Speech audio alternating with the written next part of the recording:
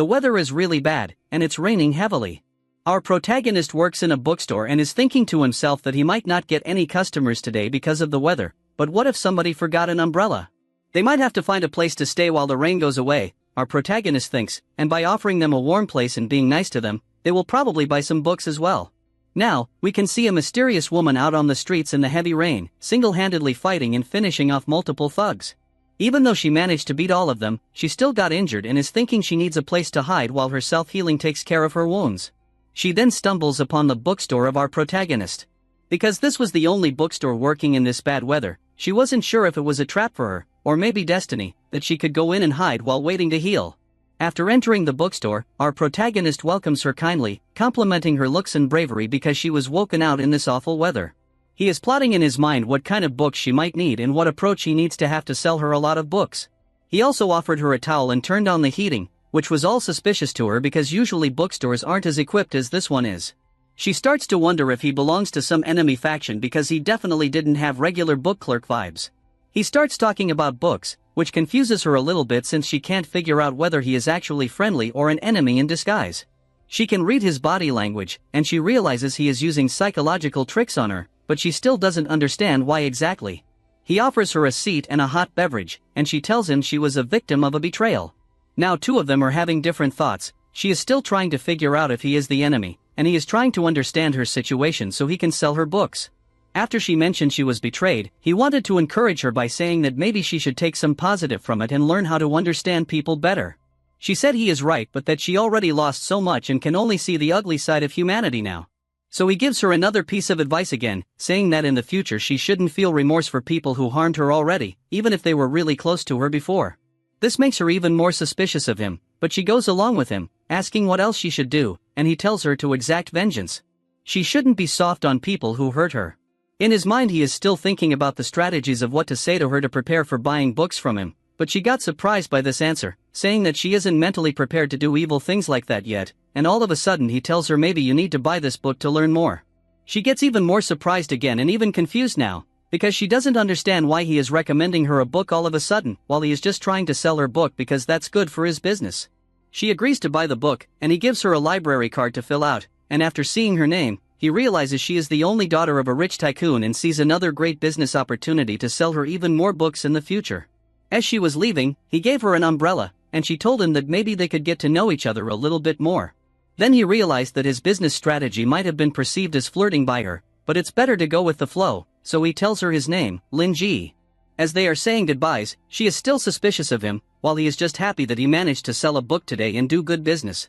As she is walking in the rainy street, she is thinking that maybe he gave her an order to finish off the traitor and afterwards come back to him to return the umbrella, but to actually come back after doing this deed. But all of a sudden, a mysterious figure of a man pops up behind her, but before we get to learn more about him, we learn more about our protagonist, Lin Ji's past. While he was sorting books, he found an old book written by himself, which woke up some memories in him of his past, and he remembered his old life when he was an ordinary man who liked reading books so much that girls that used to work with him didn't understand him at all. After getting back to his home, we can see a magical ring in his room, and this ring was conjured by Lin himself. He strikes it down with his fist, saying his wish. Please, let me own all the books in the world. Nothing happened. Or so it seemed. He didn't realize it, but behind him a demon appeared, who created a portal door to another dimension. And Lin immediately knew that if he goes through the door, he will own every book in the world but will not be able to go back to Earth ever again. Without any hesitation, he went through the door and was living as a book clerk for the last 3 years, ever since then, in a different world. But he didn't mind at all. He actually liked it very much because he could read an endless supply of books, and he even helped his customers with their life situations by giving them proper books. Remember the lady that just bought a book from him and realized, besides her, he didn't have customers in a long time? Now we go back to her and the mystery man on the street. She was walking right past him but realized that something was off since she couldn't move her hand at all.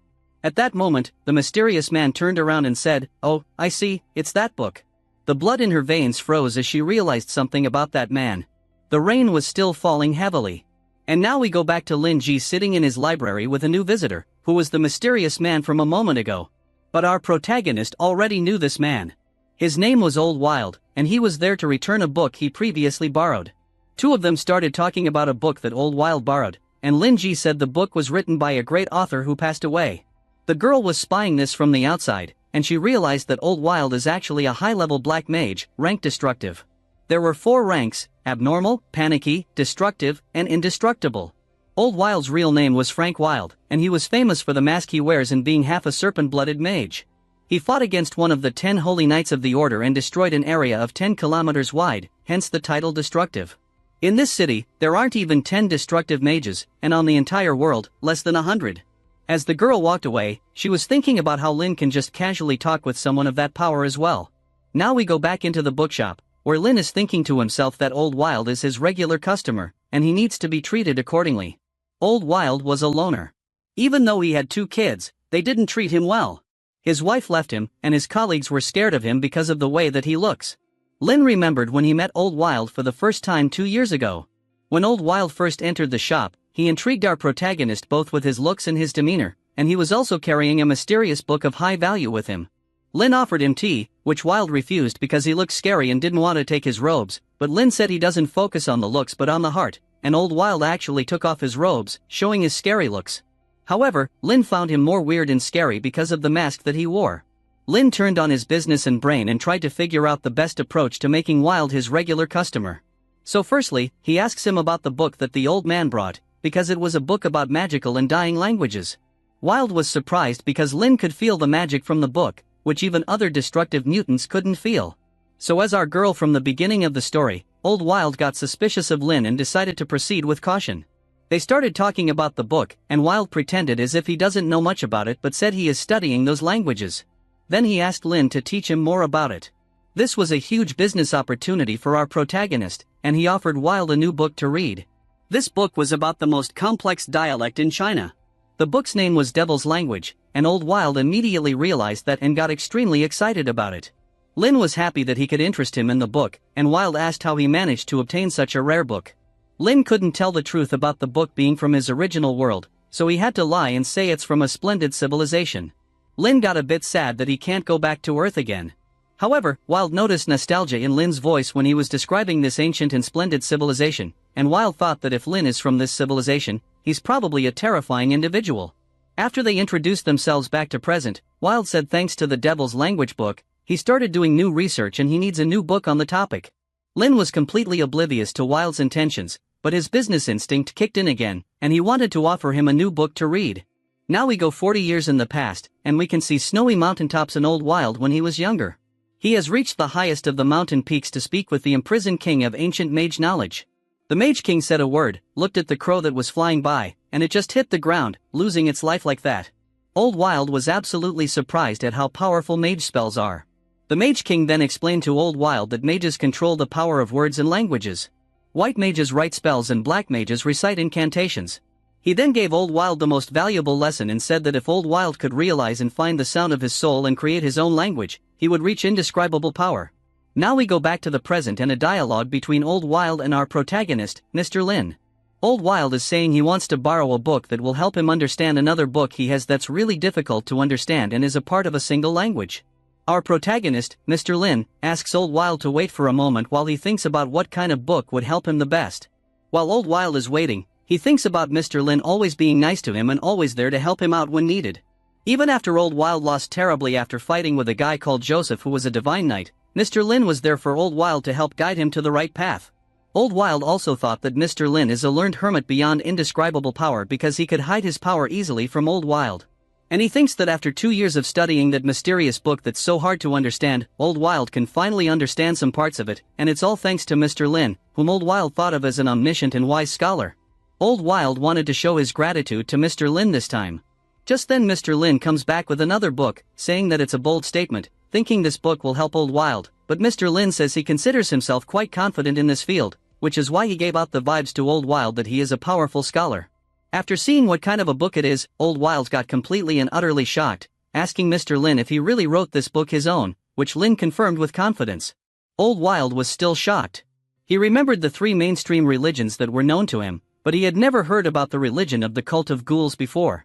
Old Wild felt an evil aura coming from the book, so he thought to himself that Mr. Lin has to be wicked if he wrote this book, and then he wondered whether Mr. Lin was trying to start his own religion. Old Wild asked Mr. Lin if this book was his field of study about the rituals, which Mr. Lin confirmed and said that he used to study it a very long time ago and that it was a destiny-changing book for him. Mr. Lin was implying that thanks to the study of this field, he could leave Earth and come work in an underground world as a librarian with possession of all the books, but of course Old Wild didn't know this, which is why his suspicions about Mr. Lin seemed to be confirmed. Mr. Lin then tells Old Wild that he didn't publish the book and that this is the only copy of the book, and then he thinks to himself that if he stayed on Earth and published it, he could have earned the title of an associate professor on Earth.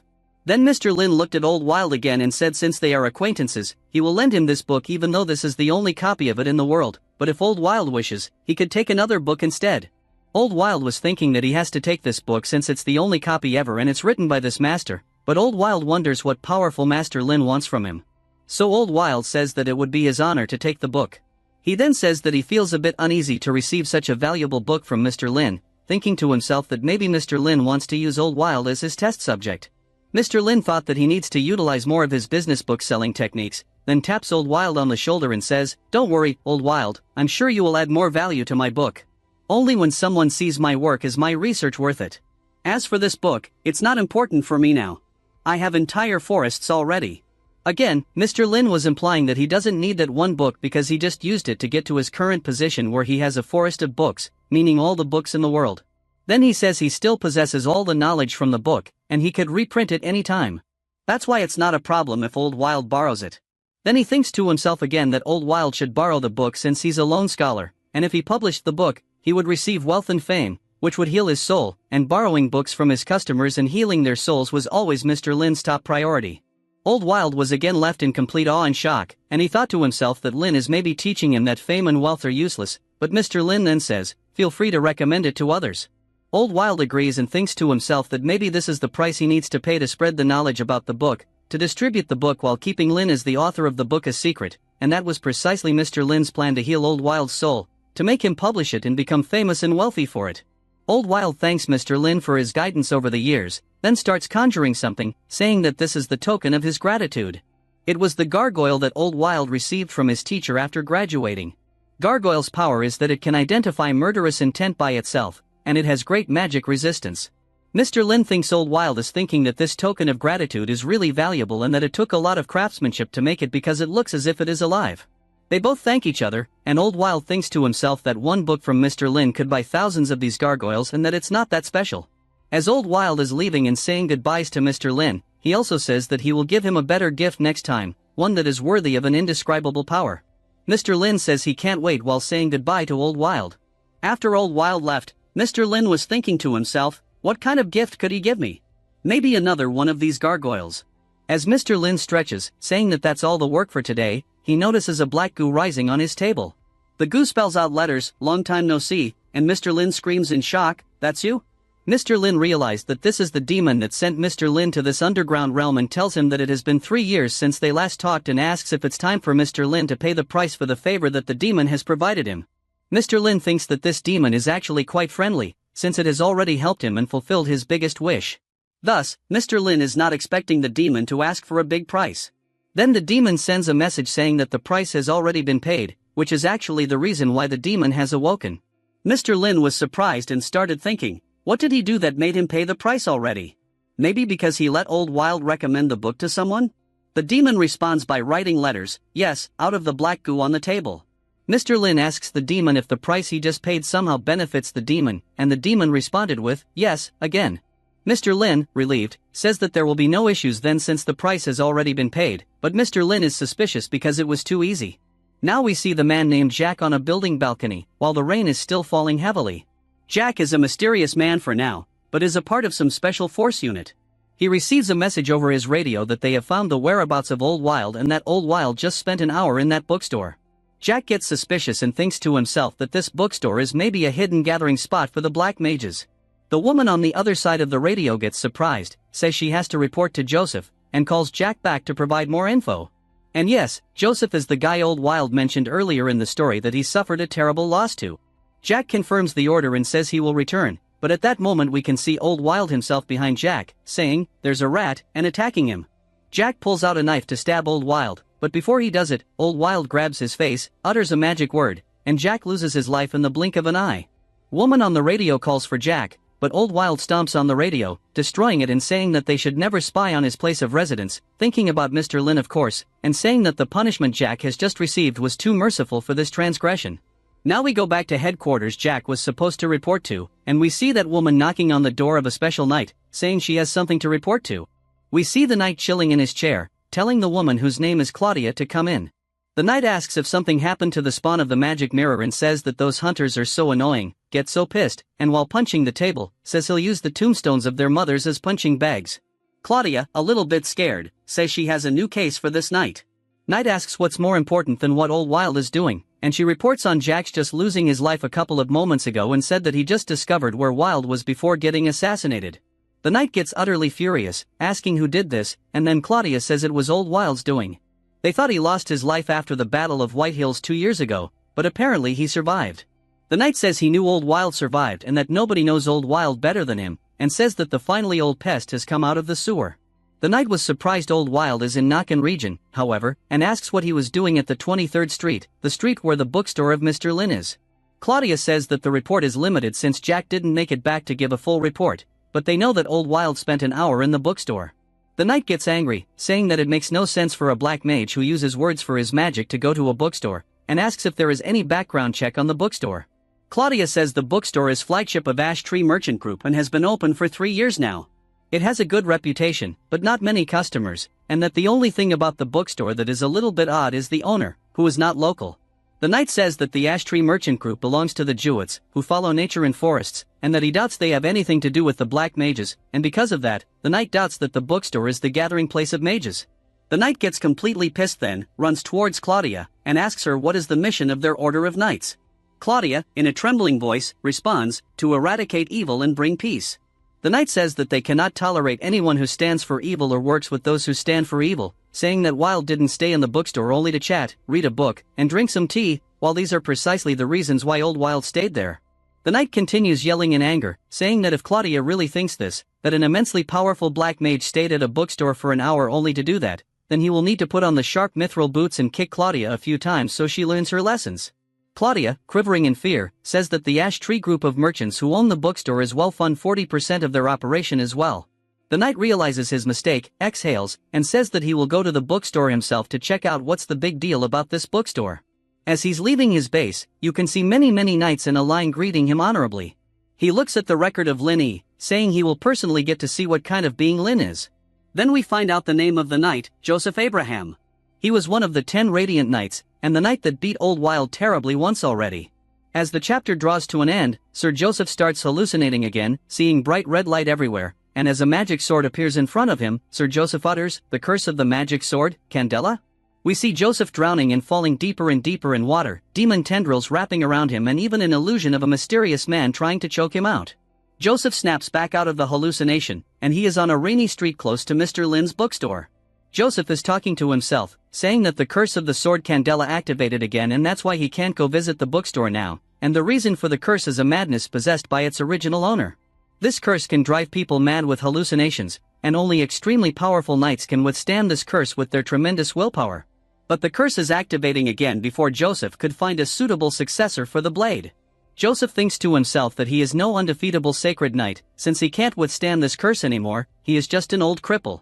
Then he leaves down the street without going to the bookstore. Now we see drained corpses of enemies who attacked the girl from the beginning of the novel and a man in robes, whose name is Helix and who is a leader of the White Wolf clan. And Helix is saying that he underestimated the girl, after all, she was second in command, so it's understandable that she is not weak.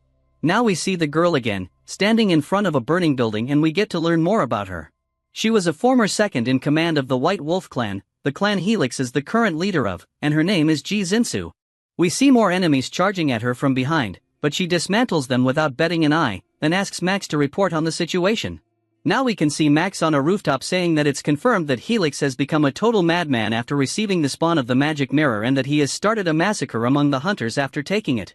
Max warns G that they are outmatched since Helix has allied with Casper, who is third in command. And we see another woman named Kay approach them, saying that Helix and Casper have probably planned this assault a long time ago and that they are too powerful right now. Then she tells G that she got betrayed only because of that scheming bastard. Lee then thanks Kay, saying that the only reason she survived the pursuers was thanks to Kay. Then Lee thinks about Kay being really impressive, since she can suppress the side effects of the tainted blood, meaning even when she is transformed, she can retain complete control, which is impossible for regular hunters. Now we see a man known as Rat Ryan screaming that Helix and Casper are close to panicky levels and that after Lee and Kay transform, they can defeat them easily. Kay absolutely despises Rat Ryan, but G said that they can trust him since he has a loyalty rune marked onto his soul. G then explains that Kay and Max are able to withstand the mind corruption of the magic mirror because that rune has been cast by the white mage. That proceeds to explain that all of them have tainted blood and that hunting that cruel dream beast is a path they all chose to have. She lets out a battle cry, telling her hunters that there is no turning back now. They agree and follow her instructions. They leave, saying that this is going to be their last battle. They reach the church gate, which they break open and enter. Inside they find third in command Casper, and they get surprised, asking where is Helix and why is Casper alone. Casper laughs while G rushes towards him, suspecting that something is wrong. After flipping him over, she realizes he has started transforming and takes a syringe to inject into him to slow down his transformation. Then she asks where Helix is, and Casper, while still transforming, screams, "His Holiness will come." Then Casper explodes, ending his own line. G, completely shocked and angry, breaks the glass mirror, while Max is asking her that they should ask Mr. Keywood for help, but G quickly declines Max's offer and gives an order to Gay to continue investigating. She then orders Ryan to follow her, and shocked, he asks where, while she utters to 23rd Street. Now we see our protagonist, Mr. Lin, sitting in his bookstore, drinking coffee, and reading a book, while thinking to himself that today is another day without customers, since Old Wild and G, it's been 3 days without any customers. He then thinks to himself that he is only scraping by because of that black lady who was financing the bookstore, and Lin hopes that the book he recommended, this black lady, can be of any help to her. He then thinks that he should devise strategies how to share books better, since he is probably not getting any customers with rather being as bad as it is today. And in that moment, somebody enters the bookstore. It's Ms. G, dressed in a beautiful dress, which leaves Mr. Lin a bit surprised, but he happily welcomes her in. He then remembers that she is the daughter of a rich tycoon and that this is his chance to make his business prosper by making her his regular customer. He tells her that he didn't expect her to come back so soon and that she is the first person ever to visit his bookstore after only 3 days. G is thinking to himself that Mr. Lin is disappointed in her, and after giving her such great guidance the last time, she still came back to him asking for more help. She then notices the gargoyle that Mr. Lin received from Old Wild and thinks to herself if that's the mage's gargoyle, and even though it didn't move, she feels a powerful aura coming from him. She continues thinking about Mr. Lin trying to pretend to be a normal person, but he is displaying this gargoyle. Is he trying to comfort her and treat her with forgiveness and encouragement like before? She then apologizes to Mr. Lin for disappointing him, and in that moment, Red Trine enters the bookstore, asking G if this is the place where she is taking him. He gets surprised after seeing Mr. Lin and thinking, why did the boss take me to see a normal person?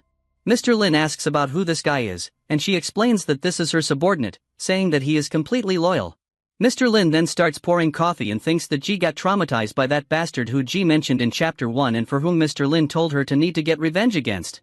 Mr. Lin thinks she was traumatized by this guy so much because when she introduces other people she needs to say they are loyal, but then Mr. Lin realizes that if she took his advice and listened to him and got revenge, she should feel more confident now. And why did she just say she disappointed Mr. Lin? He asks her if she failed doing this and offers her coffee. She thinks to herself that even though she didn't say it, Mr. Lin already knows this, so she tells him that yes, she had failed. They are talking about different people, however. G is talking about Helix and wanting to end his life, while Mr. Lin is thinking that the guy is her ex who betrayed her. G then proceeds to explain that he got away and she couldn't get her revenge. She asked others to search for him, but they couldn't find him yet. And then she fought him for 2 days and after receiving Mr. Lin's teachings, she started pushing him back, even explaining, even destroying his base, and even though she paid a heavy price, he still managed to escape because G has underestimated him. She then apologizes to Mr. Lin because she got careless. Mr. Lin with a happy face says that it's not her fault. And while he sips his coffee, he gets completely and utterly confused, not realizing what's going on because he is thinking that the guy G is talking about is her ex. Why is she talking about romance like fighting someone? He wonders. And thinks there is a saying, love is like shopping, and shopping is like fighting. So logically, love is like fighting. Lin thinks that G is used to business terminology since her father is a girl, and that's why she is describing it like that, and he thinks he understands it now. He thinks she meant she argued with that guy for days but only understood how clever he is at the end, and he managed to run away with her money at the end. He pours more coffee for Ms. G and says that he understands. Ms. G gets a bit happy and asks Mr. Lin what he thinks, while we can see Ret Ryan in the back completely confused because he doesn't understand what the heck is going on. We went a bit in the past to learn more about Ret Ryan. He is talking on the phone with somebody whom he told that the old wild is in the knocking region now, and that person starts complimenting Ryan for getting this classified information easily. Ryan said, "Cut the flattery, I consider someone else in an instant." The person on the phone thanks Ryan again and tells him who the next target is, and Ryan says that it's just a naive brat who believes that the rune of truth is safe but that it's really easy to crack them up. And at that moment, Kay calls for Ret Ryan, telling him that G is looking for him and that he is not going to be a mindless rat anymore, but her subordinate. Ryan apologizes and says he is leaving right away. And while going, he thinks to himself that Kay has the ability to control lycanthropy easily and that if he finds a way to do this, he can be the ultimate intel to destroy hunters forever. Now lycanthropy is the ability to transform into a wolf or a werewolf, for those of you who don't know. Now back to the present, where Ryan is completely confused, not understanding why G is talking to this man in such a way, as if he possesses some kind of indescribable power but is just a normal human. G then asks Mr. Lin to guide her, and he tells her that she doesn't need to worry so much, that it's actually easier than she thinks, that her enemy isn't that guy right now but other things, and that she fears the fear itself and that she needs to wait for a bit, that good news will come. Ryan realizes that these are all lies and empty words, because Ryan knows them too well, because those are all tricks of a liar, and Ret Ryan is a liar himself. Mr. Lin then quickly apologizes and asks him to wait for a moment because his stomach started acting up since he drank too much tea, thinking he'll get no customers today. When he leaves, Ret Ryan, in a loud tone, asks G what the hell she is doing. She tells him to watch his tone, that she brought him here because he might have some useful intelligence, not because she trusts him or values him, and she calls him impudent. Ryan loses it and starts screaming that Mr. Lin is a liar, how Ryan is impudent but he knows that, but that Mr. Lin's deception definitely needs to be worked on, and how Ryan can find at least 3 people with that low level of deception. He warns G that Mr. Lin is spinning her around, and then he feels G's blade at his throat as she yells at him, saying, "I knew I shouldn't have brought you, a wicked man like you only sees wicked things." She tells him that if he wasn't useful, she'd just end his life right there and then. Ryan thinks to himself that he needs to calm down and manipulate G, since he thinks she is so easy to manipulate, and says that he's loyal to her and her only and that when Mr. Lin comes back he will prove it to her, preparing his poison arrow to strike Mr. Lin down. At that moment, the magic gargoyle that Mr. Lin got from the old wild awakens because it felt Ryan's murderous intent. It grabs Ryan, leaving G in shock, quickly pulls him close to his mouth, and devours Ryan in a blink of an eye. Then, just before Mr. Lin returns, Gargoyle goes back into its normal sleeping form, looking like a statue again. Mr. Lin comes back apologizing for leaving and asks, "Where is your subordinate, G?" G is completely terrified and petrified and answers in a shaky voice, "Something urgent." While still being frozen with fear, G starts thinking to herself how everything just now happened so quickly she didn't even realize and she didn't even have time to react. The gargoyle attacked and swallowed Red Ryan so fast that if it was targeted in G instead, she couldn't defend herself and would get completely obliterated by it without even standing a chance. Is this what it feels to stare death in the eyes? She thinks to herself as the chills caused by the biggest fear in her life are running through her body. She then thinks that Mr. Lin realized that Red Ryan is a liar and wanted to finish him off but didn't want to get his hands dirty by doing this job, that's why he left to a different room for a couple of moments, letting his gargoyle quickly dispose of that ignorant guy. She thinks that this is such a brutal but elegant tactic and thinks that she shouldn't have brought Red Ryan in the first place. She then thinks that she angered Mr. Lin, and if he thinks she's behind this, what could he even do to her? But at that moment, Mr. Lin interrupts her thoughts, asking, "What's wrong? You look pale, Mr. G." He tells her to relax and that his bookstore should be a place for people who visit and relax. "Don't be scared, I'm not going to eat you," he says. Ms. G gets even more terrified now, if that is even possible, and starts shaking and apologizing, saying her subordinate was rude and that she shouldn't have brought him with her to the bookstore. Mr. Lin gets completely confused again, not understanding why she is so nervous and scared. Does she really think I eat people? He thinks. But there is no way she'd think something like that about such a friendly book clerk like Mr. Lin. He thinks that maybe she's just too naive and believes everything people say. That's why she got betrayed by her ex as well, Mr. Lin thinks. He then realizes that he probably earned her trust with soul healing her the last time she came and that's why she came again and is planning to do his best again to help her soul out. He apologizes for making jokes and asks Ms. G if he can help her in any way. Ms. G notices that Mr. Lin is calm so she relaxed a bit as well, apologizing for her transgression and asking for a book to help with her willpower. Mr. Lin says no problem and while finding a good book for her, he wonders why does she look so scared.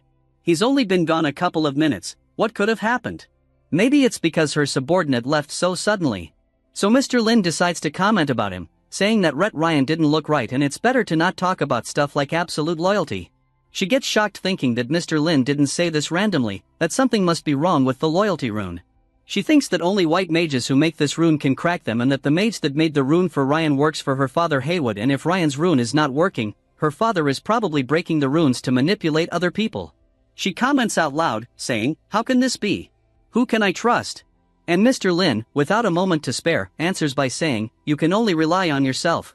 He tells her that she can never completely understand an individual and that the best way is to get strong and steal so nobody can defeat you and you don't have to rely on other people, and offers her a book titled How the Steel Was Tempered. Ji is shocked, but Lin tells her that after she reads this book, it will be really helpful to her. He then uses some quotes to encourage her and tells her to strike when the iron is hot. Man's dearest possession is life, and it's given to him to live but was.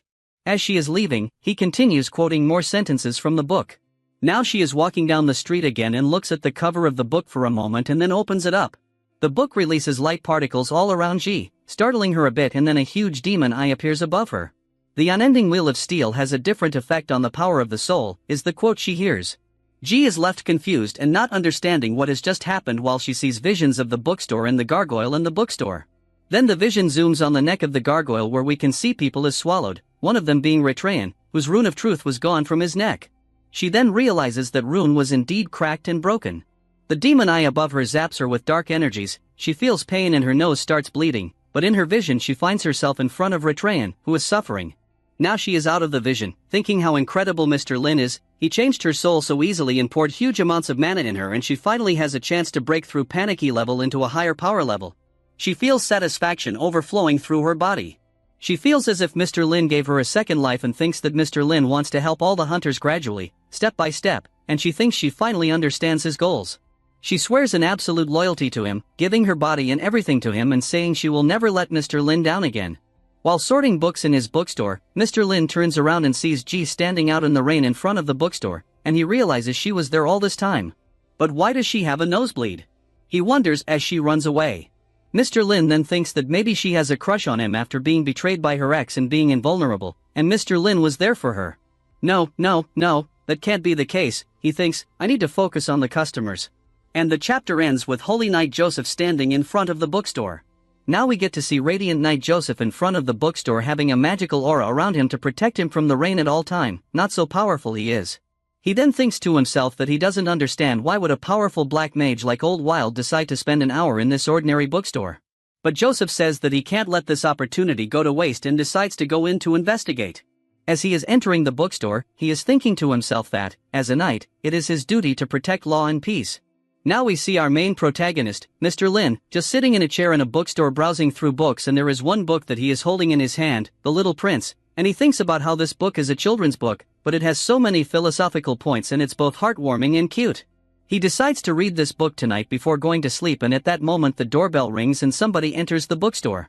Mr. Lin gets excited that he gets a new customer, and then he thinks that Miss G is probably his lucky charm because every time she came to visit him, as soon as she left, some other customer came in. Now we see the imposing presence of Radiant Knight Joseph, and Mr. Lin also realizes quickly that this man has a threatening presence, but being a good book clerk as he is, he welcomes him and offers him his services. Radiant Knight Joseph is scanning the area with his magical eye, but he realizes that this is just an ordinary bookstore and that Mr. Lin is just an ordinary man and doesn't understand why Old Wild would spend any time here. But then Joseph sees the gargoyle and thinks to himself that this gargoyle is the only out of the ordinary in this entire bookstore. He thinks that Old Wild wouldn't just give this gargoyle to anybody, and he decides to investigate a little bit further. Then he asks Mr. Lin if he is the actual owner of the bookstore, and before replying, Mr. Lin thinks to himself that this guy seems a little bit unsociable, so he decides to use endearing and respectful language and decides to call Radiant Knight Joseph Grandpa. When Mr. Lin says, "You are right, I am the owner of the bookstore, Grandpa," Radiant Knight Joseph gets surprised, shocked, and completely angry. Even though Mr. Lin was trying to be polite, Joseph took this in the wrong way and took it as an insult, thinking to himself that he should bash Mr. Lin's skull in, but he won't do it since Mr. Lin is just an ordinary man and he can't go around bashing skulls of civilians. He then asks Mr. Lin if this gargoyle is actually his, and Mr. Lin says yes, a customer gifted it to me and that's the reason why it's not on sale. Joseph thinks to himself that he would never want to buy something like this. What the hell would the Radiant Knight do with a gargoyle made by a black mage? Then Joseph asks Mr. Lin if Old Wild gifted this gargoyle to him. Mr. Lin answers yes, but thinks to himself that this man might have a grudge against Old Wild because of his threatening demeanor. Joseph is still a little bit confused and doesn't understand why would a powerful black mage give the gargoyle this powerful to an ordinary man. Joseph says to himself that first he thought this is a gathering place for black mages, but after scouting it, he knows that this is just an ordinary bookstore with an ordinary book clerk. But maybe they are using this place to exchange secret messages, is what Joseph thinks. So this place would be an exchanging point for the black mages then. Now we see Mr. Lin thinking and trying to analyze and understand what kind of man Joseph is. He thinks to himself that even though Joseph has this threatening aura around him, he must be a good man and a gentle soul because he didn't break anything after he entered in the bookstore, and if he is a gentle soul, he shouldn't have a grudge against a literary student like Old Wild. Then Mr. Lin remembers a quote from Sherlock Holmes, which goes, "If you eliminate the impossible, whatever remains, however unlikely, must be the truth." And he realizes, yes, and asks Joseph, "Are you a friend of Old Wild?" Joseph gets completely surprised, but he decides to use this for his advantage, saying that yes, he's known him for many years and that they've shed blood together in war, but that they've had a small conflict 2 years ago and he didn't hear about him since then. And while Joseph is thinking to himself that as soon as he sees Old Wild, he's going to rip his head off and break his bones, and that's basically what he already did last time they fought, but Old Wild used some unfamiliar magic to escape death and run away. So while he is thinking this, Mr. Lin is thinking that they really have a deep connection, a bromance, and an enviable friendship.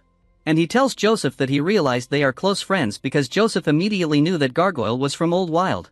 Joseph said that he's been looking for Old Wild all these years and asks Mr. Lin if he has the address of where Old Wild is right now and that he would like to pay him a visit right now personally. Mr. Lin says that he would gladly give him the address, but unfortunately that he doesn't have it. But he lets Joseph know that Old Wild borrowed the book and he will be back in a couple of days to return the book, and when he comes back, Mr. Lin will tell him about Joseph trying to find him. Then he asks Joseph if he would like to sit and rest for a while, and his business instincts are kicking in and he asks him if he would like to borrow a book. Joseph sighs and says, "Do I look tired?" And he thinks to himself that even though Mr. Lin is an ordinary man talking to a super powerful man right now, he's still being really casual and friendly towards Joseph. And Joseph thinks to himself that nobody talked to him like this for many years, ever since he became a radiant knight. Then Joseph says that he isn't tired, but he has no reason to pass on a little bit of tea. But he will not read any books since he doesn't like reading and he didn't bring any money with him. Mr. Lin thinks to himself that Joseph is incredibly arrogant, judging by the tone of his voice, but that he is opening up right now. So he offers him with tea and tells him that he can read any book behind him for free. Joseph again refuses to read a book and thinks that his headache is getting worse and worse. And in that moment, Mr. Lin just slides a book to Joseph. The book's title is A Seed of the Abyss. And then also tells him that he is reading a fairy tale right now that's really relaxing and soothing for soul before going to sleep, and if Joseph wants, he can let him have this book to read to help him relax his soul. Joseph scoffs and says, "Fairy tale? Young man, you're an adult as well. Why would you read such a book? That's so immature." Mr. Lin is a little bit disappointed because of how condescending Joseph is and tells him, "Switch yourself, but this book is really good. It's the only copy in the Nakan region." Joseph gets surprised and asks Mr. Lin, "What? Are you certain this book is a fairy tale?" Mr. Lin left a little bit confused and says, "Yes, this is the classical story. Are there any problems?" Joseph thinks for himself that nobody in his right mind would call a book the same as A Seed of the Abyss, a fairy tale story for kids that you read before going to sleep. Now we get to learn something new and mind-blowing twist. Books that Mr. Lin has and sees, when he gives them to his customers, they see it differently and the book changes in according to what the customer's soul needs. That's why Joseph was surprised, because Mr. Lin was talking about a fairy tale but the book's name was A Seed of the Abyss. But Mr. Lin saw this book as the story of Little Prince, which in reality is a children's book. Now Joseph gets intrigued, and because of this, he asks Mr. Lin to have a look at the book, but not because he is interested in it, but because he is a polite person who doesn't want to decline such a polite offer from Mr. Lin, who keeps recommending him to read this book. Mr. Lin thinks to himself that his grandpa is really like a macho man on the outside, but he is really soft and has a woman's heart on the inside. And as he offers Joseph the book, and as soon as Joseph touches the book, he feels a familiar feeling of dizziness and pain.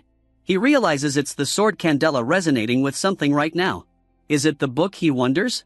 He is completely confused, and while falling down to the floor, he remembers Mr. Lin saying bedtime. Is this what he meant? We can see Joseph fighting to stay conscious, but he faints and falls on the floor.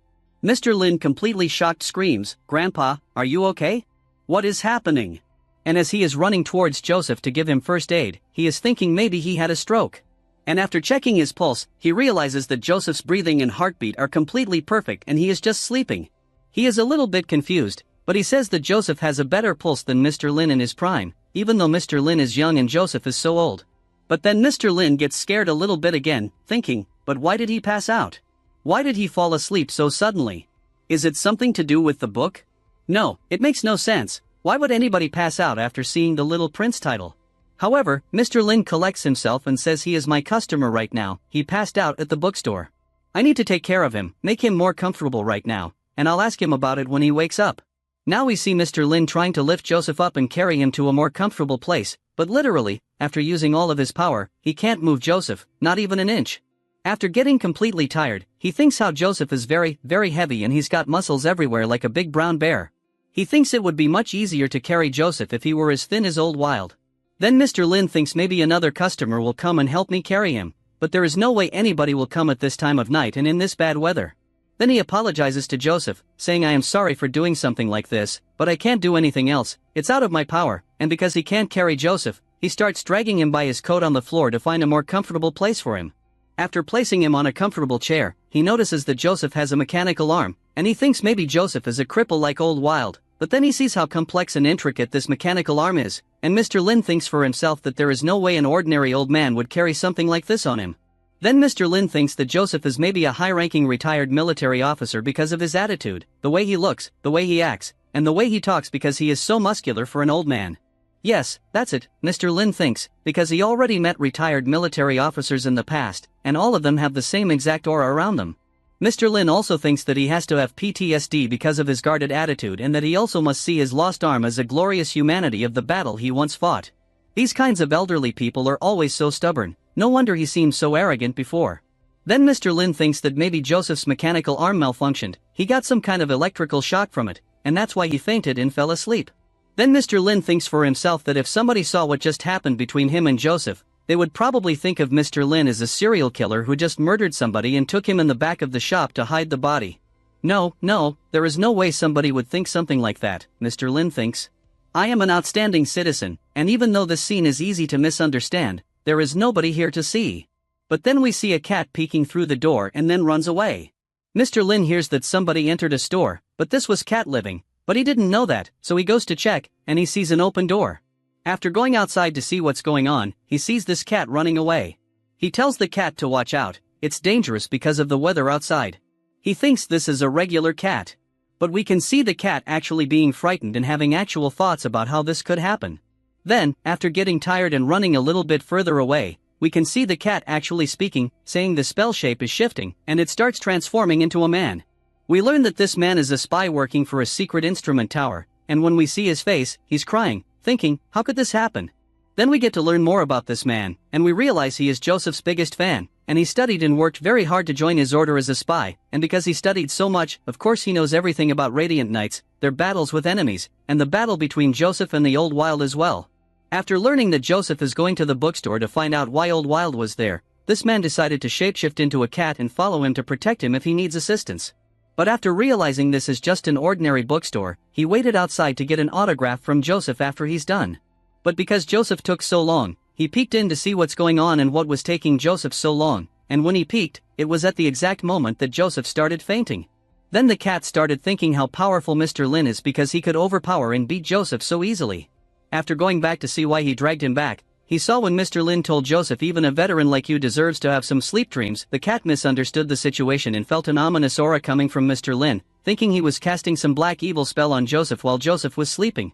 Then the cat gets scared and realizes that if Mr. Lin is so powerful that he could defeat Joseph, he's probably going to finish the cat as well. He gets so scared and starts running away, saying I have to get out of here as quickly as I can. I'm so scared, sounding as if he is about to poop his pants.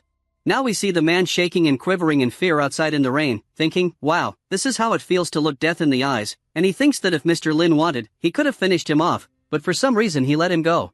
Why, he wonders. Does he want me to go back and report?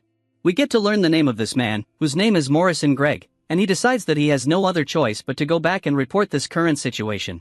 Then we see Mr. Joseph waking up and finding himself in the deep water again. What? Where am I? He thinks, oh, another curse of Candela, another illusion, he thinks, but why don't I feel pain now? He then hears a voice. When you gaze into the abyss also gazes into you and recognizes one of its own. The voice was coming from the book, and the words from the book were overflowing Joseph's mind. Stop, stop, it's too much. He yells, then he hears another voice that says I'm happy to finally meet you. Joseph starts to feel pain fading away, and he realizes that the curse of Candela is finally lifted. When he looks towards the illusion of Candela, he sees a beautiful blonde-haired knight, the first owner of the sword, and the curse is now gone. This is that kind of fairy tale? Joseph tells in his sleep, and as he wakes up and snaps back to reality, he yells, fairy tales are definitely for kids. While Joseph is still a little bit confused, and while waking up, we see Mr. Lin turning around and saying, "Oh Grandpa, you're finally awake," and instead of getting completely angry like he usually would, Joseph puts on a slight smile, looks at Mr. Lin, and says, "Thank you." Mr. Lin says no problem. "How do you feel? Do you feel alright?" Joseph thinks for a moment and says I feel great, better than before. Then Mr. Lin thinks that with Joseph's physique there is no way he is anything else besides a retired military officer. He then realizes that his skills at judging people are becoming more and more accurate, and he thinks how Joseph is so strong he could probably take someone's life with a single punch. He thinks if Joseph was to punch Old Wild, he would send his upper half of the body flying away, but thankfully they are friends. Joseph then apologizes to Mr. Lin for accepting his hospitality and then causing inconvenience for him, but Mr. Lin says no problem, my job is to help the customers.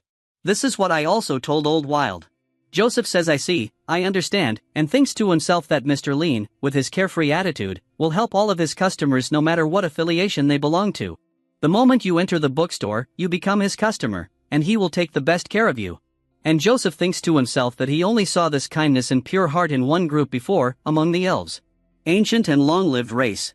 It would make sense if Mr. Lin was also an elf himself. It's because he has lived a very long life that he has left the differences between good and evil. Everybody is the same, and he is trying to help everybody. He treats people with a warm and polite attitude, and this elegance can only be achieved after years and years of refinement. And he probably opened his bookstore because of the knowledge he possessed.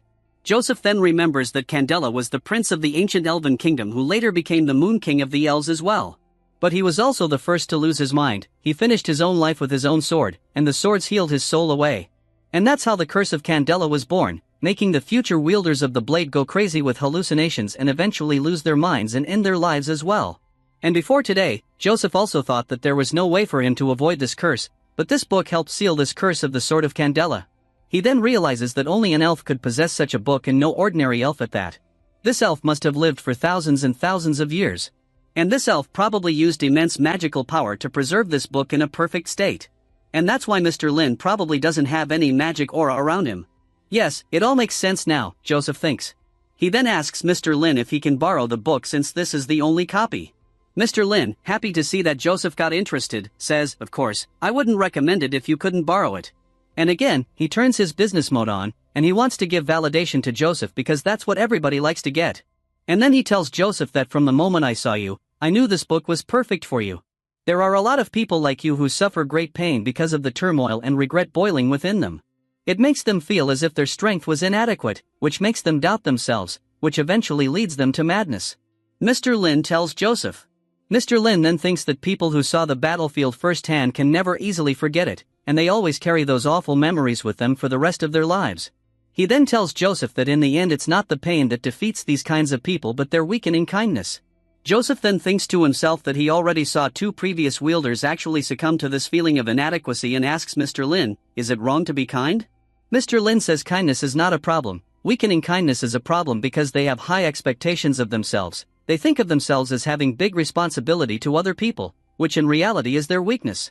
With that sort of weakening kindness, they can't save others but never themselves. And as soon as their spirit grows weak, they will become susceptible to everything. He tells Joseph it's okay to not always be the invincible hero, it sometimes takes more bravery and courage to be a normal man.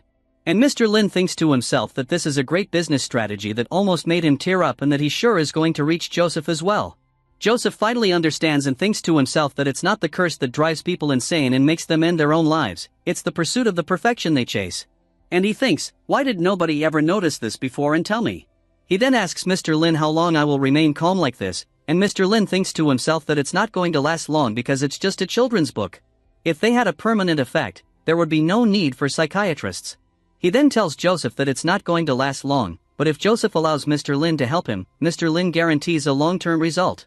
Now what Mr. Lin is thinking is that this way he will gain a recurring customer, but Joseph gets completely surprised, thinking that Mr. Lin is actually asking to take the curse of Candela upon himself. Then Joseph thinks that people might say that he's already been wielding the sword for the longest, that he's already wallowing in his own failures before the sword even got the chance to corrupt him, that the invincible sacred flame used to sound intimidating before but now it doesn't anymore. Joseph thinks it was a good thing that he decided to retire. Maybe all of this happened just so the sword could find its next rightful owner. Joseph tells Mr. Lin, while thinking that Mr. Lin wants to take the sword of Candela under his own and wield the curse of Candela, while Mr. Lin was thinking about consulting Joseph in the future and giving him more books. Yet another funny misunderstanding. Mr. Lin thinks of himself as a professional life coach, and since there was a misunderstanding between the two, he tells Joseph that there is nothing to worry about. You're barely holding on right now, correct? If you want, I can gift you this book. Joseph gets surprised, doesn't know what to say, and Mr. Lin continues speaking, saying, "You've been carrying those burdens for far too long. You and your heroic comrades deserve to rest." Joseph is left in complete awe and admiration of Mr. Lin's selflessness, elegance, and grace. He thinks that only people who lived very long lives could achieve such a level of these attributes. Joseph is happy, and he answers, saying that there is no need to rest right now, he will rest when there is peace in the world, and as he's leaving, he asks if he can borrow this book. Mr. Lin says no problem at all, just register your details here to borrow the book, and thinks to himself, yes, I've gained a new customer. Joseph fills in his details, bows down in gratitude, and leaves the bookstore, saying that he has no more regrets and the only thing left for him is to serve justice. It doesn't matter if Wilde survived or not, because sooner or later, when Joseph gets his hands on Wilde, he will end him once and for all. Now as the chapter draws to an end, we can see old Wilde in his chambers studying the book that Mr. Lin gave him, saying that the knowledge of this book is as vast as the sky and as deep as the ocean. He is feeling an overwhelming euphoria as he is learning about secret sacrificial rituals from this book. It's a wild ceremony and a grotesque task. Then old Wilde turns around, looks at his black mask, and thinks to himself that maybe it's time for the black-scaled faceless to reappear in Nakan once again. He feels a hypnotizing greatness of emotions and says to himself, this is only possible thanks to Mr. Lin. I've prepared a special gift for him, and I'm sure he will like it. Now we go back to Joseph's base, and we see his disciple being absolutely shocked after hearing the news from the Black Cat, who was the transformed spy. The news being that Joseph fainted just by looking at Mr. Lin. Claudia wonders how this is even possible. She then thinks that she needs to send reinforcements to help save Joseph, but then she realizes maybe sending reinforcements harshly like this would be a mistake, because Mr. Lin is probably so powerful that he caused Joseph to faint just by looking at him. Because if she sends others and it causes more losses, it would just be a bigger mistake. Then her cell phone starts ringing, and she gets a call from the team that is investigating the bookstore right now. As soon as she answers, she starts screaming what's going on and reporting the situation, and then she gets absolutely surprised after finding out that Joseph is just leaving the bookstore normally. Then she gets a call from Joseph himself, and she asks him, "Teacher, what are your orders?" And Joseph says, "Recall the investigating forces of the bookstore immediately, starting right now. As from now on, the bookstore area is classified as a Class I top secret." Claudia gets absolutely surprised and shocked. "Class 1, she utters. Then she remembers the class list: A for abnormal, P for panicky, D for destructive, and Class I, the most powerful one, for indescribable. This means that Joseph classified the bookstore as having an indescribable power level, thinking Mr. Lin's power level is the highest there is. She asks Joseph what's going on, and he tells him that the bookstore owner is, and his sentence gets interrupted by him seeing 3 black stray kittens in a box out in the rain. Then she asks Claudia over the phone, "Claudia, is there someone with you?" She says yes, there is, and she realizes that Joseph probably thinks she's been careless, and she hits the cat's pie for trusting him. Now we see Joseph playing with these stray kittens while threatening Claudia, telling her, "If you know what's your job, why don't you do it? Do you really want to be sent to the northern highlands to grow potatoes?" She says no, of course not, and that she'll send the word immediately for people to classify this bookstore as a Class I top secret. She then thinks about how Joseph sounds normal and that he didn't change at all, and that despite looking as if he's going to crush your skull when he's mad, if you follow his exact orders, he doesn't hold a grudge against you. She then admires Joseph, thinking that he is sharp-tongued, soft-hearted, radiant knight Joseph, her teacher. She then explains the whole situation that Joseph just told her to people who are in charge of classifying cases, and also that this is the new order from Radiant Knight Joseph and that elders will understand properly. She then says to herself quietly that the new case I file is ready and that after Radiant Knight Joseph is back, he's going to need to fill out all the contents. At that exact moment the door of the office opens, Joseph enters and says okay, which makes Claudia scream eek in shock. Joseph then asks her who was with her a couple of moments ago when they were talking on the phone, when Joseph realized that somebody was with Claudia, and tells her that she needs to use a forget rune on this person so he doesn't remember what they were talking about. She then explains that this is their special investigator Morrison Gregg, who is a mage who's also really talented in shapeshifting. She then says Adam, he's also a bit special, he's your fan, he's joined the 13 fan clubs of the undefeatable Sacred Flame, spending around $3 million in various fundraisers every year, including that inscribing the name Abraham Joseph into the gold incident last year. Then, while Joseph is filling in the report, he asks Claudia if this really happened, which she confirms. Then he tells her that he knows mage families are rich, which she confirms again. Then he thinks and says, instead of spending money on these meaningless things, why didn't he just donate money straight to his idol? Then Joseph says that he'll take Morrison Gregg in as his disciple, charging him a fee for close contact. Claudia gets completely surprised and shocked, thinking, how can a radiant knight be so greedy that he even wants to take kids' money? But since she's only just a disciple of Joseph as well, she says, of course, right away. Joseph says good, that'll save on the cost of a memory wipe. And we can see his report on screen filled in saying Joseph submits the report thinking that this should be enough to make other people stay away from the bookstore, but if some idiot still wants to go in, then he wishes him luck. We then see Joseph at his home in his pajamas talking on the phone with somebody saying I'm fine, I'm not dead, can't you see that, can't you realize that, who told you I'm dead and that the only thing that would make him dead is that person annoying him even more. He says that he's not at work right now and tells the person to go bother Claudia tomorrow. He looks at the book that Mr. Lin gave him and thinks that Sword Smooth remains calm and pleasant, which is really good, and that the book has no effect on his mood right now, which is also really good. And at that moment the phone rings. Joseph gets a little bit angry, saying who is calling me this time and that they will need to raise his salary to compensate for the emotional damages he gets from these second raters. Now we see Joseph talking to her daughter and telling her to drink milk before sleep, and she says, I know, father, I'm not a kid anymore, I'm already an abnormal level combat knight captain, and that he doesn't have to remind her all the time, to which Joseph responds that he is not telling her to drink milk to grow taller and that she's never going to get married like this, which leaves his daughter in a shock.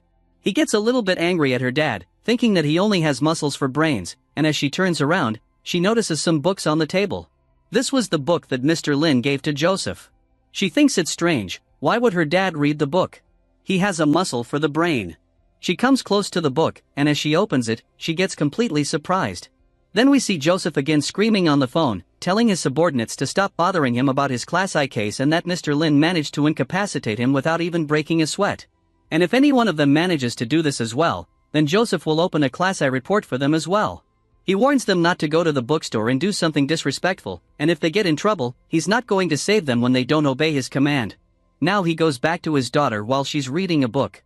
When she hears him coming, she closes the book quickly and gets scared that he might get angry because she was reading this book. He looks at her in his cute pajamas and tells her with a threatening voice, Melissa. The blood in her vein freezes from the fear she feels right now. She turns around and says no, and he offers her a glass of milk and says, remember? He then thinks to himself that Melissa is probably in her rebellious phase, but it's not a problem because the most important thing is for her to grow healthy. Now we see Melissa in her room, still a little bit shocked, thinking who wrote that book and if the protagonist of the book could be the elf king Candela. And why are the stories in the book so splendid and real? The most important thing though is she still didn't finish reading the book. She's about to get to the best part and wants to see what happens, but she couldn't because her dad interrupted her. Stupid dad. She says apart from being strong and handsome, he's just a good-for-nothing idiot. She then thinks to herself that she didn't expect somebody like her dad to read that kind of book and thinks that she was being a little bit unfair to him, but then remembers she heard him say something about that book being from a highly classified bookstore. Highly classified bookstore. Who cares? It's still just a normal bookstore. Those strong old fogies wouldn't stay in a place like a bookstore. She then uses a key she got from her mom, who was also a Radiant Knight, to access the classified bookstore files. She thinks thanks, Mom. After reading that novel, I promise I'll work hard to become an excellent knight. I won't let you down. She then opens a file about the bookstore, and while she is reading through it, she sees that the target is classified as friendly. That's nothing. I knew it wasn't that impressive. She thinks. So in that case, if the target is friendly, she can just go there and have a look, she thinks. Now, before going to sleep, she sees a glass of milk on the table, mixes coffee, and drinks the milk. Thinking to herself, they'll grow, right? Now we see news on the radio saying that the rain warning level is red, the road to Naka's lower city district has been closed temporarily, and so far all sewage systems have been working at the highest efficiency, and according to experts, if this heavy rain continues for another week, a third of Naking will be flooded completely. Expert analysis shows that rain originates from the cold air mass of the northern highlands. Now we see Mr. Lin in his bookshop mopping the floors and thinking to himself that this heavy rain has been falling for over a week now and is only growing stronger, and if it continues falling this heavily, he is going to need to get himself a boat. Even trying to lead a normal life is going to be difficult, Mr. Lin thinks, because when he saw the entire floor flooded this morning, he thought he was going to have to move out, but luckily the books are okay. He has finally finished clearing the floor, which looks as good as new now, and Mr. Lin thinks to himself that he is so awesome because he is able to clean it this well. Now he goes to open the store, and as he is opening the store, he thinks about the cat, wondering if it got home safely because it's dangerous for a small cat like that to be wandering out in such a weather.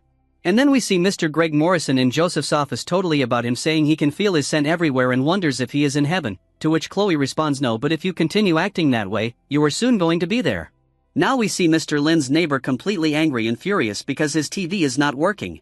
He thinks the TV itself is fine and the wiring is also good, but it probably is a tripped fuse that's not working, but the circuit breaker is outside and he doesn't want to go outside in this heavy rain.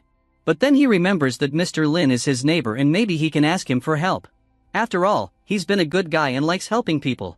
He knocks on the wall to call for Mr. Lin and thinks to himself that Mr. Lin might even thank him because he gave Mr. Lin a chance to help him. Then he calls for Mr. Lin, asking if he is there. Then Mr. Lin responds, yeah, is there anything you need help with? This guy smirks and tells Mr. Lin that his TV is having some problems and it's probably because of the circuits, but he's busy now and he can't leave right now. He asks Mr. Lin to go outside and have a look. The circuit breaker is behind the back door of his shop, right side on the wall. Mr. Lin, being a good guy as he is, says sure, I'll check it out, but as soon as he starts to head out of the shop, he feels an ominous presence around him. The demon that he made a deal with to come to this world came back for Mr. Lin. Oh, nice to see you after a long time, no see, Mr. Lin says. Do you need something? Are you here to hurry me to lend more books? The demon then points to the doors and Mr. Lin asks if the demon actually wants to help Mr. Lin, which demon nods to, and Mr. Lin thinks that this demon is so polite and cute. Last time it said lending books can help, maybe he wants to show some gratitude by actually helping me, now that's why he's back, Mr. Lin thinks. And because of this, Mr. Lin thinks that he can't refuse Demon's offer and tells him, okay, sure, I'll take your help, thank you very much. Now we can see Demon opening the door and going outside in the heavy rain, finding the circuit and flipping the switch. Now we go back to the apartment of the neighbor whose TV starts working and he gets surprised and happy, screaming, alright, thank you, I'll ask for your help next time too, Mr. Lin. Mr. Lin says you're welcome while the demon is coming back in the bookshop. Now we see the neighbor again, thinking that it's so convenient having Mr. Lin for a neighbor because he could just ask him to do stuff instead of him. Then he goes back to watch the TV and gets completely stunned in fear when he looks at the TV and sees a scary demon on the screen. We can't see what the demon did to Mr. Lin's neighbor, but we can just hear painful screams coming from his window. Now we can see Mr. Lin back in the bookstore, really happy, thinking to himself another day of doing a good deed, and just as he thought about that, a doorbell rings and somebody starts entering in his bookstore. Then he wonders, what's this timing? I did a good deed and a customer shows up immediately. Now the customer is a familiar one, being Old Wild himself, he says, pardon me, Mr. Lin. Mr. Lin welcomes Old Wild in asking back so soon and then thinks that, compared to the mask Old Wild always wears, his fashion sense isn't as bad because he looks like an English gentleman. Mr. Lin asks Old Wild if it's something urgent because Old Wild is visiting him in this bad weather. Old Wild then responds by saying the favors that you did for me are much bigger than this bad weather and I want to express my gratitude properly this time.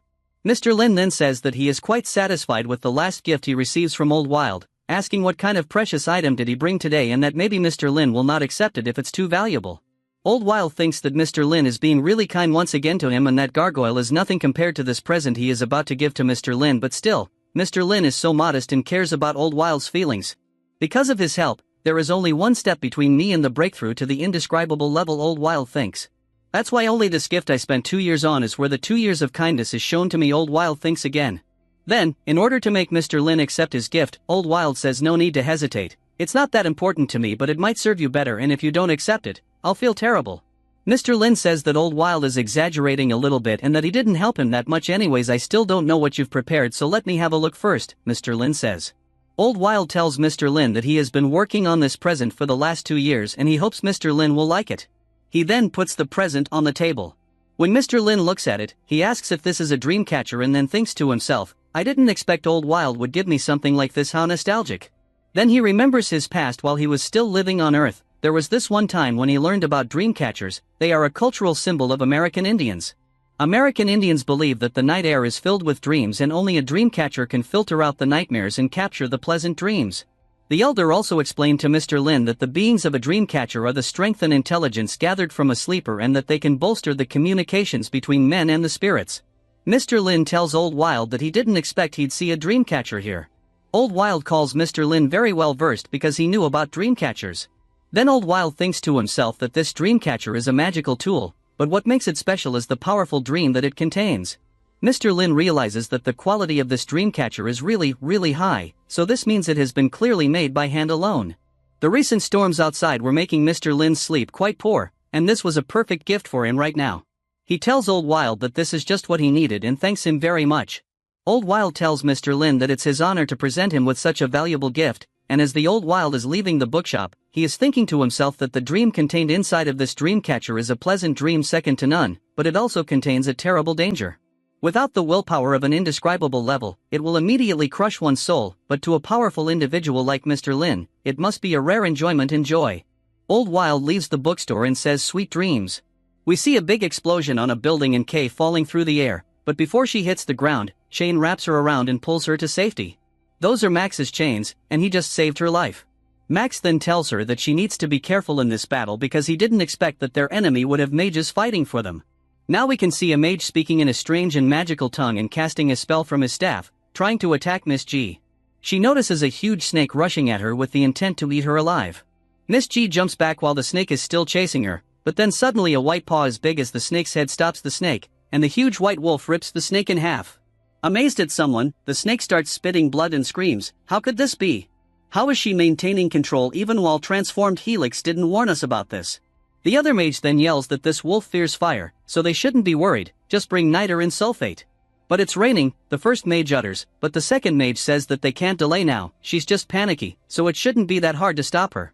We see a terrifying, huge white wolf howling beneath the moon, and we can see Kay hovering around, thinking that this is the power that all of the hunters dream about, and maybe Miss G can lead the hunters into a whole new world.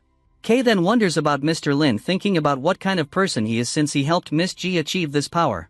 Kay wonders what his goals could be, and Max tells Kay to not worry about that now that their sole duty at the moment is to follow and share in the glory after they win the battle at hand. Kay agrees with Max, and the two of them head into battle. Now we see three mages together casting a fire spell from their magical staves, yelling fire spells and lighting fire. The fire starts emitting from their staves, hitting the great white wolf. Now we can see another building explode close by and the great black wolf coming to rescue. While mages are sending their fire spells on the black wolf, now we see Max and Kay finishing off one of the mages. Then we see a huge fire explosion, and Kay and Max scream, "Madam!" Now we see two mysterious mages from afar commenting on the current battle. One of them is saying in admiration that he didn't expect that there would be someone this powerful in the Novkan region, so powerful that it can maintain control even while in the beast form. And then this mage comments that not even Old Wild can do something like that right now. He then asks another mage if he's seen Old Wild because they've gotten the report saying that he was seen on the 23rd Street.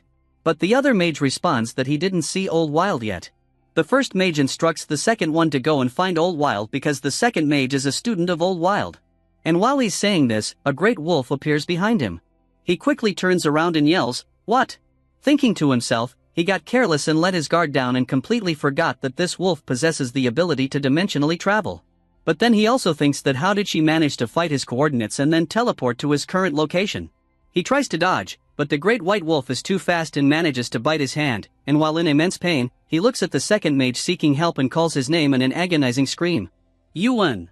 Yuan then assumes a powerful pose that allows him to cast even more powerful spells and then yells, "Vertigo! Flash!" The wolf thinks to itself that the language Yuan is using is really refined and advanced and that the spell he is about to release must be powerful and dangerous. Only a skilled black mage is capable of doing something like that. And while the great white wolf is having these thoughts, the first mage grabs its paw in a blink of an eye and throws the wolf on the ground, and then quickly takes out his dagger, wanting to stab the wolf and finish him off. But the wolf's eyes light up, and it yells, "Will of Steel!" And with all of its force rips the mage's arm clean off. But then it sees a huge purple ball of magic above it and looks at Yuan, who utters magic words, "Fire spell! Son of Decay!" The wolf gets utterly petrified, thinking that this spell is too powerful and dangerous and it has to run away quickly. It has to blink away quickly even if her body gets twisted. This is her only chance to survive, and she actually manages to blink away. We then see Yuan approach the first mage and ask him, "Mr. Helix, are you alright?" Helix with his arm ripped off answers, "I'm fine." He then says that the owner of the bookstore at 23rd Street is even more powerful than they thought. Then we hear Mr. Helix's bones cracking as he is casting a spell to regrow his arm back. Yuan then asks Helix, is it because she has the power to teleport? To which Helix replies by saying, no, I mean, she was able to extract giants from his soul, accurately pinpoint our location, and dispel your mind spells. Helix says that he's way more interested in that kind of power. What they are talking about is that Ms. Jin's wolf form is so powerful thanks to Mr. Lin's teachings, and that's why they think Mr. Lin is way more powerful than originally expected. Then Helix orders Yuan to go and find Mr. Lin and tells him that unfortunately Helix says something more urgent right now, and he also tells Yuan that finding Mr. Lin is more important than finding Old Wild out. Then Helix summons a magical egg filled with dark matter and asks Yuan what he thinks will hatch from the egg. To which Yuan responds by saying, a magical dream beast. Helix then replies by saying, no, not at all, it's a god. We go back to the library in Mr. Lin, and we can see him walking up the stairs towards his bedroom, thinking to himself that this rain has been falling heavily for a long time now and who knows when it will stop. He says he'll go buy groceries once the weather gets better. He enters his bedroom and hangs the Old Wild's dream catcher above his head.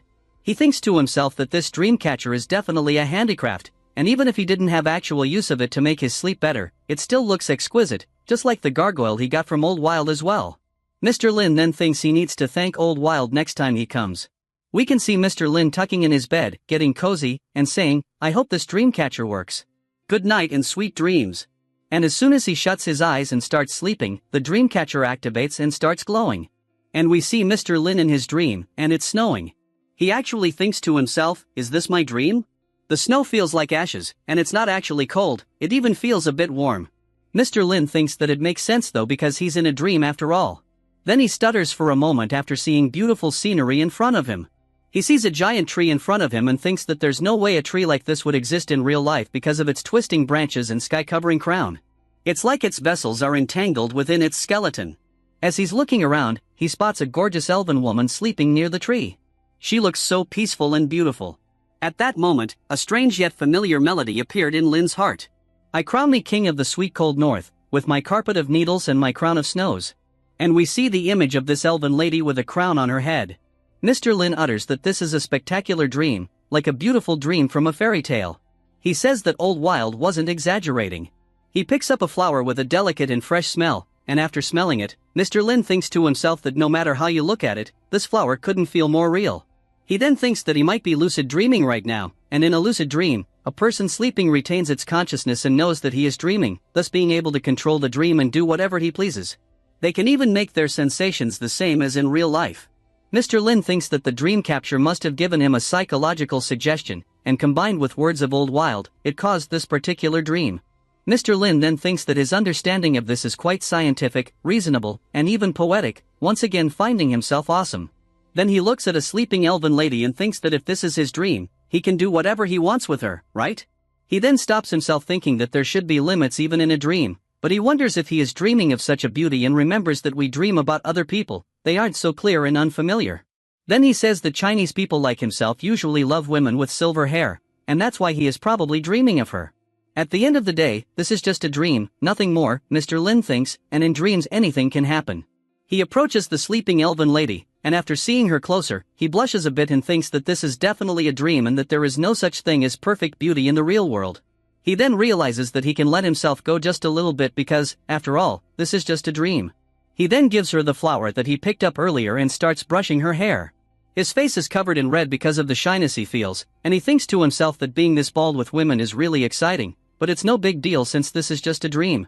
And just as he thinks that she is not awake, the elven lady opens her eyes, looks at Mr. Lin and stands up.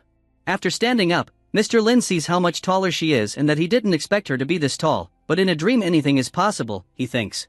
She looks at Mr. Lin and asks him, "Who are you?" Mr. Lin thinks to himself that she made the first move and asked him about his name first and then realizes that people make dreams usually from their own subconsciousness and that this is his opportunity to talk with his subconsciousness. He then finally responds to the elven lady's question, saying, "A dreamer, you could say." She tells him that he is inside of a dream right now, and of course he is a dreamer then. Mr. Lin thinks that she is aware they are in a dream and how this mysterious person is full of surprises. He thinks that the projection of his subconsciousness is really intriguing and that this is definitely a dream of his. He then tells the elven lady that at least his answer is true and that it's her turn to tell Mr. Lin who she is. But she can't use his answer, saying she is a dreamer as well. The elven lady smiles and answers Mr. Lin by saying, "Silver, my name is Silver." He then asks her only a name, thinking about her family name, to which she responds by blinking at him and repeating one of his answers, saying, "At least my answer is true." She then approaches him a bit. Mr. Lin gets shocked as she says, "Now it's my turn to ask a question, right?" Mr. Lin thinks that he didn't expect her to counterattack like that. He blushes and thinks that this is bad. Her smile is deadly too. She then closes her eyes and tells Mr. Lin that she's been here for so long that she doesn't even know what time it is, that this place is so beautiful but it's too quiet. She says it's deathly silent. She asks Mr. Lin if he can help her by telling her why. Why does she feel this way? Mr. Lin thinks to himself, isn't this just loneliness? Wait, can I expand my business in a dream as well? He thinks this dream fits him perfectly. A romantic dream full of beautiful flowers straight out of a fairy tale. Guiding a beautiful and elegant lady with his exquisite soul-healing words. And he thinks that helping others is such a relaxing hobby that it gets so addicting that he even dreams about his job. He remembers a saying that goes, helping others always brings happiness. But back to business, he thinks. And for business, he can't be in his pajamas. He needs to be in his business suit. And suddenly his business suit appears on him. He realizes that because he is lucidly dreaming, he can do whatever he wants and even turn his imagination into reality. He then tells Silver, "Why don't you have a seat?" As he offers her his hand, Silver is pleasantly surprised and reaches towards his hands and holds it. What a golden, tender hand. Mr. Lin thinks as he blushes. But anyway, he needs to figure out this situation first. He then asks her if she's always been alone in this dream, to which she responds by saying that no one has entered this place before and that no one can. And she tells Mr. Lin that he's the first person ever to enter this place. Mr. Lin thinks of Silver as Rapunzel, always living alone in this garden, and that this life is an eternal resting. He thinks that this dream is like a fairy tale. He says to himself that too bad this is just a dream and that even though he understands her problems, he can never actually help her. Then he looks Silver in the eyes and tells her that what she's experiencing is loneliness and that she feels this way because she never had anybody to understand her and talk with her. He tells her that there is no novelty in her life, only pondering, and that's what's causing her pain. The more she thinks, the more painful it gets. And he tells her that a lot of people have this kind of issue. She then says, "Pandoring is the source of pain. They never understood me because they fear me, and that's why they alienate me." Mr. Lin thinks to himself that she's even a philosopher and tells her, there's an old saying, man thinks, God laughs. He says that after seeing the beauty Silver has, even God would smile with a great big smile. She blushes as Mr. Lin continues speaking, saying that maybe pondering will no longer cause her pain if she remembers God while doing it. Silver continues to blush and tells him that he sounds like a romanticist for thinking like that, and Mr. Lin admits that he definitely is one. He tells her that there is a reason he's talking to her right now and that he can understand her. She responds by saying that this is true. If he can appear in this dream, he already understands her and that they are on the same level. She then tells Mr. Lin that he's probably even greater thinker than her, to which Mr. Lin blushes, thinking if this is the way philosophers complement each other. Mr. Lin tells her that since she's approved of him, he has a favor to ask of her and tells her that he hopes she will accept it because this is his most sincere wish. As he grabs her hand and she gets shocked and blushes even more, he asks her if she will be his friend. She gets surprised and says, "Huh? I mean, who wouldn't get surprised? He just saw the most beautiful girl in the creation and he just friend-zoned her?" Mr. Lin is a Chad. Now back to the story. Mr. Lin thinks that he needs to take the initiative because isolated people like Silver might reject other people subconsciously, so he has to do it in a way she can't refuse. "A friend?" she asks him. He tells her yes, a friend, and that even though this place is beautiful, it's never changing with the same scenery and that she'll get bored of it. But if they are friends, they can share everyday trivial stories, which can destroy boredom and make life more interesting. Mr. Lin's business sense turns on, and even while in a dream, he thinks about recommending books to people who need soul healing. And he uses the power of his imagination and being in a dream to summon a book he thinks would be a perfect fit for Silver in this situation. He then offers her this book and tells her that this is a gift from a friend to another friend. She tells him that she hasn't received gifts in so long and that nobody has talked to her. She says she doesn't have anything but this tree, its fruit, flowers, and honey. She tells Mr. Lin that he can take any of these that he wants, that that's a gift from her to him. After looking up, Mr. Lin realizes that this tree has golden fruit and that they are of no use to him at all, but if it's a thank you gift, he will gladly take one. He then asks Silver if he can eat this fruit roll, to which she responds with yes and gives him a golden apple. Mr. Lin admires the beauty of the apple and goes for a bite. Crispy and sweet, he thinks, and it doesn't even have a core. It tastes similar to a normal apple, he thinks. Silver asks him if he likes the apple, and Mr. Lin says that it's quite sweet. At that moment, the reality starts breaking around them. Does this mean I'm waking up? Mr. Lin thinks. And so soon, he feels as if he hasn't been here for long, but he can't be certain judging from an experience in a dream. He tells Silver that even though he doesn't want to go, he has to go now. And as the dream is shattering around him, she jumps towards him and hugs him. Then she bites his ear a little bit and tells him that she hopes that when the next night comes, they can meet in this dream again. And the dream shatters. Now we see a May 4th with Mr. Helix against Ms. G smoking a cigarette on a rainy street. He thinks to himself that choosing Helix might have been a wrong move, but it was better than choosing others. And that it's not a big deal for him to betray his teacher because he already did that in the past. He betrayed his teacher and slain his teacher's students. Then we see a voice asking him what is so special about this mission that it needed him personally to handle it despite his current injuries.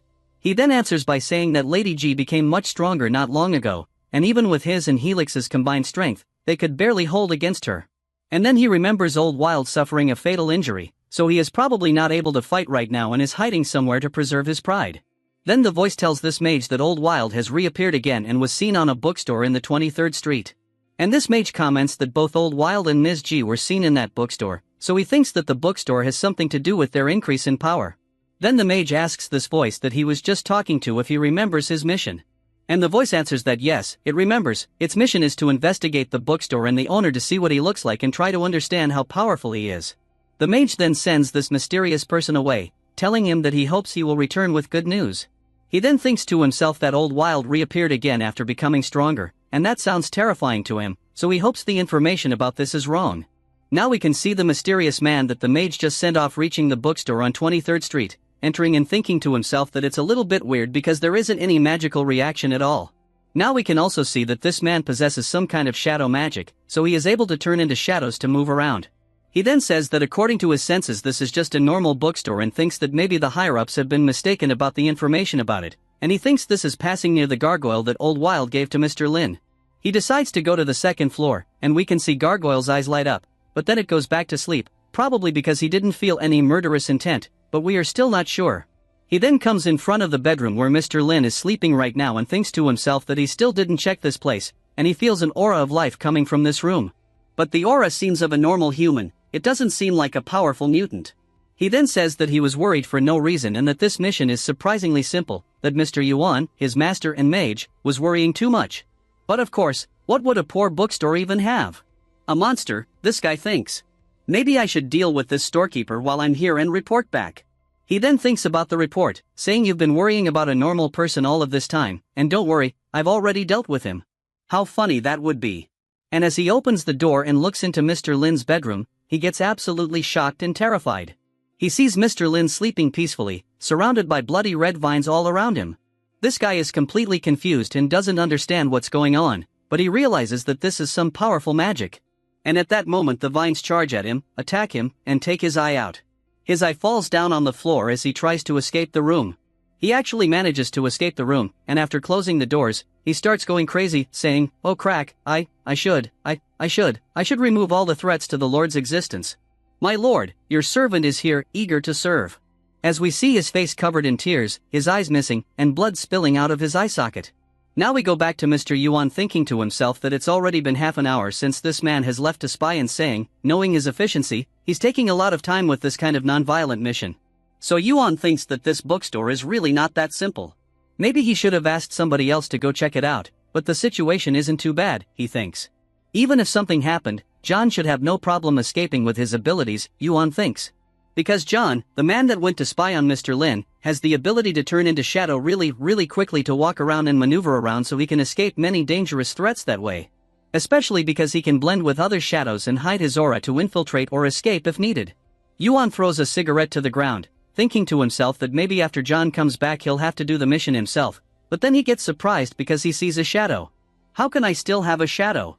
I've already extinguished my cigarette. Yuan thinks. He then casts a fire spell blaze, lighting up his cigarette box on fire and causing a big, fiery explosion above him to light up this entire place to check on the shadow. He then thinks that it's really bad for him because the rain has reduced the power of his fire spell significantly, so he needs to pull back. He doesn't understand why John betrayed him, but right now he just has to die, so he has a fire spell that's scorched earth. And then we can see John actually emerging from shadows, trying to ambush Yuan. He attacks Yuan with his shadowy blast wave magic and actually manages to hit Yuan in his broken arm. Yuan is impaled to the wall, screams in agonizing pain and lets out an agonizing roar, which causes a fire explosion to burst out of him. As his arm is completely mangled, he manages to break free and tells John that he knows more about betrayals than him and asks him if John really thought Yuan wouldn't be prepared. How naive and foolish of John. He then makes John light up in flames, telling him it's over and trying to finish him off for good. And after finishing him off, we can see John's heart still beating on the ground and Yuan gets surprised because he doesn't understand what's going on. He screams what as the powerful beast emerges from the heart and charges at Yuan and he's screaming, "You're not John, who are you? My lord, your servant will clear obstacles for you." The beast responds to Yuan. Yuan's surprised, says, "Lord? John isn't some church disciple, could this be the bookstore owner? This is his warning?" Yuan thinks. Now we go back to Mr. Helix's headquarters, where he gets reports from one of his subordinates that Mr. Yuan is dead. Helix is surprised, asking what happened, and the subordinate explains the situation, telling that there are photos and magic forensic analysis of the scene. He says they got this report from the Black Maidens of the Scarlet Cult, and after looking at the photo, Helix is utterly surprised. He reads the report that says that Mr. Yuan sent someone to investigate the bookstore on the 23rd Street as per his orders, and on the photo, he can see the mangled body of Yuan surrounded by the same red-blooded vines that are around Mr. Lin as he is sleeping right now. The report states that the person Yuan sent to investigate the bookstore betrayed him and killed him when he returned. In this photo shows Mr. Yuan's final moments, where just before he died he wrote "Run" using his own blood. So these were basically his last words to Helix. Helix then thinks that unknown creature hijacked and manipulated John's mind, making him betray Yuan and kill him after coming back, and even the black mages couldn't identify this creature. Then he asks his subordinate, what are the black mages planning to do next and what is their next step? The subordinate explains that black mages are collecting the evidence back to Scarlet Cult headquarters. They will analyze the evidence and see what's going on here, but that they also suggested that any investigation of the bookstore needs to be abandoned in order to guarantee the hatching of the spawn of the magic mirror from the egg we saw earlier. Helix agrees with the order, saying that he will cooperate as best as he can, and after his subordinate leaves, Helix wonders if this is a warning from the bookstore owner. He thinks that he is even more powerful than they imagined and they didn't expect him to be so brutal, but this is a critical moment for the hatching of the magic mirror spawn, so he can't have any complications. So no matter what kind of creature the bookstore owner is, the egg is so close to hatching that Helix says that he won't allow anything to interfere with his plans. Now we go back to Mr. Lin, who's finally waking up from his dream. He looks happy and thinks he needs to thank Old Wild because he gave him the Dreamcatcher, because Dreamcatcher caused him to have the most beautiful dream ever, which also resulted in Mr. Lin having the best night of his sleep. He then remembers the elven lady and hopes he will be able to meet her tonight when he goes back to sleep. As he goes to the bathroom to brush his teeth, he realizes that something is not quite right. When he opens his mouth to check, he sees that he has 8 more teeth.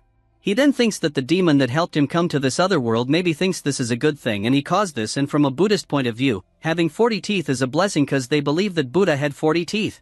Mr. Lin doesn't understand why would Inky do something like this, and Inky is the name of the demon given to him by Mr. Lin, so he doesn't understand why Inky would do something like this, but Mr. Lin thinks to himself that he will ask Inky when they meet again. Then he opens up his store excitingly because he hopes he will have new customers today. But then Mr. Lin realizes that he doesn't hear the news and his neighbor usually blasts the news on high volume around this time of day, so Mr. Lin doesn't understand why he's quiet today. Did he get sick? Maybe there is a chipped fuse again. Mr. Lin decides to check on his neighbor and knocks on the wall, asking him if everything is okay. The neighbor is completely scared and screams "Ahh."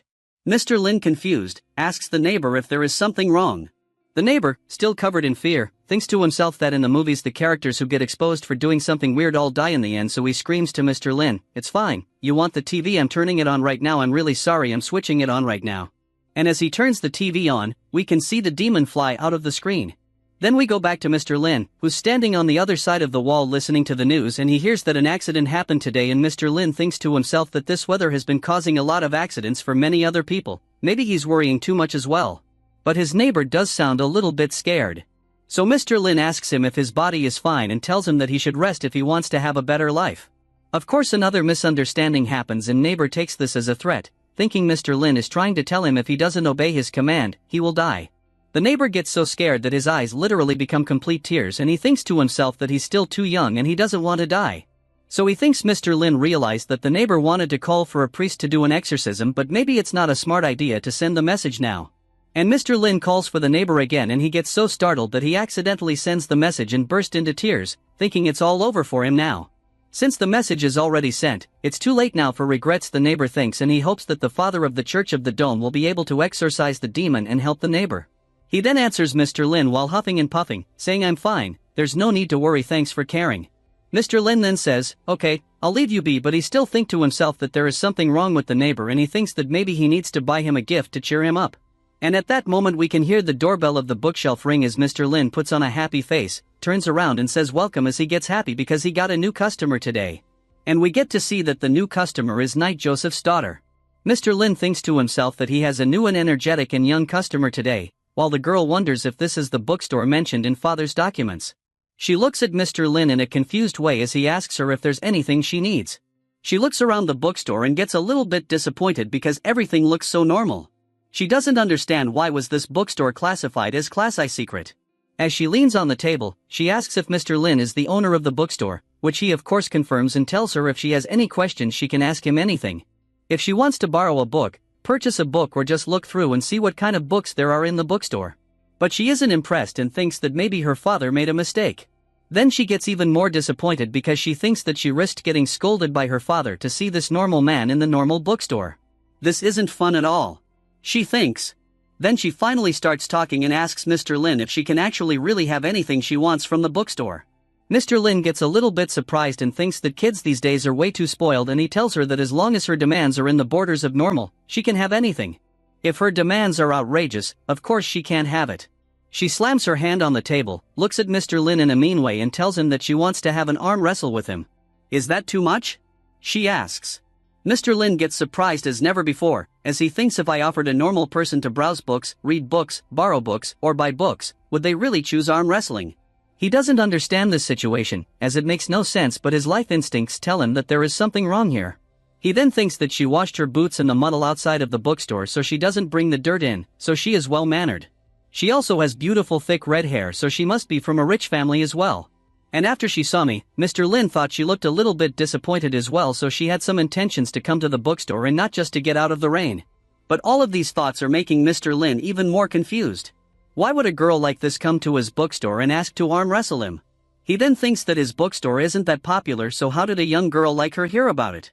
Maybe some of his old customers recommended the bookstore to her. He then tries to remember his old customers and try to find the connection between one of them and the girl. Then he thinks to himself that this girl strikes an amazing resemblance to Joseph. Yes, she must be blood related to Joseph in some way, Mr. Lin thinks. And while he is thinking all of this, the girl actually gets a little bit uneasy and scared, thinking to herself what's with this strange, intense pressure that's coming from him. And she asks him what's wrong. Arm wrestling shouldn't be too unreasonable, right? Then Mr. Lin realizes that he's been staring at her for too long and maybe she got uncomfortable. So he says, "No, arm wrestling isn't a problem, but I first want to ask you some questions." She tells Mr. Lin what questions, and his first question is, "Are you here because of Joseph?" And she loses her mind. She gets absolutely scared, yelling, "How did you know?" Then Mr. Lin gets a little bit more easy, thinking to himself he got it right, so he pours her some tea and tells her the two of them look quite similar. Now, from being scared, she gets angry cause she looks similar to her father, so she asks Mr. Lin, "How do I look like him?" After seeing her reaction and attitude, Mr. Lin thinks that Joseph and she must be father and daughter. Then he asks her, why does she want to arm wrestle him? She then explains that her father told her that if something is bothering her, which she can't resolve because of some other restrictions, she needs to find someone to arm wrestle. Mr. Lin, a bit disappointed, asks her why arm wrestling specifically, and she explains that her father told her that this kind of game can make the opponent look weak if he refuses, and even if he refuses, you can still make him play. And also, you'll have a reason to beat them up if they get angry and make a move. Mr. Lin is quite intrigued and a little bit disappointed, thinking to himself, is this really how Joseph raises his kids? And then Mr. Lin thinks to himself that this is really a military attitude and mindset, and he can't expect a retired soldier with PTSD to act any differently. He then agrees to arm wrestle with her, asking what the rules of the game are, and she tells who wins 2 rounds first wins the game. And then Mr. Lin thinks to himself that this means that this kid must have had some argument with Joseph and wanted something to vent her frustrations on, and that something is him. So he gets really angry and takes back what he said about her good manners. He thinks that he needs to correct this kind of behavior and apologizes in his head to Joseph, saying he won't pull his punches against his daughter and that this is for her own good. After they grab each other's hands, the girl thinks that this feels like a normal adult man's strength. Is this guy really a class I? She thinks that she doesn't feel anybody in arm wrestling except his father, and maybe she needs to go easy on this ordinary person so she doesn't hurt his arm on accident. She then starts a countdown. 3, 2, 1, and as she utters 1, Mr. Lin flops her hand on the table. She gets completely surprised, not understanding what's going on as she yells, "How is this possible?" She still can't wrap her head around how this is possible, how she lost an arm wrestling match to a guy with normal strength.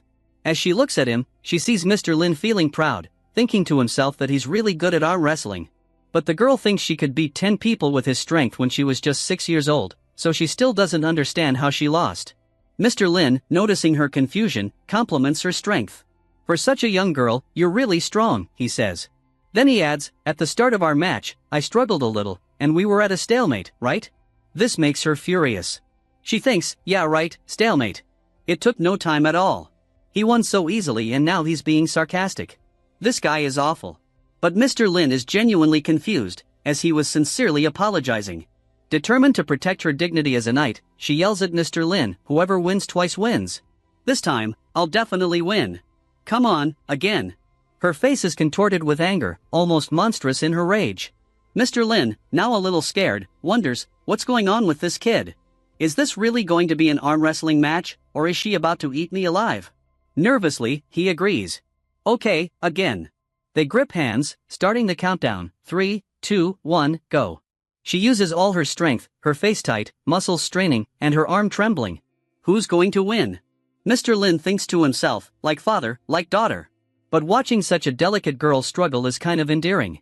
Then, with the most casual expression and no effort, Mr. Lin slams her hand down again. She bursts into tears, wailing, "It's over. It's all over." Mr. Lin, puzzled, responds, "Huh? It's not that bad. Now, it was just arm wrestling. Is winning really that important?" She's taken aback by his words. Mr. Lin pokes her forehead lightly, adding, "If we were fighting with knives, you'd be dead now. You need to pick your battles wisely." Her tears flow even harder as she cries out, calling him a meanie. Mr. Lin reflects that he needs to humble her now so she doesn't grow up into a delinquent who causes trouble for herself and others. Thinking he's doing a good deed, he tells her, "I've met your demands. Now, can you tell me why you came to the bookstore?" With a sad expression, she replies, "To borrow a book." Mr. Lin's eyes immediately light up, seeing dollar signs. "Why didn't you say so earlier? What kind of book would you like to borrow?" She explains that she wanted to finish reading a book her father had borrowed, but he interrupted her before she could finish it, and she was too scared to read it in front of him. Internally, she regrets challenging Mr. Lin to arm wrestling, thinking maybe he won't lend her the book now. Mr. Lin suspects she might be afraid of her father based on how she's speaking about him. He realizes the book might be tied to their recent conflict. "I have the book," he tells her, "but why don't you talk to Joseph first?" She shakes her head. "If Joseph found out that I knew he was reading, he'd be furious. That's why I can't ask him." Mr. Lin disagrees, saying, "If you approach him with understanding, he probably won't get mad just because you want to read a book." In a shaky voice, nearly on the verge of tears, she responds, "My father never understands me. Every time I show good results in training, he scolds me, saying I didn't do well enough and I must do better. He always compares me to himself at my age. No matter how hard I try, I never get his approval." Mr. Lin thinks the real problem is her poor grades. He tells her, "I'll give you some books that will help you impress your dad after you study them." He speculates that Joseph, a workaholic father, didn't pay enough attention to his daughter's education, which caused her grades to drop. And as a retired soldier, Joseph doesn't know how to express his concern properly, resorting to strict, military-style nagging. But from his daughter's perspective, it feels like endless criticism. Mr. Lin sympathizes, thinking it's tough being a parent, but he knows the perfect book for this situation. As the old saying goes, if a child is misbehaving, it usually means they're not studying enough. Mr. Lin begins stacking books on the table, books he believes will be useful to the girl. He slams 4 of them down as she asks, "What are those?" "These are for impressing Joseph," Mr. Lin replies. She looks at them skeptically, thinking to herself that impressing her father is impossible. After all, she's trained all her life but never received a single compliment. Everyone around her expects so much because she's Joseph's daughter. A sad expression crosses her face as she recalls how Joseph always says that, at her age, he was already at a panicky level. Mr. Lin, seeing her downcast, explains, "No matter what, your father only wants you to grow. As long as you live an honorable life, he'll be proud of you even if he doesn't say it." The girl feels confused. How does Mr. Lin seem to know her father so well? But he sounds convincing. She asks, if I study these books, will I really become stronger and impress my father? Curious, she wonders what kind of books these could be. Bodybuilding techniques? Secret mana skills? Mr. Lin, misunderstanding her, believes she's talking about intellectual power rather than physical strength. He tells her, if you want power, as long as you can bear the effort and pain of studying, these books will unlock the doors to it. What she doesn't know is that while the books Mr. Lin recommends appear normal, in this world, characters who receive books from him often find they possess supernatural qualities designed to enhance their very souls. The girl glances at one of the books, its title reading Key of the Void Origins. She immediately senses an immense power emanating from it. Curious but hesitant, she opens the book. Suddenly, she finds herself standing before a massive magical door. Shocked, she begins to push it open, and as the door creaks ajar, she starts to float. Her body begins to vanish, dissolving into the very air. Mr. Lin's words echo in her mind, you must bear the pain if you wish to unlock true power. The world around her starts to deconstruct and reform. Terrified, she slams the book shut. Lightning flashes outside, and she's drenched in cold sweat. She asks herself, did I just die and come back to life? As she gathers her thoughts, she realizes something profound has changed within her, the very fabric of her soul has been altered. New forces now course through her, and she begins to wonder if this Key of the Void is a kind of skeleton key that can unlock any door. As a knight, she feels this could help her achieve unparalleled power, breaking through any barriers in her path. Is this the fabled indescribable level of strength? She wonders. Never in her wildest dreams did she imagine such power could exist. Mr. Lin, it seems, has casually rewritten her very essence. Fear overtakes her, and she thinks, this man, he must be a demon in human form. While these thoughts race through her mind, Mr. Lin stands calmly, unaware of her inner turmoil. He senses her unease and offers, if you have any questions, feel free to ask. She misinterprets his words, thinking he's referring to some demonic assistance that will bring her more pain. Still frightened, she hears Mr. Lin continue, you're a very gifted child, and I believe you deserve a better future. Terrified, she wrestles with the idea that if she continues down this path, she might never return to who she once was. But Mr. Lin gently encourages her, saying, if you work hard, you can gain the power to change everything, including making your father proud. She exhales a sigh of relief, feeling trapped yet knowing she has no other choice. Accepting her fate, she thanks Mr. Lin for the books and apologizes for her earlier behavior.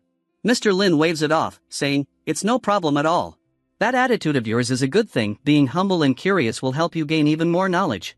She purchases the books and leaves the bookstore, but then stops for a moment, confused. Wait, didn't I come to borrow books, not buy them? She thinks. Never mind. I need to hurry home and start studying right away. Meanwhile, in a separate dimension, we see Ms. G drifting through an interdimensional space, struggling to escape. She thinks to herself, this is too dangerous. I need to get out of here quickly. Suddenly, she regains consciousness, screaming in pain. She remembers she was just in battle with Helix and Yuan, barely managing to escape their attacks. Using teleportation twice in a row should have destroyed her body, but somehow, she's still in one piece. Looking around, she realizes she doesn't know where she is or where her comrades are. Panic sets in. Just then, another girl enters the room, telling Ms. G, you're badly wounded. Stay still. After Ms. G looks closely at the woman who entered the room, she realizes that she is an elf.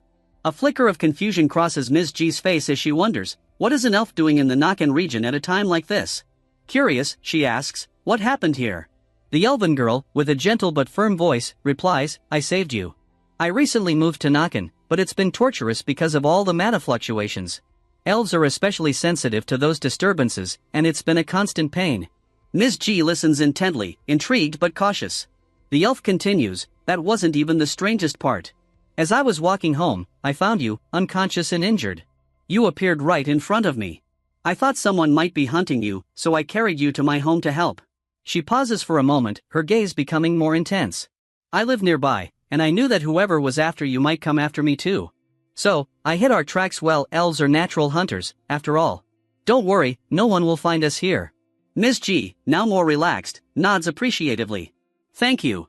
How long was I unconscious, she asks. About 5 hours since I brought you here, the elf answers, but judging by the state of your wounds and how fresh your blood was, I'd say you were unconscious for at least an hour before that. Ms. G lets out a small sigh of relief, thinking to herself that she's fortunate to have survived her last teleportation. Teleporting while exhausted is dangerous, she could have died. But no, it wasn't luck, she realizes. It was because of Mr. Lin, she thinks. He made me stronger, both mentally and physically. Meanwhile, back in his library, Mr. Lin sneezes, oblivious to Ms. G's gratitude. Ms. G shifts slightly, wincing at her lingering injuries. Even though my wounds have healed, she mutters, my body still needs time to fully recover. Her mind then turns to her unfinished battle with Helix. Once I'm better, I'll have to finish what I started. But before that, she knows she needs to learn more about this elven girl. The elf interrupts her thoughts with a soft compliment. Your healing abilities are impressive. You must be a remarkable hunter. Ms. G smiles faintly. Thank you. But tell me, what brings an elf like you to the Nakan region? There aren't many elves here. The elven girl straightens up slightly, her expression turning proud. I'm Doris, she says. I come from the Iris family, an ancient and sacred bloodline from the Azure region. I came to Nakan seeking the lost glory of my family. Ms. G's eyes widen at this. The Iris family? She recalls stories she read as a child about the noble elven clan, one of the most respected in all the lands. Legends say their kingdom was destroyed after King Candela went mad. Some of the remaining elves had supposedly signed a pact with a mysterious witch, gaining spirit animals and incredible powers in return. The pact stated they could ask for the witch's help on the first night of May whenever they needed it. Wait, Ms. G interjects, her curiosity piqued. Are you here to find this witch? Doris nods. Yes. The witch is an ancient mystery. No one has ever seen her true face. Legends say she resides in a dream world covered in snow, surrounded by white irises, and beneath a towering tree made from the bones of an ancient dragon. As Doris describes the witch, Ms. G begins to connect the dots. Silver. The woman from Mr. Lin's dreams. The one no one knew much about, thought to be a mere myth. Ms. G had never imagined that the legends were real, but now it seemed as though they might be. There's no way the witch lives here in Nakan, Ms. G says, shaking her head. The Truth Society's magical surveillance covers the entire region. It would have detected her. Doris shrugs. I don't understand it either, but the great sage prophesied that the Lady Silver, who controls snow, will descend from the dream world into the city of steel, Nakan, to care for those favored by the stars. Ms. G feels a chill at the mention of Silver's name. Favored by the stars? Could this all be connected to Mr. Lin? She quickly suppresses the thought and asks instead, how long do you plan to stay in Nakan? It's dangerous for an elf to live here. Doris smiles softly. You mean this strange rain? She gestures to the window, where droplets patter against the glass. I've noticed it, but it's not a big deal. Ms. G shakes her head. No, that's not what I mean. She thinks about the real danger, the spawn of the magic mirror, which has the power to manipulate minds and create dream beasts. But she decides not to tell Doris about that just yet. For now, you should lay low, Ms. G advises. It's dangerous outside. Doris looks at her, curiosity flickering in her eyes. Why are you warning me? Ms. G sits up straighter, her eyes narrowing as she explains, I'm a hunter who specializes in tracking and eliminating dream beasts. It's my duty to protect innocent people from their influence. Doris's eyes light up with excitement. You remind me of my predecessors. This is exactly what being a hunter is all about. The enthusiasm in Doris's voice is infectious, and Ms. G feels a flicker of camaraderie. Maybe Doris was a hunter too, she thinks, but before they can delve deeper into that conversation, a sharp, acrid smell wafts in from the kitchen. Both girls turn their heads, and Doris gasps, oh no! The soup! Doris rushes into the kitchen, where smoke billows from a pot on the stove. Ms. G chuckles to herself as she watches Doris hurriedly salvage the situation. After a few frantic moments, Doris returns with a steaming bowl of fresh lamb soup, a sheepish smile on her face. Here, I hope it's still good. Ms. G takes a hesitant sip, and the warmth spreads through her, the rich flavors dancing on her tongue. Before she knows it, she's slurping down the entire bowl, her appetite reignited after her earlier ordeal. This is delicious, she exclaims, her eyes widening in surprise. Doris beams at the compliment, then asks, do you think you could help me find Silver? Any clues would be invaluable. Ms. G nods, but her expression turns serious. I'd love to help, but the situation I'm in is pretty dangerous. I can't offer much assistance right now. She pauses for a moment, thinking. You should visit a guy named Mr. Lin. He works in a bookstore on 23rd Street. He can definitely provide the answers you're looking for. Doris tilts her head curiously. Mr. Lin? Who is he? He's a powerful individual. I've sworn my loyalty to him, and his power level is indescribable, Ms. G replies, the memory of her bond with Mr. Lin warming her heart. Doris furrows her brow. But if he's so powerful, why isn't he on the mutant list of the Nakan region?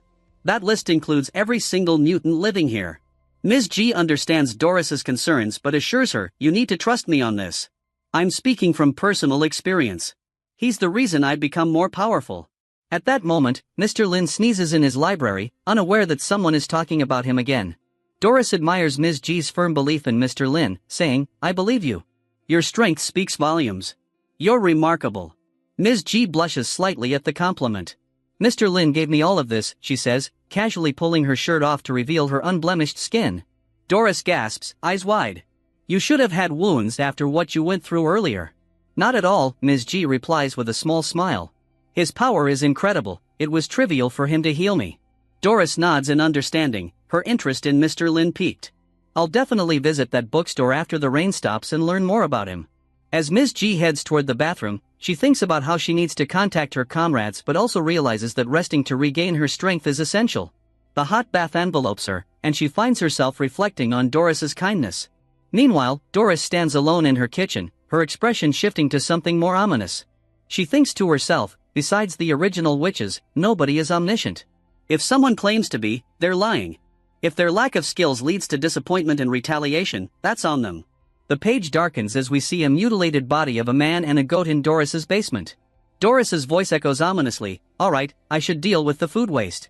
It's revealed that the soup Ms. G just enjoyed was not made from fresh lamb but from this gruesome scene.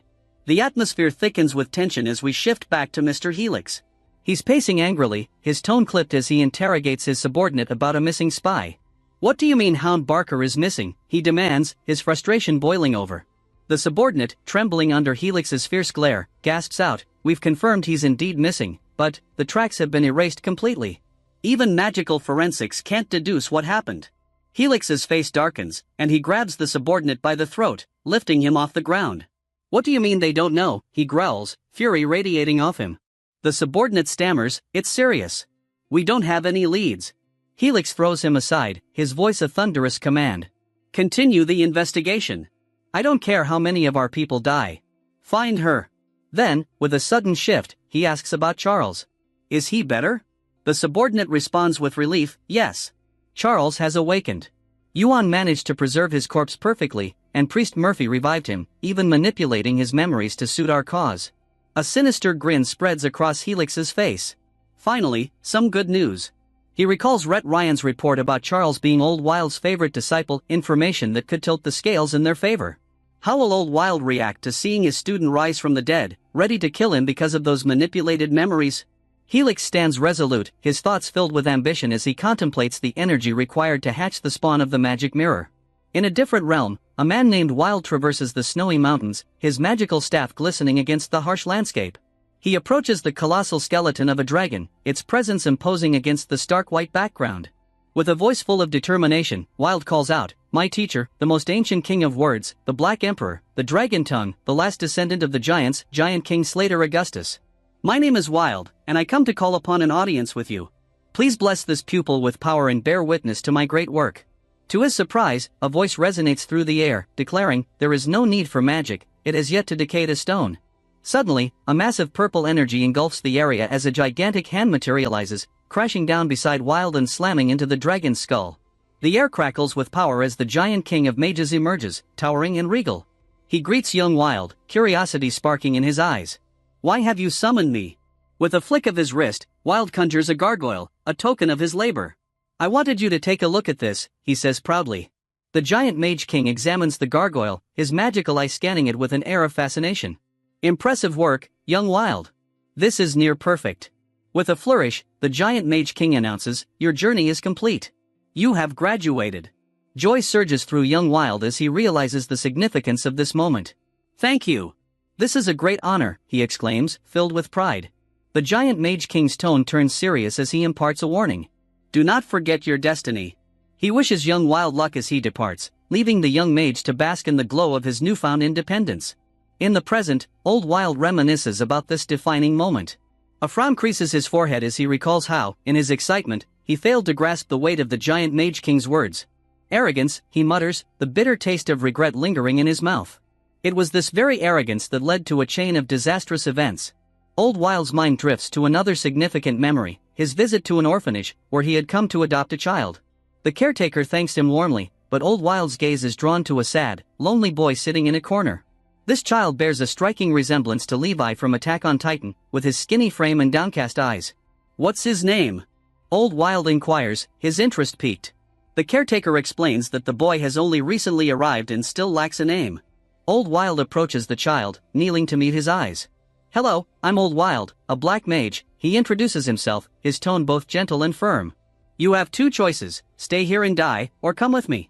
The caretaker's eyes widen in shock, but the boy begins to cry, trembling with fear. "I don't want to die. Please, take me away," he begs.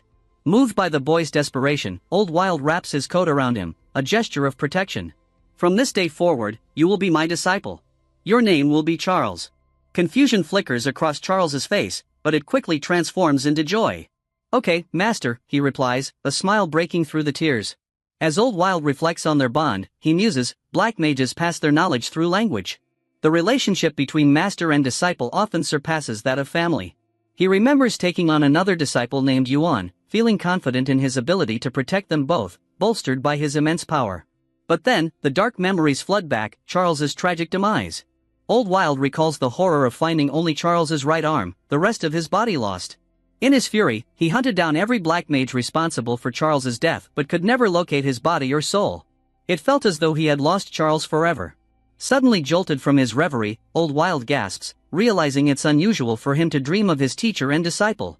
His thoughts swirl as he wonders if the giant Mage King foresaw that he would receive Mr. Lin's assistance and gift Mr. Lin the gargoyle statue.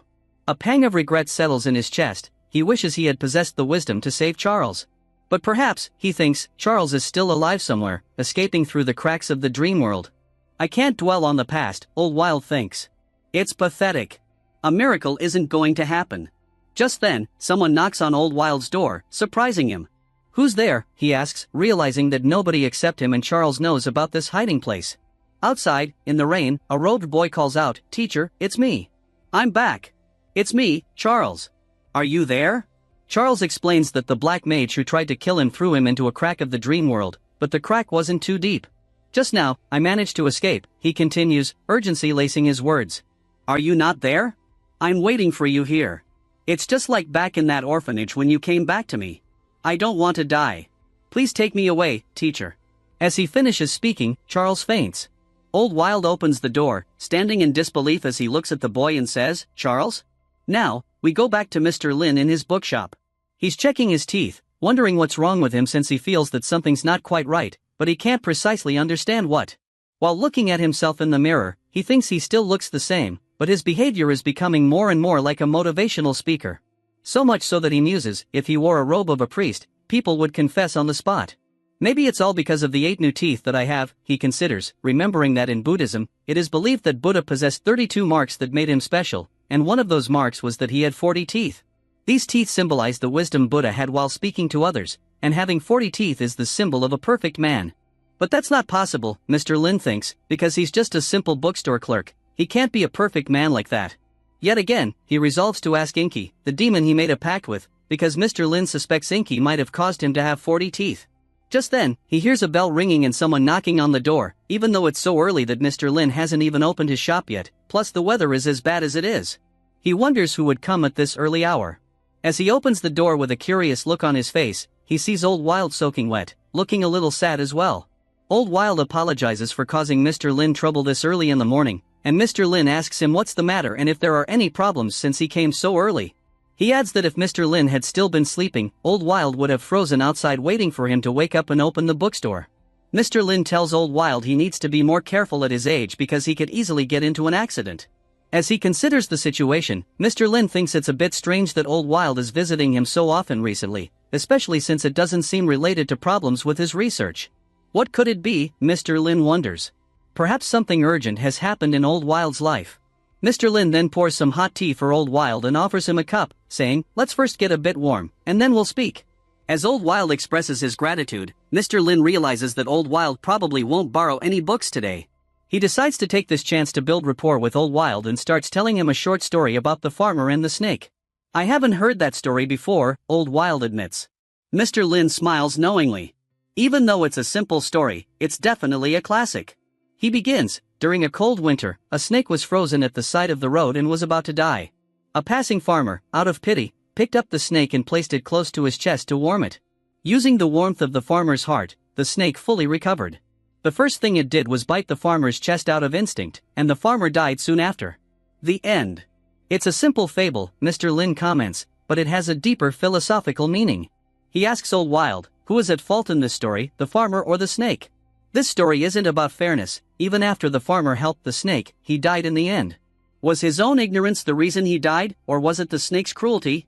Old Wild is taken aback, realizing that Mr. Lin immediately understood why he came and told him this story as a warning. As lightning strikes outside, Old Wild replies, neither were to blame. The farmer tried to be kind, and the snake just followed its instinct. Mr. Lin nods thoughtfully. I think your opinion is sensible and objective, but in the end, the point of view dictates who is at fault in this story. If you put yourself in the farmer's shoes, how would you feel then? He asks Old Wild. Old Wild, shocked yet again by Mr. Lin's words, answers that he would probably feel regret. Mr. Lin tells him he needs to have more certainty in his voice and states that the biggest regret is that the farmer didn't understand the snake's character sooner. He emphasizes that having blind kindness is never good because there are a lot of bad people in the world who would use and abuse it.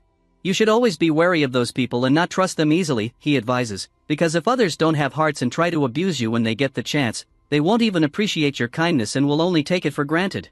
Old Wild draws similarities between Mr. Lin's words and his own life, thinking that if someone doesn't have a heart, he's already dead, and that his Charles is already dead as well. Mr. Lin smirks and asks Old Wild if he understands the point Mr. Lin is making. Old Wild confidently answers yes. Mr. Lin feels pleased, happy that he was able to make Old Wild more relaxed with this short fable. Now, with the atmosphere more casual, Mr. Lin needs to figure out what's troubling Old Wild. Analyzing the situation, he thinks that this matter must be so significant that Old Wild came to him for helpful advice. For an old man like himself, there can only be one issue that's this big: family.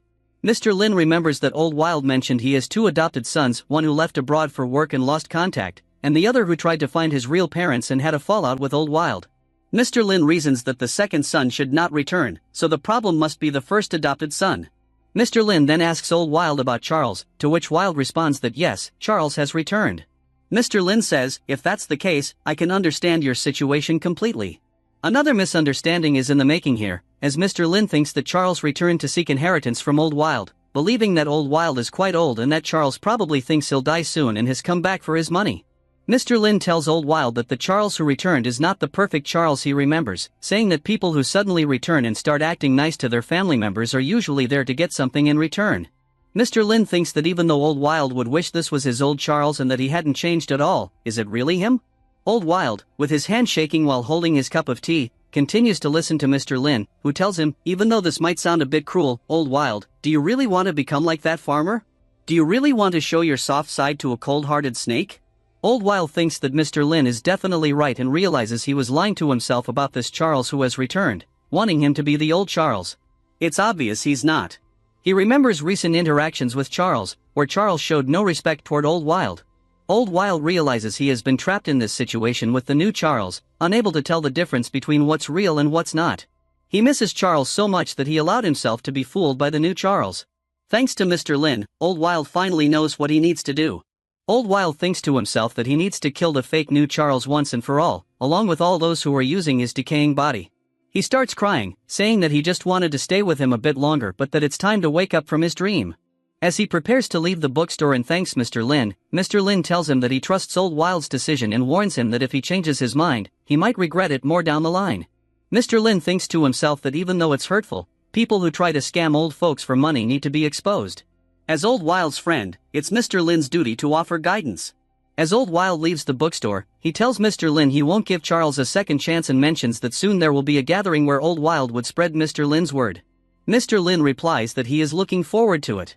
Now we see mind-controlled Charles back in Old Wild's hidden base, thinking that the mission is going smoothly and that he'll soon learn all of Old Wild's spells. He hears Old Wild at the door, and as Charles opens it, Old Wild orders him with a happy face to bring him his sacrificial knife. Charles runs to get the knife, while Old Wild tells him he has a very important spell he needs to test right now. As Charles brings the knife to Old Wild, we can see the person controlling him thinking that soon he will learn Wild's very important spell, and after learning it, he will use Old Wild's favorite disciple to end Old Wild's life. Just then, we see Old Wild stab Charles in the head. As Charles falls to the ground with his last breath, he looks at Old Wild, who tells him to rest in peace. Old Wild uses a spell to learn who was controlling Charles and says, "So it was you, Murphy." We see the headquarters of the Scarlet Cult, and after going in, we see a female mage and priest praying and performing some kind of blood magic. She then gets shocked and screams, "Old Wild! How is this possible?" We learn that this is actually Murphy, who was controlling Old Wild's adopted son with this blood magic. Then we see a huge explosion occurring, blowing up everything around it. Scarlet Cult members rush in, completely surprised and not understanding how something like this happened. Lady Murphy is missing, and the entire Scarlet Prayer Hall has been destroyed. We see Murphy emerging from the rubble, bloodied and barely surviving. She says that she's okay since she's still alive, and her subordinates ask her what caused this huge explosion. She thinks the reason for the explosion was Old Wild interrupting her, but she never expected that the explosion would be so big. Next, we see a special artifact known as the Coffin of Eternal Rest, a powerful tool with unimaginable power to bring the dead back to life. That's why it's forbidden and dangerous to use. We then flash back to a conversation between Yuan and Murphy that happened not long ago, where he suggests that they use this artifact to bring Charles back to life, control him, and use him to get closer to Old Wild.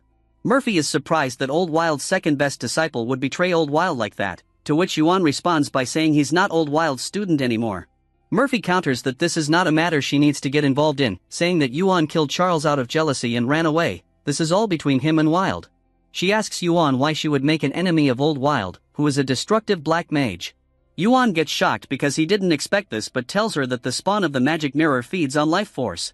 Even though Old Wild's power level is destructive, he was still defeated by Knight Joseph, making him weaker now, and that even Charles is his weak point, so he shouldn't be as big of a threat as he was before. Murphy is surprised as Yuan continues explaining that Old Wild's life force would be perfect to feed to the spawn of the magic mirror. Murphy thinks to herself that Yuan is right and that this powerful life force of a destructive level mage would be perfect for the spawn, and that Yuan is correct about Old Wild being weaker now, which is why he's in hiding and waiting to recover. Murphy agrees to follow Yuan's plan. Now we go back to the present, where she thinks everything was going perfectly according to plan until now and doesn't understand why Old Wild would return after leaving Charles's side for half an hour to kill his favorite disciple and adopted son so mercilessly. Murphy gets angry because she doesn't understand what happened during this half-hour time period that made Old Wild so cold. She then starts casting a purple magic spell and yells the name of the spell, Coffin of Eternal Slumber, Secret Doctrine, Blood Revival, as we see her suck up life force from a couple of her subordinates into herself. She thinks that because of the explosion caused by Old Wild, she lost half of her soul and had to regain it back by taking it from these poor subordinates. Now we see another subordinate telling her that Helix, the leader of the White Wolf clan, wants to talk with her. Murphy says she's in a bad mood and doesn't want to talk with him now, to which her subordinate responds that Helix said he knows why she just failed. Surprised, Murphy tells them to let Helix in. Now we see Helix bowing in honor, saying it's nice to finally meet her, and that he has come many times before, but this is the first time she's allowed him to speak to her directly. Murphy tells Helix to stop being so formal and asks him how he knows why her ritual just failed.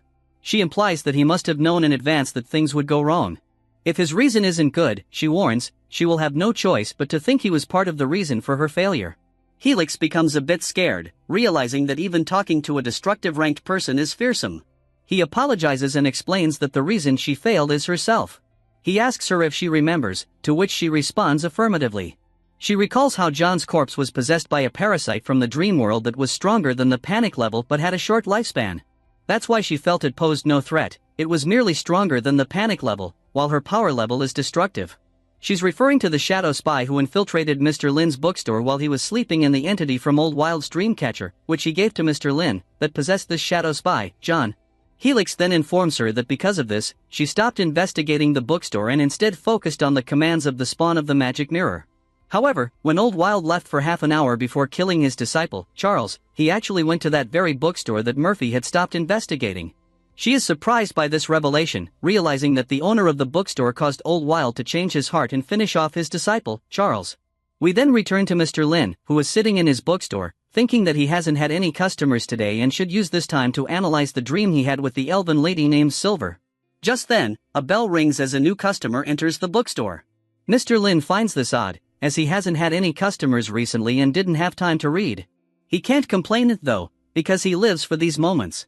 He welcomes the customer, telling her that if she has any questions, she can ask freely. The customer replies, "Really? Any questions?" Mr. Lin clarifies that as long as they are related to the business, then yes. As he looks at the customer, he sees an elven lady named Doris, the girl who saved Miss Gia. Mr. Lin thinks of her as a beautiful and perfect forest elf, then muses that this must be an exceptionally well-designed cosplay. He reminisces about his days on Earth and the amazing cosplays he has seen there. He never expected to see such a professional cosplay in the city of Noken. So good is the cosplay that he momentarily thinks she's a real elf. He reflects that he is into elven cosplay, which explains why he dreamt of a beautiful elven lady last night. Meanwhile, Doris wonders if this is actually the guy that Miss Gia referred to as the omniscient bookstore owner. She notes that he doesn't seem surprised after she walked in, leading her to think that maybe he really knew she was coming. However, he should have shown at least a little shock. Instead, his facial expression shows nostalgia and appreciation. Doris then uses her mana sense to see if there's anything unusual in the bookstore, and she is surprised to realize that Mr. Lin has 40 teeth. Thus, he can't be a normal human. What is he, she wonders, as she struggles to discern what kind of creature Mr. Lin is. Doris even becomes a bit scared of him, thinking that if he truly is omnipotent, perhaps the price he paid for such power is to be locked in this bookstore forever, an ancient unknown being with the appearance of a human and the heart of a long-lived species who possesses terrifying power. As she completes the mana scan of the bookstore, she realizes that the original witch, Lady Silver, lives somewhere here, and that her dream world is in this bookstore. This means that the powerful witch Silver lives here and has probably blessed Mr. Lin. Doris becomes increasingly terrified as she looks at Mr. Lin, thinking he possesses unimaginable powers. She starts to consider whether Mr. Lin is the person blessed by the stars, mentioned in the prophecies of Lady Silver. Doris thinks that maybe Silver led her to Mr. Lin and that perhaps Silver still hasn't decided whether to re-establish the contract with her family. This thought frightens her, as she fears that if she makes a wrong move now, her family won't receive the witch's blessing. Doris decides to be more cautious as she introduces herself to Mr. Lin, mentioning that Miss Gia recommended this bookstore to her, describing Mr. Lin as a god who helped her solve her problems. Mr. Lin is taken aback by this, flattered but also concerned, thinking that this kind of hero worship isn't good for Miss Gia, as all he did was help her get over her ex. He responds to Doris, saying he's not a god but just a normal bookstore owner and that Miss Gia is exaggerating. Doris insists that he's humble and informs him that Miss Gia spoke about him with such admiration that, upon learning about Doris's family troubles, she sent her to see if Mr. Lin could help. This prompts Mr. Lin to think about the situation more deeply, but he completely misinterprets it. He concludes that Miss Gia's family must be noble and wealthy, implying that Doris's family is also of noble lineage because she can afford high-end, expensive cosplay designs. He reflects on how the relationships he built with his old customers are starting to pay off since they're recommending his bookstore to new customers. Mr. Lin then tells Doris that he understands her situation and asks her what the problem is. Doris believes that Mr. Lin is a favorite person of the original witch, Lady Silver, and that his blessing is what she is seeking. Thus, she feels she should take advantage of his help. She tells Mr. Lin that she comes from an ancient and noble family, but recently, her family has been in decline after losing their faith, which has turned them into dreamless wanderers. Doris expresses her desire to change her family's past and restore their former glory. Mr. Lin thinks to himself about his previous profession as a researcher of cultural customs. He used to explore topics like art, mysticism, family history, and important family emblems passed down by noble families. He speculates that perhaps Doris's family changed significantly, causing them to lose their understanding of their family emblem and, consequently, their standing among other noble families. Mr. Lin concludes that Doris wants him to uncover the meaning of her family's emblem to make them more reputable, believing he can help her, but it will come at a cost since this task is more complex than simply giving life advice. Just as Doris's face lights up with happiness at the prospect of Mr. Lin's assistance, lightning strikes outside, followed by the entrance of a new customer. The bright light coming in from outside momentarily blinds Mr. Lin, and he thinks it must be a car headlight shining directly into the bookstore. He finds it odd since the bookstore is parallel to the road. Someone must be doing this intentionally, which he perceives as rude. He wonders if his undocumented identity has finally been exposed, imagining police cars outside and officers announcing through a speaker that someone inside has broken the law by entering the city of Noken illegally and has faked his identity. Although he thinks the situation shouldn't be that dire, he decides to get up and walk outside, hoping that perhaps his friend, Inky, the demon, will show up. However, Doris stands up first, telling Mr. Lin to stay inside while she handles the situation. Mr. Lin is surprised, noting that Doris appears more annoyed than he is, but he understands why. He almost agreed to a request from the people outside before they interrupted them. He thinks that she can probably see the situation more clearly than he can and wonders if those outside are customers trying to cut in line, which would explain Doris's anger. Doris, absolutely furious, exclaims about their insolence in making a move against the bookstore. Mr. Lin considers that he must be correct. These new arrivals are indeed customers, making Doris nervous because they tried cutting in line. He reasons that as the owner, he shouldn't let his customers handle problems among themselves, so he tells Doris she should let him take care of the situation. He thinks he can maybe contact some of his previous customers to help him resolve the situation. Doris says it's no problem for her to handle it, even though they outnumber her. Their leader is a bit dangerous, but even if she might expose her identity now, it doesn't matter since Mr. Lin agreed to help her with her request. She tells Mr. Lin that she will earn his approval by making people never want to come to the bookstore in such a rude way, and she expresses that this will be an honor for her. Mr. Lin misunderstands again, thinking that Doris would find it belittling if he refused her request. To avoid underestimating her again, he tells her that he understands and will let her deal with the situation. Doris nods in approval and starts walking toward the exit of the bookstore while thinking to herself that Mr. Lin probably wanted to talk to Lady Silver to bless her family. However, when these people arrived, Mr. Lin said that a new customer was here, and after telling Doris to deal with the situation, it means that he wants her to handle them to prove her resolve.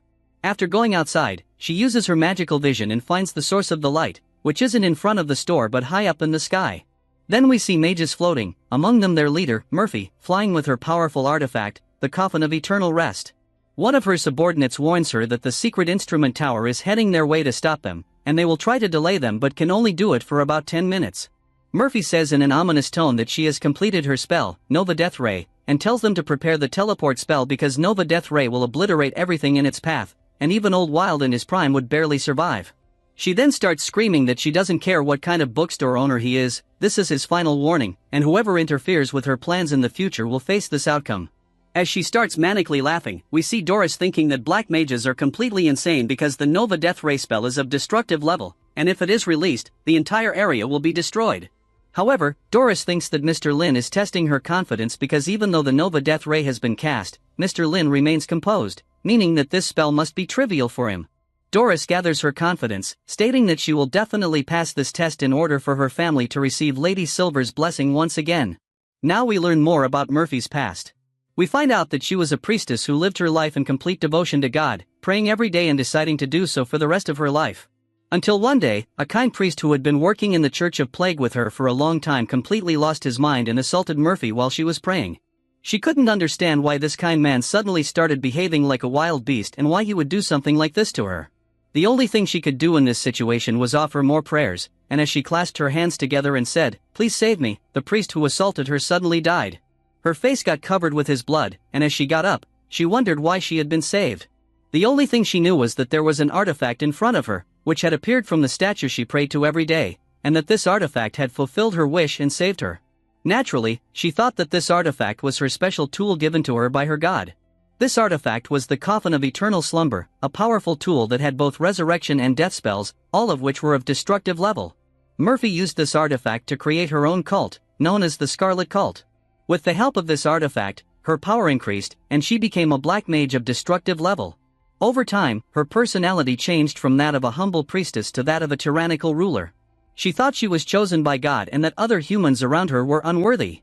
Now we return to the present, where we see Murphy completely enraged, thinking that she will destroy this bookstore and its owner because he interfered with her plans. She will have to use 80% of her total power and mana to cast Nova Death Ray, but it will be worth it because she will teach this bookstore owner a lesson he will never forget. As she lifts her hand to send the Death Ray to the bookstore, she thinks of how she will make him pay for his interference. She thinks to herself that only indescribables can hope to survive this powerful spell, but Mr. Lin is not on the list of indescribables in the Noken region. Then we see her fire this powerful spell, Nova Death Ray, at the bookstore, the sky completely covered in red as the ray flies toward Mr. Lin's establishment. Murphy's subordinates are absolutely amazed by the power of a high-level black mage as the Death Ray travels toward the bookstore, destroying all other buildings in its path. Doris emerges from the bookstore, causing Murphy to be surprised and confused about what an elf is doing here. We see Doris conjuring a wooden staff known as the Staff of the Sage, which makes Murphy scared because she realizes that Doris is a member of the Iris family. Doris slams her staff on the ground, asking Lady Silver to bless her family, and then lifts it up as trees begin to sprout all around her. She yells, "By my authority as the Elven Sage, I command the forest spirits to protect this place." A huge tree quickly grows in front of Doris, blocking the Nova Death Ray. This frightens both Murphy and her followers as they realize that Doris is also a mage of destructive level. We see the tree completely blocking the Nova Death Ray as Doris chants a prayer that causes the tree to start levitating. My lady is covered in frost. She holds a longbow and hunts on the endless plains. "Milady, please grant me your light and point me towards my prey, and I will return your generosity with a victory." A wooden longbow appears in Doris's hands, and she proclaims that she prophesizes her arrow will cut off her opponent's path of retreat. An impressive image of Doris holding a nature longbow with a magical arrow made of a giant flower and emanating light appears. She fires the arrow toward Murphy, who is completely scared at this point but realizes that Doris is aiming for the teleportation gates that Murphy's subordinates prepared for their escape. Her subordinates scream that they won't make it in time as the arrow lands and destroys their means of escape. As mangled body parts fall around her, Murphy thinks she never expected Doris to target the portal. She realizes that both she and Doris possess similar power, but the secret instrument tower's forces are about to arrive to try and stop her. Murphy then goes completely crazy, yelling and screaming that Doris forced her hand. She summons the coffin of eternal slumber behind her and tells her subordinates she will use their souls as fuel to power up the coffin. They actually agree, saying it will be an honor. We see the coffin sucking up their souls, and from it emerges a dream beast known as Shantak. She then yells that the coffin of eternal slumber can even revive dead dream beasts and subdue them to Murphy's command. Murphy rides the dream beast toward Doris while continuing to yell that she will kill Doris and then that bookstore owner. However, Doris remains unfazed, calling Murphy uncultured and uncouth, stating that this will be the reason she will die. Doris says Murphy doesn't understand what she's talking about, adding that she'll understand in a couple of moments as she casts a spell, transient foresight to spell. Murphy retorts that her family was originally protected by the witch who ruled the dream world and that she thinks she can stop them by using a dream beast. However, Murphy continues her charge, believing Doris is bluffing. Doris calls Murphy foolish, saying that she doesn't understand anything about dream beasts, and then she summons her own dream beast, Night Gaunt. This leaves both Murphy and her dream beast completely mortified as the Night Gaunt grabs Murphy and her dream beast before crushing them and ending them for good. Doris utters, "Nothing is certain unless the prophet says so." We then see Mr. Lin in his bookstore, thinking that an earthquake is happening outside because everything is shaking so much. He tries looking through the window but can't see anything because it's so dark outside. He hopes that the young elven lady is fine. As Doris enters the bookstore again, Mr. Lin realizes that the car lights are off, meaning that the discussion went well. He thinks of Doris and then apologizes, saying it took her a bit longer than expected, but the problem has been resolved. She asks Mr. Lin if he wasn't disturbed and urges him to continue their conversation. Mr. Lin notices that Doris's face is a bit pale and that her clothes didn't even get wet, so it didn't take much effort for her to persuade the other customers not to cut in line. He thinks to himself that this is expected from a noble family member. He then tells her, "No problem, the rain was pouring, so I couldn't hear anything inside anyway." Doris thinks that it wasn't the rain, but her silencing spell that she used to ensure Lady Silver's favorite person wouldn't be disturbed at all. She also employed a spell to block all incoming attacks and wonders how it is possible that Mr. Lin doesn't know this yet still claims it was all rain. Perhaps there's a hidden meaning in his words, she thinks, a riddle. As she tries to understand the deeper meaning behind his statement, she reflects that maybe the battle between two destructive level mages is just a raindrop in the ocean for Mr. Lin, and that even the sound of the battle was insignificant to him. She wonders if that is how the world appears to all-powerful beings. Doris is still unsure whether the consequences of this recent battle will be good or bad, but it will be up to fate to decide. She then tells Mr. Lin that she is glad he wasn't disturbed at all. He thanks Doris and mentions that the weather in Noken has been increasingly worse lately, but it has brought him many customers, which he views as a positive aspect. He states that even though he receives more customers, he would prefer life as it was before, sunny weather with fewer customers so he could spend more time reading and relaxing. He expresses hope that the terrible weather will soon come to an end and adds that if everyone worked together, it would definitely help. Yet another misunderstanding occurs, as Doris thinks Mr. Lin is implying that everything is under his control and that he wasn't being serious when he said he missed his peaceful life. She believes that everything happening so far in Noken was because Mr. Lin willed it so, out of boredom. Doris thinks Mr. Lin has a strange personality that shocks people. As she ponders this, Mr. Lin notices her slight discomfort and assumes it is because she was out in the rain talking to customers trying to cut in line. Instead of offering her a cup of tea, he finds himself babbling about the bad weather. He then asks her to change the topic of their conversation and offers her some tea. Doris, still a bit shocked, thinks to herself that she must behave well and not anger Mr. Lin because the future of her family is in his hands. As she sips the tea, she falls into a state of ecstasy because of how delicious and well-made it is, reminding her of nature. She realizes that this kind of tea is not ordinary, no human could make it, and she suspects it was specifically prepared for elves. Of course, someone like Lady Silver's favorite person would pay attention to such details, while we learn that Mr. Lin simply made green tea. She continues to admire Mr. Lin, thinking that the battle between two destructive mages didn't phase him to the point where he could even make tea for her, how relaxed he is. She thanks him for the tea and asks him to continue where they left off before she went out to fight with Murphy. Mr. Lin tells her he can definitely help her, but that it will be a difficult and longer process. He will do what he can, but the success of this operation will mostly rely on her. He then thinks to himself that he needs to show her how difficult this task is so he can charge more after helping her.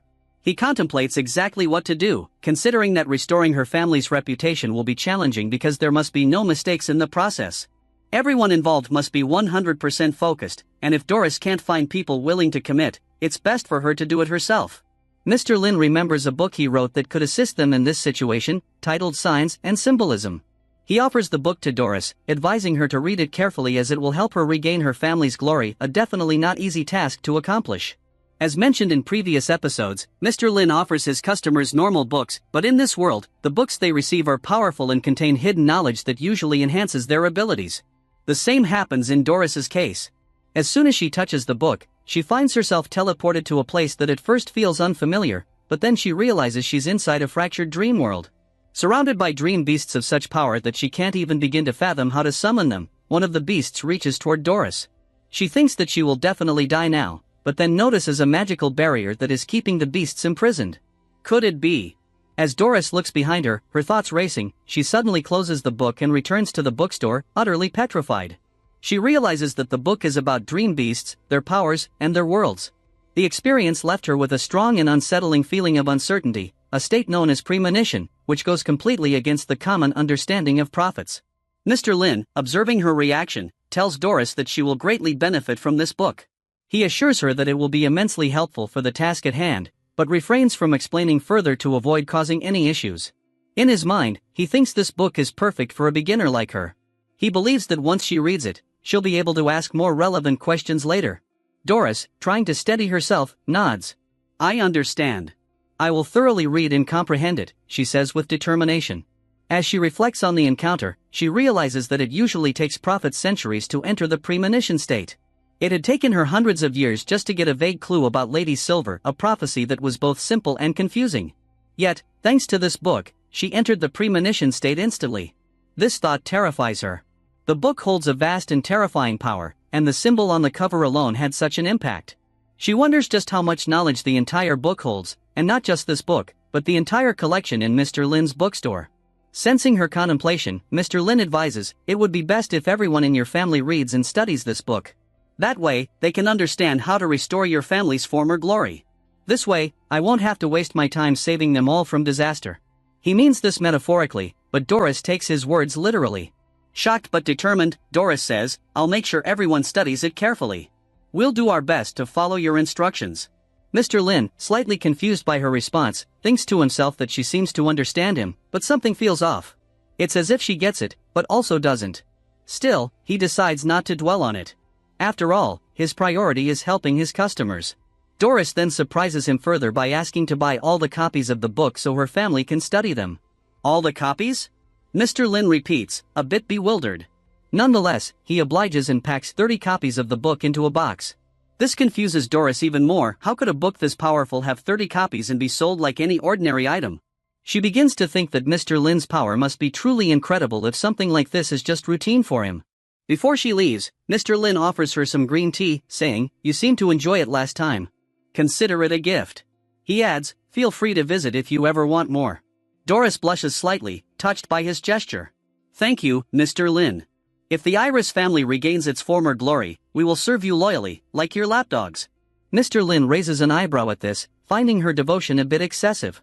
He doesn't quite understand why people feel so overwhelmingly grateful towards him, calling him a god or offering to be his servants, when all he does is lend them books and give some friendly advice. But he simply smiles and waves as she leaves. As Doris exits the bookstore, we see the ruins and rubble in front of the shop, the aftermath of the battle between Doris, Murphy, and the Truth Society from the previous episode. The Truth Society, the de facto police of this world, is on the scene investigating the destruction. Knight Joseph, a former Radiant Knight, stands there, livid at the sight of the devastation. His subordinate, Claudie, who had been mistaken for a boy rather than a girl, cautiously approaches, trying to calm him down. Sir, we shouldn't wander around here carelessly, Claudie says, looking around nervously. The Truth Society's forensic team is conducting research in this area. But Joseph, still fuming, ignores her words and starts shouting. The Truth Society let a black mage wreak havoc here, and now they're investigating it like it's just another case? This is the biggest joke of my life. His voice echoes across the rubble-strewn street. Claudie flinches at his outburst, as she always does, while Joseph continues to yell about the Truth Society's failure to prevent such damage. His frustration only grows as he vents his anger, pacing furiously. Nearby, 2 forensic specialists are working, analyzing the remnants of the battle. One of them clenches his fists, visibly annoyed by Joseph's shouting, muttering under his breath that he wishes he could throw a stone at him. His colleague calms him down, saying, "Don't waste your energy." Former Radiant Knight Joseph has always been short-tempered. "Focus on studying that rock, it's evidence." The 2 forensic workers freeze for a moment as they realize the tension between Joseph and the ongoing investigation. Despite the chaos, they know their task is far from over. As the 2 forensic workers realize that Joseph is standing behind them, they freeze, but Joseph remains surprisingly calm. "You should cooperate," he says, his tone even. "It's the fastest way to figure out what's happened here." Claudie, still shaken, tries to report, "We've received reports that the target of the Black Mage's attack was the bookstore. Should we go in to investigate?" Before he can finish, Joseph shoots him an angry look and yells, "No." The sudden outburst silences Claudie, who stammers, "But the Truth Society has already." Joseph cuts him off again, furiously shouting, "Recall them immediately." Nearby, another forensic worker is casting a spell, magical forensics. Locate mana traces, muttering to himself, he says, "These black mages are insane for using destructive level spells in a place like this." And before this, the Truth Society detected nothing suspicious in this area. We now learn that this man's name is George Bryan, a 24-year-old scholar working for the Truth Society. As he surveys the scene, George reflects that either the Black Mages had some way to bypass the Truth Society's surveillance, or there's a mole within their organization. He frowns, thinking that this fieldwork isn't really his expertise. He's a civil servant whose specialty is logistical support for alchemical tools. George glances at the list of the deceased. It includes several Black Mages, but most notably, the name Murphy, leader of the Scarlet Cult and a powerful destructive level mage. As George analyzes the situation, he theorizes, they were likely targeting someone or something that posed a threat to their operations. Maybe the target was the secret instrument tower or even the Truth Society itself. Murphy's Scarlet Cult has always been in conflict with these 2 organizations. He recalls that the Scarlet Cult had long been focused on finding the spawn of the magic mirror, a key objective for their nefarious plans. They had always managed to stay one step ahead of the Truth Society, either through teleportation or committing suicide to avoid giving out information. Murphy's most infamous method involved creating zombies with the coffin of eternal slumber, weak individually, but troublesome en masse. One possible reason for this attack, George thinks, could have been retaliation against a group of hunters known as Spider, whose leader, Miss G, used to work for the White Wolf clan and ally of the Scarlet Cult. What George can't wrap his head around is how Murphy, a destructive-level black mage, could have lost her life in this battle. She should have had a perfect plan. And then it hits him, this assault had a clear, specific target, the bookstore on 23rd Street. But why would the Scarlet Cult focus on an ordinary bookstore when their past battles were always with the Truth Society? His eyes narrow as he looks at the bookstore. There must be some hidden power within. It's too coincidental that so many powerful figures are drawn to this place. George decides to investigate, ignoring the warnings around him. As he approaches the bookstore, one of his comrades tries to stop him, reminding him of Knight Joseph's orders. George brushes him off, determined to uncover the truth. This bookstore looks completely normal from the outside, but it must hold a secret power, he mutters as he reaches out to open the door. Before he can touch the handle, a firm hand grabs his shoulder. He turns to see Knight Joseph glaring at him. "What do you think you're doing?" Joseph asks, his voice low and stern. "I'm investigating," George replies, unfazed. It's strange that all this happened right outside the bookstore. The person inside is suspicious, and they need to answer questions to help us figure out the truth. Isn't that what we're here for? Joseph's grip tightens slightly, and his voice drops an octave. It would be best not to go in there, for the sake of your sanity. George is taken aback by the warning. You don't need to worry about my sanity, he scoffs. I'm a scholar. Seeking truth keeps me sane, not the other way around. With a hint of defiance, he adds, and frankly, sir, that's an insult to my integrity as a scholar. I understand you're a destructive level knight and my senior, but you can't just question my sanity like that. George's face twists with a touch of mania as he stands his ground, daring Joseph to challenge his dedication to the pursuit of truth. Joseph feels a slight headache creeping in as he deals with the usual scholar stubbornness. It's always a hassle trying to convince scholars to do anything other than what they've set their minds on, he muses to himself. He briefly considers the drastic option of punching George in the stomach. But no, he thinks, I can't do that, not when the secret instrument tower relies on the Truth Society's alchemy tools. Joseph chuckles inwardly, thinking about what a ridiculous reason it is to hold back. He glances at Claudie and considers asking him to handle it instead. As if on cue, Claudie sneezes, someone must be thinking about him. Turning his attention back to George, Joseph tells him, this bookstore is classified as Class 1. George's eyes widen in shock. Class 1? Here in Noken, he exclaims, not expecting something of such high importance in this seemingly quiet area. Joseph nods and explains that the Secret Instrument Tower recently classified the bookstore but hadn't yet updated the Truth Society's database. The owner of this bookstore is assisting my tower, Joseph adds, before pointing a finger at George with a more threatening tone. And I think the owner wouldn't appreciate being interrogated by someone like you. This sends a shiver down George's spine. He internally questions how the Truth Society, with its vast surveillance network, could have missed something so powerful. After all, their surveillance was built by the worldly wisdom himself. Still, he tries to steady his nerves as Joseph continues. Do you think I'm lying? Joseph challenges. Just hours ago, a black mage activated a destructive level spell here, and the Truth Society didn't detect a thing. It was the bookstore's owner who stopped it, not your surveillance. Even my tower managed to get to the crime scene before the Truth Society did. Maybe you should investigate your own system before accusing others. Before George can respond, the door to the bookstore swings open. Both men turn, startled, to see Doris step outside. George is immediately struck by her presence. An elf? What would an elf be doing in Noken, he wonders. Joseph, on the other hand, feels a wave of confirmation wash over him. I was right, he thinks, recalling how he had always suspected Mr. Lin of being more than human. An elven visitor confirms it, Mr. Lin can't be human. No way. Joseph also remembers that he still hasn't returned a book to Mr. Lin and briefly thinks about the sword Candela finding a new owner. Doris notices George and coldly asks, what is an ordinary human doing in front of my master's bookstore? Her words send a chill down George's spine. He quickly realizes that only the 4 original witches could hold such authority over an elf. His scholar's mind races. Could this bookstore house a dream world with one of the original witches inside? Doris's tone grows darker as she addresses George. My master's favorite person also represents his will, she says ominously. The Truth Society is becoming more insolent. Is it because my master is so kind that you dare show such ignorant bravery? As she speaks, a terrifying aura of murderous intent surrounds her. Her face is contorted in rage, her eyes burning with fury. Is this what gives you the courage to even glance at my master? She demands, her voice dripping with malice. George is completely paralyzed with fear, on the verge of tears. I should have listened to Joseph, he thinks, regretting his decision to defy the knight's warning. Now, he finds himself face to face with an enraged elven prophet of destructive level power, unable to think or move. Sensing the danger, Joseph quickly steps forward, bowing slightly. My lady, please forgive him, he says with respect. He meant no offense. Brian was simply trying to fulfill his duty and report what happened here. Joseph continues, appealing to Doris's sense of reason. Your master is so kind and forgiving. He wouldn't mind the ignorance of a scholar. His words have the intended effect. Doris's rage begins to subside. Calming down, Doris explains what happened.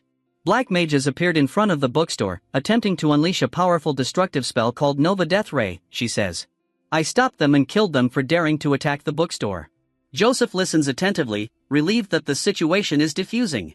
Meanwhile, George is still trembling, reflecting on how close he came to losing his life for his arrogance. Joseph ponders Doris's words and reflects that what she's saying makes perfect sense. Mr. Lin must have done something truly extraordinary to draw such a strong reaction from the Scarlet Cult, he thinks. After all, their operation to hatch the spawn of the magic mirror was in its final stages, and yet they chose to target Mr. Lin's bookstore instead. He's so powerful that he didn't even need to handle them personally, he sent his subordinate to take care of it, Joseph muses. This further solidifies his belief, Mr. Lin is on our side. Curious, Joseph turns to Doris and asks, in your opinion, why would they target the bookstore? Doris shakes her head slightly, her expression neutral. I have no idea, she replies.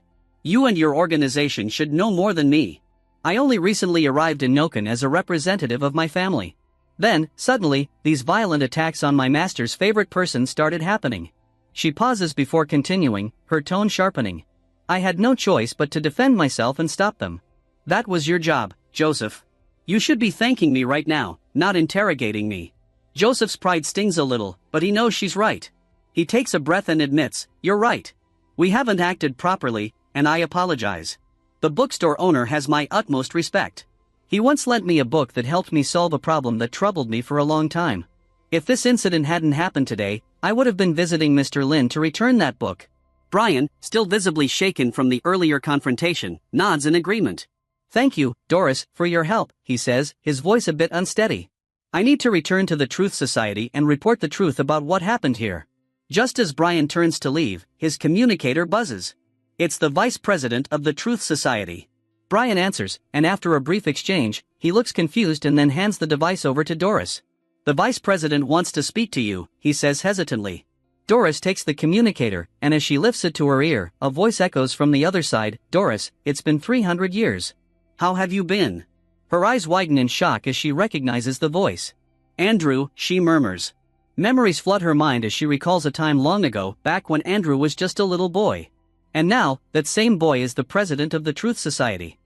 The scene shifts to 300 years ago, in a village where the Iris family, Doris's family, used to live. A few young elven girls gather around Andrew, expressing their sadness that he's leaving, asking him to stay a little longer. Andrew responds with a charming smile, telling them that although he doesn't want to leave either, he must continue his research for the Truth Society. He thanks them for all the useful knowledge he gained from them but explains that he has no other choice but to go now and hopes they understand his situation. He then glances at them, his expression softening, and says that no matter how many years pass, he will always remember their elven beauty. He strokes the face of one of the young elven girls, telling her that it's a shame he won't be able to admire such a cute face whenever he pleases. If given the chance, he says, he would have unforgettable experiences with her. The girl blushes furiously, telling him he shouldn't be acting like this in front of everyone. Andrew pulls her close and hugs her, causing her to become even more flustered. Suddenly, Doris appears, scolding the girls and telling them to stop bothering their guest. The girls quickly run off, leaving Andrew blushing and turning to greet Doris. She asks if he is returning home today, and Andrew, trying to regain his composure, inquires if Doris has completed another prophecy. Doris nods, explaining that she's working on an important prophecy related to her family. She adds that such large prophecies take time, but elves have the luxury of time due to their long lifespans. She tells him that to receive her master's blessing, she needs guidance from her master or her master's favorite people, and she is determined to accomplish this, no matter how long it takes. Andrew, looking confident, assures her that he will help in any way he can, including seeking the Truth Society's assistance.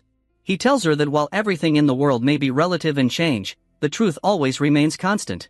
He promises that in a few hundred years, he will become an influential figure in the Truth Society and will always be there to help her if she needs him. Doris smiles and pats Andrew's head, causing him to blush intensely. She laughs and explains that while many think elves are prideful and don't cooperate with other races, they hold those they admire in high regard due to their long lives. She tells him that not many things are worth remembering, and Andrew, slightly disheartened, thinks to himself that this is why she doesn't remember. Doris interrupts his thoughts, commenting that touching his hair brings back nostalgic memories, reminding her of when she last stroked it when he was a small boy. Andrew, embarrassed, protests that it was a long time ago and begs her to stop treating him like a child. Doris laughs and teases him, saying that if he wants her to see him differently, he'll need to give her a reason. She tells him that this time, she will store his name deep in her memory until her body fails her. She asks for his name, and just as young Andrew begins to say it, the scene transitions seamlessly to the present, where Andrew is on the phone with Doris, who finishes the sentence by saying, Andrew. He closes his eyes and replies, It's been quite some time, Lady Doris. We transition to a giant dragon skeleton positioned in front of the Truth Society's headquarters. Inside Vice President Andrew's office, two men are playing chess. One of them comments on the surprising re-emergence of the Iris family after losing its former glory. This man is introduced as Walter Leonard, Chief of Alchemy. Leonard teases Andrew, suggesting that a crush from his youth has returned, but remarks that Andrew, no longer young, missed his chance. Despite being able to have any woman, he never got the woman of his dreams. The other man playing chess teases Leonard, warning him to watch his words or he might face a pay cut. He adds that even though Andrew is older now, he is still the most desirable man among the noble ladies in the Central District, leaving Leonard speechless and jealous. Leonard then comments, after 300 years, who knows if that popular guy has had a change of heart, to which the other man replies, we should change the topic. Someone recently took on a mission to find and hunt down Old Wild, so the Truth Society will be spending a lot of money soon. The other man's name is Raoul Fige, Chief of Mechanics in the Truth Society. Leonard is shocked. Someone took a bounty on Old Wild? No one's cared about him for hundreds of years. Leonard yells, Old Wild is dangerous. He's a destructive level black mage. Whoever took this mission is out of their mind. They're asking to get themselves killed. Raoul replies with a smirk, Leonard, you need to take your head out of the lab once in a while. keep up with new events. He continues, it's no surprise no one's taken the mission before. Dealing with evil like Old Wild is usually the responsibility of the secret instrument tower. And with Old Wild being a destructive level black mage, who would dare take him on? Not even a Radiant Knight, let alone anyone else. Even Old Wild's biggest rival, Joseph, didn't accept the bounty. Leonard nods, that makes sense. If the mission went wrong, it would be a disaster. Plus, destructive level knights are usually rich enough not to need the bounty money. Just then, we cut to Joseph, who sneezes because someone is talking about him. In this world, it seems everyone has to sneeze when mentioned. Back to the story, Raoul tells Leonard that his messy research project will face delays because every department in the Truth Society is facing budget cuts due to the large bounty placed on Old Wild. Leonard, offended, retorts, messy? If my research is messy, then your mechanics project is pointless. We could have already had a working choke collar invention if you hadn't wasted time on figuring out how to wash hair upside down. Not to mention, only the interrogators from the secret instrument tower would even buy these tools. The president should have pulled funding from these mechanics projects ages ago. Raoul replies coolly, those inventions are my subordinates' work, but I'll pass along your feedback. Leonard grumbles, no need. He then refocuses on their chess game, but after glancing at the board, he realizes something is off. You've been distracting me to cheat, haven't you? He accuses Raoul. Raoul awkwardly laughs, even though you falsely accuse me, you're still my best friend. Their playful banter continues until Raoul mentions, by the way, my clay idol is in its final stage. Once I acquire the Philosopher's Stone, I'll be able to complete it. Raoul thanks Lady Doris for helping locate the stone, saying it's hidden in the coffin of eternal slumber. This stone is far more powerful than anything your alchemy could ever produce, he teases. Leonard fires back, I've heard that final stage excuse too many times. Every time, it ends with a failed report and a request for more funding in time. Raoul defends himself, saying, that's only because the Philosopher's Stones you provided weren't pure enough. Leonard smirks, no, it's because your skills are lacking. Their back and forth continues like children arguing until Leonard asks, who actually took the bounty on Old Wild? Raoul responds, this time, it wasn't a destructive rank. It was a petrifying level hunter. The scene transitions to a man slaying demons on the streets of Noken.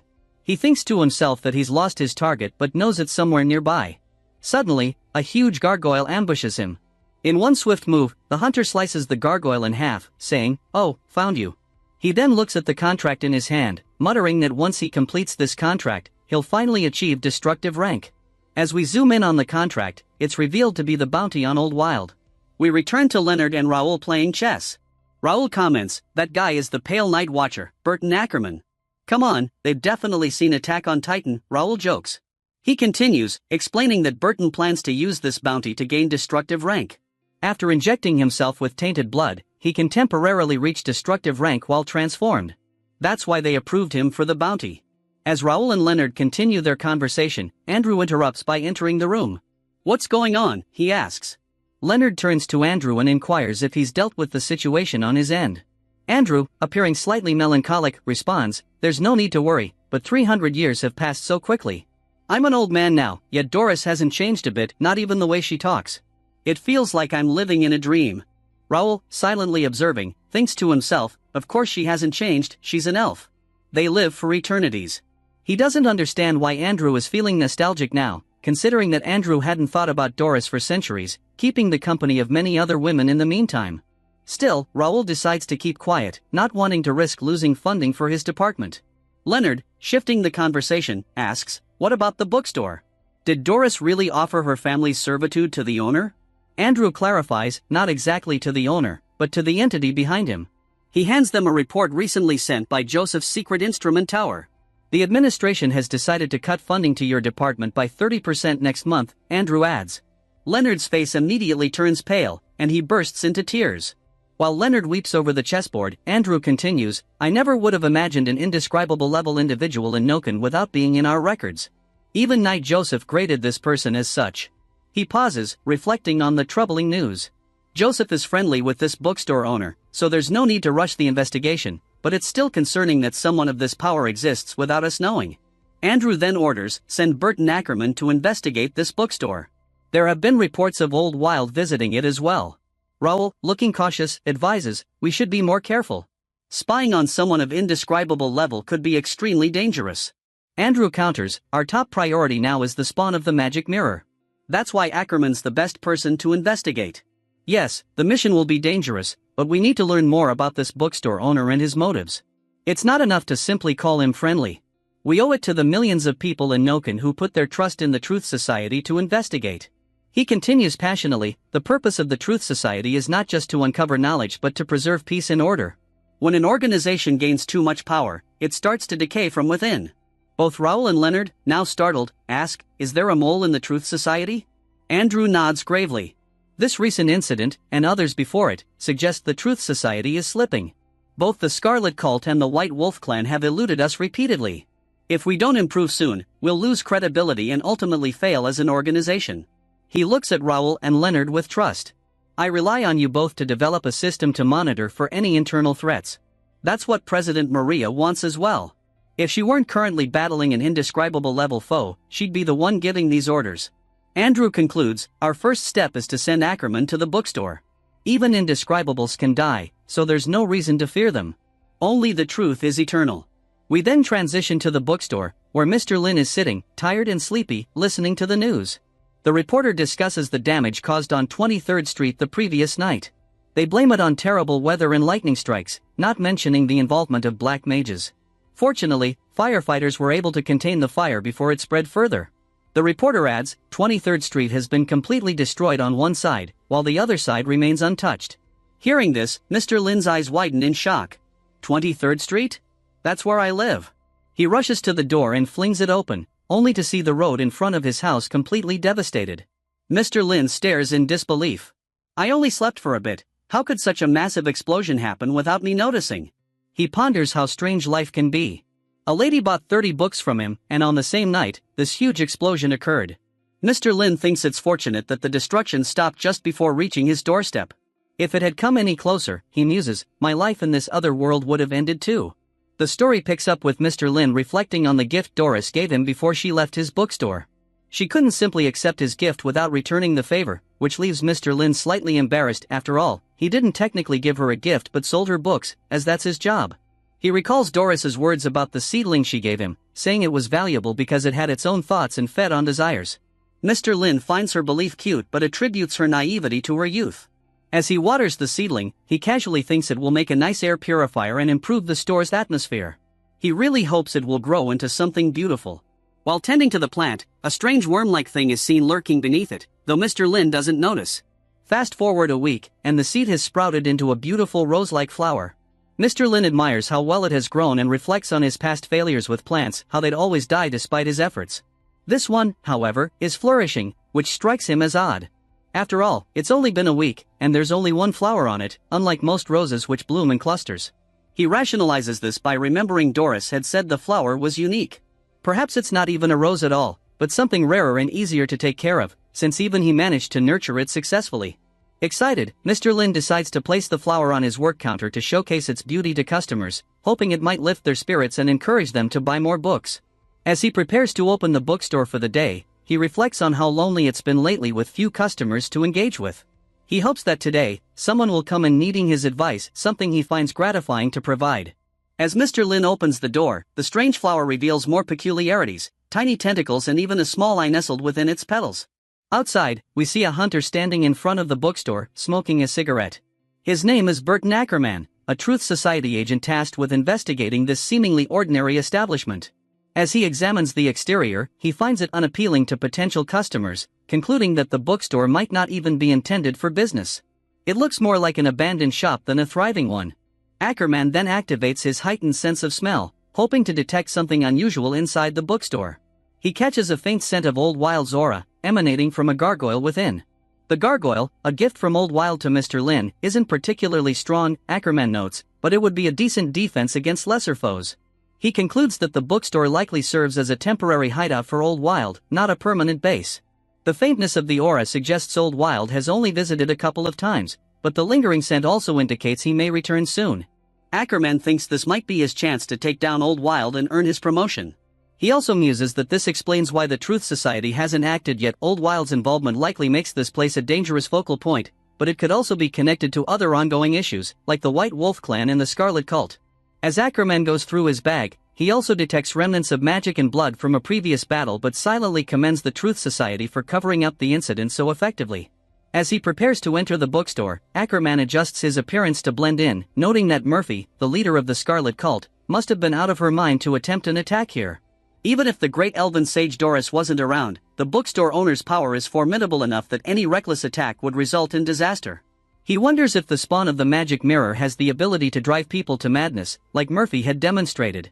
With these thoughts in mind, Ackerman steps toward the door, ready to investigate the enigmatic bookstore. Ackerman, a seasoned hunter with a reputation for caution and patience, steals himself outside the bookstore.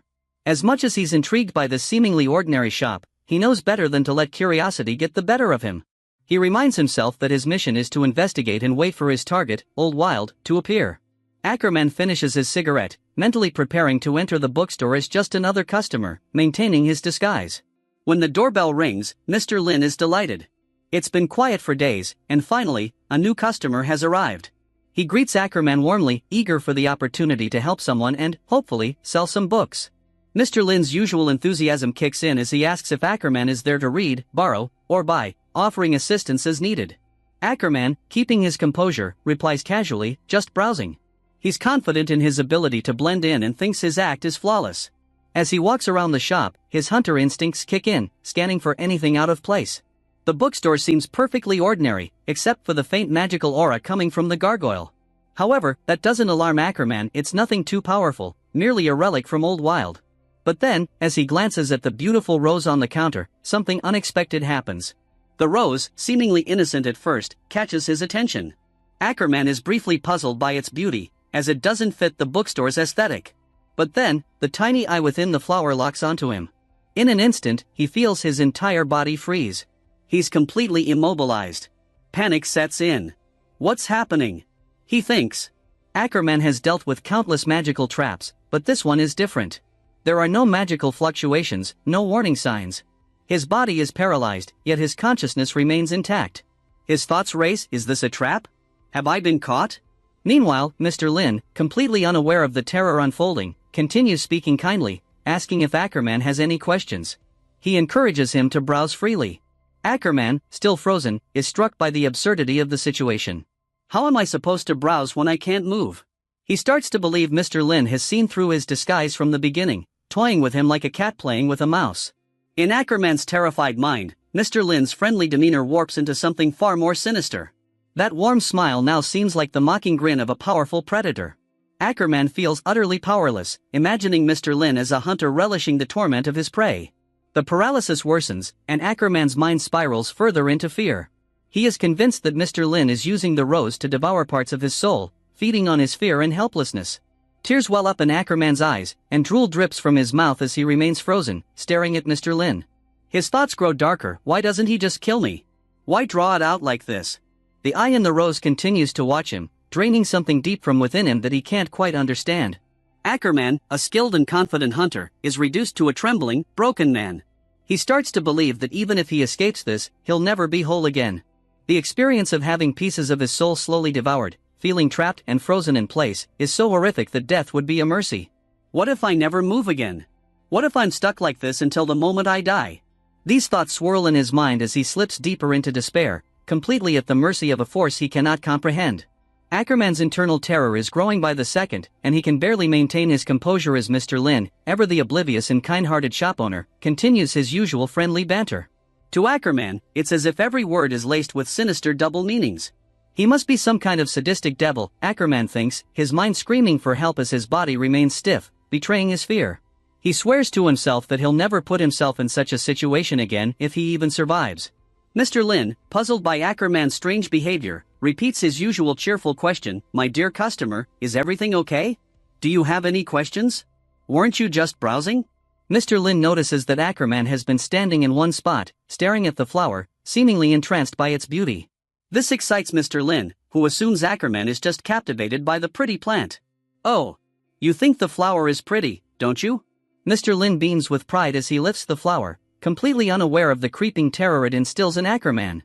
With the flower no longer directly in his gaze, Ackerman suddenly regains control over his body, feeling a rush of relief.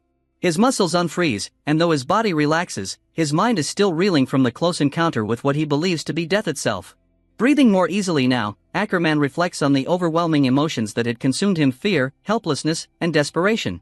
Is this what it feels like to flirt with death? He wonders. As he steals another glance at the flower, those tiny eyes and writhing tentacles make his skin crawl again. Fighting to control his shaky voice, he manages to stammer, yeah, the flower is pretty.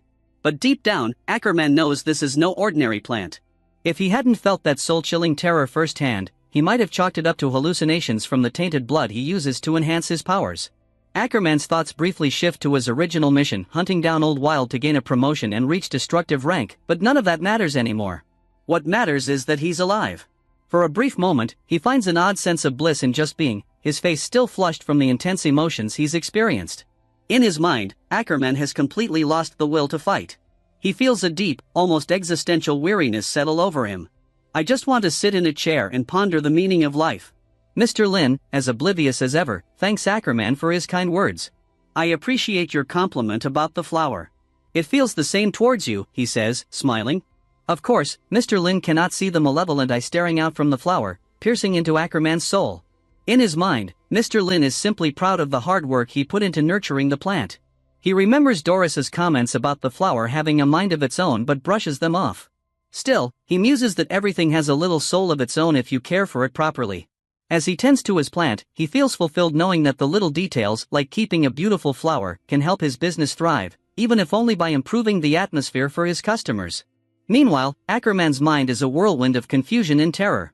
He can't understand what's happening or why Mr. Lin treats the monstrous flower so casually. Is he toying with me? Ackerman wonders. He begins to see Mr. Lin not as a human, but as something far more powerful, perhaps even more dangerous than the flower itself. In his eyes, Mr. Lin's calm demeanor only confirms that the bookstore owner is a higher existence, maybe even above an indescribable level. Ackerman, trembling, forces himself to speak. I can see you've put a lot of effort into the flower. I'm just telling the truth. The words come out almost mechanically as his mind races. He begins to suspect that the Truth Society already knows what's happening here, that they sent him on a suicide mission just to confirm what they already suspected. An Old Wild? Ackerman now believes the legendary figure doesn't use this place to hide, but to make offerings to this far greater power, which he now believes Mr. Lin to be. As Ackerman's panic reaches a fever pitch, he decides to make his exit. It's getting quite late, I don't want to bother you any longer, he says, trying to sound polite but his voice betraying his fear. He desperately hopes Mr. Lin will let him go, unscathed. Mr. Lin, concerned by Ackerman's pale face, innocently replies, My dear customer, you look a bit sick. Do you want to rest for a bit? I have a chair here for relaxing and chatting. Mr. Lin gestures to the chair, genuinely trying to be helpful. He can't understand why Ackerman seems so tense. To Ackerman, this is a nightmare. He knows I'm trying to leave. He must be angry that I complimented the flower to lie. His thoughts spiral out of control. He stammers, and no. I'm fine, trying to refuse politely while internally praying he can escape. Mr. Lin, ever the thoughtful host, responds, Don't force yourself. You should rest if you're feeling unwell. In his mind, Ackerman is simply too proud to admit he's not feeling well, leading Mr. Lin to misunderstand the situation entirely. Mr. Lin's genuine concern for his customers leads him to attempt an analysis of Ackerman's situation, though, naturally, he completely misunderstands everything. Mr. Lin, in his well-meaning but completely oblivious way, tries to offer solace, thinking that Ackerman must be another overworked, stressed-out man struggling with his midlife crisis. He assumes Ackerman's stress stems from a nagging boss and mounting responsibilities, probably a common 9-to-5 worker nearing his mid-30s. People like him are perfect candidates for Mr. Lin's soul-healing advice, or as Mr. Lin likes to think, steering them in the right direction. To Mr. Lin, Ackerman's stiff and nervous demeanor is just a sign of repressed emotions, so he warmly suggests, Don't worry. Just sit down. There's no one else here, so no one will know what happens. What Mr. Lin intends is comfort, reassuring Ackerman that no one will judge him for showing vulnerability only fuels Ackerman's growing fear. To him, those words are a veiled threat. No one will know what happens here. His mind races. Is this a warning?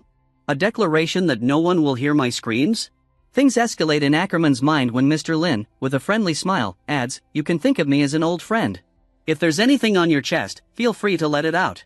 In Mr. Lin's mind, he's just being a good listener, but as he makes a slightly awkward, intense face, thinking he's being insightful and empathetic, Ackerman reads it as something far more sinister. He wants me to open up, or else.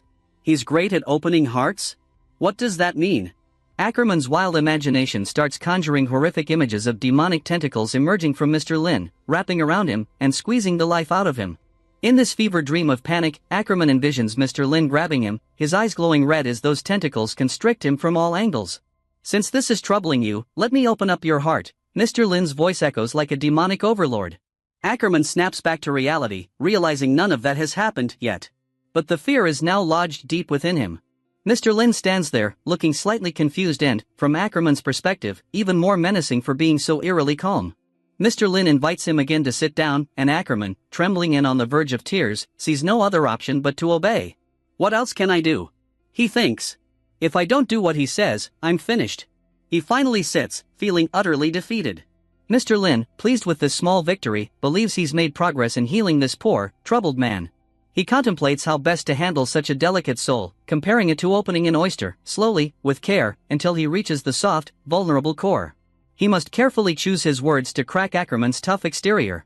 Meanwhile, Ackerman, sitting across from him, thinks Mr. Lin's gaze is predatory, like a chef preparing to feast on a meal. Every word Mr. Lin says sounds to Ackerman like a prelude to his demise. Before Ackerman can even begin to explain himself, Mr. Lin interrupts, smiling kindly, "It's okay if you don't want to talk right away. Maybe you're just pushing yourself too hard?" Mr. Lin uses the phrase casually, thinking it's a safe way to probe into Ackerman's emotions, but Ackerman's heart skips a beat. Pushing myself? How does he know?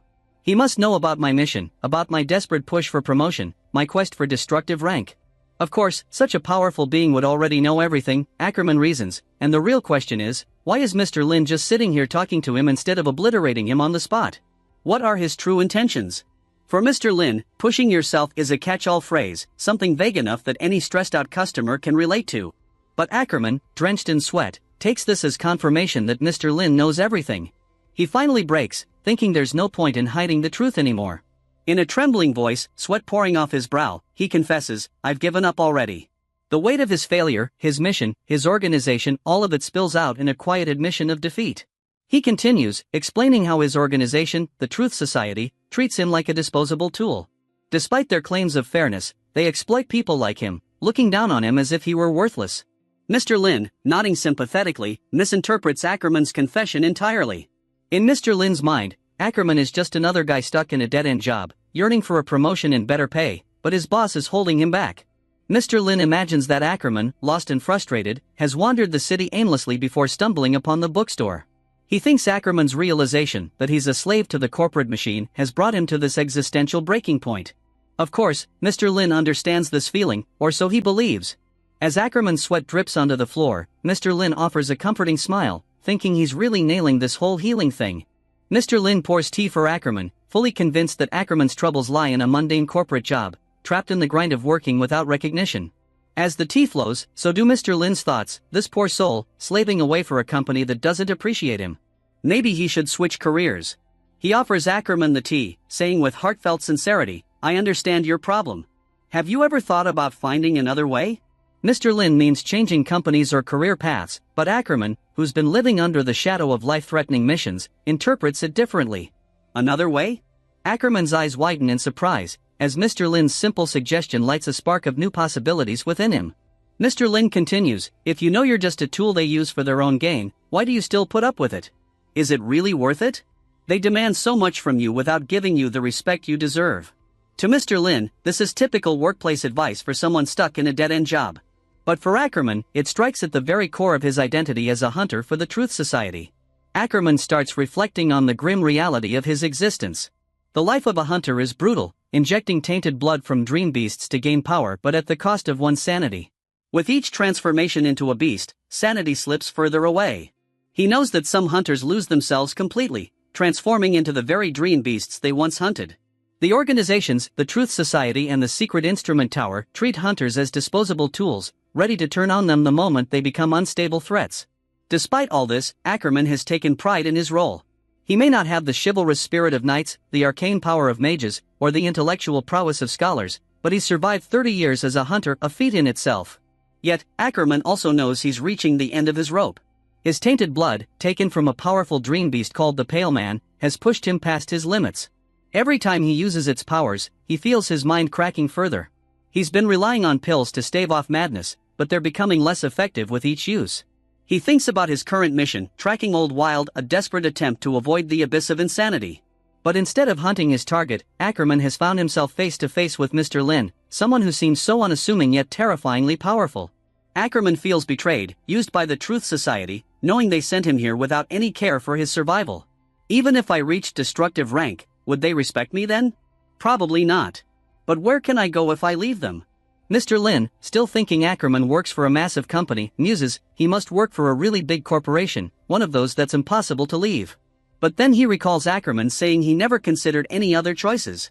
Why? What's holding him back? With growing curiosity, Mr. Lin asks, do you really think your company is the ultimate authority? Is it really impossible to leave them and find something else? His words, intended to prompt a career change, resonate deeply with Ackerman in an entirely different way. He begins to consider his future and the future of those like him, people forced into lives of servitude and expendability. Mr. Lin adds, I don't want to scare you, but I hope you'll make the right decision. These words push Ackerman over the edge, igniting a fire within him. He suddenly feels motivated like never before, shouting, you're right. I need to find my own path, use my strength to control my future. It doesn't matter what these authorities say. Ackerman's transformation is immediate. He no longer feels bound by the Truth Society. His pride as a hunter swells, and he realizes that he can prove himself without their oppressive control. The hunter within him awakens, ready to carve out his own destiny. He no longer cares for the rules that have been binding him. I don't need the Truth Society to define me.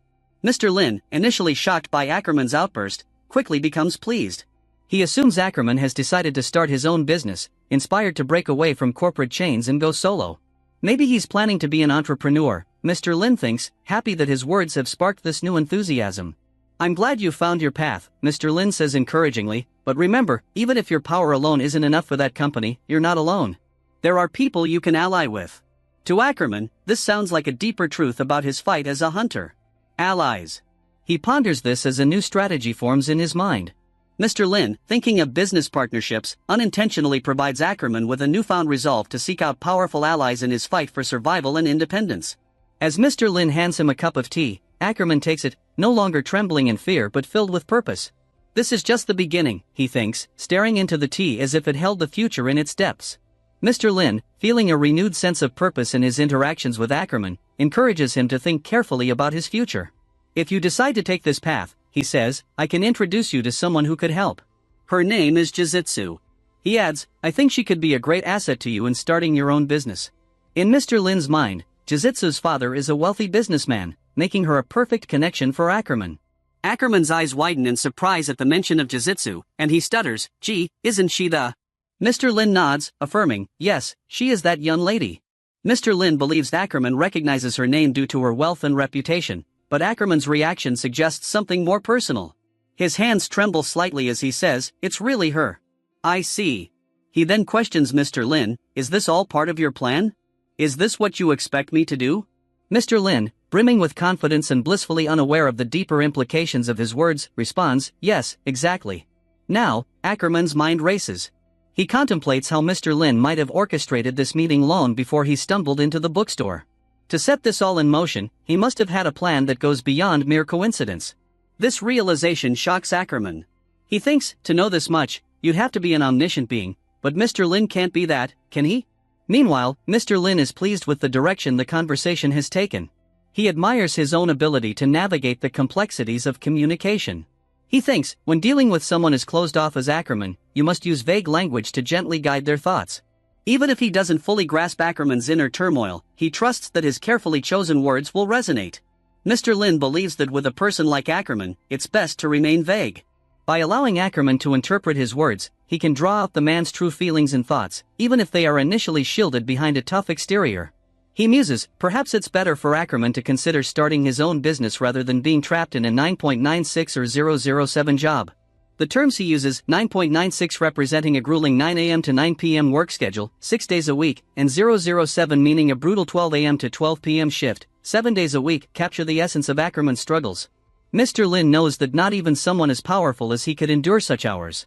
He continues to think that it would be wise for Ackerman to take this leap toward entrepreneurship, freeing himself from the shackles of his current job, where he faces constant bullying and stress. Yet, Mr. Lin acknowledges that the choice ultimately rests with Ackerman. However, Mr. Lin also understands the challenges ahead. Transitioning from being a corporate slave to owning a company is fraught with difficulties. There's a need for time, money, and a well-thought-out plan. He knows how crucial it is for Ackerman to shed his worries to fully focus on starting his new venture. In that moment, Mr. Lin decides to offer some motivational words to uplift Ackerman and also to keep him engaged as a customer. He recalls that even if Ackerman's startup doesn't succeed, he won't be left jobless, thanks to Ms. G. With connections like her, Mr. Lin thinks he'll have a safety net. He remembers that Ms. G's family owns Low Resources, one of the largest companies in Nakan, which has a monopoly over all mining in the lower city district and partial ownership of nearly all major companies in Nakan.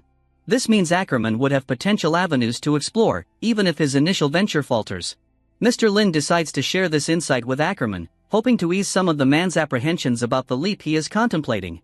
You know, Ackerman, he says thoughtfully, Low Resources has connections all over Nakan.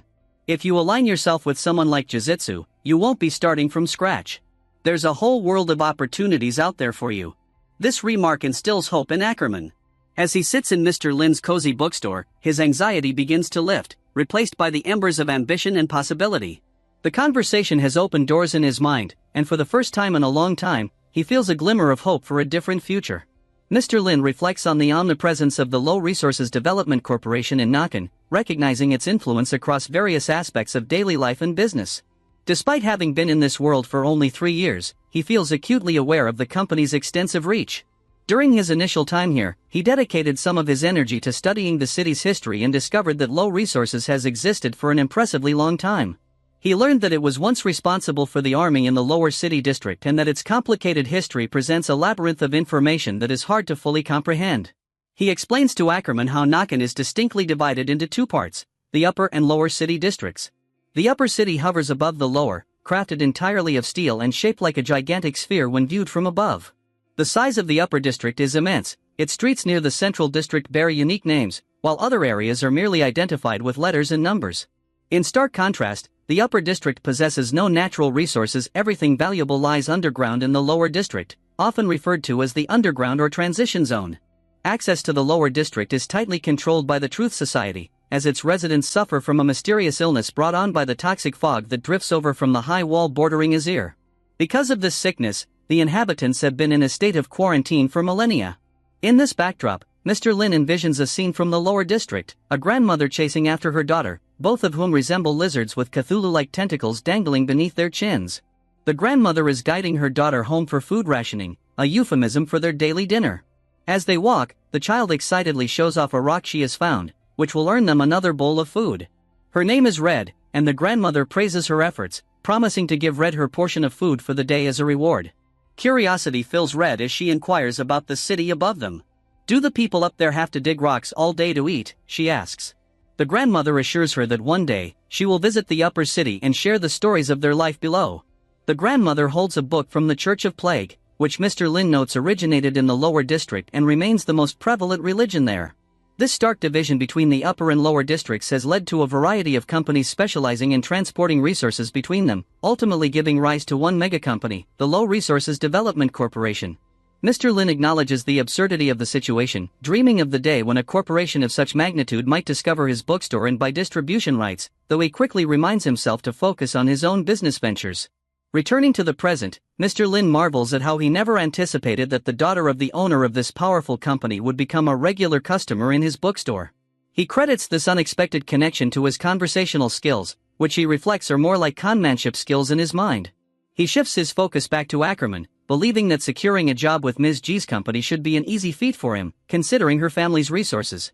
Ms. G will likely be able to help you, Mr. Lin reassures Ackerman.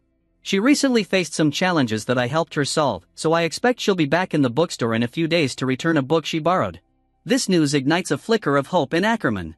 With the prospect of a connection to such a powerful figure, he feels a renewed sense of motivation, believing that his ambitions of independence and entrepreneurship might finally be within reach. Mr. Lin, satisfied with the progress he has made in guiding Ackerman's thoughts, feels a sense of fulfillment in nurturing this budding relationship. Ackerman's mind races as he connects the dots, remembering the tumultuous history between the Scarlet Cult and the White Wolf Clan. The decisive battle where the White Wolf Clan suffered a devastating defeat at the hands of Ms. G and her hunter group, the Spider, suddenly makes perfect sense. He recalls how the loss was so catastrophic that they sacrificed their second-in-command, Casper, just to ensure the escape of Helix, their leader. The unexpected surge of power Ms. G displayed during that battle seems tied to her newfound alliance with Mr. Lin, the bookstore owner. It dawns on Ackerman that Mr. Lin's assistance likely contributed to her strength, enabling her to secure victory. With this realization, Ackerman contemplates Mr. Lin's intentions. He presumes that Mr. Lin aims to destabilize the Truth Society by inciting conflict, perhaps even forming a coalition of hunters to rival both the Truth Society and the Secret Instrument Tower. The thought sends a thrill through him. If Mr. Lin succeeds, it could entirely upend the existing order. Yet, he feels a strange sense of luck in being chosen as a pawn in this grand scheme. As Ackerman reflects on how Mr. Lin had used the flower earlier to extract his deepest desires, he acknowledges that the motivation to earn the Truth Society's approval has evaporated. Despite the danger that this new path entails, he is oddly excited, recognizing his willingness to embrace the chaos ahead as a kind of madness. His musings are interrupted when he inquires about borrowing books from Mr. Lin. The bookstore owner flashes a grin, clearly pleased to have captivated another customer. "I wanted to suggest some books for you," he replies, sensing the potential for Ackerman to learn and grow. He presents a book titled Starting a Business with Zero Capital, emphasizing its relevance to Ackerman's current situation. The moment the title registers, Ackerman recalls Ms. G borrowing a book from Mr. Lin, which had evidently helped her unlock new powers. The implications begin to swirl in his mind, a sense of dread creeping in as he wonders if all the books in this library contain forbidden knowledge capable of granting extraordinary abilities. Mr. Lin interrupts his fearful contemplation, offering Ackerman the book as a tool for self-discovery and empowerment. "This will help you find a new path," he reassures him, adding that he will no longer be treated as a mere tool but instead will reclaim his dignity and respect. As he presents the book, its true form is revealed: Void Sacrifice. Ackerman's surprise grows as he reaches for it, opening it to unveil a portal to a different dimension. The world around him becomes a vast, oppressive blackness. Void monsters slither in the shadows, and an acute pain jolts through his chest, manifesting as a gaping hole. The void entities swarm around him, consuming every inch of space. Panic grips Ackerman as he slams the book shut, trembling in fear. Uncertain whether he experienced a hallucination or a glimpse of reality, he feels lingering traces of the void within him. He realizes that the void creatures have become aware of his presence. "So this is the new path," he mutters, his voice laced with trepidation. Mr. Lin confirms this, encouraging him to seize the opportunities before him. "If there's no risk in business, anyone could do it," he says, adding that this book contains wisdom from those who have successfully navigated this treacherous journey. To Ackerman, however, the phrase takes on a darker significance, as he associates these successful individuals with the void entities he just encountered. Ackerman's mind races with the implications. He understands that if he's connected to the void now, he can potentially communicate with these beings at will. If he can offer them worthy sacrifices, perhaps he could harness their power. The prospect both excites and terrifies him, as he stands at the precipice of a new reality, unsure of where this path might lead. Mr. Lin's words echo in his mind, hinting at a transformative journey that will either elevate him to unimaginable heights or plunge him into chaos. Ackerman stands at the threshold of the bookstore, a sense of purpose igniting within him as he processes the weight of Mr. Lin's teachings. The notion that he might receive blessings and gifts from the void beings dances tantalizingly in his mind. However, he understands that these gifts are contingent upon the mood of these enigmatic entities, and catching opportunities will require a keen awareness of when to reach out for their favor. The concept of timing suddenly seems critical. He realizes that the path ahead is not just about ambition but also about being attuned to the shifting whims of powerful forces. He marvels at the thought that these void beings are beyond comprehension, their power unfathomable. The idea that Mr. Lin can access their gifts at will suggests an extraordinary mastery of their realm. Ackerman feels a deep gratitude welling up inside him as he thanks Mr. Lin for imparting such valuable lessons. Mr. Lin nods, a knowing look in his eyes. "This journey will be long and fraught with challenges," he cautions. "You must be strong, not just mentally but in all aspects. Being opportunistic alone won't suffice." Ackerman absorbs this wisdom, recognizing that he will need to cultivate resilience and adaptability alongside his ambition. "I'll do my best and won't disappoint you," Ackerman promises, bowing deeply in respect. As he steps out of the bookstore, he can't shake the feeling of honor that accompanies his new role as a pawn in Mr. Lin's larger game. The thought of being associated with someone so selfless and magnificent fills him with a mix of excitement and trepidation. As he walks away, Ackerman reflects on how his perspective has shifted. Once a mere cog in the relentless machine of the Truth Society, he now sees the potential for a life defined by his own choices and desires. Mr. Lin's influence looms large in his mind, and he vows to harness the lessons learned today. Inside the bookstore, Mr. Lin exhales a satisfied breath, watching Ackerman depart. He smiles, knowing he has guided another lost soul toward a new path. He feels a sense of fulfillment in his role as a mentor, believing that with each person he helps, he is subtly shifting the balance of power within Nakan. "Come back again," he calls after Ackerman, the words lingering in the air. He turns back into the warm, dim light of his bookstore, a place where knowledge and power intertwine, and where destinies are rewritten. In this space, Mr. Lin continues his silent work, ready to offer more wisdom to those brave enough to seek it. The weather remains dreadful, with relentless rain pouring down as we are introduced to a sprawling, opulent mansion Egg Manor, situated on a secluded island near Nakan. Through one of the windows, we glimpse the interior where Ms. G resides. The scene transitions into her bedroom, where she appears to be performing a peculiar ritual. She compresses ash inside a special bowl, carefully stamps a seal into it, then sprinkles incense powder over the top. As she lights it, the room fills with a fragrant, soothing aroma, revealing it to be a form of candle. With the scent now lingering, Ms. G dons her reading glasses and gloves, preparing to dive into a book gifted by Mr. Lin. She slowly lifts the first page, but as she does, dark purple energy begins to emanate from the book. Unbeknownst to her, a sinister black mass begins forming behind her as she reads, completely unnoticed for now. Outside the mansion, security guards stand guard in the downpour, their expressions serious. A car approaches, and the butler hurries out with an umbrella in hand. A man steps out of the vehicle, the guards bowing respectfully as he does. This is her father, one of the wealthiest men in Nakan. He murmurs something to his servants as he makes his way inside.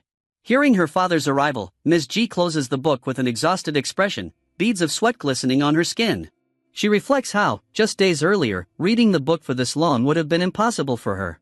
But now, she's mastering the control of her body, growing more powerful with each turn of the page. Her sweat-soaked chest is proof of the intense energy flowing through her as she realizes she can now control the growth of every hair follicle on her body, both inward and outward. The effort is excruciating, but with practice, she knows it will get easier. However, the most exciting revelation for her is how close she has come to gaining full control over the dream beast inside her. She is on the verge of becoming a mage of unimaginable destructive power. And it's all thanks to Mr. Lin, whose guidance has allowed her to unlock a new level of strength. She reflects on how this favor he granted her surpasses merely controlling the tainted blood coursing through her veins. In her mind, blood and spirit form the foundation of life, and controlling that flow is what generates magic in ether. Ms. G understands now that to harness the power of the dream beast within her, she must gain mastery over her own blood. As she contemplates how to repay Mr. Lin, she concludes that she must grow even stronger, advancing her rank and capabilities. So far, she's only learned to control the blood within herself. But if she could gather tainted blood from a wider variety of dream beasts, her power would multiply exponentially. Her thoughts turn to her long-term goals. She knows this is just the beginning, that the strength of hunters, those who possess tainted blood, has no limit. Beyond physical power, their abilities could translate into significant political influence. Her ambition is for hunters to rival the most dominant factions in society, such as the Truth Society, the Secret Instrument Tower, and the various churches. But Ms. G also understands that she can't accomplish this alone, she'll need allies to expand their influence. Until now, she hasn't shared her plans with anyone, wary of losing control while shapeshifting into her beast form. But having proven that she can maintain control even while transformed, she feels ready to move forward. The time has come for the hunters to rise, she thinks. This book will become their gospel, and Mr. Lin will be their guide into the future. Cut to Mr. Lin, casually tending to a rather terrifying-looking flower in his bookstore, which, despite its ominous appearance, looks oddly cute now. He enjoys a rare, peaceful day. Back in the mansion, Ms. G hears footsteps on the stairs. Quickly, she hides the book in a drawer just as a knock sounds at the door. It's her maid, announcing that dinner is ready. Ms. G exits the room, heading down to join her father. In the hallway, she smiles at him and asks if he has any business to discuss with her. We learn that her father's name is G. Bonon, though it seems G is a family name. We'll continue calling her Ms. G for simplicity. Bonon, her father, asks her to chat with him for a while. She remarks that chatting isn't usually his style, to which he replies that despite everything, he's still a father who wishes to have dinner and talk with his daughter. As they enter the vast dining room, a sense of anticipation hangs in the air. Ms. G raises an eyebrow, remarking how if she truly believed this dinner was just a casual affair, she'd be underestimating him. Someone as secretive as you doesn't arrange dinners just to chat, especially when you rarely eat at home or send maids to summon me unless there's more behind this. Her father, Bonon, acknowledges her observation with a small smile. You've grown, he remarks. Ms. G, slightly caught off guard, responds, Oh, you really just wanted to talk? Her surprise mirrors his own as they settle into the conversation. Bonon looks at her for a moment before speaking. Despite how much you've matured, in my eyes, you're still that young girl. But I admit, your growth has surprised me. He pauses, adding, as an adult, you have the right to make your own choices, but as your father, it's still my duty to offer advice when needed. Ms. G, intrigued, asks, and what advice would that be? Cutting into his meal, Bonong continues, I've never questioned what you do, despite knowing that both the White Wolf clan and now the hunters are mere tools, manipulated by greater powers. His words linger, hinting at his own involvement. I assigned Kay and Max to watch over you, thinking that would be enough. But things have changed now. You represent our company when you stand before others. Do you understand the weight of that? Ms. G smirks confidently. I do. Her father's demeanor shifts, he slams his knife down, his anger flaring. If you truly understood, you wouldn't act so recklessly. His voice rises in frustration. Ms. G's expression hardens, her tone turning serious. I understand perfectly, she says, and that's why I'm talking to you now. You've probably seen my planner, which is why you called me here, isn't it? She adds, I wrote that intentionally. Bonong is visibly taken aback, his voice tense. You wrote it on purpose?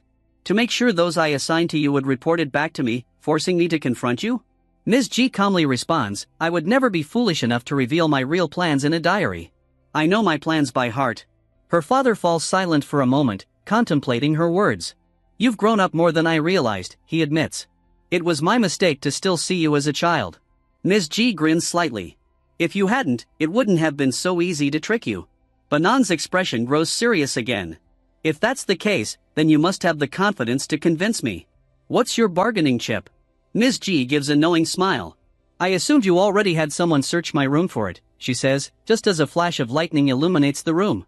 Surprised once more, Bonong asks, how did you know? Ms. G's smile widens. She knows she's caught him off guard. You might as well give up, she says, laughing softly. You'll never find what you're looking for. As she speaks, ethereal, transparent magic tentacles emanating from a giant eye begin swarming around the mansion, barely noticeable but present. She continues, everything in this mansion is bound by my iron will. If you truly want to know my plans, I'll show you. With one hand, Ms. G reaches behind her back, and as we watch, her back opens up, exposing her spine. She pulls out the book Mr. Lin had given her, literally from within herself. Another crack of thunder follows. This, she says, holding the book up, is my bargaining chip. Now, we shift focus to Bonong, learning more about his immense power and influence. He is a renowned figure in Nakan, as famous as Bruce Wayne or Tony Stark in our world. His vast wealth and strategic alliances with leaders of organizations like the Truth Society, the Secret Instrument Tower, and various churches have ensured his dominance. He's known for his ability to handle every situation with calm precision, never losing his composure, and Lao Resources, the company he controls, has a monopoly on mining in Nakan's lower city district.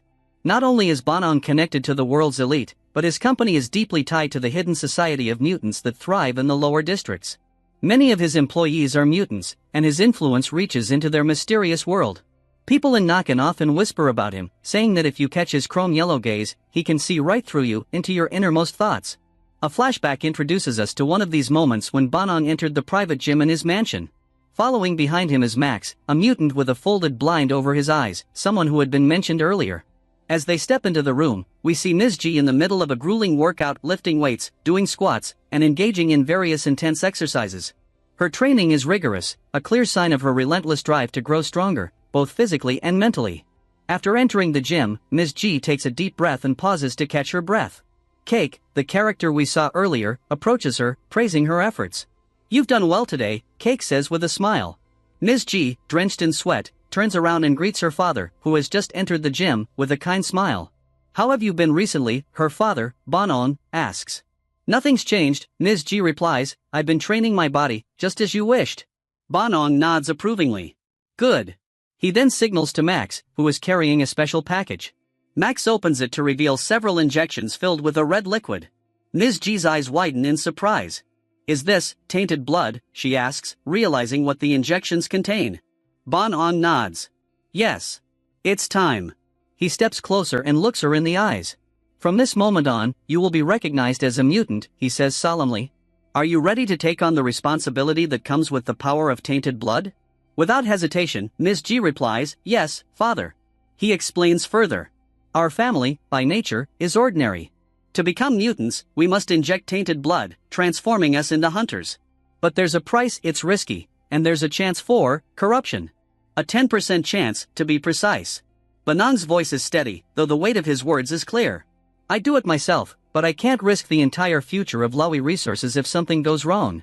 He then adds, I've personally overseen this batch of tainted blood. It's the highest quality, so the chances of corruption are minimized. At worst, you might experience mild lycanthropy, maybe some changes in your extremities or ears. Ms. G listens intently, her heart racing, both from excitement and nerves. Banong reaches into his pocket and pulls out a small object. I also have something else for you, he says, revealing a gleaming stone. A personal gift, a philosopher's stone, pure and powerful. He hands it to her. This is the Tear of Flame, inscribed with a resurrection brand by a white mage of unparalleled power. Ms. G's eyes widen as she carefully places the stone on her ear, wearing it as an earring. Banong watches her closely. I may be barred from the mutant world, but you will thrive in it. He pauses, his voice firm. Do you understand the magnitude of what's about to happen? I do, she replies as she fastens the stone. Satisfied, Banong turns to Max and Kay. From now on, you both are responsible for Ms. G, protect her with your lives. He gestures for Max to follow him out of the gym, adding, there's something else I need to discuss with you. As they leave, Ms. G's excitement spills over. I've been waiting for this moment for so long, she tells Kay, her voice brimming with anticipation. I've asked my father about becoming a mutant countless times, and now, it's finally happening. Kay, ever loyal, reassures her. No need to worry, my lady. I'll crush anyone who tries to harm you. Ms. G smiles, but her thoughts turn serious. It's not that. I'm not worried about enemies. It's my father, he's well respected among both mutants and ordinary people. But more than that, he's a businessman. And if there's profit to be made, he'll risk everything, even me. Her voice takes on a more reflective tone. I think he wants me to become a mutant to expand the company's influence into the mutant world. If I succeed, Lawi resources could evolve into something that even mutants fear. Kay listens carefully. This is a test, she replies. The only way to grow is by defeating the weaker versions of ourselves. You'll pass this test and rise to meet your father's expectations. Ms. G nods, her resolve strengthening. I have to mature quickly. I need to surpass the person I am today. Kay, visibly moved, blushes slightly. I'll help you, no matter what. Even if it costs me my life. Meanwhile, Banong and Max are having a private conversation. Though we don't hear the first part, Banong's voice becomes clear as he remarks, this is exactly what she's thinking, after all, she is my daughter. It wouldn't be surprising if she's already figured it out. He then turns to Max. I've gathered information on all the hunter groups within the Truth Society. Have you decided which group Ms. G should join?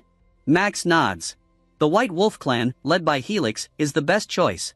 Helix is a calm, sensible leader and an excellent strategist. It's the safest option. Banong seems pleased with the assessment. Good.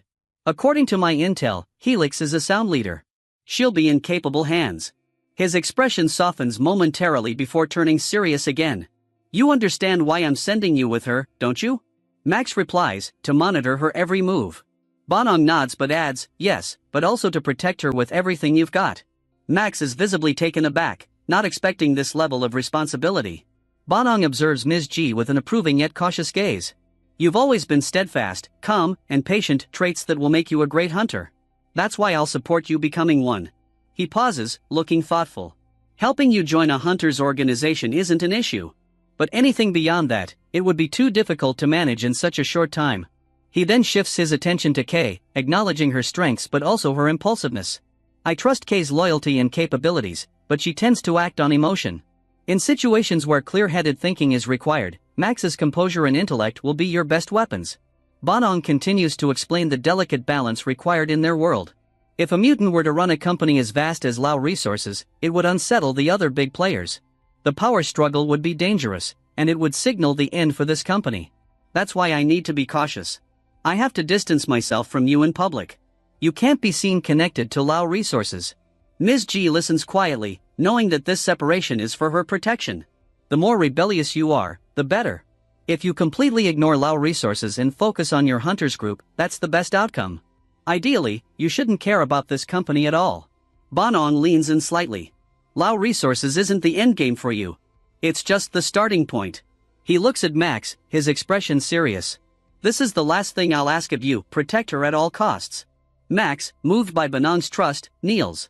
I swear on my life that I'll protect Ms. G. His voice is thick with emotion, a rare moment for the usually composed mutant. After Max leaves, Banong sits alone in his office. He retrieves a secret book from his desk, a book filled with instructions on crafting an elixir of immortality.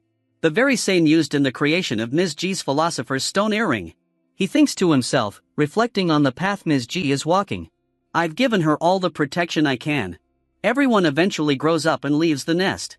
Once you start down this path, there's no turning back. With a small smile, he wonders aloud, what will she grow into? I'm looking forward to the surprises she'll bring. Back in the present, we return to the dinner scene, with Banong now frozen in shock as Ms. G reveals her bargaining chip, the very same secret book her father once cherished. As lightning cracks outside, casting eerie shadows, Banong realizes he has underestimated her. His thoughts race, I've lost twice now. I used to understand her completely, but now she's predicting my every move. Ms. G, brimming with confidence, watches her father as he tries to regain composure.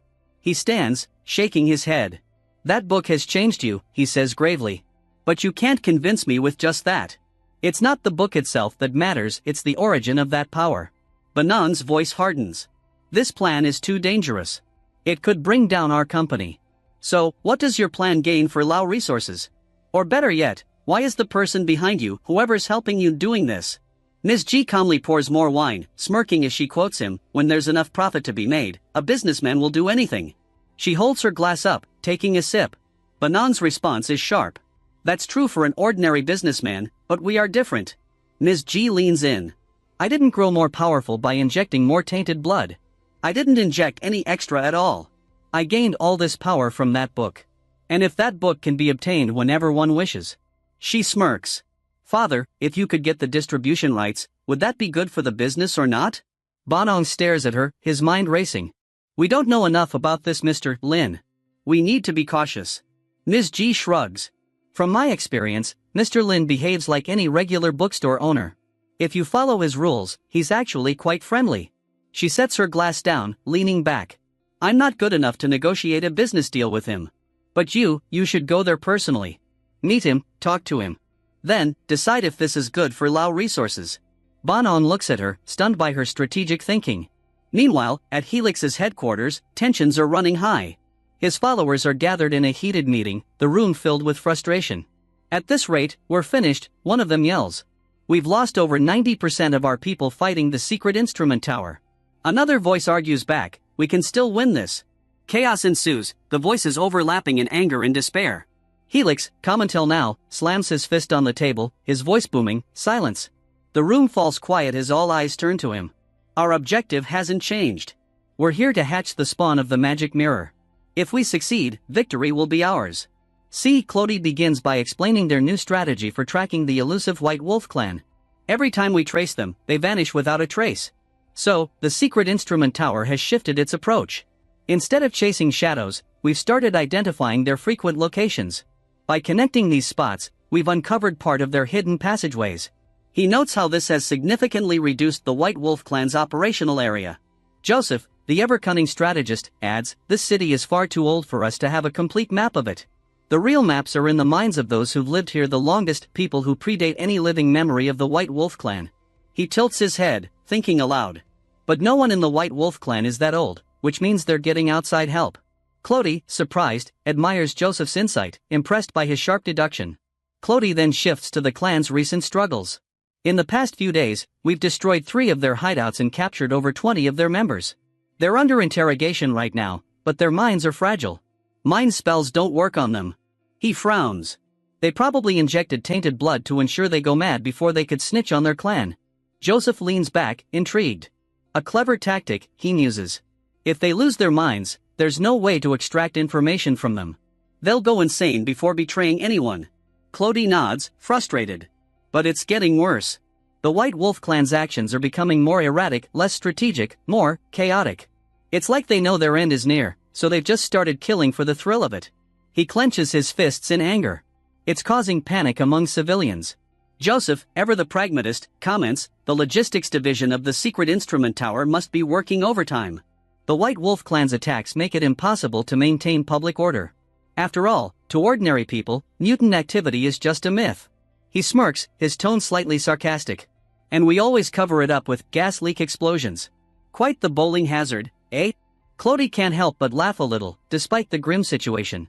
Joseph's quip, though dark, lightens the mood. Joseph continues, more serious now. But don't be fooled by the surface chaos. Just because their actions seem random doesn't mean there's no pattern. Remember, the spawn of the magic mirror has the power to influence minds. If they've come into contact with it, their desires and logic might be overridden. It could make them act without reason, just chaos for chaos' sake. Clody adds thoughtfully, they've also been collecting body parts after their killings, probably trying to replicate Murphy's rituals. But we haven't found any clear connection between the rituals and their conditions. Suddenly, Clody's face lights up with realization. Wait, why doesn't the Truth Society just give us a full blueprint of the city's secret passages? They've only ever provided fragments. Joseph shrugs, his expression sly. Because just those fragments should be enough for us. With what we have, we can already start uncovering their hidden passageways.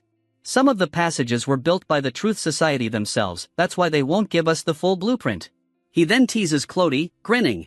You're not as sharp as you look. If we cracked open your skull, I'm sure we'd find nothing but cobwebs in there. Clody chuckles, a little uncomfortable with the jab, but it's clear Joseph is in a rare good mood today.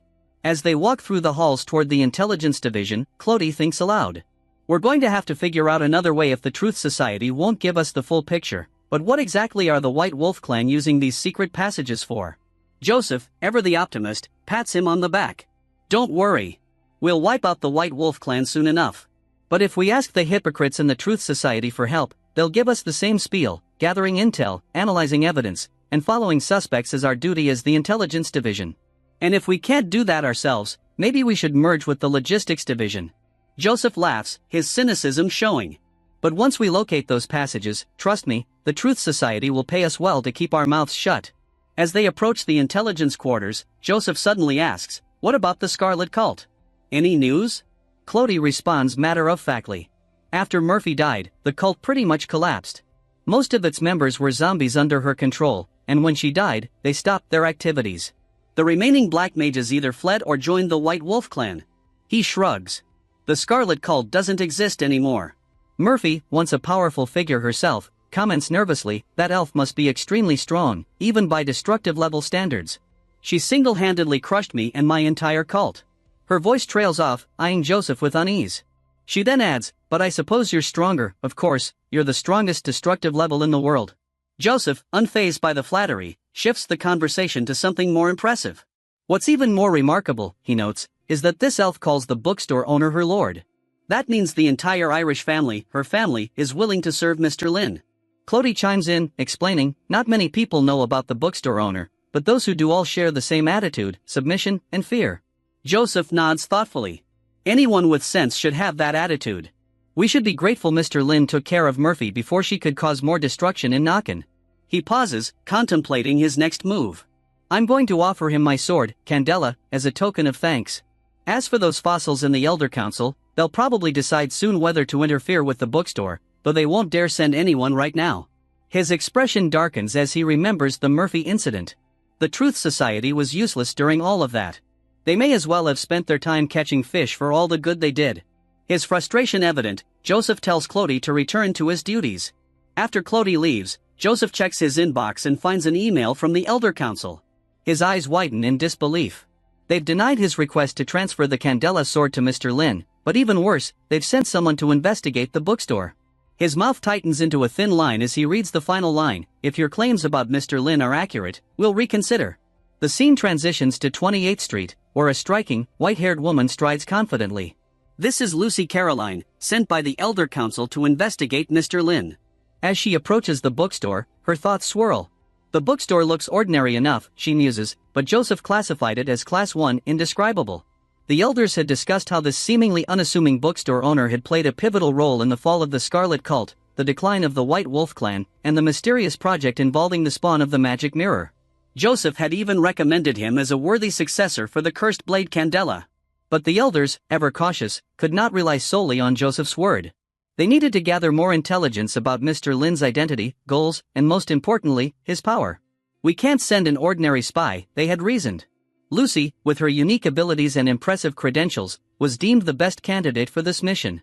As a harpy-blooded agent, she possesses mind control abilities, making her ideal for a covert operation of this magnitude. We return to Lucy, now standing in front of the bookstore, her mind abuzz with thoughts. Her list of accomplishments is almost as long as Pablo Picasso's full name, and she's confident in her ability to carry out this mission successfully. Her strategy is to act like an ordinary customer while quietly filling out the O11-3 file for the Elder Council's review. Lucy takes a deep breath and steps inside, reminding herself that she needs to remain calm and blend in. She has no intention of antagonizing Mr. Lin, knowing full well that if he is truly an indescribable level entity, he could conceal his power effortlessly. She has heard rumors of how he even incapacitated Joseph without him realizing it. Inside the bookstore, she's greeted by a warm, inviting atmosphere. Mr. Lin is sitting at a table, reading a book. She cautiously approaches him, her every movement calculated. Finally, she sits across from him, smiles, and says, "Hello." Mr. Lin closes his book, looking up at her. Immediately, he feels his face grow warm, he's blushing. What an impressive woman! He thinks to himself. Her smile is professional yet natural, perfectly executed as if honed over years of practice. He can't help but admire her elegance and poise, convinced she must have spent a long time refining such a beautiful yet authoritative presence. As Mr. Lin's thoughts swirl, he starts connecting the dots. She's not here as an ordinary customer. This woman must be a professional, probably here to sell me something. And not just anything, something important. Despite his blush, Mr. Lin maintains his composure, even though he can't help but notice her striking silver hair, a feature that instantly catches his attention. Another silver-haired woman, he thinks. I suppose I have a thing for silver hair. Unbeknownst to Lucy, Mr. Lin's thoughts are a blend of professional respect and personal attraction. She continues smiling, unaware of his inner musings as she carefully plans her next steps in this delicate investigation. As Lucy sits across from him, still tense but trying to maintain her composure, Mr. Lin thinks to himself, she's already exposed herself. He suspects she's here for business purposes, likely to sell something or conduct a survey. Growing slightly irritated, he thinks, people like her waste others' time, even if they know full well nobody's going to buy anything. Despite his growing frustration, Mr. Lin decides to treat her like any other customer, planning to keep her off balance by controlling the conversation. He's certain she isn't here to buy, borrow, or even read a book. In his mind, she's just here to push her product. But instead of letting her control the rhythm of the conversation, Mr. Lin thinks he'll reverse the situation and unsettle her. When Lucy opens her mouth to speak, Mr. Lin anticipates her next words and, with perfect timing, says, "Are you the bookstore owner?" at the exact same moment she does. This uncanny synchrony sends a shiver down her spine. How did he know what I was going to say? She thinks, eyes wide with shock. I didn't sense any mind-reading magic. The timing was too precise to be a coincidence, and Lucy interprets this as a warning, a clear sign of Mr. Lin's immense power. She starts wondering why Joseph called him friendly, because to her, Mr. Lin seems terrifying. On the other hand, Mr. Lin is pleased with himself, thinking, I've exposed her without any effort. He believes that showing her how easily he's read her intentions imposes his will on her and disrupts her flow. If this were a video game, I've already taken half her health bar, he muses. No matter how well she pitches her product, she won't be able to sell if she's nervous. He mentally praises his strategy. Years of experience as a life teacher and soul healer have honed his ability to throw people off balance quickly. As Lucy grows more rattled, Mr. Lin sips his tea, thinking how these salespeople rely on psychological tricks, but if you ask them enough questions, they can't keep up. In his mind, controlling the rhythm of a conversation is simple, just make sure they are the ones answering questions, not asking them. Lucy, now visibly sweating, is inwardly panicking. He already knows everything. She thinks, he's warning me because I've annoyed him with my recklessness. She's terrified by how easily Mr. Lin dismantled her confidence without even raising his voice. Joseph was right. He's not just powerful, he's utterly terrifying. Trying to salvage the situation, Lucy nervously apologizes. I'm sorry for bothering you, Mr. Lin, she says, wiping her brow, but I still have a few questions I'd like to ask. If you could answer them, it would be important for Nakan. Mr. Lin, impressed by her persistence, thinks to himself, she's still trying to gather information to sell me something, even bringing the entire city into it. Brave, I'll give her that. He nods and says, what kind of questions? Let's hear them. Lucy feels a bit of relief wash over her. At least he's not evil, she reassures herself as she takes out her pen and paper, hoping to carry on without further incident. With her voice slightly steadier, she asks her first question, why did you set up your bookstore here? Mr. Lin is taken aback. This doesn't sound like a sales pitch question, maybe she's doing some sort of survey after all, he wonders. But he realizes he can't answer truthfully. He can't very well tell her that a demon helped him come to this world, and he's selling books as part of his new life. So instead, he responds with a vague but believable answer, my own interests and faith brought me here. Lucy writes this down, analyzing his response carefully. She looks back at him and asks her next question, What's your opinion on the recent events that happened here? She's referring to the intense battle between Doris and Murphy, but Mr. Lin misinterprets her question. She's talking about the gas explosion, he thinks. Maybe this is part of a survey about renovating the area. Unconcerned, Mr. Lin leans back and says, I think they're probably just preparing to renovate. The explosion was just a gas leak, after all. Lucy, who knows the truth behind the gas leak, starts to question her entire mission. He's not even fazed by it? She wonders. Maybe Joseph exaggerated, but if he's downplaying the entire incident like this, he really must be beyond our comprehension. With every answer, Lucy grows more bewildered, while Mr. Lin remains convinced she's some sort of surveyor or salesperson trying to waste his time. Both of them are locked in this subtle battle of misunderstanding, neither aware of how far off the mark they are. Lucy's fear of Mr. Lin deepens with each passing moment, while Mr. Lin continues to amuse himself by thinking he's masterfully throwing her off her game. Mr. Lin, still completely misreading Lucy's intentions, thinks he's got her situation figured out. As he reflects on her questions, he concludes that she's conducting a survey related to the recent explosion and potential rebuilding of the area. He decides to use this opportunity to promote his bookstore, reasoning that since she appears to work for a large company, this could be great for business. So, when Lucy asks her final question about his purpose here, Mr. Lin delivers a heartfelt, yet somewhat self-promoting, response. I provide suitable books to suitable people, helping them take another step on their paths. Even though I don't make much from it, seeing my customers happy and guided forward is what drives me. He pauses before adding, for example, a person like you, who seems troubled by her work life. Lucy, already confused and on edge, is thrown off once again. He's reading me like an open book, she thinks, misinterpreting Mr. Lin's statement as a sign that he knows exactly how overworked she's been due to the White Wolf clan and the Scarlet Cult. Her face betrays her fatigue, and Mr. Lin, ever the observant businessman, sees this as his chance. You don't need to look so shocked, he says with a reassuring smile.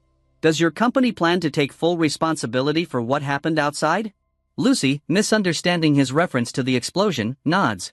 Yes, we have no choice. It's part of my job, and I'll do what's necessary. Another corporate slave, Mr. Lin thinks sympathetically. Out loud, he tells her, poor child. If you don't mind, why don't you take a break here? Read some books. This place could be a sanctuary from your work stresses.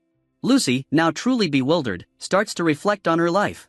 The weight of her responsibilities and the fatigue of constantly managing crises with the White Wolf clan and Scarlet Cult press down on her. He's right, she thinks. I've been overworked, pulled in too many directions. As she begins to relax in Mr. Lin's presence, her mind drifts back to her childhood. We see Lucy as a young girl, realizing early on that she saw the world differently. She could perceive good and evil in people, as if everything around her was in stark black and white. But when she tried to explain this power to others, they dismissed her, claiming she was too young to understand such concepts. Her peers ridiculed her, calling her strange. This rejection from others made her feel isolated. One day, a man approached her. He praised her talent and told her that her abilities would greatly benefit the Secret Instrument Tower, a powerful organization that could offer her a place where her talents were valued.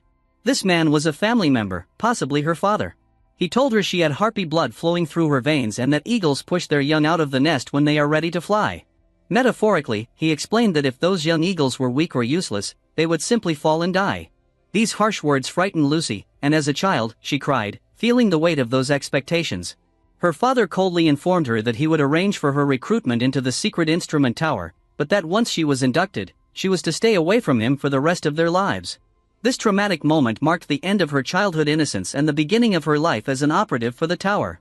Lucy was placed in the logistics department, where her talents for mind control and strategic thinking were best suited. Over the years, she successfully completed numerous dangerous missions, each one elevating her rank within the organization. But the trauma of her father's words and her early rejection by others never truly left her, shaping her into a driven, yet emotionally burdened, agent. Lucy, still haunted by her past and the harsh realities of her life, remembers how no one ever truly cared about her, not as a person, at least. She was always used for her abilities, and though she achieved great things, she was never praised or appreciated for her efforts. The realization that she had no one to care for her, and that her talents were the only reason anyone ever kept her around, left her feeling hollow and questioning her purpose in life. When she was given the mission to investigate Mr. Lin's bookstore, it came through the usual method, a TV screen, which kept her distanced from the order givers to prevent her from using her mind control abilities. Lucy had grown accustomed to this cold, detached system of receiving missions, where her only purpose was to complete the job successfully. The fact that Mr. Lin's bookstore was labeled as a Class 1 indescribable threat didn't faze her. After all, she had handled dangerous missions before. But this time, something felt different. She was intrigued by the reports, especially by the unique logic surrounding the bookstore. According to the intel she had studied, Mr. Lin behaved just like a normal bookstore owner, with his primary goal appearing to be selling or lending books. However, if approached in a negative or hostile way, his reaction could be catastrophic. Lucy deduced that Joseph had fallen victim to this, likely due to his arrogant attitude. Another report, involving the conversation between Andrew and Doris, suggested that Mr. Lin might possess powers approaching omniscience and omnipotence. The key seemed to be honesty. Any attempt to deceive him or hide thoughts would result in failure or worse. Lastly, there were the books themselves, which, though written in an ancient language, held incredible power when selected by Mr. Lin for his customers. She figured that the small fee he charged for the books was just part of his role-playing, something he did for amusement. As Lucy considered all of this, she recalled the chilling phrase Mr. Lin was known to say, "Sit down and read some books." That line had become infamous because, after he said it, there was no turning back. People who heard it felt as though they had completely fallen under his control. And now, to her shock, Mr. Lin had just said the exact words to her. Lucy's breath caught in her throat. A shiver ran down her spine. This was the moment goosebumps formed on her skin as the surreal feeling took over. She couldn't shake the sense that she was living inside some kind of illusion, as if her soul was being pulled away by a higher, unknown entity. Overcome with both fear and excitement, she blurted out, almost involuntarily, "Can I take a look at these books?" Instantly, she regretted speaking. What if I upset him? She thought, panicking. But instead of showing any anger, Mr. Lin smiled calmly, thinking to himself how he'd turned a researcher into a regular customer with just a few sentences. He congratulated himself for his subtle business tactics. She must really enjoy reading, he mused. Whether he recommended a book or let her choose her own, it was all good for his business. As Mr. Lin felt pleased with himself, something peculiar happened. His shadow began to move away from him.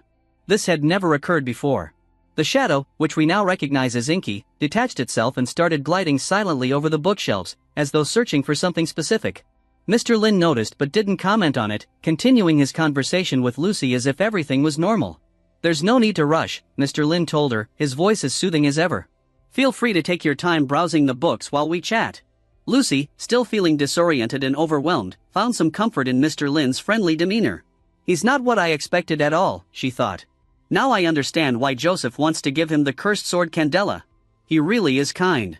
Determined to finish her mission, Lucy decided she would complete her evaluation as soon as she selected a book. She stood up to begin browsing, only to be startled when Mr. Lin added, "There are more books in the back. It's much more spacious there." The mention of the backroom sent a jolt of fear through Lucy. "Wait, what?" she thought, her mind racing. None of the reports mentioned a backroom or an additional space in the bookstore. Does that mean I'm the first person Mr. Lin has ever shown this to? Her thoughts spiraled as she realized that, for whatever reason, Mr. Lin was offering her something no one else had ever experienced. Why is he doing this? What does it mean? Lucy felt trapped, knowing she had no choice but to follow his invitation. "I have to see this through," she resolved, her heart pounding as she stepped toward the mysterious backroom. With each step, she felt her connection to reality loosening, as though she was walking deeper into the unknown territory of Mr. Lin's power. The atmosphere in the backroom intensifies, enveloping Lucy in an otherworldly ambience as she steps into an expansive space that seems to stretch into infinity. Her mind struggles to comprehend the sheer scale of the library, recognizing it as a place where the knowledge of the world is at Mr. Lin's fingertips. How is this possible? She wonders, her thoughts swirling with disbelief. The enormity of it all begins to unnerve her, and she senses her grip on sanity loosening. Determined to make a quick escape, Lucy scans the rows of books, her heart racing. The titles loom ominously before her, each one more intimidating than the last. The weight of the knowledge within feels crushing, and she thinks about asking Mr. Lin for a recommendation instead of risking her sanity by trying to choose on her own. Just as she resolves to do that, a specific row catches her attention, a series of books titled Soul Gazing. The name resonates with her, almost calling to her. "It's fitting for my job," she muses, but an unsettling feeling washes over her as if something deep within her is whispering that she must choose this book. Fear tightens around her like a vice. She glances around and catches a glimpse of Inky's eye and mouth peeking out from the shadows, laughing menacingly, but she is oblivious to this ominous presence. Shaking, she reaches for the soul-gazing book, and the moment her fingers brush its cover, reality shatters around her. Suddenly, she finds herself transported to a dark realm. Standing on water beneath a colossal red moon, everything glimmers with an eerie glow. panic rises in her chest. What just happened? She thinks frantically, but as she opens her mouth to scream, no sound escapes her. All around her, lost souls swirl, reaching out for her, their faces contorted in anguish. Her vision blurs as she feels a sharp pain in her eyes, cracking her eyeglasses. Blood begins to trickle down her cheeks, and she gasps in horror. As she turns, she sees two shadowy figures, one resembling a man and the other an ox. Tendrils of shadow wrap around her limbs, constricting her and causing more blood to flow. A piercing pain shoots through her eye, and she realizes she is being controlled by a demonic entity lurking just beyond her sight. Overwhelmed by terror, Lucy screams, but the sound is lost in the void. She collapses to the floor, her vision blackening, and in a dizzying flash, she finds herself back in the library, gasping for air. The familiar smell of aged paper and ink surrounds her, grounding her, but the experience lingers like a haunting specter. Staring at the soul-gazing book again, she notices ethereal souls struggling to escape its pages. Her heart races, and small tentacles begin to grow from her eyes, a grotesque manifestation of her fear. She takes a deep, shaky breath, trying to collect her thoughts. "I need to get out of here," she tells herself. "I have to talk to Mr. Lin." Just then, Inky's shadow flits over the bookshelves, drawing attention to two specific books, Soul Gazing and Another Call to Live. Now we see Mr. Lin being satisfied with how he's done business with this new customer and just casually sipping tea as we see Lucy, all tired and sweaty, come back and ask if she can borrow this one book. Mr. Lin sees the book and realizes that this book is really difficult and will not help her relax at all. After looking at her, he sees that she looks even more tired now after trying to find the book than she was when she first entered the bookstore. He asks her if she is alright, to which she responds that she is, but that those souls did make her feel a bit uneasy. Mr. Lin, of course, misunderstands this, thinking she's referring to the characters in the book as souls, and that's how deeply she dived into this book, he thinks. He then tells her that they should chat a bit to relax, considering how either she is highly empathetic or maybe she sees herself in some of the plot points in the book. Maybe she's both, Mr. Lin thinks, and he figures it would be for the best if he gave her some after-sales service in the form of advice, reasoning that healing his customers' souls will make them regulars and encourage them to come back for more books. He tells her that it's normal to get shaken after reading this book for the first time but that, over time, she will learn so much from it. Lucy interprets this as Mr. Lin's approval of her choice of book and considers how she might be too weak, as it's normal for someone like her to be shaken by a book of this nature. She tells Mr. Lin that he's right and that it's still difficult for her to understand the reality in this book. Mr. Lin responds, saying this is fine and normal, as empathy is a part of human nature, and he dramatically spins around, proclaiming that life is tough and all lives are the same. So, how are others different from us? He continues, saying the universe is a cruel void and that it has always been like that. But, he adds, not everything is bad, since we are living surrounded by humans with emotions. Lucy considers how these emotions Mr. Lin is talking about are much higher than those ordinary people would possess, thinking that these emotions have elevated him to the height of a deity. She reflects on how there is a reason he is at an indescribable level, so much so that even elves of the honorable Iris family are his mere servants. And all of this is not just because he is all-powerful but also because he possesses an unending compassion and empathy toward everyone around him. She remembers how indescribables are usually selfish because of the power they possess, and they carry this title because it's hard to understand how powerful they are, and she realizes that this bookstore owner's power truly fits that description. She then asks, Mr. Lin, is this why you are doing all of this? He gets a little confused, not understanding what she initially means, but, of course, he figures it out, thinking she means helping his customers. He answers by saying that if he understands his customers' troubles, he feels as if he needs to save them from their suffering, and then thinks to himself that it's good for his wallet too. Still, it has always been in his nature to help people around him if he can. He then tells Lucy that she shouldn't see what he is doing as something selfless because anyone with a heart would do the same. These words intrigue Lucy because she thinks that maybe he is implying she could do the same as well. Maybe he wants me to help him from within the secret instrument tower, Lucy thinks, and change this situation in Nakan as well. She decides this must be it and realizes this is why he intimidated her at first but then treated her as a customer and even allowed her to glimpse his infinite wisdom. She contemplates how she needs to decide now whether to stand on Mr. Lin's side or not. This decision stirs some unpleasant memories in her, recalling when her father forced her to join the secret instrument tower. She asks Mr. Lin, do you think I am really suitable for this? Mr. Lin smiles, thinking his soul healing session is going smoothly. But he notes it's a problem because she's asking if she can rather than how she can, indicating she still doubts herself and seeks approval from others. He carefully chooses his words and tells her that it isn't about whether she's suitable or not but about how she perceives herself, asking her if she's ever considered what's causing all this self-doubt within her. She is completely surprised by this while Mr. Lin continues, explaining that her biggest problem is her job, as it exposes her to human suffering more than regular people experience. Facing these hardships causes her to feel pity for others, and while compassion can aid others, it does not help oneself. Thus, the stronger she grows in this way, the harder it will hit her as well. He concludes that this is the reason she now doubts her performance and is troubled by her job. She thinks about how Mr. Lin has completely seen through her, reflecting on how her talent has helped her complete many missions but also feels like a leash around her neck, slowing her down and making her life more difficult. Meanwhile, Mr. Lin considers how this girl has become too wrapped up in her job, her entire life revolving around it. He sees it as a common problem of corporate slaves. He remembers Ackerman and realizes that changing her workplace, as Ackerman did, won't solve her issues. What will help is for her to recognize her self-worth. Thank you, Mr. Lin, she thinks, for actually heading in the right direction and maybe really helping your customers. Lucy truly deserves it. He tells her she needs to understand a deeper meaning in the book she chose. He describes how he once witnessed the revival of an ancient civilization, how its people had to endure great hardship to develop the land, unable ever to rest. This book, he explains, is a small feather from that great civilization. He goes on, explaining how the most remarkable trait of that civilization was its tenacity, courage, and unbreakable will to live, a quality embedded in every soul. He tells Lucy this is precisely what she needs right now. Surprised, she asks, Mr. Lin, the souls in this book, are they real? He interrupts with a confident, yes, they were all real. This realization frightens her a bit as she thinks about how powerful Mr. Lin must be to capture billions of souls within a single book, and to have even witnessed the development of an entire civilization. Her mind starts racing, but she stops herself, reminding herself not to overthink as always. She then asks Mr. Lin if, by reading and understanding this book, she can fix her current situation. Mr. Lin notes how sharp she is to understand his point right away, and he assures her that she's right, the book is a perfect fit for her current struggles. If she can fully grasp its meaning, it will help her with all the issues she's currently facing. He tells her that she's been mistaken her entire life, her greatest quality isn't her talent, it's her entire self. Lucy begins to feel an unfamiliar sense of happiness as she perceives life surging around Mr. Lin, realizing how much he's just helped her. She hears him saying she should shed everything outside of her soul and live her life for herself alone, as only this way will her mind find peace.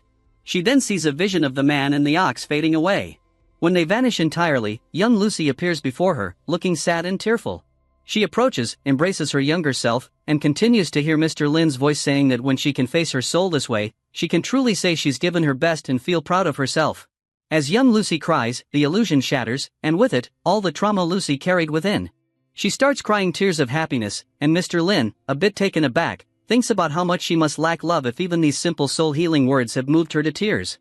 Lucy reassures him that she's fine now, praises the book as incredible, and thanks him sincerely for his guidance. Relieved, Mr. Lin asks, so, do you know what to do now? She replies, I'll understand the book as best I can and use everything it offers. She adds, with a hint of admiration, that from now on, her entire being belongs to him. And so, the harem expands, my friends. Mr. Lin, confused by what she means, encourages her to think carefully about how this journey will change her life for the better. After leaving the bookstore, she sends a message to the secret instrument tower, feeling the rush of new power, marveling at how incredible the power of soul-gazing feels. She reflects on how she can now discern even deeper secrets within people's souls thanks to Mr. Lin, and considers it an honor to serve as his eyes. She recalls her father's words about eagles being pushed off cliffs, the weak perishing, and the strong soaring, realizing that strength or weakness doesn't matter. The moment they spread their wings, they are reborn. In the next scene, we see Lucy and Joseph conversing in the secret instrument tower, where she gives her report on the bookstore owner. She shares that even the Elder Council admits they were wrong for doubting Joseph's insights about Mr. Lin, and they have officially approved Joseph's request to present the cursed sword, Candela, to Mr. Lin. Joseph replies that it's high time those old fossils in the Elder Council recognize that lasting peace in Nakan can only be achieved if the secret instrument tower allies with Mr. Lin. Lucy admires Joseph and comments that she's never seen someone as pure white as him, implying his soul is pure. Since she can perceive the good and evil in people's souls, she finds him uniquely radiant.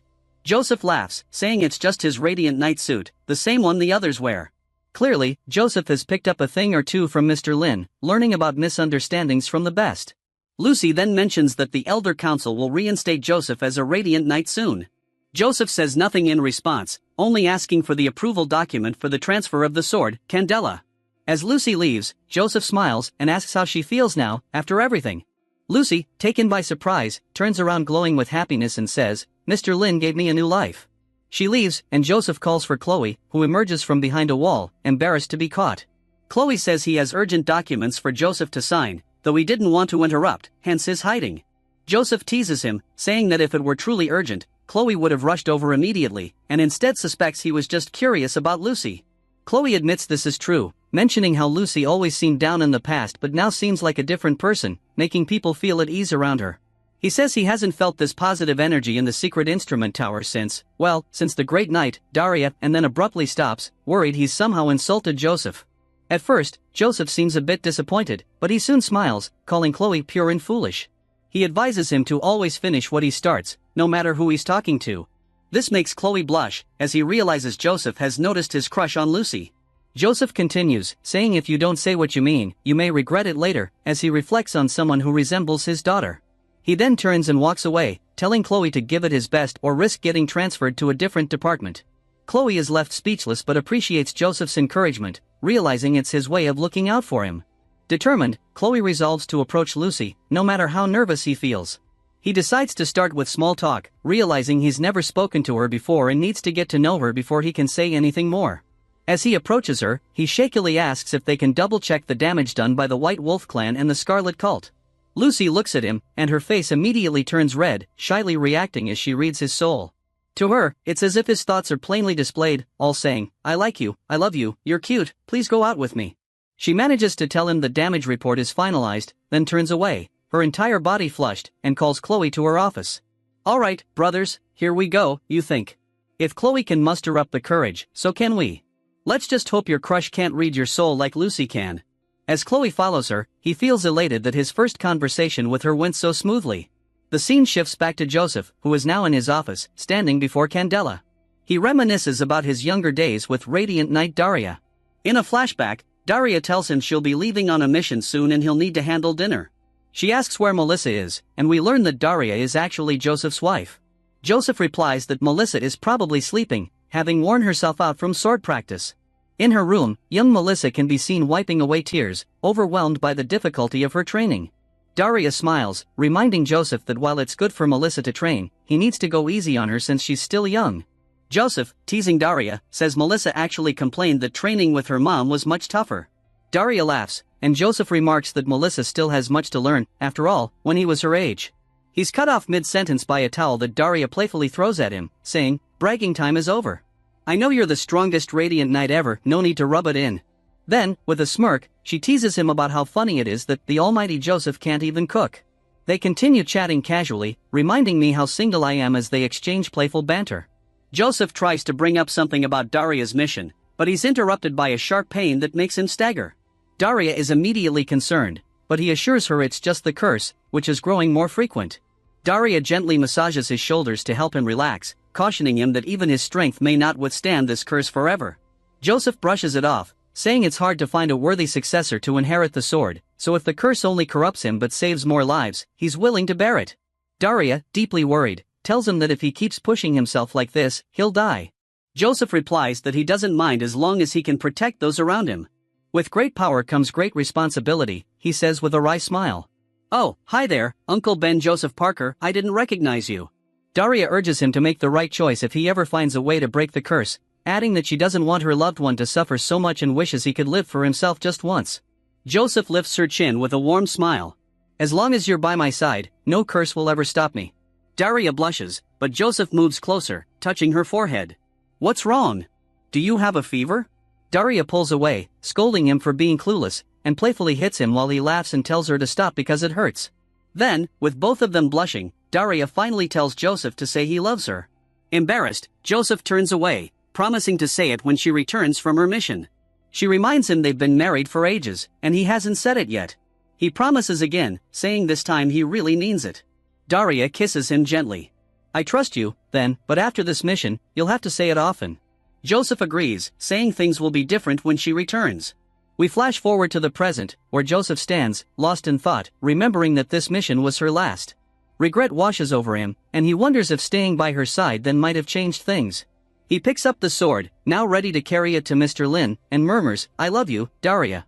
Oh, my heart, just when I thought last episode was sad, here we are with Joseph's story. Someone give this man a hug. Now, we find Mr. Lin looking through his book of customers and recalling the unique books he chose for each of them. He thinks to himself that all his customers are so considerate, they return books on time and even bring him gifts. He remembers how he planted a seed in Joseph to turn him into a regular customer, partly because Joseph's daughter also frequents the bookstore. Mr. Lin sighs, feeling bored, as it's been 3 days since that lovely silver-haired lady borrowed a book. He remembers when he'd go for months without seeing a single customer, but now, just a few days feels like a lot. It's probably because he's come to enjoy the conversations and connections he's made with them. Just then, Joseph enters the bookstore, and Mr. Lin brightens up, greeting him excitedly. He was just wondering when Joseph would return the book. Joseph apologizes for the delay, but Mr. Lin waves it off and asks if he's made his decision about their last conversation. Joseph replies, yes, and with a decisive slam, places the sword Candela on Mr. Lin's desk, saying, "This is my decision." Mr. Lin stares, utterly baffled. What's going on? He wonders. Joseph thanks Mr. Lin for the book, and Mr. Lin notes that Joseph seems happier, guessing he enjoyed it a lot.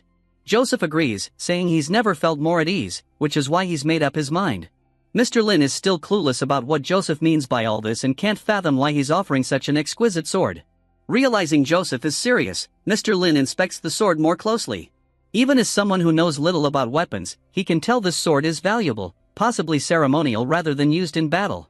He guesses it's a symbol of Joseph's military career and experiences.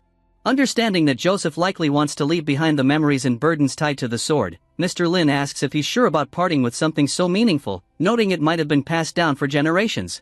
Joseph confirms that, while it has been passed down, he has no one left to pass it to. The sword has become too heavy for him to bear alone, and he needs to learn to let go. So yes, Joseph says firmly. This decision is final. Joseph states that if Mr. Lin accepts the sword, they will be greatly indebted to him. Mr. Lin interprets this as a sign of another declining organization, likely due to Azir being at peace and the subsequent lack of military need. Great thinking, Mr. Lin, you're always spot on. As Mr. Lin lifts the sword, he reflects on how this gesture represents Joseph's gratitude, especially considering how he helped with his daughter's relationship. He admires the sword, swinging it around playfully like a child. Joseph observes this with a mix of surprise and admiration, realizing that Mr. Lin's strength allows him to wield such a heavy weapon with ease, even without using any ether, a feat Joseph himself struggles to achieve. What's going on here? Joseph ponders the sword's unique materials, thinking perhaps Mr. Lin's power is connected to the dream world, where the sword was forged. Mr. Lin continues to admire the blade, his face lit up with excitement. Thank you, Joseph. Can I pull the sword out to see it better? Joseph begins to tremble, realizing Mr. Lin has likely sensed that the curse is tied to the blade itself.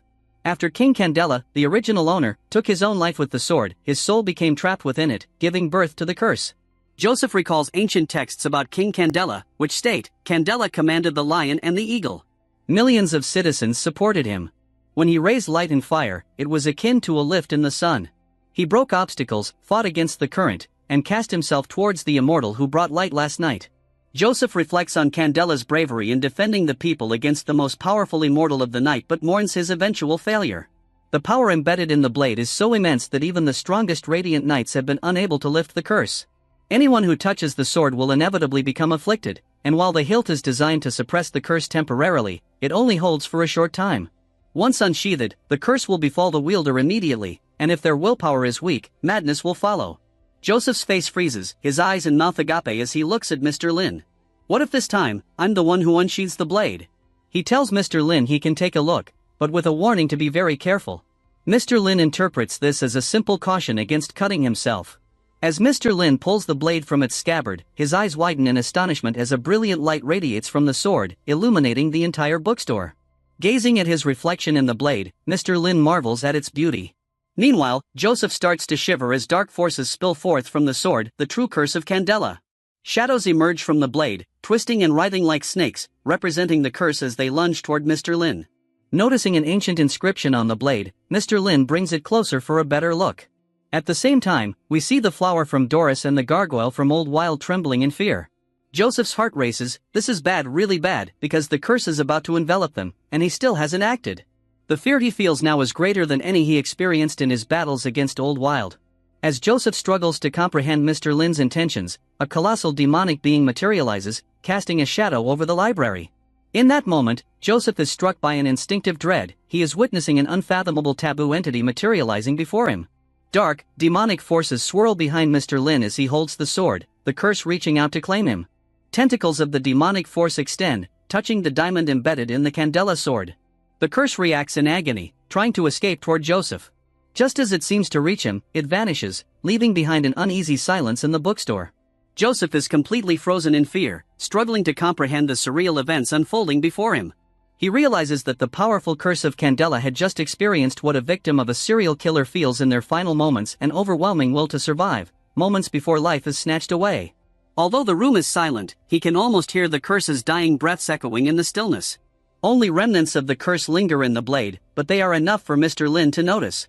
Peering at the lower part of the sword, Mr. Lin thinks it looks a bit dirty. Lacking anything to clean it with, he attempts to shake the grime off. Surprisingly, he manages to dislodge the last bits of the curse.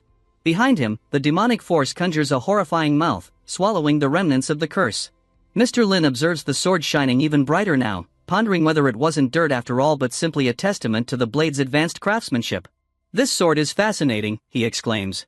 "I thought it was dirty, but it's actually part of the design."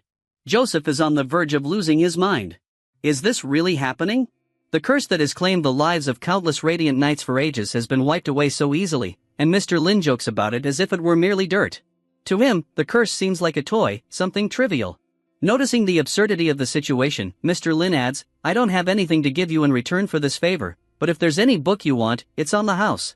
Meanwhile, the demonic force lingers like a shadow behind him. Joseph replies in a shaky voice, trembling with fear, "No thanks. I appreciate the gesture, but I'll leave it up to you to decide on the book." Mr. Lin thinks about how, after receiving such an expensive gift from Joseph, offering a free book is the least he can do. Allowing Joseph to choose also gives him the chance to showcase his collection, enhancing their rapport. It's not just a free gift, it's good for business, too. "Pick any book you like," Mr. Lin encourages. However, Joseph insists, "You can pick for me." This surprises Mr. Lin, as there's no greater joy than discovering a new book. He urges Joseph to search for something himself, but Joseph remains steadfast. "It's better if you recommend a book." Mr. Lin contemplates how Joseph might become a regular customer like Old Wild, but he's slightly disappointed, hoping to showcase his collection. Joseph, sensing Mr. Lin's disappointment, thinks it stems from Mr. Lin believing the secret instrument tower is too weak to handle the curse. He realizes how ignorant and powerless he feels, haunted by memories of his deceased wife. Still, Joseph believes it's best to rely on Mr. Lin's recommendation.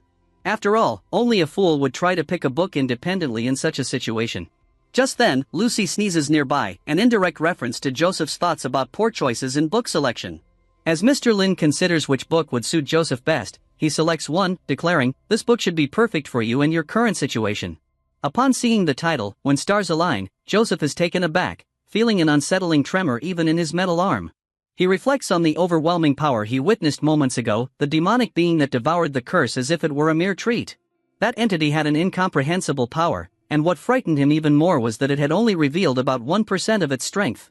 He wonders if this being could be the most powerful entity in the entire cosmos. The cosmos itself is a chilling and taboo subject, an unfathomable void stretching infinitely. Now, this entity, mightier than the cosmos, is presenting him with a book about stars and the universe. Mr. Lin advises, "Consider the story in this book as fiction, a tale of a lost civilization from another world." Joseph interprets this as an implication that civilizations might exist beyond the universe, their knowledge and secrets captured within the pages. Tentatively, he opens the book, a wave of fear washing over him at the unknown that lies ahead. As he begins to read, he finds himself enveloped in infinite darkness, a sensation of déjà vu washing over him. "I've been here before," he thinks, "but this time, it feels markedly different." Suddenly, a voice pierces through the darkness, reassuring Joseph that there is no danger here for his customers. Startled, Joseph turns around and yells, "Who's there?" He sees a faceless man sitting in a chair, a book in his hands. "Looks like you've calmed down." "Welcome," the man says. When Joseph gazes at the man's face, he sees his own reflection in the mask. The man continues, referring to Joseph as someone who tried to gaze upon the stars in vain. Joseph interrupts, apologizing, "I don't know who you are." The man pauses before responding, "Here, my name is not important. But if you need to call me something, you can call me L." Initially, Joseph thinks of L from Death Note, but he quickly realizes that L stands for Lin. "All right, Mr. L," Joseph says, "can you please tell me what this place is?" L explains that where they are is not truly a place. If he had to describe it in words, he'd say it's Joseph's last chance to decide before falling into endless insanity. If you stay here, nothing will happen. But if you choose to leave, your mind will no longer be protected. Only those whose will hasn't been consumed by the stars can become beacons for lost travelers. He asks Joseph if he truly wants to leave this place and continue forward. Joseph places his hand over his heart. Even though I don't understand much, I will do everything in my power to prevent further tragedies. Elle interrupts, you don't have to decide right away. He snaps his fingers, and dice appear. Let's play a game first. Joseph realizes he is frozen in place, unable to move. He wonders if this is the game Elle is referring to and considers the man's power, having rendered him immobile with just one sentence. What are Elle's goals? It's time to start the game, Elle announces, instructing Joseph to move with his companion. Suddenly, a humanoid figure materializes next to Joseph. He wonders if Elle possesses the ability to create life out of nothing. Though the figure is blurry, Joseph senses its vitality and feels an unexpected bond, as if this being is a partner or friend. Has this man altered my emotions? Elle throws the dice and informs Joseph that he and his partner are in an old, damaged building that has been abandoned for some time. As he speaks, the dilapidated structure appears around them. Joseph, still speechless, is awestruck, contemplating how this man can create objects from nothing. Maybe he's a powerful existence from the dream world, he thinks. Or perhaps he's using the dream world to veil reality, suggesting all of this might be an illusion. Perception successful, Elle comments. Suddenly, your spirit sense notices something strange. You feel as if something is watching you, and your instincts urge you to look behind. Elle narrates the game in a manner reminiscent of Dungeons & Dragons, but for Joseph, this is all too real. As he turns around, Elle states, an unspeakable creature appears behind you. Joseph is struck with disbelief, realizing Elle can conjure monstrosities with mere words. When Joseph attempts to use his ether, he discovers that Elle has also stripped him of his mutant abilities, leaving him powerless except for the ability to move. The monster wraps around him, and Joseph screams, losing his grip on sanity. Elle's voice echoes, saying, after touching the taboo thing, magnificent and uncanny images fill your mind. As Joseph's surroundings begin to melt and spin, Elle continues, the deranged words of blasphemy have polluted your mind. You can no longer separate reality from illusion. You're losing consciousness as overwhelming fear crushes your mind. You feel as if you've fallen into a boundless void, your existence on the brink of being consumed by this mysterious force. With your last remaining sanity, what will you do? On the edge of oblivion, just before the monster swallows him completely, Joseph utters, I push my companion forward. Reality cracks, and a massive dream beast looms over Elle as Joseph plummets into the void, struggling to grasp what he has witnessed. You did it, Elle says as Joseph falls, landing on what appears to be the surface of the Black Sea, lying upon it as if it were solid ground. Joseph rises, reflecting on the fact that he's still alive and no longer hears the voice in his mind. Perhaps the game is finally over. Just then, a wave rises behind him, and as he turns to look, he sees a colossal monstrosity walking, creating the waves with its steps. This creature is the Crawling Chaos, Nyarlathotep, a name familiar to fans of H.P. Lovecraft's works, much like Cthulhu. The creature stares at Joseph with its many eyes and begins to float upwards. Describing what Joseph sees becomes difficult. The dimension around him feels like a twisted blend of nightmares and reality, a fevered dream that he can't quite recall, blurring the line between what truly happened and what was merely a figment of his mind during illness. As Joseph starts to float, he hears a voice reciting a song called Demon Sultan by Thoth. The universe collapses around him, and he gasps for air. Regaining a fraction of his ability to think and move, he remembers his name and yearns to escape this dimension. He wants to scream with all his might, but his head spins, and his brain feels like it's overheating. Clenching his eyes shut, Joseph attempts to recollect his thoughts, trying to remain calm. He recalls Mr. Lin's words about the novel being fictional. Yet, deep down, he knows it's not fiction at all. Mr. Lin said this to help him stave off panic and preserve a sliver of his sanity. Joseph reassures himself that he's accustomed to surviving under pressure. He looks at Mr. Lin, realizing his earlier assessment of Mr. Lin's power was misguided. The highest strength attributed to someone is Class 1 for the indescribable.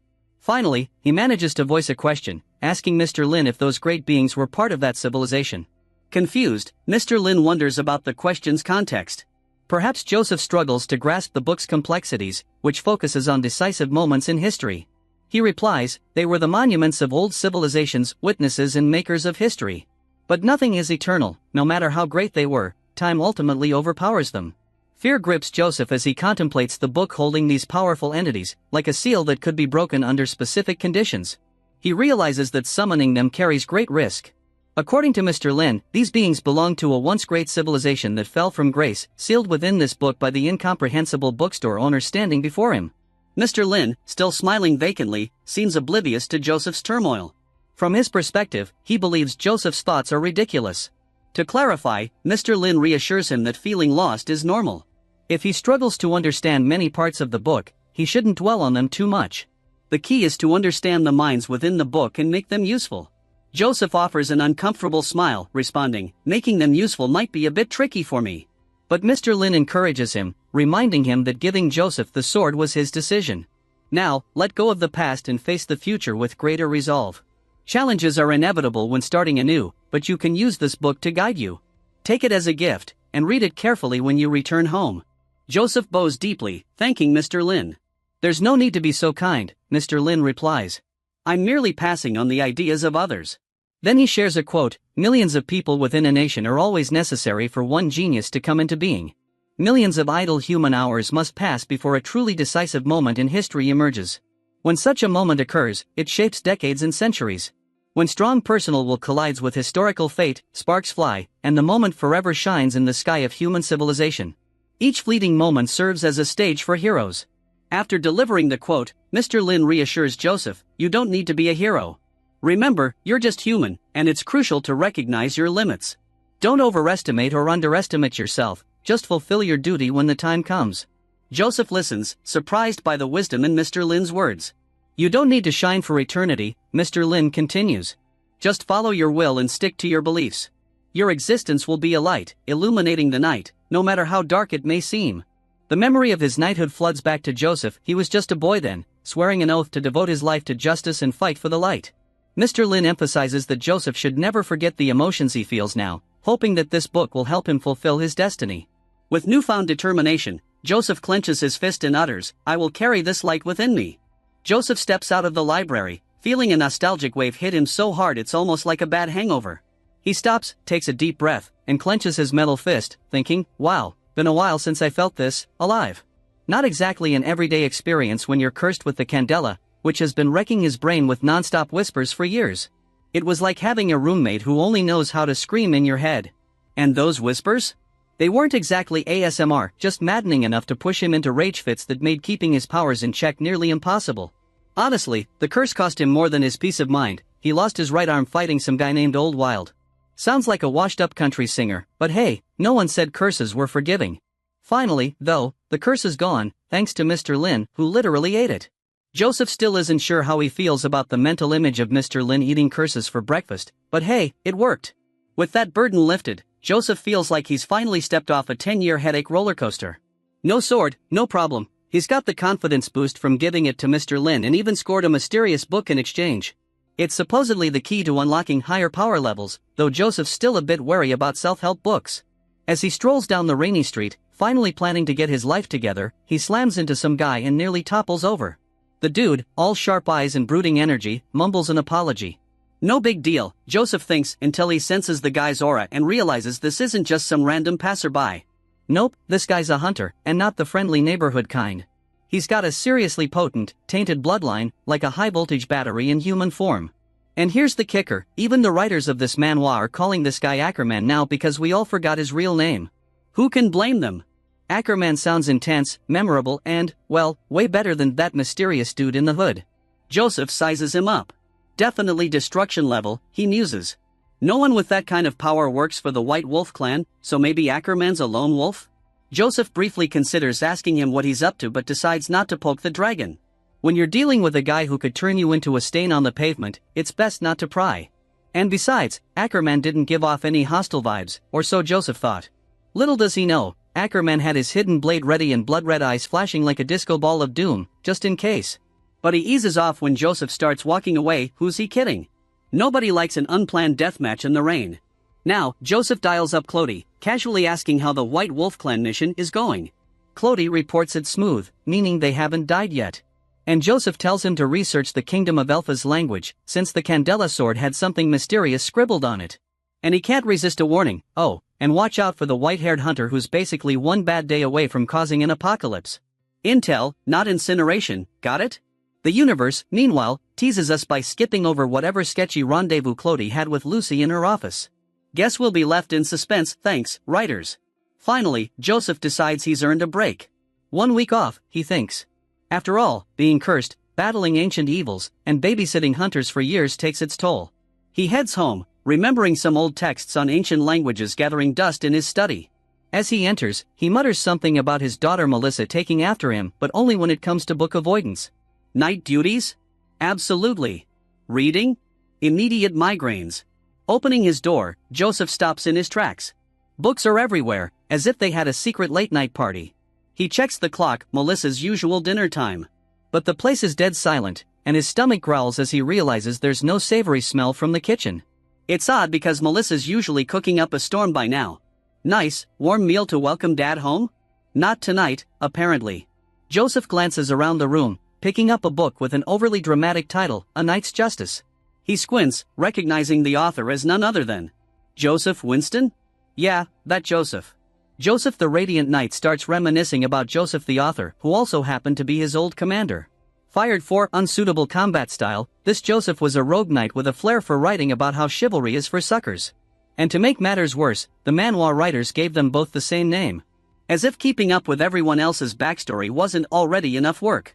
Our Joseph remembers Commander Joseph's favorite fighting style, which was essentially assassin mode, stealthy strikes from behind, poisons, and blades tossed from the shadows. His motto? Knights can kill people, but they don't owe them manners. Our Joseph, flipping through the book, also recalls Joseph the assassin knight's first disciple. Please, not another Joseph, he thinks. Thankfully, the disciple's name was Hanayama Koru, a massive muscle-bound dude with the energy of a caffeine-fueled librarian.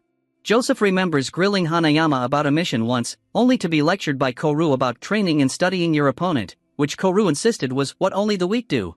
This triggered our Joseph so hard that he nearly punched through a wall. If you don't study your enemy, he snapped, you'll end up as a footnote in their autobiography. Back in the present, Joseph slams the book shut, trying to erase the mental picture of Koru giving another one of his training is for the weak speeches before his blood pressure skyrockets. He glances over the other books Melissa's been reading, all filled with basic knight training tips useful for beginners but, honestly, beneath someone like Melissa. After all, he'd personally trained her himself. Why is she even reading these? He thinks, tossing A Knight's Justice back on the floor and stomping toward her room. Inside, he finds Melissa surrounded by stacks of books, looking zoned out as she flips pages. Melissa, he barks, genuinely baffled. She barely looks up and answers flatly, I'm learning. Her dad's confusion grows as he steps closer, reminding her that she's hated reading since she was 4. Melissa, with an unsettling glint in her eyes, admits she was ignorant back then, and that if she met her younger self now, she'd beat the stupidity out of her. She goes on, ranting about how her limited potential made her miss the joy of learning and that she was undisciplined, weak, and ultimately a failure. Joseph stares, wide-eyed. This obsessive bookworm in front of him doesn't resemble his impulsive, let's just wing it daughter at all. As he leans in, gripping her head, he asks gently, are you feeling alright, kid? With a maniacal sparkle, she replies, never felt better, father. I've finally understood my own stupidity and weakness.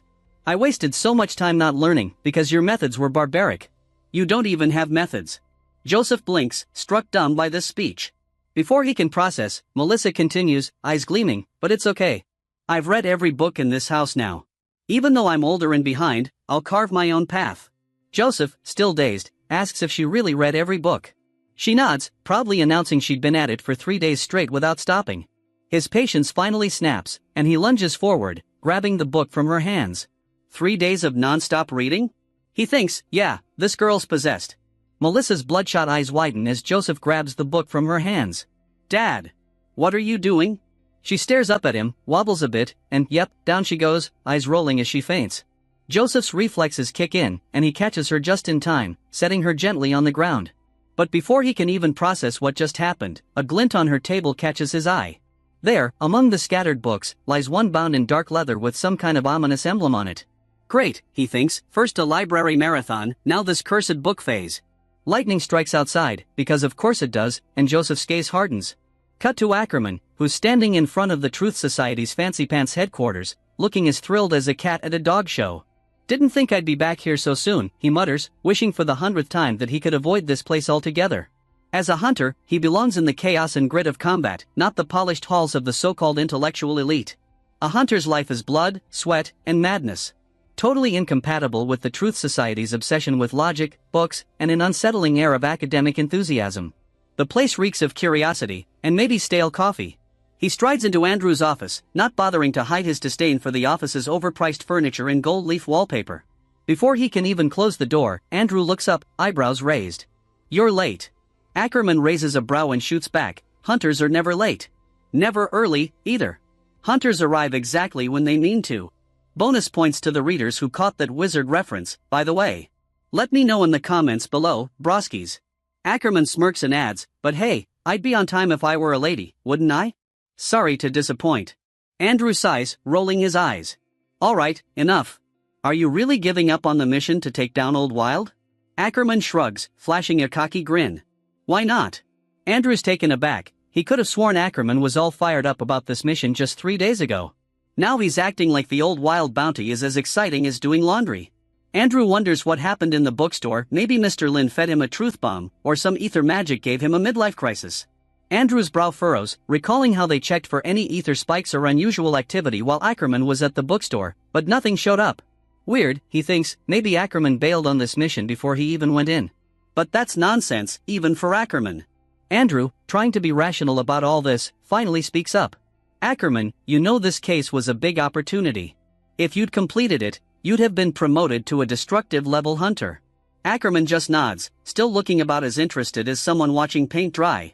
Andrew presses on, pointing out that the Old Wild mission is practically low-hanging fruit in terms of destructive bounties, not to mention the payout is massive.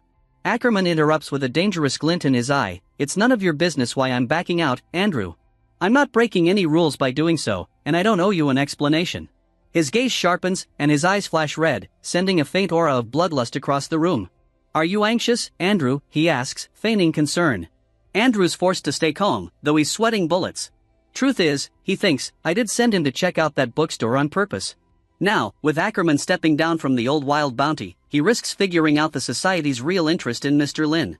Andrew realizes that if he pushes too hard, he might expose their hidden motives. Best to play it cool. He adopts a serious tone, replying, "Anxious? Of course. This city's been through a lot lately, and we're trying to bring stability back to Nokian. It'd help if you'd finish the mission, that's all." Ackerman chuckles darkly, picking up on Andrew's shaky calm. Oh, he's sweating all right, Ackerman thinks, almost amused. He recalls Mr. Lin's cryptic advice about how the society was just using him as a pawn. Thanks to that old bookstore sage, he can finally see it now. Andrew and the Truth Society were using him to sniff around Mr. Lin's shop under the guise of a mission. Smiling ominously, he thinks, "I never would have caught on if not for you, Mr. Lin." Ackerman's smirk fades, replaced by a deadly calm. "I don't care about law and order anymore," he says flatly. "I'm done with this mission for personal reasons." He narrows his eyes at Andrew. "You must know a thing or two about hunters by now. We don't kill for honor, we hunt valuable prey because we're self-serving." He leans back, crossing his arms. "Even wild beasts won't risk harm unless there's something in it for them. Thought you'd figured that out by now." Inwardly, Ackerman's already strategizing his next move, building a hunter organization that could rival, maybe even dismantle, the Truth Society. He muses that the members of the society are so deep in their ivory towers, they can't see a force like Mr. Lin right under their noses. With a smirk, he decides to keep his recent discoveries about Mr. Lin under wraps. Andrew was baffled, trying to piece together Ackerman's cryptic remarks about avoiding trouble. If it's not Old Wild and not the bookstore owner, who's the trouble? His eyes narrow, and he considers that maybe Ackerman sees the Truth Society as the problem. But why? Then, a spark of realization hits him. It's the bookstore. Ackerman walked into that place eager to hunt down Old Wild, but after a harmless chat with the owner, he's singing a whole new tune. If Mr. Lin influenced him somehow, that would mean the bookstore owner can manipulate people without lifting a finger. Andrew scowls but tries to keep his cool. "Well," he says, with a resigned shrug, "if that's your decision, then there's no use in trying to change your mind. Just know that since the bounty on Old Wild was made public, so will your refusal to pursue it.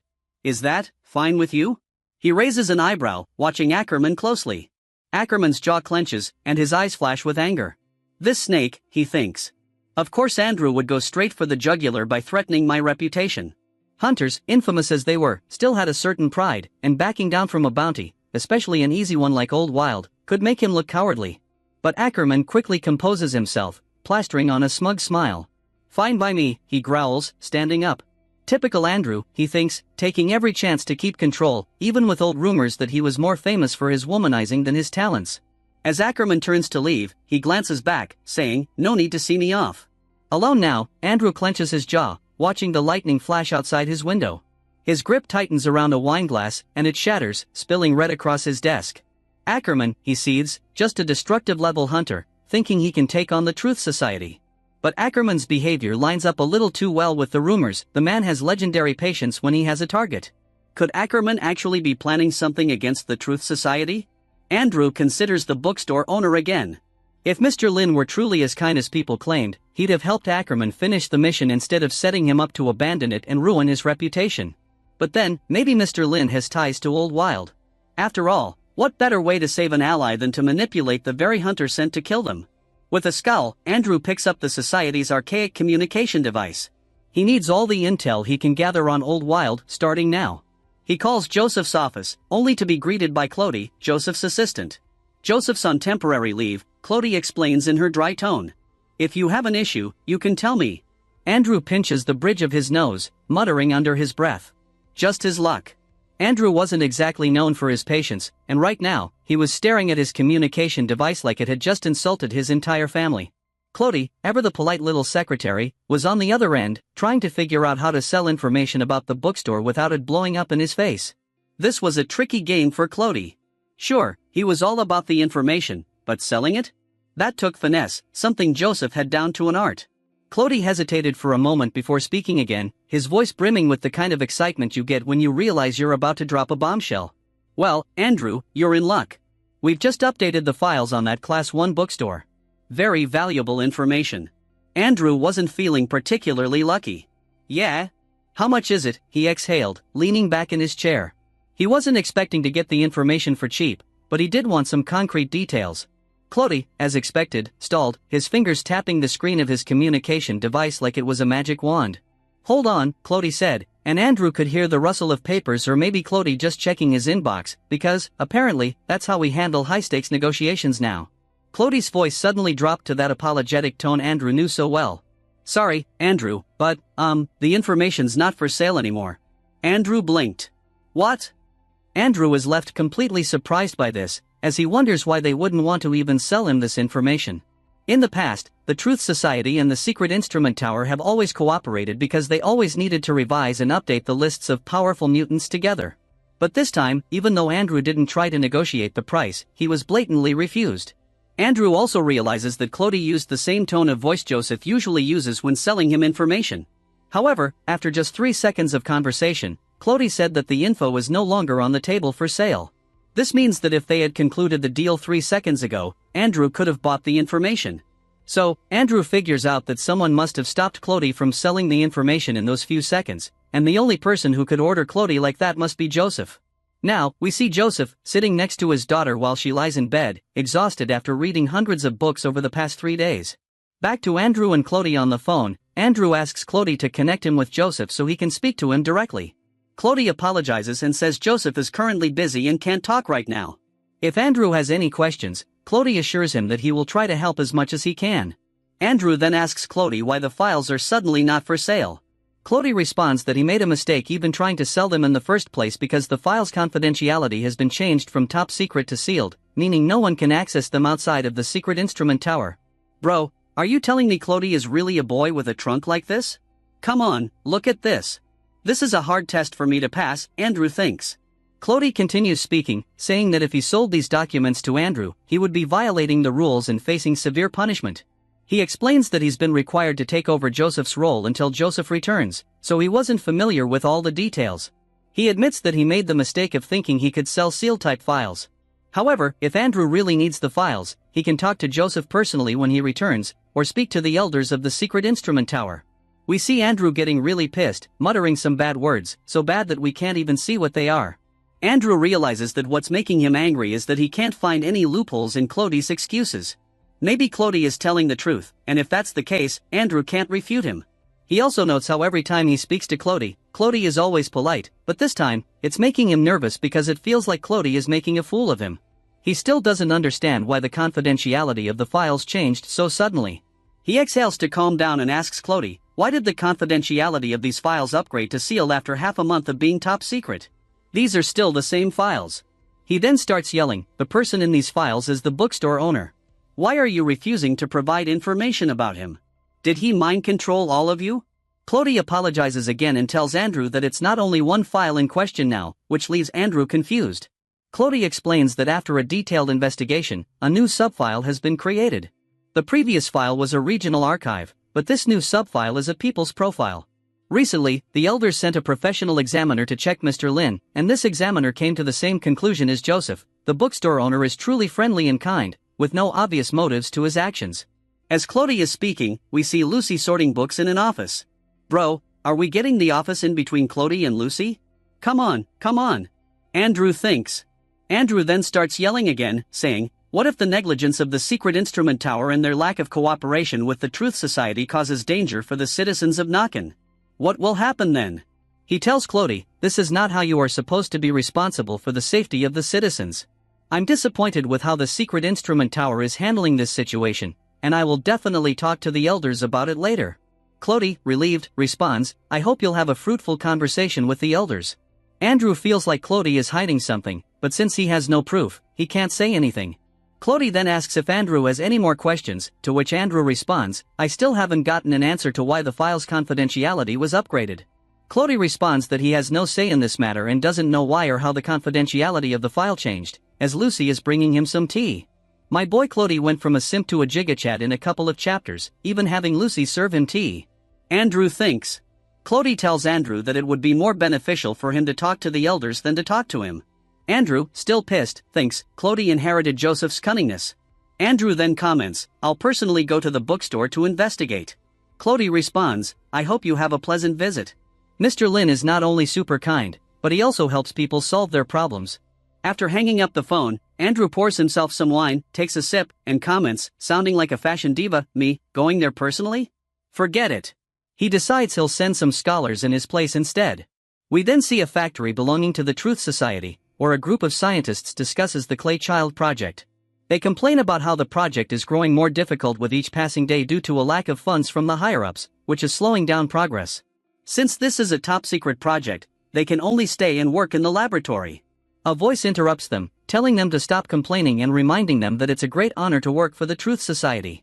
But they continue complaining, saying that if the research follows its current trajectory, everyone here will lose their minds. They talk about how many failed projects they've had, and one of them points out that this is the only successful one they've had so far, as we see a woman floating in a capsule. The scientists comment that she is the best experiment they've conducted, and that with her, they've achieved 200% ether compatibility. However, because of the amount of sage stone in her blood, her lifespan is now shortened to 1 year. After a year, the sage stone will lose its regenerative properties, causing her body to inflate and burst. If this happens while she's still in the laboratory, the explosion will kill everyone inside. They continue complaining about their dangerous and grueling jobs as we see the face of the young girl inside the capsule, her expression empty, yet filled with profound sadness as she looks up at the moon. She reaches out and touches the glass, causing it to crack. Now, we see G standing on a spacious balcony, gazing out into the distance, asking Kay and Max if the men of spiders have arrived. Max confirms their arrival, saying they've gathered all their men in order to attack the White Wolves.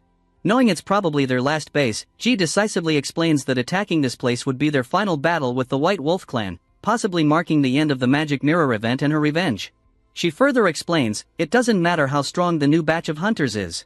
If they're not acknowledged by other organizations, they won't be able to stand their ground. Kay and Max stand there, listening to G. The conflict between the spiders and the White Wolves is happening because there's no need for two large-scale hunter organizations in Nakan. That's why they have to be exterminated, G adds. Miss G recalls how Kaki once told her about the tainted blood formula, the most important thing to the White Wolves. By the way, brothers, this Kaki guy was the one Miss G killed, or rather, found dead in the church when she invaded it with Kay and Max. His name wasn't Kaki, but I don't feel bad about not remembering it because even the authors forgot. They should have given all the characters names like Ackerman from Attack on Titan to make it easier to remember. Anyway, back to the story. G was surprised that Kaki wanted to tell her the organization's top secret, despite her being promoted only to the third leader of the White Wolf clan. Kaki, the second leader, had said she might take over his position and that Helix personally ordered him to bring her. After entering Helix's residence, Kaki asks him about the tainted blood formula research, saying he fulfilled his order by bringing Miss G. Helix, the first leader of the White Wolf clan, looks at them with a terrifying expression and asks if this is G. Bongong's famous daughter. Miss G nervously observes Helix, thinking he's staring at her like an evil wolf eyeing its prey. Helix senses her great potential and assigns her to lead part of the White Wolf clan. He then passes her a part of the original formula from the clan, saying she needs it because the fresh blood of the dream beast is very toxic. He proposes she use it to train her subordinates, instructing her to master the formula before creating new hunters. The current formula is harsh, and very few survive the first injection, but those who do would see a significant boost in power. Standing on the balcony, Miss G tells Max and Kay about the tainted blood formula. She also thinks about how she needs to cover her source of information so Ryan's soul could have more space for improvement. Miss G finds a way to do it and, wanting to put an end to this, sends Max to investigate and locate the original formula. She tells Kay to order the killing of all the White Wolf's hunters except one.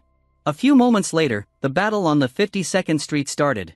Meanwhile, there was a heavily wounded man sitting in the sewers, looking as if he couldn't move, while rats were eating his leg. A group of white wolves approached him. One of them stepped on his leg and crushed it, and then another one grabbed his hair and slit his throat like a savage.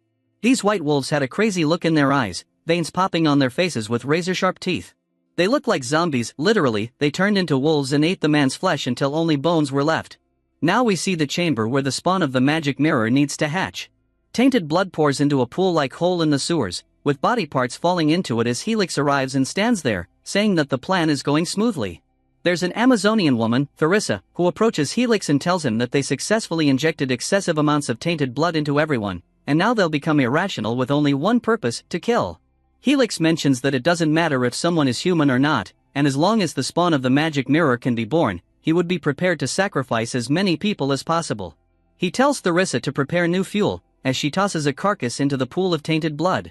While the carcass is falling, before it reaches the ground, it bursts into green flames. Helix stands and watches it burn, thinking that the altar looks like a huge fire pile.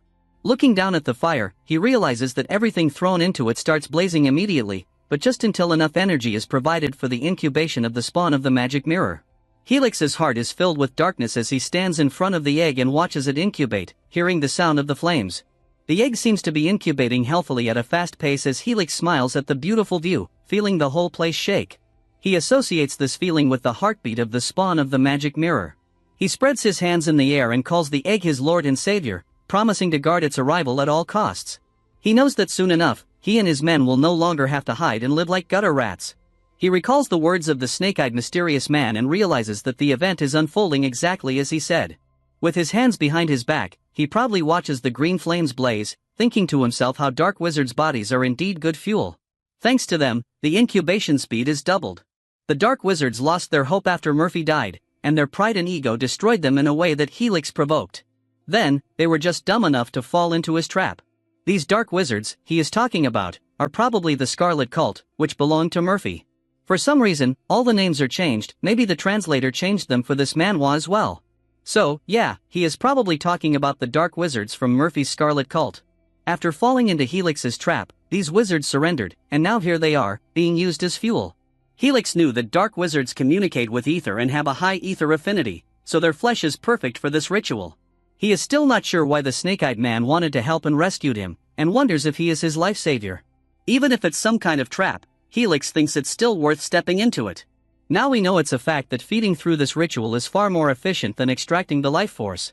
Even now, the snake-eyed man's words sound a bit scary, as he ordered to burn the whole city of Nakan to ashes and bring nightmares and suffering to everyone.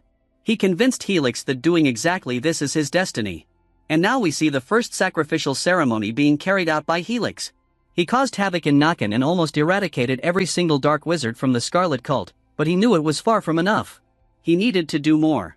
As he couldn't keep his eyes off the magnificent green flames, Theresa arrived, informing him about having no more dark wizards to burn, and asking if they should continue hunting, though it might be quite dangerous. Helix feels displeased with this information, knowing that even though there are no more dark wizards, they still need way more sacrifices.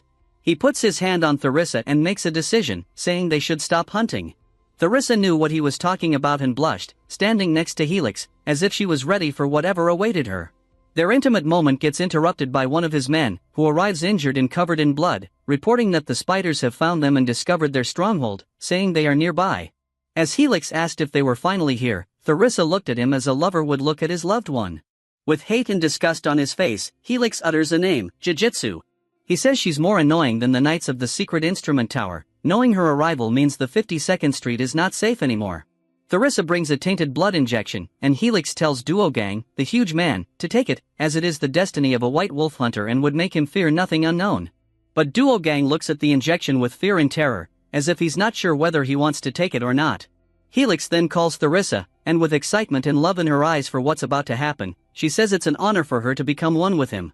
She decapitates her head and offers it to Helix, wishing him victory. Helix takes her head, and as the green flame burns the skull, he puts it on his face. Helix knew that everything in the stronghold would be destroyed anyway, and if they wanted to come in there would be no way out. He calls Duo Gang to come with him as he steps on the remains of Theresa's scalp. Duo Gang stands up after injecting himself with the tainted blood and follows his master. 52nd Street was in chaos because of the battle, and we can see G and K side by side, fighting fiercely. An explosion happens, and they stop for a moment, trying to figure out if that was the place where they could find Helix. Now, after they realize that it's no wonder how the White Wolf clan could escape from the secret instrument tower in the True Society all these years, she notices a gigantic 50-meter deep hidden tunnel. K and Miss G stood at the edge of the hole and took a look down, seeing what G thought was a hellish picture of death. Skulls and arm and leg bones were everywhere, and the longer they looked, the worse they felt. Miss G thought there's no way this was an act of a human, knowing it must be something that only the White Wolf mutants could have done. She turned her head away and started walking, recalling hearing these kinds of stories before about the evil acts done by the White Wolf clan, which included massacres too. What really made her concerned was all the butchered bodies. She never expected they would do that kind of atrocity. She thought that this act must have been going on for some time and that this might be just one of the many sites. Now Duo Gang appeared behind her from underground and fiercely tried to attack her. Miss G stopped, realizing she made a mistake by not being careful enough and tried to think of a way to dodge this attack. K screamed, but Duo Gang slammed his fist towards G, wanting to smash her. We see K swiftly intervene, holding her weapon in the air and blocking Duo Gang's attack. K starts coughing blood, telling Duo that with her around, nobody should attack Miss G, calling him a fatso. Miss G, seeing what just happened, screams in anger and startles Duo Gang. She jumps forward with her sword, aiming for Duo's head, and piercing his body, making a huge hole. Then, she quickly turns around and hits him with a leg kick in the stomach, despite him already missing one arm and a head due to her piercing attack. Now K looks at Miss G with great admiration as G worryingly asks her if she is fine. K then collapses, and Miss G holds her, telling her that she wasn't even a target of the attack, and she didn't have to take on the attack. Miss G also tells K that she'll need at least a few weeks to recover from the attack. Wounded but with a smile on her face, K tells Miss G that it was her duty to protect her and that she couldn't bear seeing her injured. She apologizes for causing Miss G to worry. Showing great concern, Miss G tells K that it's not her fault and apologizes for the incident. Miss G tells K to hold on and orders her team members to take her to the base for treatment. Miss G's steel mind instinct activates, and she realizes that Duo is still alive and might attack them again. At the same time, the enemies are firing tower arrows towards them, so she quickly alerts her team and picks them up, bringing them to safety. The spear seeds Duo and causes a huge explosion. She calls his name, gritting her teeth in anger. Helix stood at the top of a building with his comrades, the sky behind him ablaze with lightning bolts. With the mask made of Theresa's skull on his face, he greets G, telling her she's gotten stronger. He takes a step forward and jumps down, slamming the ground with great force, landing right in front of Ms. G. He tells her she's been lucky to gain full control over the tainted blood and asks her if that bookstore owner helped her in that endeavor. They stand across from each other, claws out, ready to fight. Helix tells Ms. G that Mr. Lin is nowhere to be seen and won't come to her rescue now. He looks at the huntsmen surrounding him, protecting him, and asks what happened to them, realizing they look abnormal. The demon-like huntsmen stand there, and Helix explains that he used a highly concentrated form of tainted blood, which caused them to go berserk. Their strength increased many times, and they can now remain conscious in their beast form. He continues, saying the only drawback is that if they lose control, they'll explode and die. Raising his arms as if threatening an attack, he declares that, as long as they can move, they're the perfect killing machines. Helix laughs maniacally, complaining that he had to sacrifice his life to gain the power G acquired so easily. He mutters about the unfairness of life. Ms. G curses at him, vowing to eradicate him and free those poor souls from their suffering. She looks at him with determination and asks if these are his last remaining men, gathered to fight her. She also tells him that she didn't know her 1-month-old huntsman group had such influence, that he had to intervene and fight her. She notes that they didn't even gather like this when fighting the secret instrument tower or the Truth Society. Helix's terrifying demeanor doesn't waver as he tells Ms. G that he won't retreat until one of them dies, and the surviving side will be the future of all hunters. Ms. G responds by telling him to stop mumbling like a cuckoo. She transforms into a wolf, saying it's time to settle the vengeance and that he should prepare to die. Helix invites her to attack first, and Ms. G opens her beast-like mouth, thinking that she can't wait to tear off his throat, wondering how extreme the taste of his blood will be. They square off and run at each other at the same time, beginning a battle to the death between beasts. G believes she can win this fight, but as the battle progresses, she starts to feel uneasy, perhaps having underestimated his madness. Ms. G manages to bite his neck, now realizing that the huntsman with the conscious blood lacked the strength to face the white wolf hunters. They possess the strength of tainted blood. She feels it would be shameless to let her subordinates face heavy casualties while she fights Helix. With that thought, she hits him on the neck with her razor-sharp paw, making him bleed. Ms. G wishes to cause as few casualties as possible and hopes that the newcomers will understand her intention to escape as soon as possible. Meanwhile, a girl with blue hair, Pava, runs away from the battlefield with the hope of reporting the situation to the leader. She looks back and starts crying, realizing her leader's intention was to save her and all of her team members.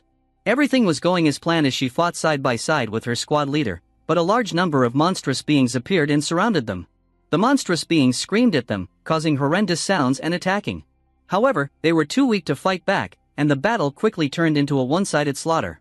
Monsters killed some of their team members within seconds, leaving no space for escape. Pava recalled being attacked by one of the white wolf hunters, and just as she was about to be killed, she closed her eyes, not wanting to see the scary monster in front of her. Suddenly, she heard a loud gunshot. Opening her eyes, she saw a cowboy boot and a lot of shells falling to the floor, along with a voice telling her to run. It was her squad leader, Iskar Virgil, a cowboy outfitted in gunslinger's attire, skilled in handling firearms. He told her that one of them had to survive and promised to hold the enemies back. He ordered her to leave and find their leader. Pava hesitated, wanting him to go with her, but Iskar, with a strange look in his eyes, reassured her. He told her to stop worrying about him. After all, he was the Spider's first battle squad leader, and it wouldn't be a problem for him to hold the enemies back or even defeat them. After his narcissistic introduction, Pava didn't hesitate. She started sprinting as fast as she could, following his orders. She ran and thought she would never again say his eyes looked weird. But just then, Iskar was attacked by a red-masked mutant. The mutant stood behind Pava and called her a weakling, causing her to panic, knowing the mutant would try to kill her. She recognized him and wondered if he was the one Helix had spoken of. She quickly lifted her skirt and grabbed some throwing knives, hurling them at the mutant. He deflected the knives with ease and kicked her in the face so powerfully that she flew back into a pile of stones. Pava coughed up blood and fell to the ground, unconscious. The mutant approached her and stood over her, calling her a weakling. He yawned, bored, and said defeating her had been too easy. He thought it would be a battle of strength, but since it wasn't, he decided it would be better to find Ms. G and fight her instead. He removed his mask and stuck out his tongue like a maniac, calling her lucky to die at his hands. He was Babar. He continued walking toward Pava, who lay unconscious under the rubble, saying that Helix should give up his position to him since he personally dealt with Pava. Babar's taunts were interrupted when Pava, despite her injuries, showed signs of life. She had set up a trap with steel wires, which surprised Babar. He was intrigued by her sneaky move. Pava told him to leave her and her squad leader alone if he didn't want to get hurt. Babar, amused, called her an idiot if she thought she could hurt him. Babar smiled at her threat and ordered someone named Clara to cut the wires. A green-eyed midget, Clara, jumped from the wall and easily snapped the wires with her mechanical legs. Pava watched in disbelief. Her last trick had failed. Clara complimented Pava's threading skills but said it was a joke to think they would hurt someone. Clara asked Babar if she could have Pava for herself, to which Babar declined, stating that she was his prey. Clara continued to argue childishly, but Babar grabbed Pava by the hair and lifted her up, asking if she was willing to be his plaything. He promised to spare her and her squad leader in return. He demanded that she say something nice about him, but when she called him a bastard, he grew angry and prepared to strike. Clara couldn't believe Pava would say such things, and Babar angrily swung his trident-like weapon at her. Pava screamed as the weapon struck her, knocking her to the floor with one of her eyes torn out. Babar stood above her, stating that she still didn't fully understand her situation. He changed his mind about killing her, deciding instead to attempt to cut out her tongue for calling him a bastard. Just then, a bullet grazed Babar's cheek, and he turned to find a wounded Iskar, covered in debris, aiming a gun at him. Iskar was shaken, probably from exhaustion, but he still managed to take a shot, likely missing due to his injuries. The goldfish-eyed squad leader smiled at Babar and told him that he had hurt him with that bullet. Pava, worried for her squad leader's safety, called for him, but Babar mocked Iskar, telling him he was eager to die. He then told Clara to have fun with Pava and that she could torture her for 7 days and 7 nights. Pava, fearing both their deaths, reached out in desperation, wondering if there was anything she could do to stop it. Just then, Babar paused, hearing someone approaching. The voice grew louder, complaining about being woken up and unable to sleep because of the noise Babar and his group were making. It was someone who had finally found the troublemakers causing all the chaos. Ackerman appears behind the wall, leans his elbow on it, and carefully observes the crew that woke him up, asking if they have any manners at all. With one hand in his pocket and smoking a cigarette, Ackerman continues complaining, saying they interrupted his sleep with all the noise and killing someone in the middle of the night. Babar and Clara look at him in confusion, and Babar responds, telling him that he doesn't give a crap about his rest and threatening to kill him if he tries to ruin his business. Babar repeats that he doesn't care who Ackerman is, but Ackerman says he's nobody important, just a wandering solo hunter. Injured Pava wonders about Ackerman's identity as Clara presses her head down on the ground, not giving her any chance of escaping. Babar starts laughing loudly, hearing Ackerman's introduction, and asking if he's joking about being a solo hunter. Ackerman responds, saying he's not joking, explaining what a solo hunter is and degrading himself by saying that, like all solo hunters, he too can't get anything done. Ackerman and Babar keep staring at each other as Ackerman analyzes Babar's identity, saying there are two organizations in Nakan, Spider and White Wolf Clan. From Babar's naughty attitude and the smell of a beast, Ackerman concludes that Babar must be from the White Wolf Clan. Ackerman says it's eye-opening, seeing that they got hurt despite having two panicky rank hunters fighting two abnormal rank newbies. Babar feels insulted and grips his weapon tightly, asking Ackerman if he's looking for trouble. Ackerman, still smoking, replies that he's not looking for trouble but is just trying to figure out how to silence the noise they caused. Then he asks which side he should assist to speed up the process of making the area silent again, mentioning that there's no need to choose sides since Babar approached him aggressively. Sides have already been chosen. Babar grits his teeth, saying Ackerman is definitely looking to get himself killed and charges to finish him off quickly. Ackerman just stands there, smoking his cigarette, and flicks it before dodging Babar's attack with ease. As the smoke clears, thinking he hit and killed Ackerman, Babar looks disappointedly at the cigarette, then at the staff, confused about what happened. He looks around, trying to figure out where Ackerman went. Clara feels Ackerman's presence, and a second later, he grabs her face and does something to her chin, making her dizzy. She falls to the floor, unable to move or speak, as Ackerman asks Babar about her identity and why the White Wolf is after her and her team. Covered in blood but with a look of relief on her face, Clara introduces herself to Mr. Ackerman, saying she's a newbie from Spider's first battle squad and thanks him for saving them. This revelation makes Ackerman concerned as he wonders if the timing of the conflict between Spider and White Wolf is a coincidence or not. Pava, trying to get to her feet, tells Ackerman that they were ambushed and that she was instructed to report the incident to the leader, but was unable to do so because Babar interfered at the wrong moment. She says she felt helpless and too weak to face an enemy as strong as Babar and expresses her gratitude to Ackerman for saving them. Pava recalls her squad leader saying that whatever happens is all part of the master's plan. Ackerman grows concerned about Pava's statement, thinking that it's indeed all part of the bookkeeper Lin's plan. As Pava tries to stand, Ackerman is deep in thought, guessing that Lin must have helped Lady G start a fight with the White Wolf and unite all hunters. He recalls Lin's guidance to break free from the Truth Society, hinting that Spider would provide him help. He concludes that the White Wolf's pursuit of Spider wasn't a coincidence, but rather part of Lin's master plan. All the events unfolding are products of Lin's foresight. Ackerman starts to believe that such a plan, though seemingly random, is actually deeply connected. Since he feels like he's part of this larger scheme, he decides to play his part as best as he can. Ackerman injects tainted blood into Pava's shoulder, and she heals in seconds, feeling her strength return. He stands in front of her, explaining that the tainted blood is necessary for all experienced hunters and that her tainted blood isn't that bad since she healed quickly. Ackerman decides that, since he's already helped a few spiders, he'll help a few more. He guarantees Pava and her team's safety, saying that leaving so many prey alone is not the way of a hunter like him. Ackerman then tells Pava to give his greetings to Miss G, and Pava rejoices at his words, wondering if he really means it. Suddenly, a few syringes fall to the ground as Babar appears, injecting tainted blood into his neck. He mocks Pava and Ackerman, calling them trash and saying they have no idea how to maximize the blood's power. Babar's hand becomes hairy, as if he's turning into a werewolf, and calls himself a genius. He explains that the best way to use tainted blood is to increase brain control without going insane, maximizing its effects. He praises himself for his genius use of the tainted blood as he holds his staff and is now completely covered in hair, looking exactly like a werewolf. He threatens to kill them, and Pava warns Ackerman, advising him to be careful since Babar has become much stronger using the tainted blood. Ackerman isn't afraid of Babar, saying he's just a wild dog barking in the face of defeat, wondering why Pava thinks Babar is strong. He thinks Babar's mindset is weak. Ackerman starts taunting Babar, saying he's not even close to a genius. Babar responds, asking if Ackerman is looking down on him. Ackerman answers that he's not looking down on him, but rather he pities him, since Babar is trying so hard to control his sanity, and if it weren't for the current situation, he wouldn't even bother looking at him. Babar goes crazy, charging at Ackerman with his staff, wanting to kill him for belittling him. Ackerman realizes how fast Babar is and, knowing he can't dodge the attack, stands still. Babar pierces Ackerman's chest area. Iskar and Pava watch in disbelief, and Clara makes it obvious that Ackerman is a fool for making Babar use that move. Clara explains that this attack causes internal organs to burst, meaning it doesn't matter how good one's recovery is, they would die from the damage. They stand there for a few seconds when suddenly, Ackerman grabs the staff with his hand.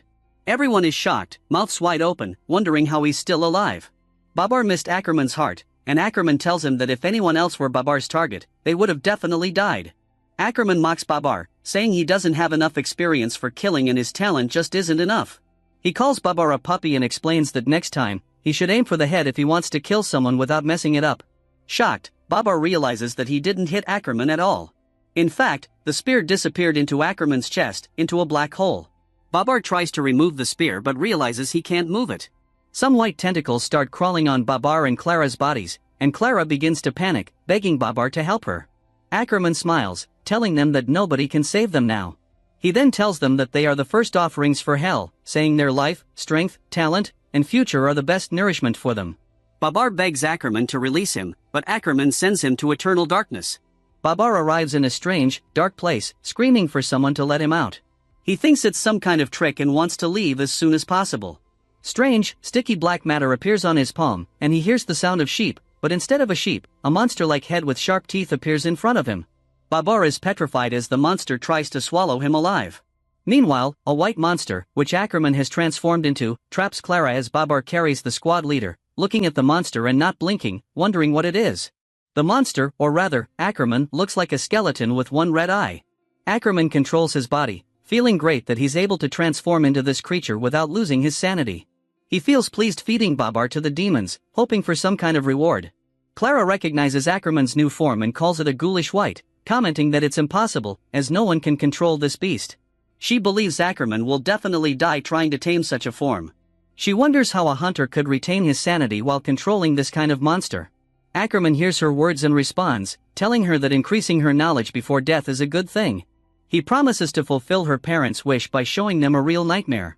Iskar and Pava watch the events unfold before their eyes, and suddenly Ackerman's voice speaks to Pava, telling her to find her leader and explain that staying close to him is not a good idea at this moment. He orders her to tell her comrades that tonight, the gatekeeper Ghoulish White joins the hunt. As he opens his mouth, he devours Clara in an instant. Pava, seeing what just happened, immediately starts running, holding the squad leader's hand.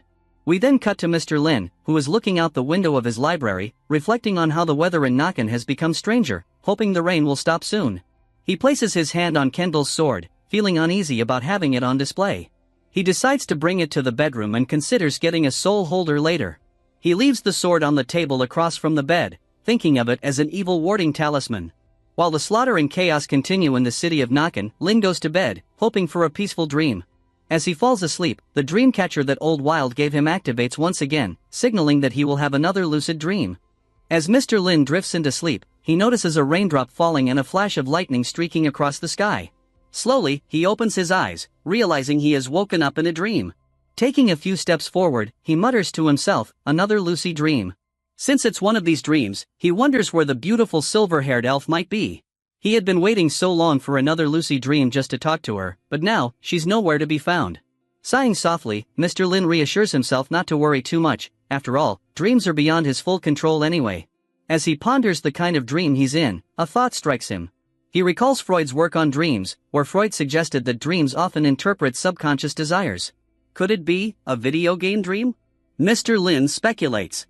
Ever since his journey to Noken, a world too ancient for advanced technology, he hasn't been able to play video games. Yeah, that must be it, he nods. His subconscious must be yearning for the pixelated adventures he once loved. Feeling confident in his theory, Mr. Lin congratulates himself. Of course, I'm always right, probably this time too, he chuckles. The logic aligns perfectly. Noken, being an ancient city, lacks the technological marvels for gaming. No wonder his mind crafted a video game-like dream. He imagines an epic scenario where he fights a massive boss, complete with dramatic action music thundering in the background. Picking up a stone, he notices strange engravings on its surface. Glancing around at the ruins, he marvels at what must have been a once majestic landscape. Inspecting the stone further, something clicks in his memory. It resembles the engravings on the sword Joseph had given him. Man, I'm good, Mr. Lin smirks, impressed with himself. Normal people could never make these connections, but then again, I'm not normal. He attributes his deduction skills to his past life as a professional folk sculpture examiner. Clearly, his subconscious is blending recent experiences into this dream. Driven by curiosity, he decides to explore the ruins further. Let's see what surprises my subconscious has cooked up this time, he muses. As he wanders, he recalls his last lucid dream. The area back then was much smaller and less detailed. This dreamscape, by contrast, feels more expansive and realistic. Examining the ruins, he remarks aloud, "This place has suffered so much damage." Reaching out to touch a nearby wall, he's startled when it immediately crumbles under his fingers. Moments later, the entire structure collapses. Surprised, yet oddly satisfied, Mr. Lin likens the sensation to popping bubble wrap. Grinning mischievously, he decides to topple a few more buildings. Why not? It's just a dream, after all, he thinks. As he explores further, he notices something unsettling: corpses scattered throughout the ruins. The deeper he ventures, the more bodies he finds. One particular corpse, better preserved than the others, catches his attention. Kneeling beside it, he notices the body's ears elongated, unlike a human's. Flipping the mangled form over, he cringes slightly as one of its eyes spills from its crushed skull. Undeterred, he casually tears off one of its ears to examine it. An elven ear, he mutters, intrigued. Even in a dream, I'm a genius. Despite the gore, Mr. Lin remains unshaken, noting how savage this dream is compared to his usual ones. He even recalls Doris, who had recently donned a remarkably realistic elf costume. Definitely a mix of recent events, he deduces, impressed by his subconscious's creativity. Feeling like a folklore researcher again, Mr. Lin conjures a pen and notebook because, of course, he can in a dream, and begins jotting down observations. He resolves to sketch these ruins after waking up. As he ventures toward the heart of the ruins, a bright light catches his eye. Pausing for a moment, he squints at the source, a lone figure illuminated in the distance. Moving closer, he sees an elf kneeling with a sword driven through his chest, as if he had committed seppuku. Mr. Lin's curiosity deepens. This must be the opening cutscene, he muses. Approaching cautiously, he recognizes the figure as King Candela, an ancient warrior of unparalleled strength. Suddenly, the elf lifts his head, his eyes faintly glowing. At last, Candela says, his voice resonating with a deep sorrow. My savior has come. Mr. Lin, momentarily confused, quickly deduces this is part of the dream's game. Savior is a classic trope, after all. He theorizes that some catastrophe must have struck this place, and Candela either caused it or failed to stop it. As he draws closer, Mr. Lin notices the sword piercing Candela's chest. It's the very blade Joseph had given him. Wow, Mr. Lin thinks, impressed. My subconscious is a storytelling genius. Candela continues, his voice heavy with regret. You've made the blade shine again. But this is the third unforgivable sin I've committed. Mr. Lin instantly connects the dots. The blade, the one I cleaned up. My subconscious is really running with this. Once again, he can't help but admire his own brilliance for creating such a compelling scenario, even in a dream.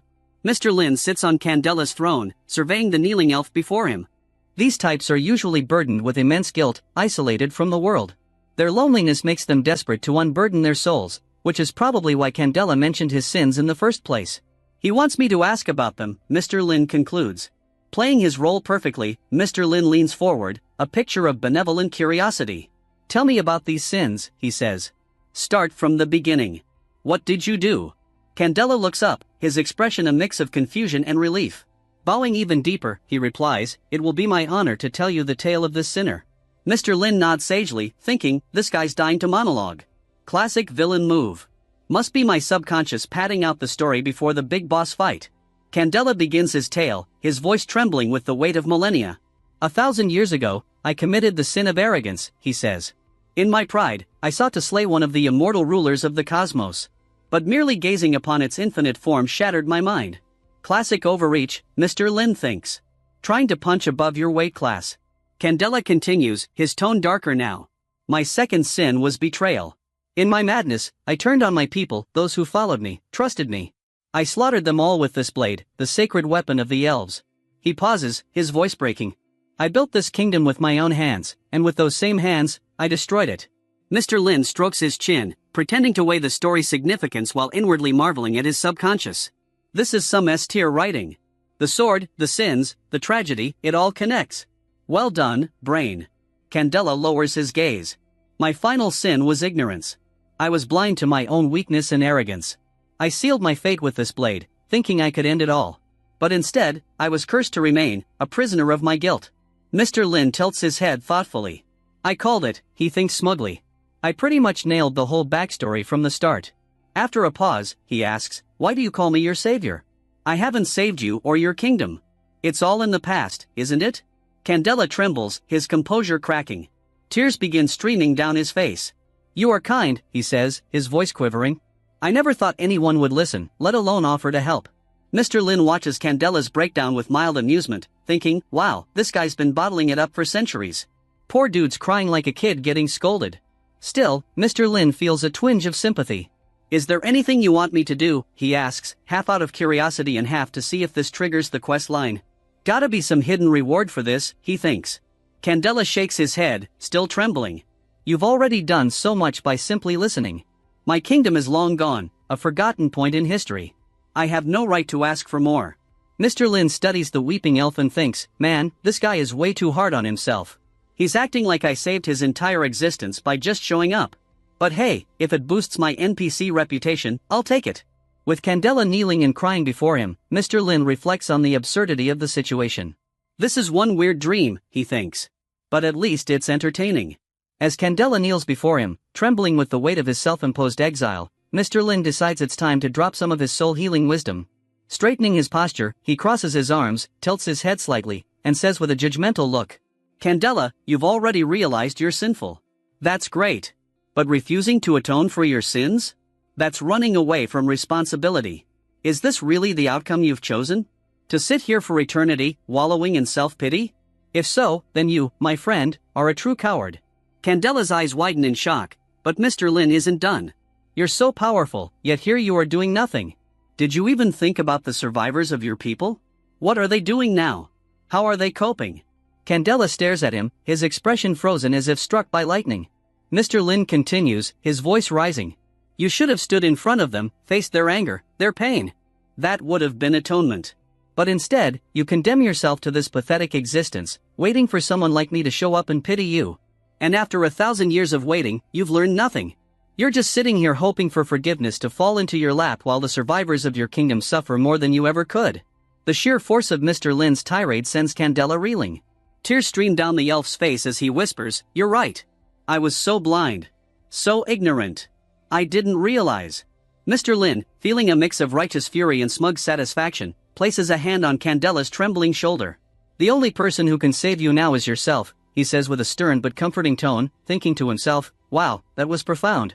I should write this down later. Candela collapses in front of Mr. Lin, sobbing. You've opened my eyes, he cries. But, what if I make the same mistakes again? I'm afraid, Mr. Lin. Please, guide me. Mr. Lin raises an eyebrow, internally baffled. Is this guy asking me to be his boss? He quickly connects the dots. Oh, this must be a dream questline where I recruit a super powerful NPC. Cool. An ancient elven king as a party member? Plus a cursed sword that's probably OP? Jackpot. Clearing his throat, Mr. Lin says, Have you really thought this through, Candela? Are you sure you want to follow me? I mean, I'm not sure how long this dream will last, but hey, it could be good practice for me to inspire others when I wake up. Candela nods fervently, his tears turning into determination. You're right. Words alone won't change anything. I need to act. All the sins I've committed, the years I've wasted, they mean nothing if I don't take initiative now. You've given me hope, Mr. Lin, and I won't let it go to waste. Mr. Lin leans back, nodding approvingly. I'm so good at this. These words aren't breaking him, they're guiding him to greatness. Truly, I'm a motivational genius. Candela clenches his fist. I've used the hope of forgiveness as an excuse to escape my responsibilities, he admits. But no more. You're right, I have no rights. But that also means I don't have the right to stay weak any longer. Candela rises to his feet, his tall, imposing figure now filled with resolve. I will return to my people not as their king, but as an exile, the same as they've always known me. My kingdom may be gone, just a forgotten point in history, but there are elves still living in these lands. They deserve more than my silence.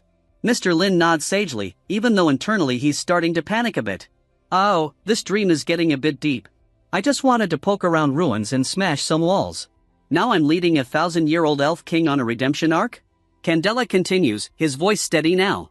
Even though my land is no longer a kingdom, and even the mightiest elves and titans have become nothing but legends, I cannot let their stories end here. The hatred bound to the cursed blade, intertwined with my soul, was forged by my sins. But now, thanks to you, that hatred is gone. He looks at the ruins around him and clenches his jaw. I won't disappear quietly. If there's even a spark of strength left in me, I'll use it to ignite something greater for the sake of those who remain. Mr. Lin watches as Candela's resolve solidifies. Okay, this is getting serious, he thinks. I might actually want to stay in this dream a little longer. This is getting good. Candela kneels once more, placing a hand over his heart. Mr. Lin, allow me to follow you. Not as a king, but as a soldier. Let me wield my strength to serve you and to right my wrongs. Mr. Lin stares at him, utterly dumbfounded. Bro, this guy is one of the strongest warriors in history, and he wants to be my follower? Am I OP or what? He coughs awkwardly, masking his inner smugness. Well, Candela, Mr. Lin begins, if you truly want redemption, it starts with action. Don't just listen to my words, live by them. Your sins won't vanish overnight, and neither will your regrets. But if you take the first step, you might just create a path worth walking. Candela bows deeply, his face glowing with gratitude. You are wise beyond measure, my savior. I will do as you say. No longer will I sit idle. Mr. Lin grins, thinking, yep. Nailed it. Another life changed thanks to me.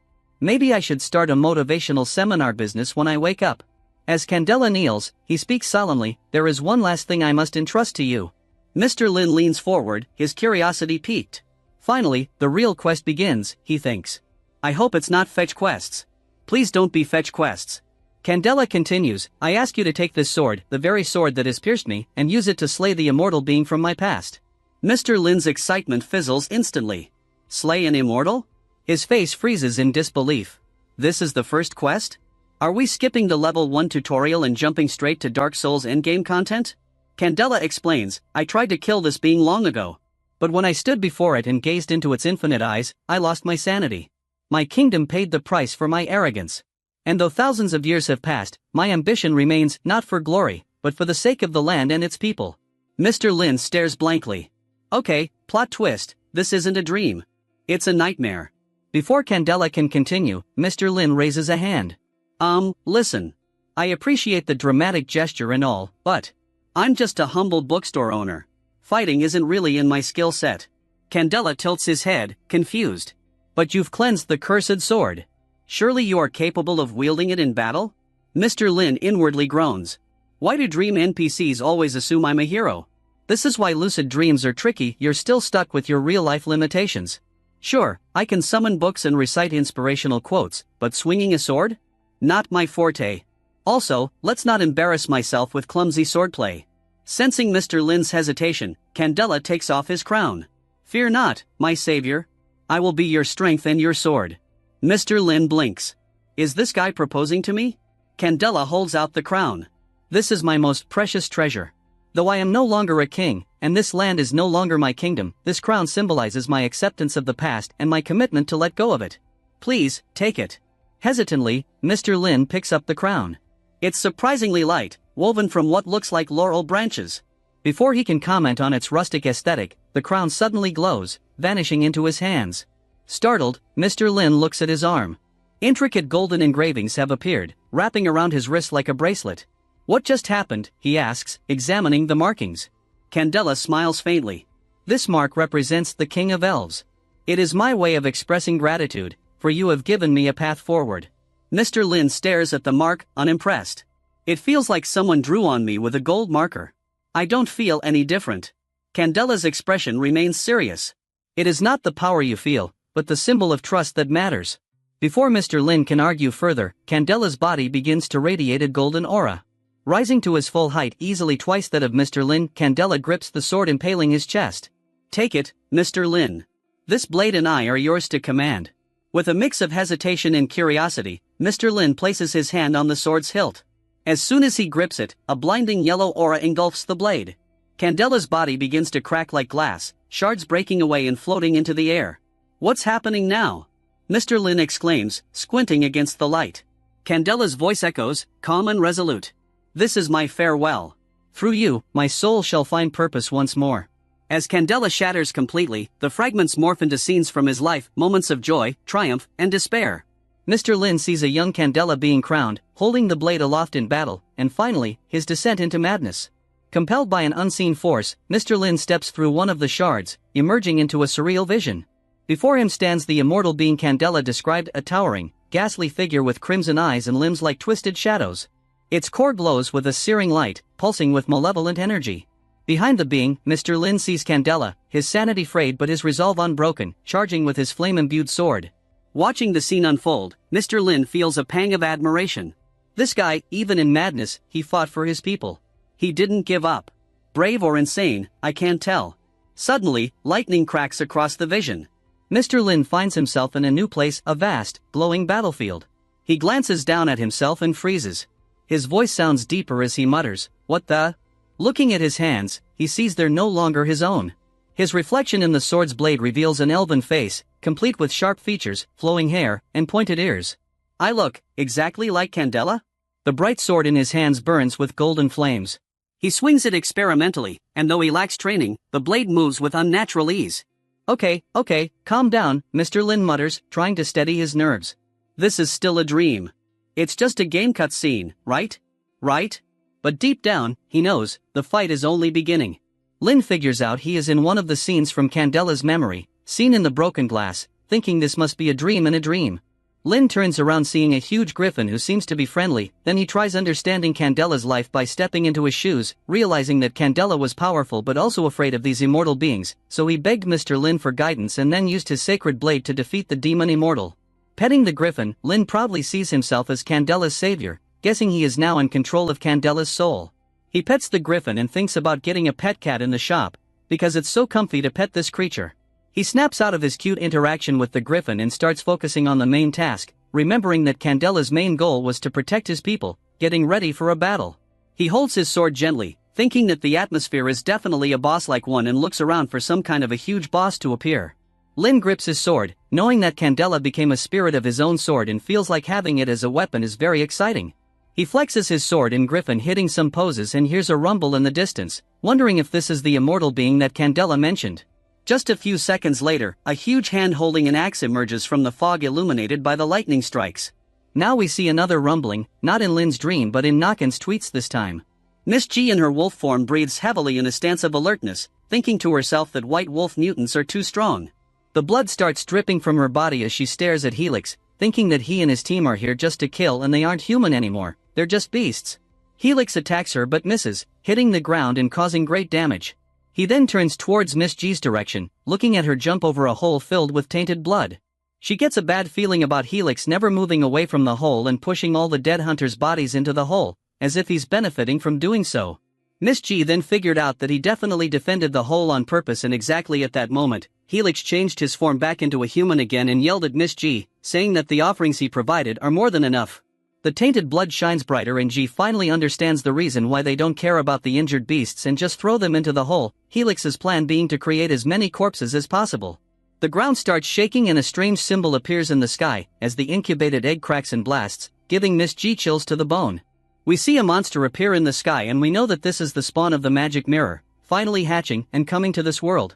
And what's more strange is that this same monster looks like the monster Lin is about to encounter in his dream. Helix, now in his human form, welcomes the monster, calling it his lord, the Lord of the Rain. Helix looks at his lord with great admiration, looking exactly like Candela when he encountered this monster, and says that he finally did it, thinking about successfully summoning him. He stands in front of him and celebrates, screaming on top of his lungs, saying, "Foolish mortals, rejoice, he is born." We see the spawn of the magic mirror appearing in chaos that follows it, while Miss G, still in her wolf form and petrified, looks at this being, realizing his power level is of immortal level and how if she didn't use her ability Iron Will, the pressure she's feeling now just from watching this being would cause her to lose her mind and go insane. Then we see Helix uttering words of an unfamiliar language, and himself going crazy as he's maniacally laughing while the tentacles are growing all out of him. His body starts swelling and exploding limb by limb, as he's watching at Cthulhu and praising him in his last breaths. Miss G, looking at Helix, feels sorry for him, because the magic mirror mind controlled Helix into worshipping this being, and this mind control stay in his mind until his last breath, thinking how Helix has sacrificed so much to summon this being to this world, and after summoning it, Cthulhu didn't even notice Helix at all, and just caused him to die miserably. Miss G decides to run away since her power level is destructive, and Cthulhu is probably even stronger than indescribable, and we see blood oceans covering Nakan as she's running away. As Cthulhu is running rampant over the streets of Nakan, we can see Ackerman observing these events from the distance, thinking how they actually did manage to summon a being from the dream world with the help of the mirror egg. But he also realizes that a normal dream egg can do something like that, and how it needed huge amounts of sacrifices to actually be able to summon a dream entity as powerful as Cthulhu. Ackerman also figures that the barrier between the dream and the reality has been cracked, and both are seeping into one another. Brothers, if the dream is merging with reality right now, and Mr. Lin is in a dream right now, this ought to be good. Now as Cthulhu keeps on marching, causing oceans and oceans of blood, followed by rain and thunder, Ackerman realizes he needs to run away as well so he doesn't become its prey now. Now we see an emergency meeting being held in the Truth Society, where they just got approval to activate the Destruction Star Cannon, as we see Andrew trembling in fear knowing what this means. Now we see a knight organizing members of the Secret Instrument Tower in order for everyone to be on their positions and be ready to clean up and fight dream beasts leaking into reality after the Truth Society fires the first round of the Destruction Star Cannon, and we also learn that this knight is Winston Grimsham, captain of the Secret Instrument Tower's combat squad and one of the currently active Radiant Knights. We see Claude shaking in fear, thinking about what Joseph would do, as Vice Captain Claude interrupts Claude and explains that normally, it wouldn't have been possible for the mirror egg to hatch so quickly and how they never expected the White Wolf clan to sacrifice its own members in order to speed up the hatching. Claude keeps on crying and sobbing, saying how Joseph is not here to help them, and just then, Vice Captain Claude tells Claude to raise his head up, and as he does, Claude slaps him like a little bitch. He is acting right now, and yells how they need to be brave now and how long ago Joseph taught him that if you are a man and a knight, even if you think you are weak, you always need to stand up no matter how many times you fall in order to protect the others. How he received slaps from Joseph as well, while getting yelled at that the tears he is crying right now will not help him maintain peace in Nakan, so he needs to always stand up and continue training until he becomes strong enough. Then Claude starts yelling at Claude, saying that even if the Knights of the Secret Instrument Tower cannot stop this chaos happening now, and even if they can't win, they need to do their best in order to try and protect people living in Nakan. Claude gets invigorated, yelling that he'll do his best to help in any way that he can. Just then, Joseph calls Claude on his phone, and tells him that going after the Dream Bees directly is a suicide, and they just have to wait here and clean things up, ending their hype in an instant with these words, "And by the way brothers, I just realized, out of the two disciples that we know Joseph has, one is named Clody, one is named Cloud, Clody, I see a pattern going on here." Now we go back to General Winston, who after receiving this report and news from Joseph, was also left surprised because he never expected orders like that. Winston starts wondering why Joseph is so confident, and just then an explosion happens in the air because the first round of destructive star cannon has been fired. Winston, first surprised that they fired it so soon, realizes that that's not actually the destructive star cannon, as he wonders what it could be. Now we go back to Andrew's office, who's thinking how because the Truth Society underestimated the White Wolf clan, now they have to use a destruction star cannon and pay this huge price because they made a small mistake before. He thinks that even though the Truth Society might be able to deal with the immortal level threat, it's still a huge problem even for the Truth Society. As he slams his fist into the table, breaking the table and his fist starting to bleed, he thinks how recently, many things have not been going according to the Truth Society's plans, and he thinks all of this must be a plot of the bookstore owner, and no, not even him. Andrew actually thinks that the bookstore owner is a cover-up for some kind of other unknown character. Oh my boy, Andrew was actually pretty spot on, so as Andrew was thinking all of this, he gets a sudden report about something else going on, and as he turns on the screen to see what's going on, he sees the same bright light that Winston confused for the Destruction Star cannon couple of moments ago. Now we go back to Cthulhu, causing chaos, and this light flying towards him directly, and as we zoom into the light, we actually see this as Mr. Lin in the body of Candela, riding his griffin with his sword glowing so bright and flying towards Cthulhu to kill him once and for all. We can see the determination and focus in Mr. Lin's eyes, and seriousness on his face as never before, as he lifts up his sword like he's lifting up the sun itself, and swings it at Cthulhu, literally splitting its head in half with a single blow. Cthulhu's body starts falling apart as its pieces are falling down on the floor, and we can see Mr. Lin descend from heaven like an angel, which left everyone witnessing this legendary event in complete awe and lack of words. And at this moment, the view that was engraved onto the eyes of the people is of the King of the Elves, who was shining as bright as the sun, giving out glorious brilliance, and his form was the one of an immortal himself. Oh pros, if this manhwa is not goat manhwa, then I really want to find out which one do you think is better than this one.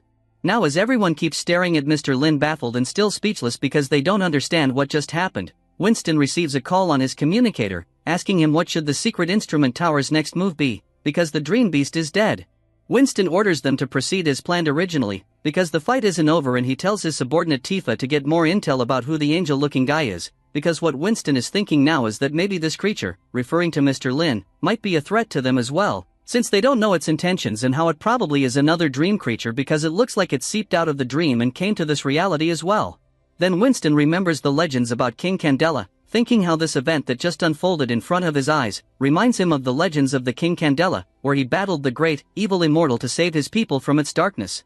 But in the legends, Candela failed, while this guy in front of them easily ended this dream beast in a matter of moments. He proceeds to think that maybe someone reawakened Candela's spirit, but figures that it would take extraordinary power to do such a feat, as he notices that Mr. Lin is holding the sword Candela in his hands and realizes that this sword used to belong to Joseph. So he immediately calls Joseph communicator, not a phone communicator, and Joseph responds by saying he saw everything and how he is on the battlefield right now. Then Joseph thinks how he expected Mr. Lin to do something, but never something of this magnitude. Joseph then tells Winston that Sword Candela was just given away a couple of days ago, and that this was also approved by the elders of the secret instrument tower, and Joseph tells Winston that the person flying on the griffin right now is actually King Candela himself, and Joseph says he knows this because he's been listening to Candela's whispers for a lifetime now. Winston completely loses it as he starts yelling at Joseph, asking to whom was the sword given to, and Joseph in a relaxed voice answers to the Class 1 bookstore owner, Mr. Lin. Winston relaxes a little bit after realizing this, and asks if Joseph knows what Mr. Lin's next move is, and how did he even manage to summon Candela here in the first place. Winston suddenly realizes something as we see Mr. Lin, still on a griffin, raising his sword as some purple light is advancing towards him from a distance. Tifa yells how it must be the Truth Society's Destruction Star cannon and how they didn't cancel it, and now we go back to Ackerman, who has given out the order to shoot the cannon at Mr. Lin, because even if he has slain the dream beast Cthulhu, he is also from the dream world himself, and because of this needs to be stopped, while other members of the Truth Society are trying to calm Andrew down and make him recall his order, but he gets completely furious, saying that there is no way this apparent King Candela is on their side and they need to fire the cannon as soon as possible, because this being came from a dream and dream creatures feel no human emotions and have no remorse towards human life. Andrew continues yelling, saying there is no justice when it comes to dream creatures, because their sole existence is a game of hunter and prey, where they try to hunt down weaker targets, and how this King Candela dream creature is a bigger threat than Cthulhu since he basically one-shot Cthulhu, and Andrew yells to fire the destructive star cannon now. We see members of the Truth Society making everything ready to fire, and as we see this destructive star cannon, we can see that it looks like literally some weapon out of Star Wars movies, but calling a phone instead of a communicator would be a problem. They continue preparing everything that needs to be done in order to fire the cannon, and then the countdown starts. 3, 2, 1, fire. As we can see a huge laser-like beam fired out of it and flying straight towards Mr. Lin, who's just casually waiting for it, thinking how maybe this is a second phase of a boss fight he is in right now, and as his face literally turns into Saitama's face because how powerful he got, he thinks to himself that no problem, if this is a second phase, I'll just cut through this beam like a piece of cake, like Saitama would in the first place as well. Then references in this manhwa are wild like old wild. Now we see Mr. Lin thinking to himself how he did a good job in this dungeon and cleared it completely, but regrets not knowing what actually happened to King Candela in the past, since this is all a figment of his imagination and not the actual reality, he thinks. But then suddenly he turns around as he sees a group of people in the distance, and as he gets closer to them, he realizes that they are the people of King Candela, who is yelling at them, saying that they deserve to die, as they try to calm him down, saying that he did try to beat this immortal and failed, but how? That's not the end of the world, because they have a plan to save their land, and they explain to Candela how a small sacrifice is necessary in order to survive. Then they point to zombie-like elves, saying that these are all people who willingly gave their lives and power for the kingdom to be saved, and after Candela sees a child, he gets even more furious, yelling that at least they shouldn't be using children for their wicked experiments. He leaves the palace, saying he'll fight the Dark Immortal once again. After returning back for the second time, Candela's people are barely surviving, asking him if he managed to do it, and saying how their failure is not his fault, how he was actually a really good king, but that his people were actually bad, and as this elf is crying, he begs Candela to fulfill his last request. As the camera zooms out, we see these elves becoming half monstrosities themselves after failing their experiments, and their final request was for Candela, their king, to end their suffering and just kill them. Candela agrees and starts swinging his sword, ending the remaining lives of his people.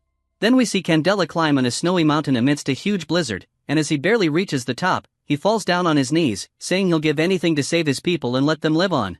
as we see that he is talking to original witches who symbolize the eternal power of this world, and they agree to Candella's request. Candela gets happy as he swings his sword one last time, but this time to strike himself down. Mr. Lin suddenly wakes up, as we see him lying down in front of Lady Silver, who's covering his eyes, and leans in close to his ear and whispers, "Long time no see." She pulls back Mr. Lin, placing his head upon her thighs, as he blushes after realizing who this is, and responds back by saying, "Ah, long time no see," and thinks how her skin is so soft. He calls her name, saying Silver, and she laughs, answering he is right, and explaining that he got caught in her dream. So he asks her if the reason for that is because they are friends, to which she answers in a flirty way, "If you say so." Mr. Lin then comments, saying this feels as if it was her plan, and she asks him if it was, would he like it, and Mr. Lin answers that he would love it. Silver comments how Mr. Lin looks more tired now than when he came to her last time, and asks him what did he saw in the previous dream. Mr. Lin, still lying in her lap, answers that he saw history of the self-proclaimed criminal, King Candela, and then Silver asks him why would Mr. Lin call Candela like that, and does he think Candela was not a criminal. Mr. Lin answers that from what he knows, this is his opinion, but how he doesn't know the entire truth, and comments that Silver looks like she knows the complete truth. Silver happily answers that she does, and asks Lin if he'd like to hear it, and Mr. Lin thinks how both Candela and Silver are parts of his subconsciousness, meaning whatever she would tell him, he should probably know already, but he realizes that lying in her soft lap and listening to this beautiful lady tell him stories is definitely a heavenly experience. He then tells Silver that he listened to the truth she has to say, and Silver starts explaining that Candela and his people faced an overwhelming darkness that would cause anyone who just lays their eyes on it to start mutating, but how this isn't their curse, what brought their downfall was their greed, because after mutating they wanted to control it to gain more power, so they started doing experiments, but they needed a huge amount of test subjects so every innocent person in their kingdom would become their lab rat. But after a while, they lost control over this mutation, and every single person on this elven island was affected by it, so in order to stop this mutation, their king raised his sword against his own people, and after killing all of them, he ended his own life as well. Lin then says that if this is the truth, Candela is not the one who went crazy, but his people, and how Candela probably suffered the most while killing his own kinsman, but if a kingdom ever comes into a situation where its king has to lead the kingdom to its downfall by killing all the people in the kingdom, the king is also a maniac, and how Candela's soul now has to carry the sins of all of his people. It's a sad fate, Mr. Lin comments, and then he explained that Candela actually exiled himself, because as a king, it was his duty to protect his kingdom at all costs, and how now he's just willing to suffer forever because of his failures. Silver responds by saying that no matter if he was crazy or not, his name will never be cleared, because this history has turned into ashes many ages ago, and how it will never be made beautiful again. Mr. Lin conjures the sword Candela next to himself, commenting how from his perspective, after all is said and done, he still thinks Candela is a good king, and how Lin will remember him like this forever. Silver then comments how because of that, Candela gave Lin this mark, which symbolizes a king of the elves, meaning that he crowned Lin as one now, and if Lin is able to find descendants of the elves that followed Candela, they should be willing to take Lin as their king. Mr. Lin comments how he could never do that, because he's just a normal bookstore owner. He can look after the books easily, but never after the entire nation of people, plus he doesn't want to end up the same way as Candela. Silver giggles and comments how she knows Mr. Lin is lazy, as she gets surprised and realizes that the dream is disappearing right now, how she doesn't want it to end, but they have no choice and have to say goodbyes for now. She lets Mr. Lin get up and finally remove her hands from his eyes, saying that they should witness this together, and we can see the barrier between the dream and reality broken, as Silver comments, saying that this is the result of what Candela protected with all of his strength, and as we look down below, we can see beautiful grassy plains, as Silver comments that Candela's land has survived for over many millenniums past. We see members of the secret instrument tower witnessing Mr. Lin casually splitting the destruction star cannon's ray in half, and just stopping it there. And as they are looking at this scene, they are trying to not lose their minds, but this is not going their way. As Winston tries to calm them down and tell them to follow the orders, he realizes that it's near impossible now for them to do so, because of the fear running through them, and thinks how even he, a radiant knight, still has a cold sweat over his back because of what he just witnessed, thinking and comparing that dream creature King Candela to Kratos basically. He then gives an order with his communicator, telling his subordinates to clean up the battlefield.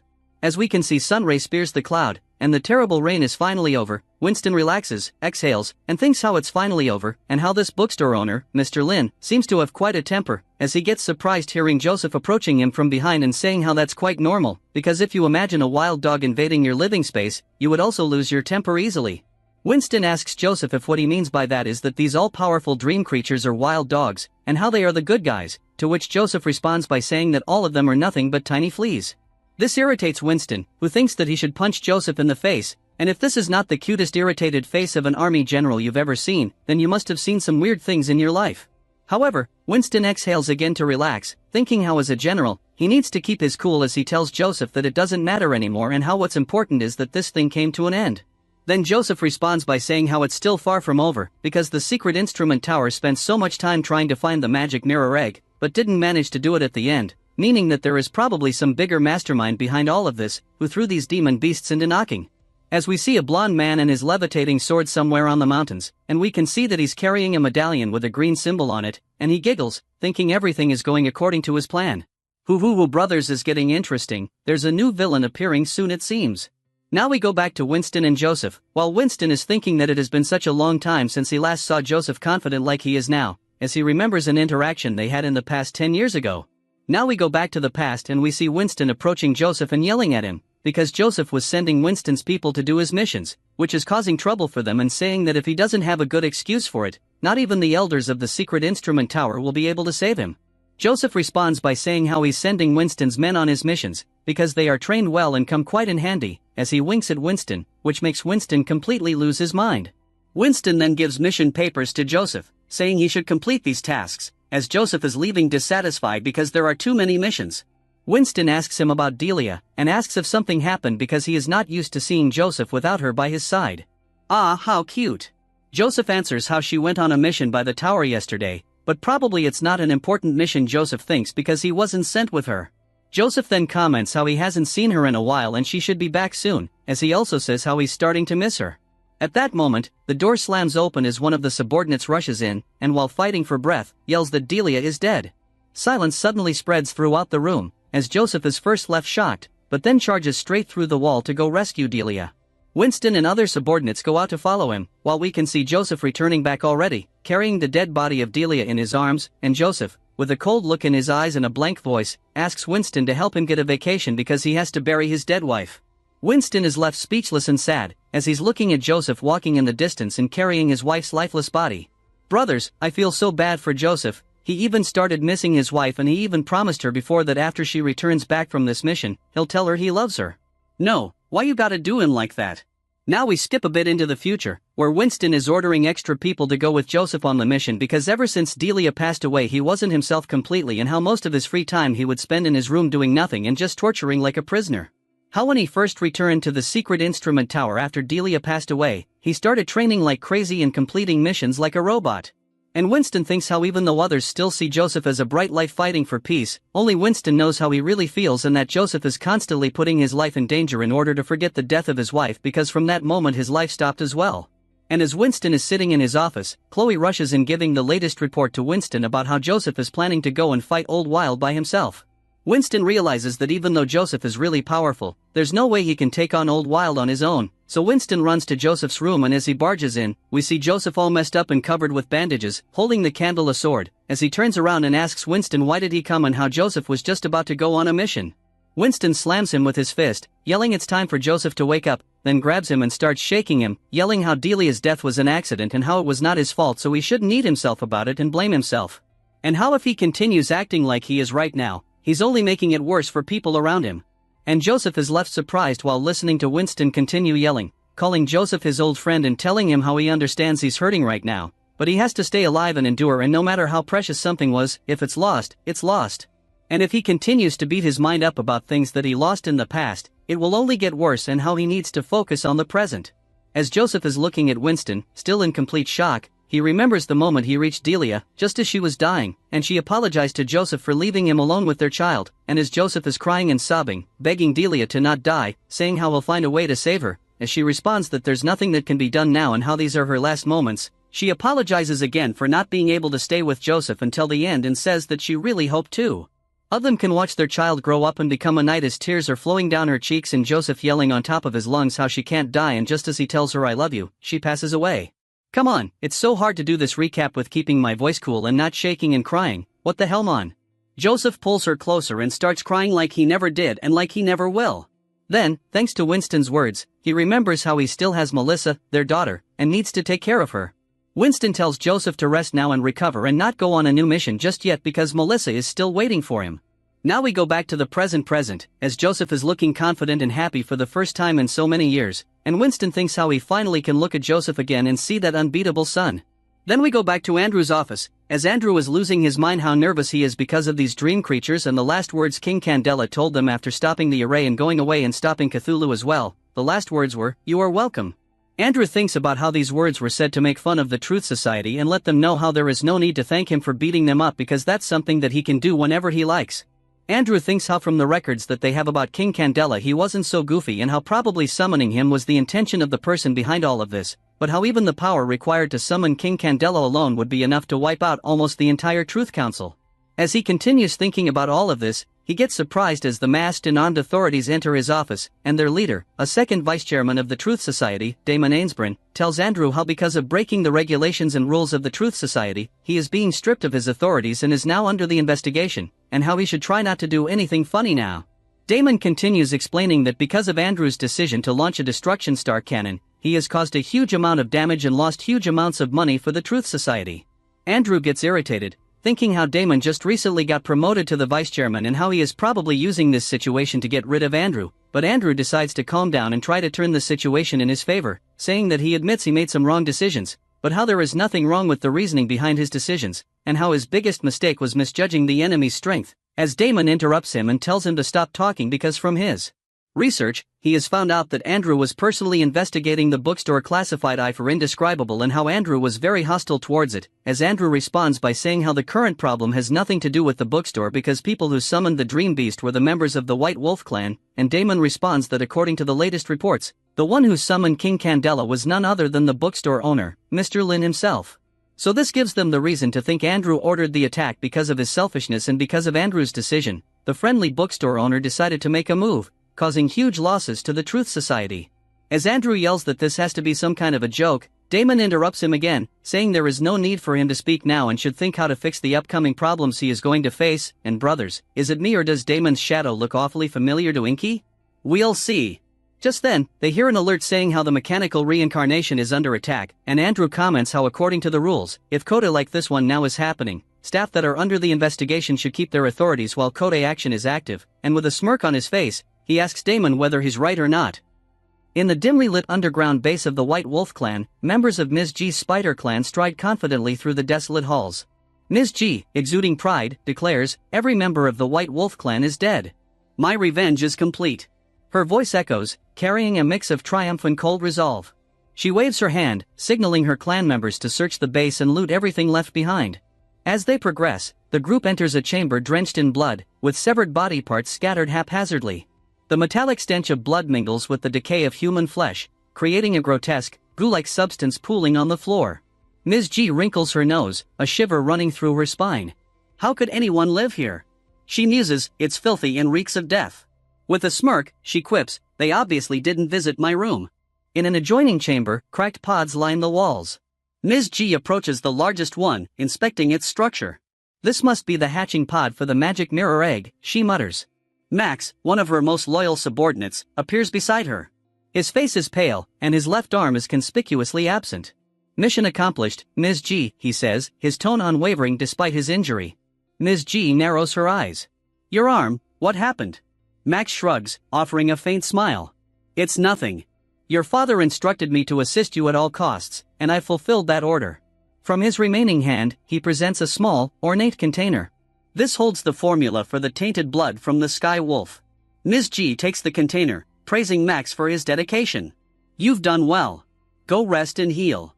As her fingers graze the box, a burst of purple lightning arcs from it, halting her movements. She narrows her eyes. A protective rune, crafted by the White Wizard, no doubt. Max suggests consulting Haywood, but Ms. G hesitates. Her thoughts drift to her father's enigmatic ally, Haywood. After the betrayal of Ryan, devoured by Mr. Lin's gargoyle for his treachery, trusting Haywood feels perilous. Even the truth rune created by the White Wizards can be hacked, she muses, and Ryan proved that. "We'll deal with it later," she concludes. "This place is too dangerous. Let's leave."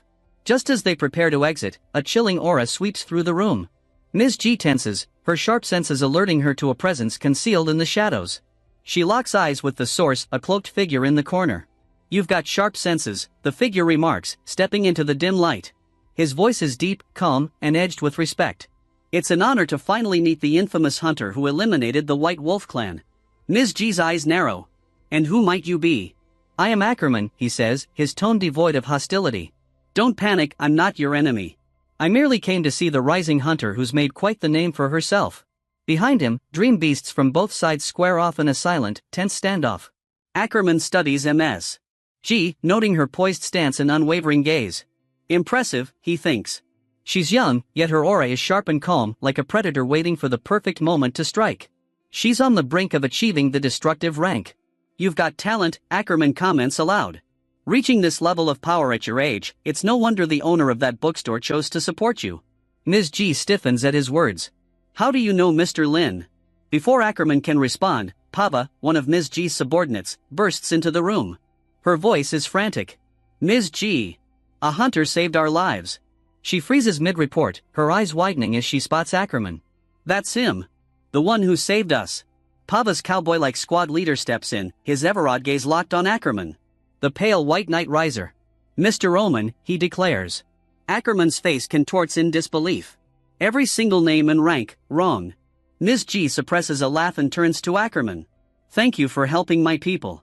Ackerman waves off her gratitude. No thanks necessary. It's my duty. He shifts the topic. About Mr. Lin, what exactly did he do for you? Ms. G's expression softens. He gave me control over the tainted blood in my veins. With his help, I can harness its power without succumbing to madness. I'll use this gift to help every hunter in Nakan. Ackerman's jaw tightens. So it's true, he thinks. Mr. Lin doesn't just help individuals, he's trying to save all hunters from the curse of tainted blood. Emotion overtakes him as memories resurface, family and friends falling victim to madness, their humanity eroded by the dream beast's influence. Ackerman clenches his fists. Mr. Lin truly is the savior of hunters, he proclaims, his voice trembling with emotion. I've seen what the tainted blood does. I've watched my loved ones transform into monsters. But thanks to him, that fate won't claim us anymore. Ms. G watches as Ackerman's resolve hardens, sensing that their paths, though different, are now intertwined by a shared purpose, to overcome the trials of the cursed blood and bring hope to hunters everywhere. In the underground base of the White Wolf clan, Ms. G and Ackerman exchange a firm handshake. Ackerman's tears of excitement stream down his face as he exclaims, under Mr. Lin's guidance, we'll be reborn. Ms. G, amused but composed, gently pats his shoulder. Calm down, Ackerman. Mr. Lin's vision isn't just for us to survive, it's to give us purpose. Together, we'll achieve that.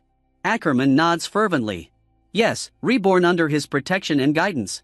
Their shared passion for Mr. Lin solidifies their newfound camaraderie, and in an instant, they seem like lifelong allies, perhaps even soulmates bonded by their devotion to the mysterious bookstore owner. Their moment is interrupted by Pava's cowboy-esque subordinate, who strides into the room, holding a weathered map.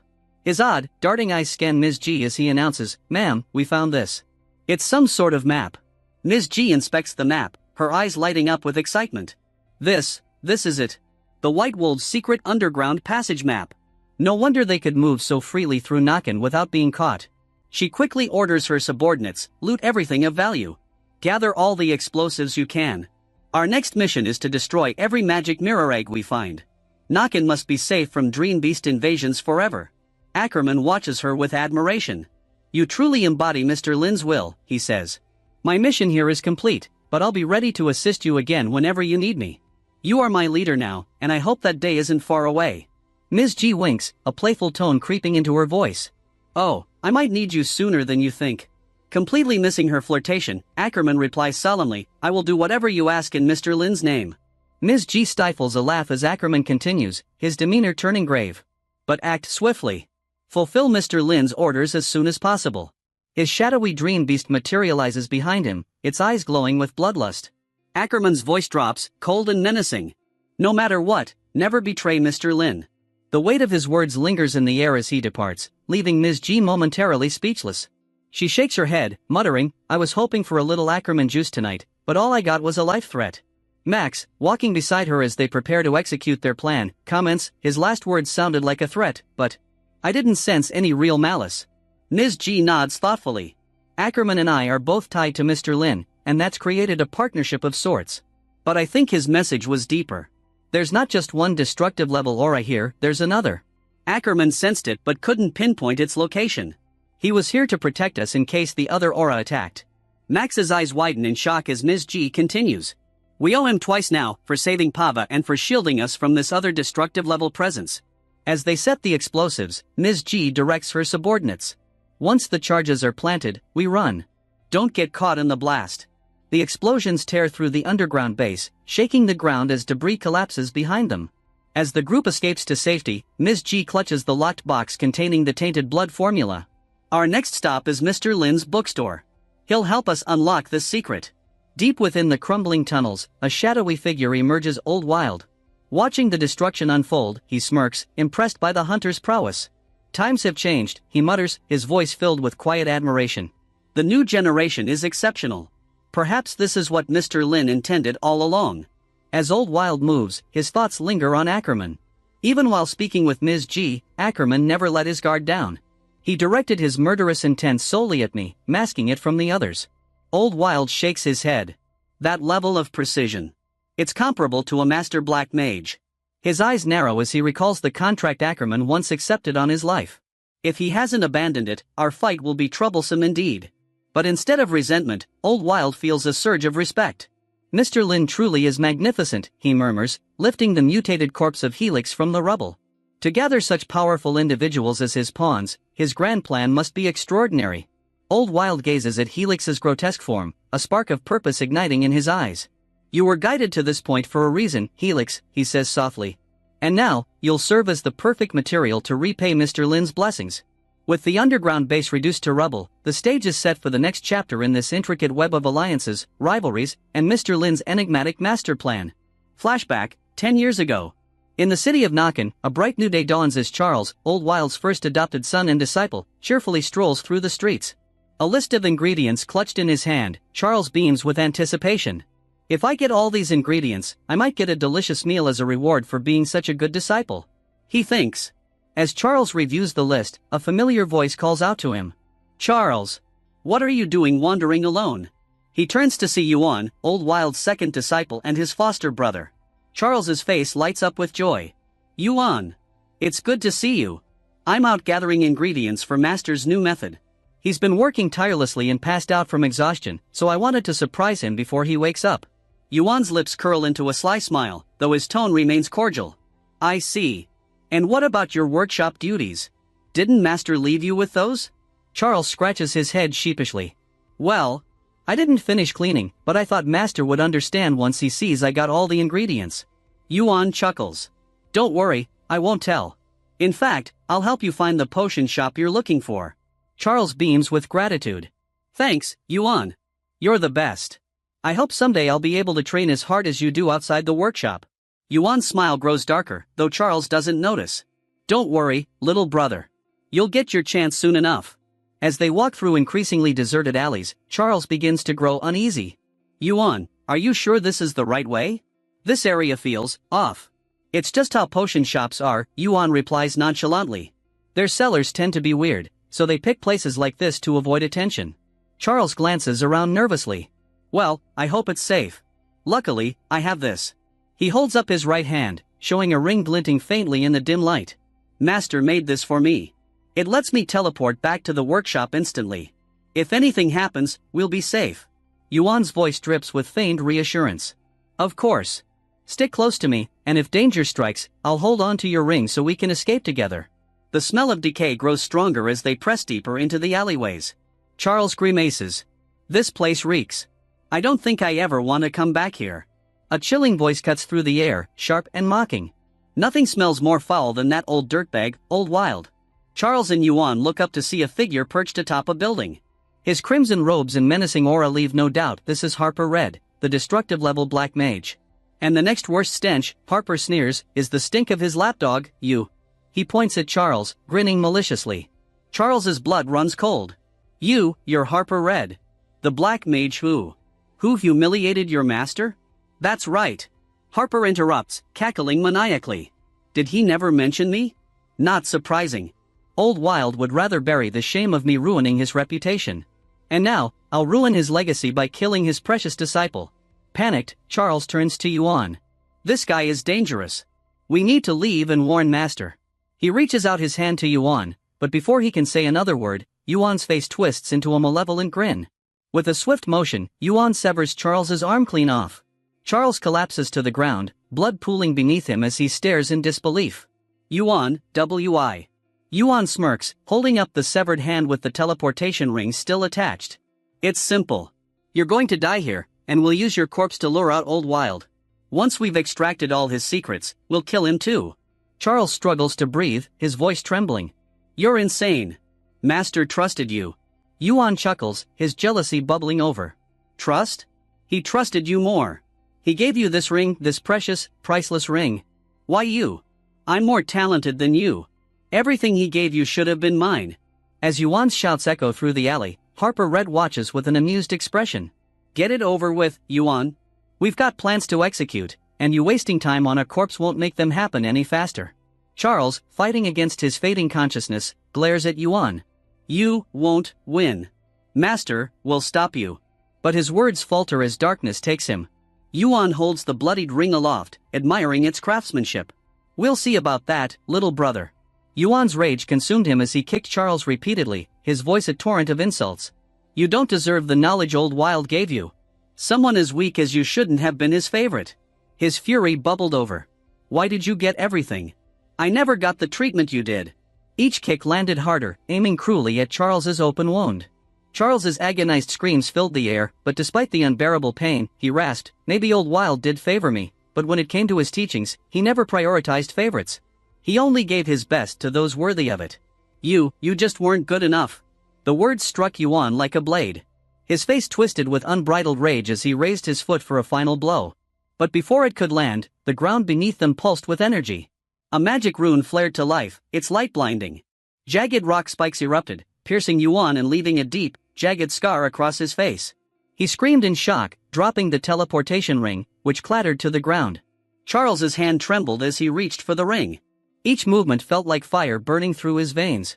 Just as his fingers brushed against it, a shadow loomed over him. Harper, a destructive-level mage cloaked in bandages, approached. You almost got away, Harper said, his voice an unsettling rasp. But you're not dealing with just any mage, boy. My body, it has no shape. These bandages are all that hold what's left of me together. Harper knelt beside Yuan, who was still writhing on the ground. Distracted, were you? Harper sneered. And you think you're stronger than him? Pathetic. He rose, glancing at Charles. We don't have much time. Old Wild will come looking for him. Take his body to Helix. We'll use it to lure Old Wild to his death. Charles, barely clinging to life, watched as Harper and Yuan began planning. His thoughts swirled in despair. Old Wild. I'm sorry. I failed you. Tears streamed down his face as he silently begged, please, don't let me die here. Miles away, Old Wild stirred from his sleep. As a destructive-level black mage, his connection to his disciples ran deep, and his dreams were filled with visions of Charles's suffering. When he woke, the truth hit him like a thunderclap. Charles was gone. His scream of anguish shattered walls as he stormed out, his aura brimming with raw power. He would find Charles. No matter what. Back at the ambush site, Harper waited under the light of the full moon, holding Charles's severed arm as bait. He felt the air shift. The oppressive aura of Old Wild announced his arrival. In the distance, Harper saw him, a silhouette that grew larger with every step. Come closer, Old Wild, Harper mocked. Do you see this? He waved the severed arm. Your precious disciple, mutilated and gone. How does that feel? Old Wild said nothing. His silence was unnerving, his gaze fixed on Charles's arm. Harper laughed maniacally, trying to push him further. I didn't expect Charles to be this tough. Even while I killed him, he didn't beg. But you, how about you beg for mercy? Come on, show me that power. Old Wild took one deliberate step forward, then another. Harper's rune trap shimmered beneath his feet. The trap, designed to neutralize even the strongest destructive-level mages, should have activated. Instead, the moment Old Wild's foot touched it, the rune shattered into dust. What? Harper recoiled in disbelief. Impossible. The beastmen Harper had hidden around the clearing charged at Old Wild, thinking him vulnerable. Harper screamed, fall back. Don't, but it was too late. Old Wild turned to face them, his voice chillingly calm. The corpses are talking. In an instant, the beastmen exploded, their bodies disintegrating into a crimson mist. Blood rained from the sky as Old Wild's aura grew darker and more menacing. His reptilian eyes locked onto Harper, whose confidence crumbled into terror. Desperate, Harper turned to flee, but his body began to decompose with every step. His mind raced. How can mere words have this effect? He's too powerful. As Old Wild approached, Harper fell to his knees, tears streaming down his face. Please, spare me. Take everything I have left of Charles. He held up the teleportation ring, his voice trembling. If you kill me, I'll destroy it, and you'll lose him forever. Old Wild finally broke his silence, his voice cold and unyielding as he addressed Harper. I once told Charles that there's no need to cling to the possessions of the dead. What matters most is keeping their memory alive. Black, serpentine shadows materialized from the darkness, writhing toward Harper. As they coiled around him, Old Wild continued, his tone hauntingly calm. You see, memories, they stay with us, even as everything else fades. Harper's screams echoed through the night as the magical black snakes devoured him, their jaws unhinging to swallow him whole. Old Wild observed, his expression emotionless. Such a terrible scream. I've never heard its equal. As the snakes finished their grisly work, Old Wild ascended into the night sky, the full moon casting an eerie glow over him. Gazing down at the city below, his heart heavy with loss, he whispered, Charles, you deserved better. This city will be your tribute. With that, he extended his hand, summoning a colossal magic rune. Pulsating with dark energy, it unleashed a torrent of destruction upon Nakan. Buildings crumbled, and chaos erupted as dark beams rained from the heavens. In one home, a mother shielded her child with trembling arms.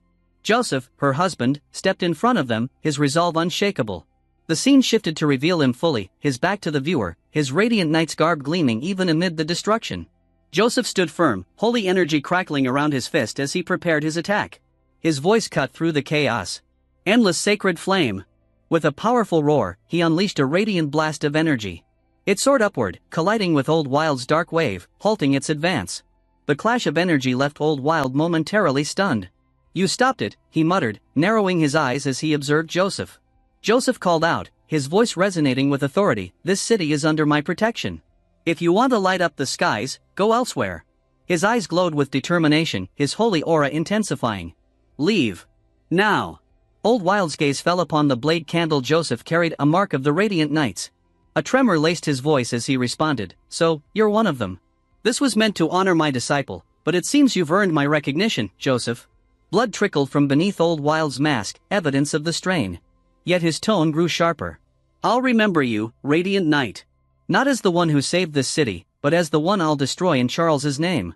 Dark energy coiled around him, but Joseph's resolve only deepened. He glanced back at his wife and daughter, their presence fueling his strength.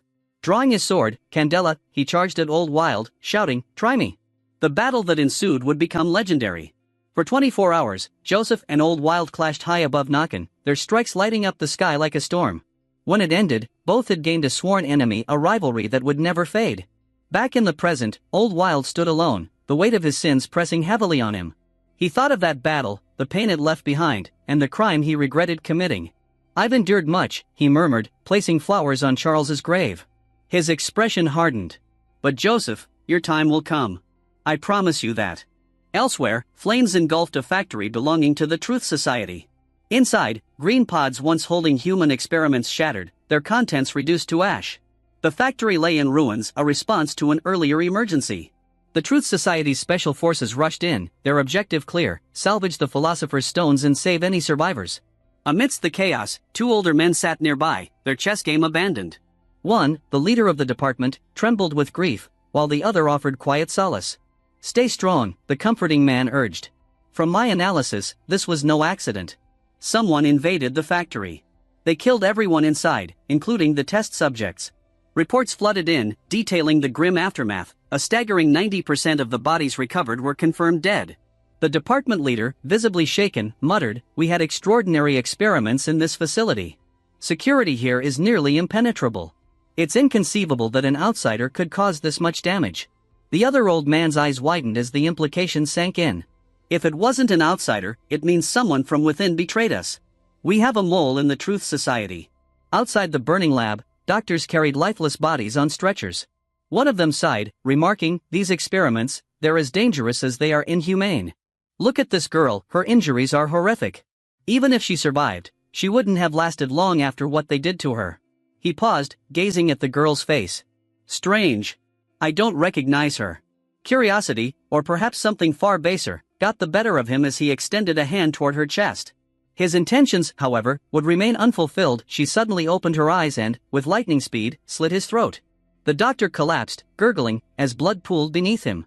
His colleague turned at the commotion, only to be greeted by darkness as the girl twisted his neck with inhuman force. Both men lay dead within seconds. She moved quickly, climbing a ladder to escape the facility. Reaching the outside world, she stumbled through the streets of Nakan, her body bloodied and her tattered clothing barely holding together. A stray cat approached her, its meow cutting through the quiet. Startled, she instinctively floated up to a nearby rooftop, her body moving as if by reflex.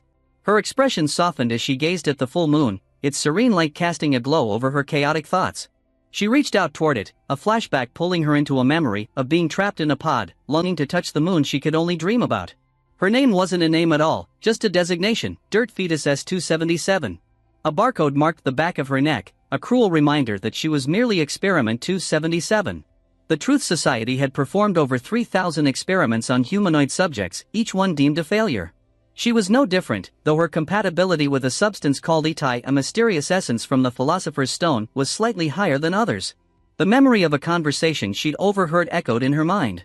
She had learned from her enhanced hearing that she only had 1 year to live. It was this knowledge that had pushed her to wait for this night, to plan her escape. The scientists had underestimated her. Over time, she had pieced together everything about the lab, the experiments, and the researchers just by listening to their idle chatter. She had even overheard whispers about an imminent attack on the facility. As the lab burned, she remembered the moment it all began, the explosion of redstones that consumed the building, the shadowy silhouette of the saboteur in the distance. For the first time in her life, she felt something new: freedom. Reaching behind her neck, she grasped the metal plate bearing her designation. The sharp edge dug into her skin, but she yanked it free, the agony overwhelming. Blood poured from the wound, staining her hands and dripping onto the rooftop.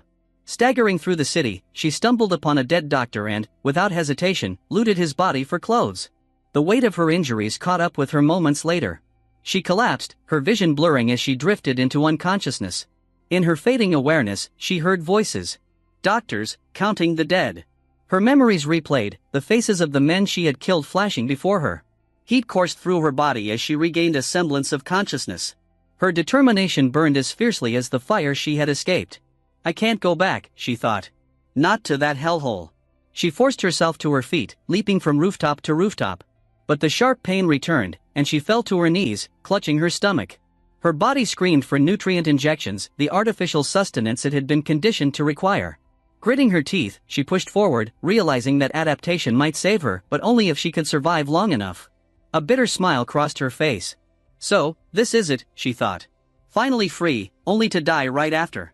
As the girl fainted, a voice whispered through the darkness, calling her name softly, telling her that she was a good child and urging her to wake up. A gentle smile tugged at her lips as the voice continued, explaining that she didn't know who it was or where the voice came from.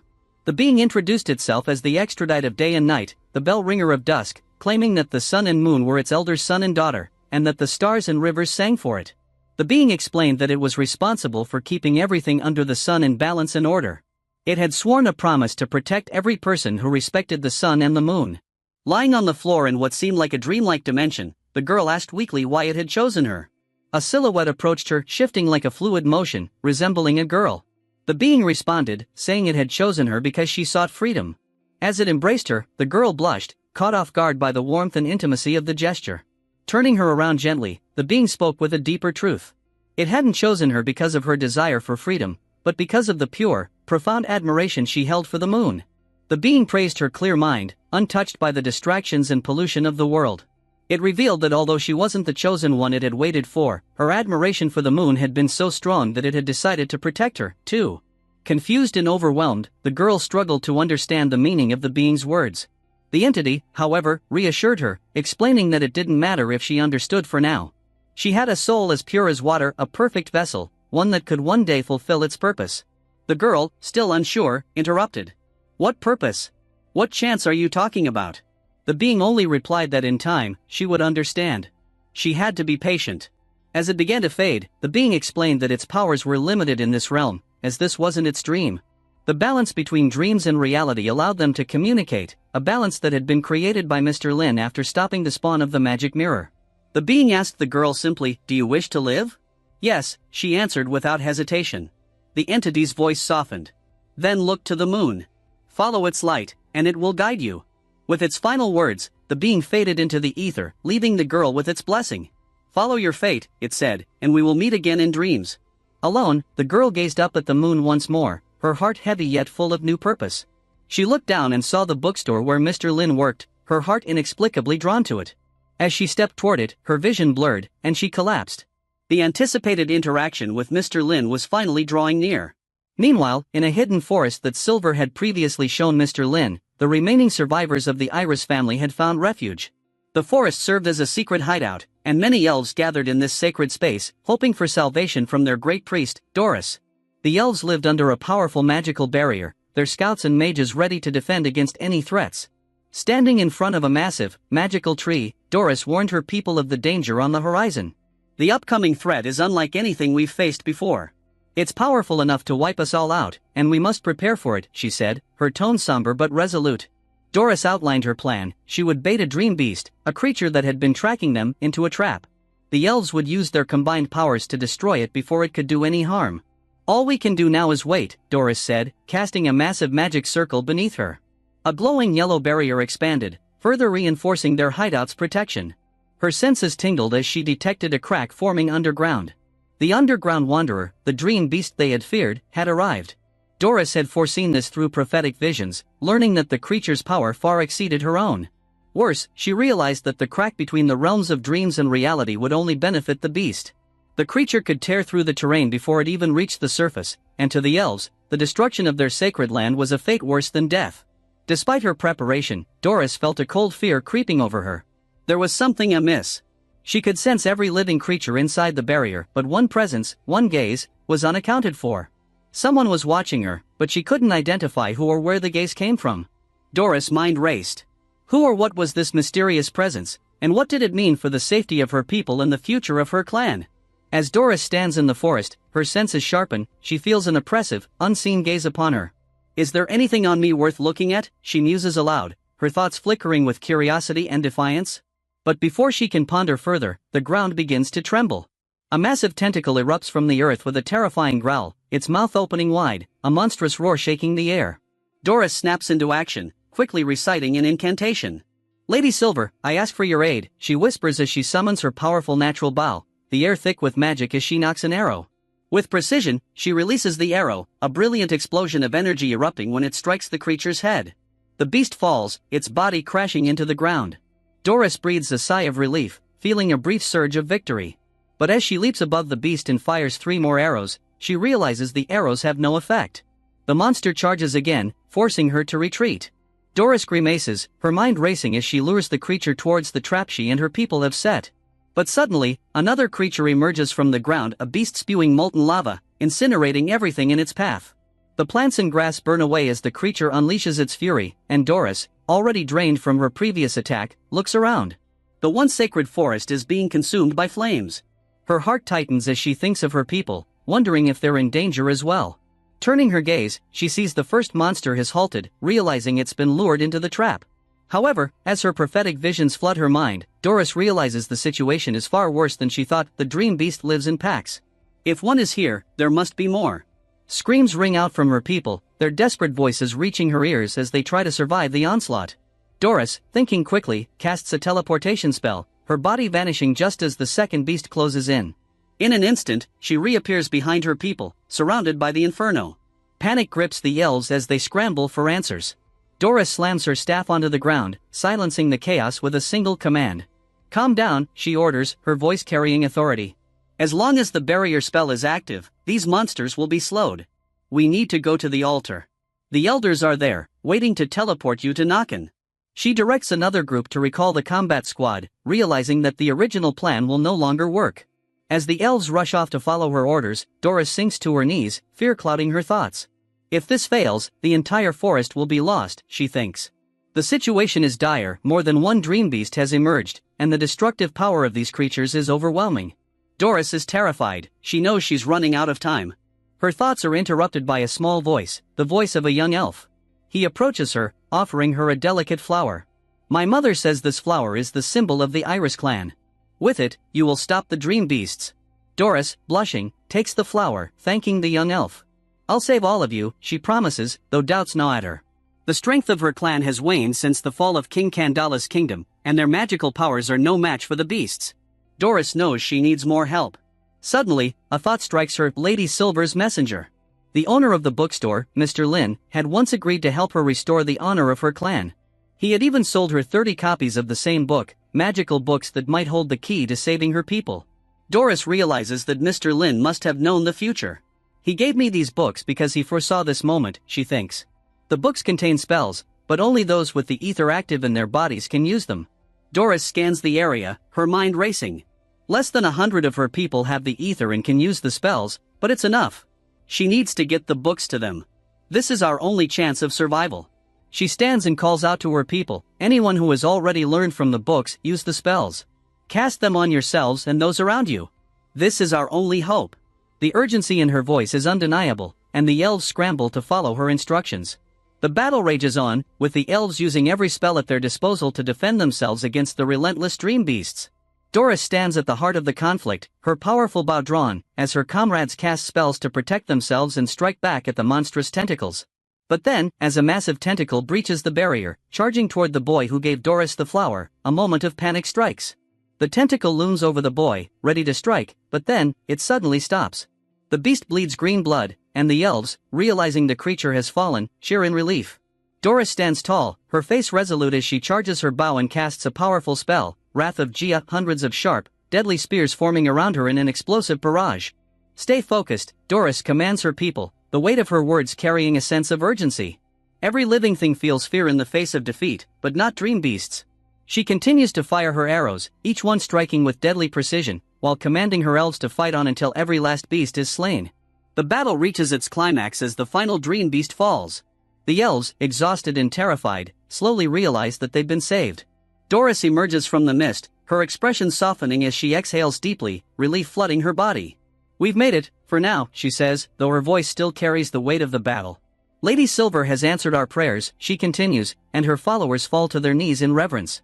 They now know they are under the protection of one of the ancient witches, Lady Silver herself. Doris takes a moment to appreciate Mr. Lin's foresight. He knew this battle would come, she thinks, he knew what we needed, and gave us the books to prepare. Mr. Lin, he has to be omniscient. But then, a thought crosses her mind, one that makes her cheeks flush slightly. Could Mr. Lin be Lady Silver's husband? Doris immediately shakes off the thought, mortified by the idea, but she can't deny that there's something peculiar about Mr. Lin that makes her wonder. However, her focus snaps back to the battle as another tentacle emerges from the ground. Doris feels the strain on her body, her energy waning. Despite her exhaustion, she remains unafraid, feeling the protective presence of Lady Silver surrounding her. She knows this is her duty, to protect her people, no matter the cost. Even if I must die, Doris thinks, it will be an honorable death. My life was given to protect the Iris clan. With those thoughts, she resolves to cast a forbidden spell, Live and Sacrifice. As she channels all her remaining life force into the spell, giant roots rise from the ground, ensnaring the last of the dream beasts and crushing it in a vice-like grip. Doris's body trembles as she pours her soul into the spell, her mana depleted, her life force draining rapidly. The roots will hold them back, just a little longer, she thinks as she coughs up blood, her vision growing blurry. The dream beasts continue to emerge, their tentacles writhing, but Doris knows she can do no more. I hope my people got away, she thinks as she collapses to her knees, her strength finally giving out. As she falls, ready to lose consciousness, a soft touch catches her. Her eyes flutter open, and to her shock, she sees a shadowy figure, Mr. Lin.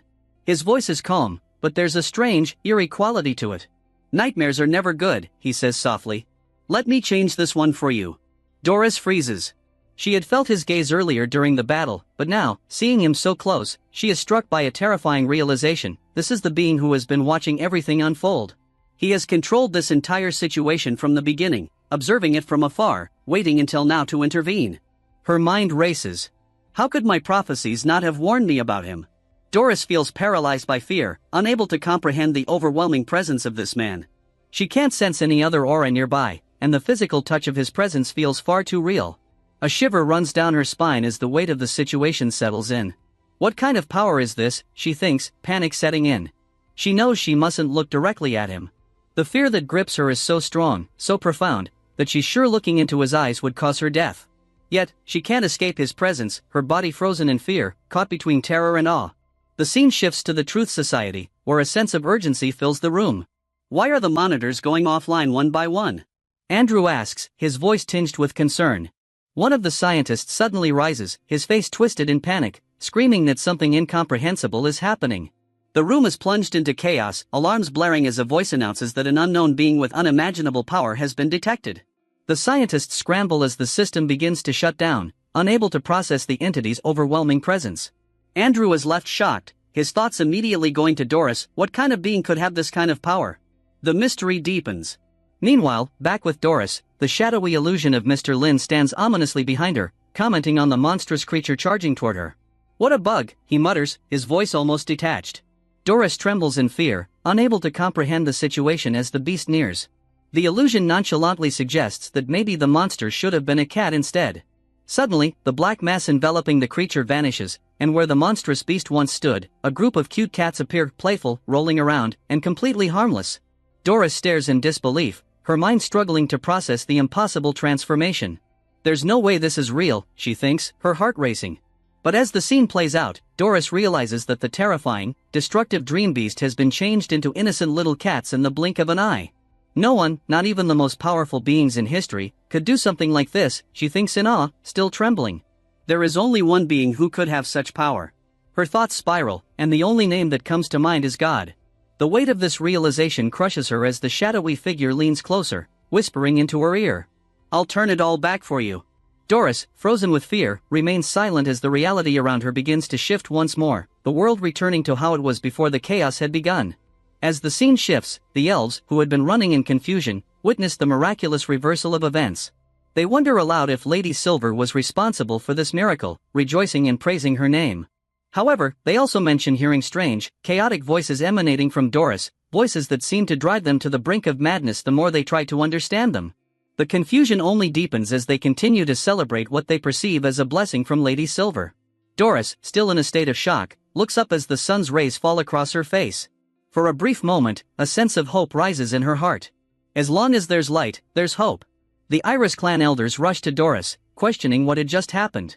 If these are the elders, then I must be the oldest man in the universe, Doris thinks with a wry smile, her exhaustion evident. She turns to explain, her voice steady, "The man who spends time with Lady Silver, he's the one who saved us." Though the elders are skeptical, Doris reassures them. "He's the one who gave us those powerful books. He's the one who can control space and time itself." She explains that this man, while impossibly powerful, has helped them out of kindness, and they must seize this opportunity to rebuild. As Doris speaks, a new world tree begins to sprout from the ground, its light illuminating her body as she receives a new prophecy. She declares with newfound certainty that the man who saved them is a being who exists above life and death. He is the one who watches over the stars, the shepherd of the cosmos since the dawn of time. His name remains a mystery, for he is not the caretaker of the stars, but their eternal protector. Doris, still overwhelmed by the magnitude of this revelation, realizes that she may be the only one who can even begin to comprehend a fraction of his power. But she resolves not to dwell on it further. For now, we must focus on rebuilding, she thinks. There will be time later to understand this being who has altered the very fabric of their reality.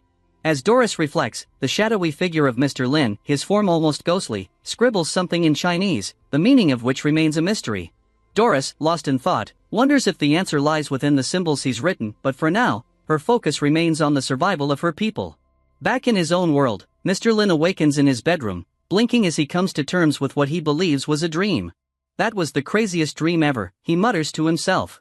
But as the memories flood back, he begins to realize that what he thought was a dream was, in fact, reality, the battles, the struggles, the involvement with Doris and the elves. He smiles to himself, still feeling the warmth of the silver-haired lady's presence in his thoughts. And then, his mind lingers on a peculiar detail, the dream of Inky meeting Doris, but in this dream, Inky's face was his own.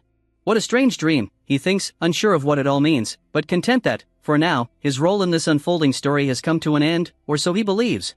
As Mr. Lin pulls back his curtains and gazes out of his window, a smile crosses his face. The rain has finally stopped. The heavy, relentless downpour that had consumed the world outside now seems like a distant memory. He feels a sense of calm settle in as he heads downstairs, his footsteps echoing softly through the bookstore. The storm had been long and fierce, but now the world feels a little quieter, a little more peaceful. Stepping out into the fresh air, Mr. Lin inhales deeply, savoring the clean scent of the earth after the rain. But as he looks toward the horizon, his peaceful moment is interrupted by a flicker of light in the distance, a fire. The smoke rises into the air, dark and ominous. Mr. Lin's gaze sharpens, and his mind immediately connects the dots. That's the factory, the one that exploded. He remembers the chaos that surrounded the explosion, the experiments, the girl who had escaped in the midst of it all. His thoughts rush as he recalls her desperate struggle to break free. But now, as he continues to watch the fire, something catches his attention, a figure lying motionless on the ground. His heart skips a beat. Is it her? Without hesitation, Mr. Lin moves swiftly, his steps deliberate and focused. He heads toward the source of the fire, and as he gets closer, the figure becomes clearer, a young girl, unconscious, sprawled on the cold earth. The remnants of the explosion seem to have scattered debris everywhere, and the smoke still lingers in the air, making it difficult to breathe. Mr. Lin sighed deeply as he picked up the unconscious girl from the cold, desolate street. A fleeting thought crossed his mind, he could simply leave her there and go on with his day. But no, he wasn't that kind of person. If he left her out there, she would undoubtedly die. With a reluctant shrug, he carried her into his bookstore, muttering under his breath about the extra work he had just brought upon himself. Gently, he placed her on the recliner, yes, the very same chair where Joseph had once rested unconscious after his own ordeal. Mr. Lin couldn't help but notice the girl's injuries, particularly the burns and wounds that seemed to hint at an explosion. His first instinct was to call for help. Fishing out his advanced telecommunication device, because phones were too mundane for Mr. Lin, he dialed the hospital. However, the line was unavailable. Frustrated but undeterred, he took a closer look at her. It struck him as odd that the clothes she wore didn't seem to be hers. They were oversized, mismatched, and bore signs of being hastily handed over. His deductive brain, often prone to dramatic conclusions, whirred into action. Someone must have given her those clothes before the explosion. But who? And why? The mystery began to consume his thoughts just as the girl stirred, slowly opening her eyes. As her gaze settled on Mr. Lin, she instinctively sensed no ether emanating from him. That realization brought her a small measure of relief. He was a normal human. For now, she thought, she was safe. Mr. Lin, however, wasted no time in explaining that he was trying to contact the hospital for her. Her reaction was immediate and desperate. She begged him not to. Please, she pleaded, her voice trembling. Don't call them. Just, help me. Mr. Lin hesitated, his mind racing. He wondered if she was being pursued by someone dangerous. His imagination pieced together a scenario. Someone must have threatened the researchers at a laboratory, forcing one of them to detonate a bomb. That researcher, likely aware of his imminent death, must have handed his clothes to this girl, ensuring her survival and escape. Mr. Lin, of course, was convinced he had deduced the situation perfectly. All right, he said with a sigh. I won't call the hospital. But you might have internal injuries we can't see. This is serious. He gently took her hand, assuring her that he could tend to her smaller wounds for now. As he began examining her injuries, he couldn't help but feel a sense of pride. Helping random strangers like this? That was just the kind of man he was. She was lucky to have stumbled upon him, otherwise, she might not have survived. Mr. Lin also assumed she must be experiencing significant trauma from whatever had happened at the laboratory. Determined to be sensitive to her fragile state, he softened his tone and reassured her as he worked. The girl, feeling the kindness in his actions, blushed slightly and agreed to cooperate. Upon further inspection, Mr. Lin found no severe external or internal injuries but worried she might have fractured bones. As he carefully touched her to assess her condition, the girl found herself momentarily lost in how gentle his touch was. Still, she reminded herself to stay alert. She couldn't afford to let her guard down. After all, she had just escaped something terrible, and this man, kind as he seemed, might turn her back in if he knew the truth. Mr. Lin suddenly asked if she needed anything while he fetched some tools to treat her. She hesitated before pointing toward the open door. I feel cold, she murmured. He looked at the door and realized he had rushed in so quickly with her in his arms that he had forgotten to close it. Shaking his head at his own carelessness, he got up and walked over to shut it. As his back turned to her, the girl seized the opportunity. Now was her chance to attack and ensure her freedom. Yet, just as she prepared to strike, a chilling aura emanated from the gargoyle statue Mr. Lin owned, an artifact from Old Wild. It had the ability to detect murderous intent and neutralize threats. Frozen in fear, the girl stopped, her plan unraveling. As her ether slowly recovered, her senses sharpened. She began to perceive the bookstore's true nature. The ominous aura from the gargoyle was only the beginning. She felt a strange energy from a nearby flower and an unsettling presence emanating from the books themselves. The realization dawned on her, everything in this bookstore was alive. Her gaze darted back to Mr. Lin. How could he, a seemingly ordinary human, exist in a place surrounded by such terrifying entities? Fear gripped her, and she hurriedly sat back down on the recliner, deciding that her best chance of survival was to obey him. When Mr. Lin turned around after closing the door, he saw her lying stiffly on the recliner, staring blankly at the ceiling. For a moment, he thought she resembled a penguin, cute but completely clueless. Chuckling to himself, Mr. Lin reflected on the strange pattern emerging in his life. First, Joseph, and now this girl, whom he decided to call Moon because a commenter had suggested it. Both had ended up on this same recliner, needing his help. Perhaps he was more than just a bookstore owner. Maybe I should start calling myself a doctor, he mused with a satisfied smile. Mr. Lin glanced at the girl, now settled uneasily on the recliner, and asked gently, "Are you feeling any better?" His tone was calm, yet firm, as he assured her, "Please stay still while I fetch the medical supplies. Moving around too much might worsen your condition, especially if there are any fractured bones." To Moon, his words carried a completely different weight. She didn't hear concern, she heard the command of a monster. The thought that defying him might end her life sent chills down her spine. Shaking her head vigorously, she silently communicated her compliance, determined to do whatever it took to survive. As Mr. Lin left the room, the atmosphere seemed to grow heavier around her. The monstrous presence she had felt earlier now seemed to intensify. Her breaths grew shallow as the oppressive aura of the dream monsters floating through the bookstore pressed against her senses. Her heart raced as she convinced herself that disobedience would surely lead to her death. Her thoughts turned back to Mr. Lin. How could a normal man remain unshaken by the terrifying beings surrounding him? And yet, there he was, moving about the bookstore with a warm smile. A smile that, to her distorted perspective, appeared anything but friendly. It was unsettling, almost sinister. She couldn't understand his motives. Why was he helping her? What did he gain from this? When Mr. Lin returned, he apologized for taking longer than expected. "Sorry about that. I had to clean the tools before bringing them over," he explained with an apologetic smile. Approaching her, he noticed she was trembling. He assumed she was simply nervous, probably afraid of doctors or medical procedures. "Ah, I get it," he thought to himself. Young people often have a fear of needles or medical equipment. Confident in his deduction, he decided to lighten the mood with a joke.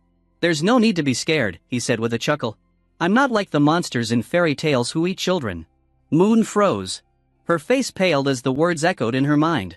"He's going to eat me," she thought in horror. Tears welled up in her eyes as panic set in. The realization that the door was closed and that she had been the one to ask him to close it only made things worse. Regret and fear consumed her as she resigned herself to what she believed was her fate. Shaking, she rolled up her sleeve and extended her arm toward him. "If you're going to eat me, just do it," she whispered through trembling lips. Mr. Lin blinked, utterly dumbfounded. "Wait, what?" he muttered, staring at her in confusion. Realizing she was serious, he quickly waved his hands in front of him. "No, no, no. It was just a joke. I didn't mean it literally," he exclaimed, his voice filled with urgency. But Moon was still crying, her tears streaming as she asked, "You're not going to eat me?"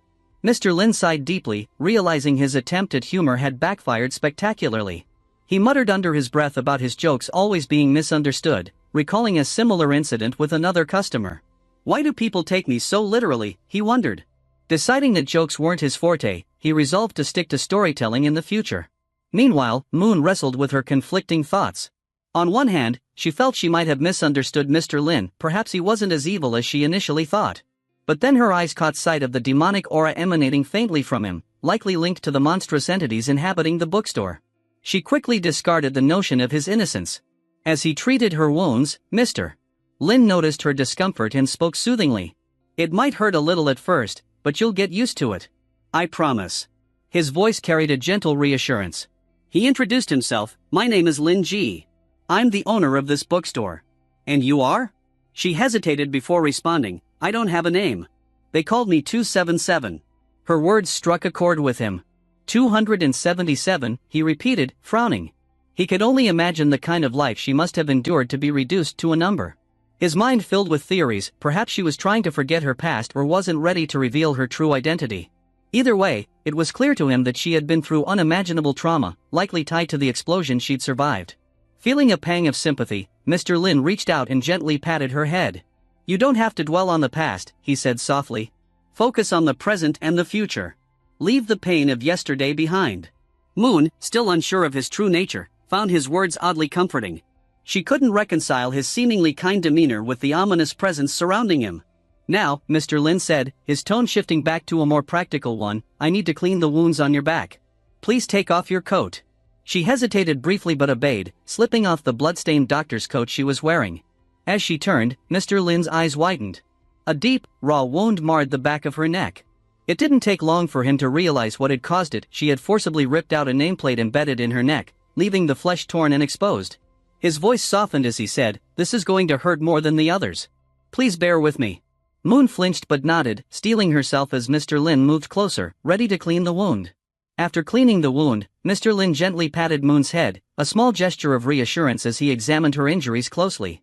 "There's no infection," he said softly. "But you need to rest. Your injuries are more severe than I initially thought." His voice was steady, but there was a hint of concern. He then paused, his gaze lingering on her face. "Do you have any aspirations? Any goals for your future?" he asked, genuinely curious. Moon looked up at him with confusion evident in her eyes. She had no answers for him. "I don't know," she murmured quietly. "I don't have anywhere to go." Mr. Lin's mind raced as he watched her. Her face was filled with so much uncertainty and confusion. It was clear that her past had been filled with suffering. He could sense the deep emotional scars she carried, and with his characteristic sense of compassion, he thought to himself that she might be the perfect subject for his soul-healing words.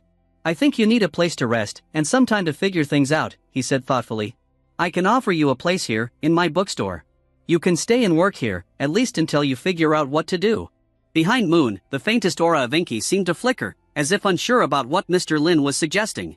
Moon, still dazed, echoed the thought in a quiet voice. "You want me to be your assistant?" Mr. Lin smiled, the sincerity in his eyes apparent as he clarified, "Yes, that's exactly what I mean. You can work here in the bookstore. I'll make sure you're safe and that you have food and drink, and if, one day, you decide to leave and pursue something else, that's your choice." Moon blinked, clearly confused. "Bookstore assistant," she repeated, as though the idea was foreign to her. "Yes," Mr. Lin confirmed, "it's not complicated at all. Just simple tasks like arranging books, maintaining their order, and logging them every day. That's all. Honestly, it's an easy job." He paused, briefly lost in his thoughts before adding, "And if you think I'm being too generous, well, the real reason is that it'll give me more time to relax and read books all day while you handle the hard work." Moon sat there for a moment, still processing his words. While the job itself seemed simple, she couldn't shake the sense of foreboding that lingered in the bookstore. Even as she lay there on the chair, she couldn't relax. The air was thick with a terrifying presence, an almost palpable darkness that made her skin crawl. Every time she closed her eyes and relied on her ether senses, she could feel the swirling, monstrous energy around her. Her instincts screamed at her to run, to escape the horrifying creatures that seemed to dwell in every corner of the bookstore. But she knew she couldn't. The outside world was a place of danger, and if she left, society would find her again. She was a fugitive in her own right, and the outside world was still an unfamiliar place to her. "If I leave, I'll die anyway," she thought bitterly. "And if I don't follow his orders, it's the same outcome." As her mind began to overwhelm her with endless calculations and scenarios, Mr. Lin, oblivious to her inner turmoil, smiled softly, thinking how Moon had a tendency to overanalyze things for someone who didn't seem that intelligent. "I'm not forcing you to stay with me," he said, his voice warm. "If you want to leave, you're free to do so. I'm not going to stop you or demand an explanation." He knelt down beside her and offered his back. "For now, you just need to rest. I'll carry you to a more comfortable place so you can relax. After you recover, you can make your decision about staying or leaving." Moon, still uncertain, found herself hesitating. Despite the overwhelming fear that gripped her, she had no real choice. The exhaustion was too much to ignore. When she climbed onto his back, Mr. Lin was careful to avoid touching her wounds as he gently lifted her. He explained, "There's only one bed here in the bookstore, and it's mine, but you can have it for now. I'll go get a new one as soon as I can." As Moon nestled close to him, she felt the closeness in a way that made her heart beat faster. His presence was warm, but it also terrified her. She could even feel his heartbeat, steady and strong against her own trembling chest. When they entered his bedroom, she froze. Her eyes locked on a dream catcher hanging above the bed, its intricate design strange yet oddly captivating. The aura radiating from it was one she recognized all too well. Mr. Lin noticed her gaze and smiled, explaining that Dreamcatcher was a gift from a friend. "It helps people have peaceful dreams if they sleep under it. I've personally tested it, and it works." But Moon, her senses honed from years of being surrounded by darkness and danger, couldn't ignore the demonic aura that seeped from the Dreamcatcher. It was the same as the aura that hung heavy in the bookstore. Her mind raced, recalling the lab experiments she had endured. She remembered something similar, another object made of the same material as the Dreamcatcher. The Abyss Predator web. She shuddered at the thought. That web, too, had been crafted from the essence of the Abyss Predator, a creature that used its web to slowly kill those who came too close by giving them horrific dreams. Moon couldn't shake the thought that the dreamcatcher was no different. It wasn't for peaceful sleep, it was for something far darker. As Mr. Lin set her down on the bed, she noticed a sword hanging on the wall nearby. She could feel the power radiating from it, an aura that wasn't as dark as the one from the dreamcatcher, but still formidable. That's the sword of Candela, Mr. Lin explained, noticing her gaze. Another gift from a customer. It's a symbolic ritual sword, but it has a much deeper history. It's said that the soul of the legendary Elven King lives within it. Moon's eyes widened. She felt the power of King Candela's soul in the blade, a living force that pulsed through the sword. The realization sent a wave of dread through her. She was surrounded by forces far more powerful than she had initially imagined. And yet, Mr. Lin, despite being just a human, seemed to possess them all with such ease. As Mr. Lin starts to leave the bedroom, he notices Moon's nervousness escalating. He had intended to give her some space, but it was clear that the trauma she'd experienced was much deeper than he realized. Even his comforting words seemed to make her more tense, and he couldn't help but wonder how far her fears had seeped into her soul. He paused by the door, his voice gentle. "There's nothing to worry about, Moon. If you're scared, just call for me. I'll be around." He handed her a set of spare clothes, his eyes softening with concern. "Get some rest for now. You need it." Moon, still uncertain, slowly started to trust Mr. Lin more. For now, she decided to consider him a normal human, a decision that allowed her some peace, even as the fears of the bookstore and its dark presence gnawed at her. As she adjusted the clothes he'd given her, she blushed a little, her voice barely above a whisper. "Mr. Lin, is it normal for humans to have such a high body temperature?" Mr. Lin blinked, clearly caught off guard. "High body temperature? I don't have a high temperature." He chuckled lightly. "You're the one who's cold, Moon. You've lost a lot of blood recently. It's only natural. You should cover yourself with the blanket and try to sleep." As he tucked her in, his words softened further. "I don't have much here, Moon. My things will have to do for now, but I hope it's enough to keep you comfortable." His thoughts shifted, and he turned to face her again. "We still need to figure out your name, though. Do you have any ideas?" Moon's cheeks flushed even more, her face nearly hidden under the blanket. Mr. Lin, meanwhile, gazed out the window, his eyes caught by the sight of the full moon. It was beautiful, large, and glowing.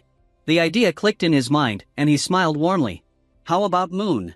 Moon's heart skipped a beat. The simple beauty of the name, along with the moon's glow casting its gentle light, seemed to fill her chest with warmth. "Moon?" she asked, still blushing. Mr. Lin nodded. "Yes, Moon. From now on, that's your name." Her smile, though small and unsure, radiated gratitude and an odd sense of peace. With Moon resting, Mr. Lin left the room, closing the door behind him gently. As he walked through the bookstore, he couldn't shake the thought that, at least for now, no one seemed to be following Moon. Still, the issue of her identity was weighing on him. He needed to figure out how to create a new one for her, a fake identity that would allow her to live freely without the looming threat of being captured again. Mr. Lin had his own experience with fake IDs, as his identity wasn't exactly the same as before he had transmigrated into Nakan. That was something he had also arranged for himself in the past, a necessary precaution for his own safety. Reaching into his coat, he pulled out his communication device, a gift from his first ever customer. This device had been a pivotal part of his success, and he owed so much to that first customer, the one who had come to him seeking a book. The book he had recommended to her had changed her life. It was then that he realized just how much power his words could have. He still remembered the gratitude in her eyes, the way she had left his store after reading it, as if he had altered the course of her life for the better by tenfold. The memory of her clung to him, along with the promise she had made, whenever he called, she would always answer. He never had needed to call her until now. She had already helped him with his own fake identity, and it seemed he had never quite needed anything more from her. But now, the situation was different. He needed help for Moon. He dialed the number, his finger brushing the screen of the device as he thought of his request. A voice picked up, and he heard a warm greeting. "Mr. Lin? It's been a while." Mr. Lin paused for a moment, a sense of recognition flooding his mind, but it was quickly replaced by surprise. The voice on the other end wasn't the one he expected. He started, only to be interrupted by the voice on the line. "No, sir. My name is Bella," the woman replied, a slight playfulness in her tone. Mr. Lin blinked, recalling the woman who had answered Irie's call last time he interacted with her. This new voice was familiar, though he couldn't place where he had heard it before. Bella continued, "I remember you, Mr. Lin. How could I forget? It's been so long since we last spoke. You're calling now after 3 years, what a surprise." The casual warmth in her voice surprised him. He thought about her earlier interactions, the brief exchange they had when Irene had come to see him. He could tell there was something about Bella, a certain confidence in the way she spoke. "I've had this communication device on me for the past 3 years," she continued. "I've been waiting for your call. Is there something I can do for you, Mr. Lin?" Mr. Lin nodded, though she couldn't see him. "There's no need to wake up your master for this," he said. "I'm just cleaning up some bloodstains left by someone I'm looking after." Bella was quiet for a moment, her curiosity piqued. "Bloodstains? Are you all right, Mr. Lin?" "I'm fine," he reassured her. "The stains aren't that noticeable on this chair. I can handle it." Bella seemed to accept that. "Would you like me to leave a message for my master when she wakes up?" she asked. "Anything you need, I'll pass it along. You know that we prioritize your requests." Mr. Lin thought for a moment, his mind still preoccupied with Moon's situation. "No, not right now," he said, his voice softening. "Just keep an ear out. I'll need your help soon with a matter involving someone close to me. But it can wait." The line went silent for a moment as Bella processed his words. "Understood, Mr. Lin. You can count on me," she replied warmly.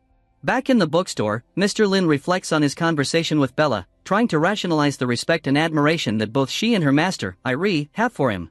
He feels a strange guilt, uncertain about why they hold him in such high regard, despite not fully understanding the nature of their admiration. He wonders if it has something to do with his merchant family roots, as he remembers the first time they met how their respect for him was so intense and unwavering.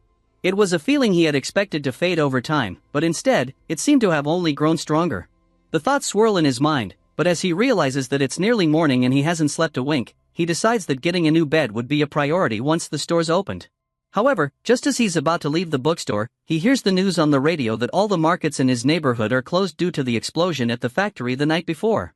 Mr. Lin realizes that he won't be able to buy a bed after all, and so he turns and walks deeper into the bookstore, feeling a mix of frustration and resolve. His mind shifts to another pressing matter: young Irene's admiration for him. He recognizes that this kind of devotion could be troublesome if left unchecked, and he resolves to have a serious conversation with her the next time she visits. The thought of her admiration unsettles him, and he knows that it's something that needs to be addressed before it becomes more problematic. He approaches a toolbox, pulls out a chainsaw, and begins preparing for something, his actions more out of habit than necessity. A strange sense of anticipation fills the air, as if the tension in the bookstore is building up around him. Meanwhile, outside the bookstore, Inky, the eerie creature that had been lurking in the shadows, flies out of the building. It glides silently into the apartment of Mr. Lin's neighbor, Colin. Colin, who has been living in fear of the strange presence emanating from Mr. Lin's bookstore, trembles as he recognizes the familiar dark aura of Inky. The thought of Mr. Lin, the supposed demon-like figure, fills him with dread. He imagines Mr. Lin wielding a chainsaw, a terrifying image that makes him believe the worst, that Mr. Lin might be chopping up bodies inside his apartment.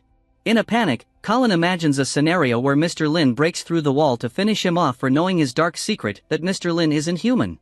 The horror consumes him, and he screams out, "Don't come near me," only to quickly quiet himself, fearing that his loud outburst might draw the evil spirit to him. His phone rings, and Colin races toward it, hoping for a reprieve. It's a message from Vincent, a name he recognizes. Vincent had previously helped him with his encounters with Inky, the evil spirit tormenting him. The message reads, "Listen to the moon. The moon will give you peace and mercy. Your prayers have been accepted by the Church of Dome. I will go and investigate soon, so please try not to do anything reckless in the meantime. If something were to happen, please prepare the holy water with the recipe below. Spray the holy water on the corners and doorstep of the household every day and perform the chanting below." The message contains instructions for preparing the holy water, but the chant is encoded and will disappear once read. Colin quickly scans the ingredients and recipes, grateful for the guidance, even though he's unsure of how to proceed. The Church of Dome, he realizes, is a kind of ghost-busting organization in Nakan, and they are likely the ones who can help him get rid of Inky once and for all. Meanwhile, across town, at Irene's mansion, Bella arrives at the grand door and knocks. The atmosphere shifts as the door opens, revealing Irene inside. The two exchange pleasantries, and Bella steps into the room, her balloons now glowing with an ethereal light. The room is shielded by a protective purple ether barrier, but Bella passes through it with ease, indicating her high status and her connection to Irene. The world of Mr. Lin, Bella, Irene, and the mysterious forces at play continues to weave together, with each character caught in a web of their own secrets, fears, and ambitions. As the layers of intrigue build, it's clear that the bookstore and its occupants are at the center of something much larger than they realize. Inside Irene's mansion, Bella's efforts to maintain some semblance of decorum with her leader are met with frustration. Irie, clearly far from the elegant, composed figure that Bella desires, is utterly beside herself with excitement after hearing that Mr. Lin, the one person she has admired for so long, finally called her. Irie, who has spent years waiting for this moment, can't contain her enthusiasm and reacts in the most childlike way possible, rolling around on her bed and squealing with joy, much to Bella's exasperation. Bella, who had been trying to get Irie to maintain her composure, quickly realizes that her efforts are in vain, as Irie is too caught up in the overwhelming emotions of hearing from Mr. Lin after 3 years of silence. Despite her frustration, Bella keeps trying to keep the situation on track and explains the purpose of Mr. Lin's call. He needs help acquiring a new fake identity for a girl he recently took in. This girl is connected to the Dream Beast invasion and the explosion at the Truth Society's factory events that have thrown the city into chaos. Bella promises to gather more information on the girl and send people to investigate, but her report catches Irie's attention in a very different way. When Irie hears that the girl is involved with Mr. Lin, her face falls, and she becomes unexpectedly quiet. The thought of Mr. Lin interacting with another girl sends her into a jealous frenzy. Bella, observing this, can't help but be amused at how childish Irie's reaction is, especially given her otherwise formidable status. Irie, however, doesn't seem to care as she hugs a pillow shaped like Mr. Lin, mumbling incoherently and squeezing it in frustration. Bella, now fully aware of Irie's feelings, decides to let the situation play out and tries to soothe Irie's turmoil. She gently informs Irie that she had requested Mr. Lin's permission for them to visit him, which causes Irie to freeze in embarrassment. Irie immediately becomes flustered, shaking Bella and insisting that she's not ready to meet with Mr. Lin. The idea of facing him causes her so much discomfort that she can't contain her emotions, becoming a blushing mess and unable to handle the thought of such an encounter. Eventually, though, Irie regains her composure.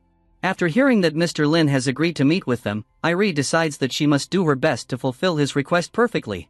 She orders Bella to gather all the necessary information about the recent events in Nakan, including the aftermath of the factory explosion and the status of the Dream Beast invasion.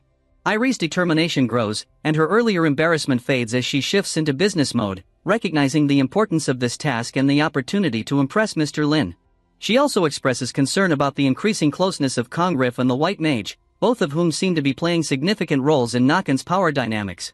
Bella, ever loyal, acknowledges Irie's orders and reassures her that Kongrif's petty tricks won't stop her from becoming the next successor of the Chapman family. This marks a turning point in the political landscape, as Irie's position within the Chapman family and the Ash Market begins to unfold.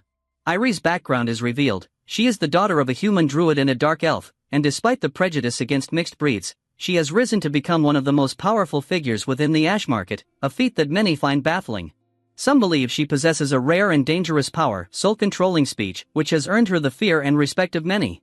Known as the Chapman's Witch, Irie's mysterious rise to power is tied to a pivotal moment 3 years ago when she first met Mr. Lin. This encounter, Bella remembers vividly, left a terrifying impression on her. She never expected an ordinary human to possess such knowledge and power, and it was clear that Mr. Lin had left an indelible mark on Irie's heart and ambitions.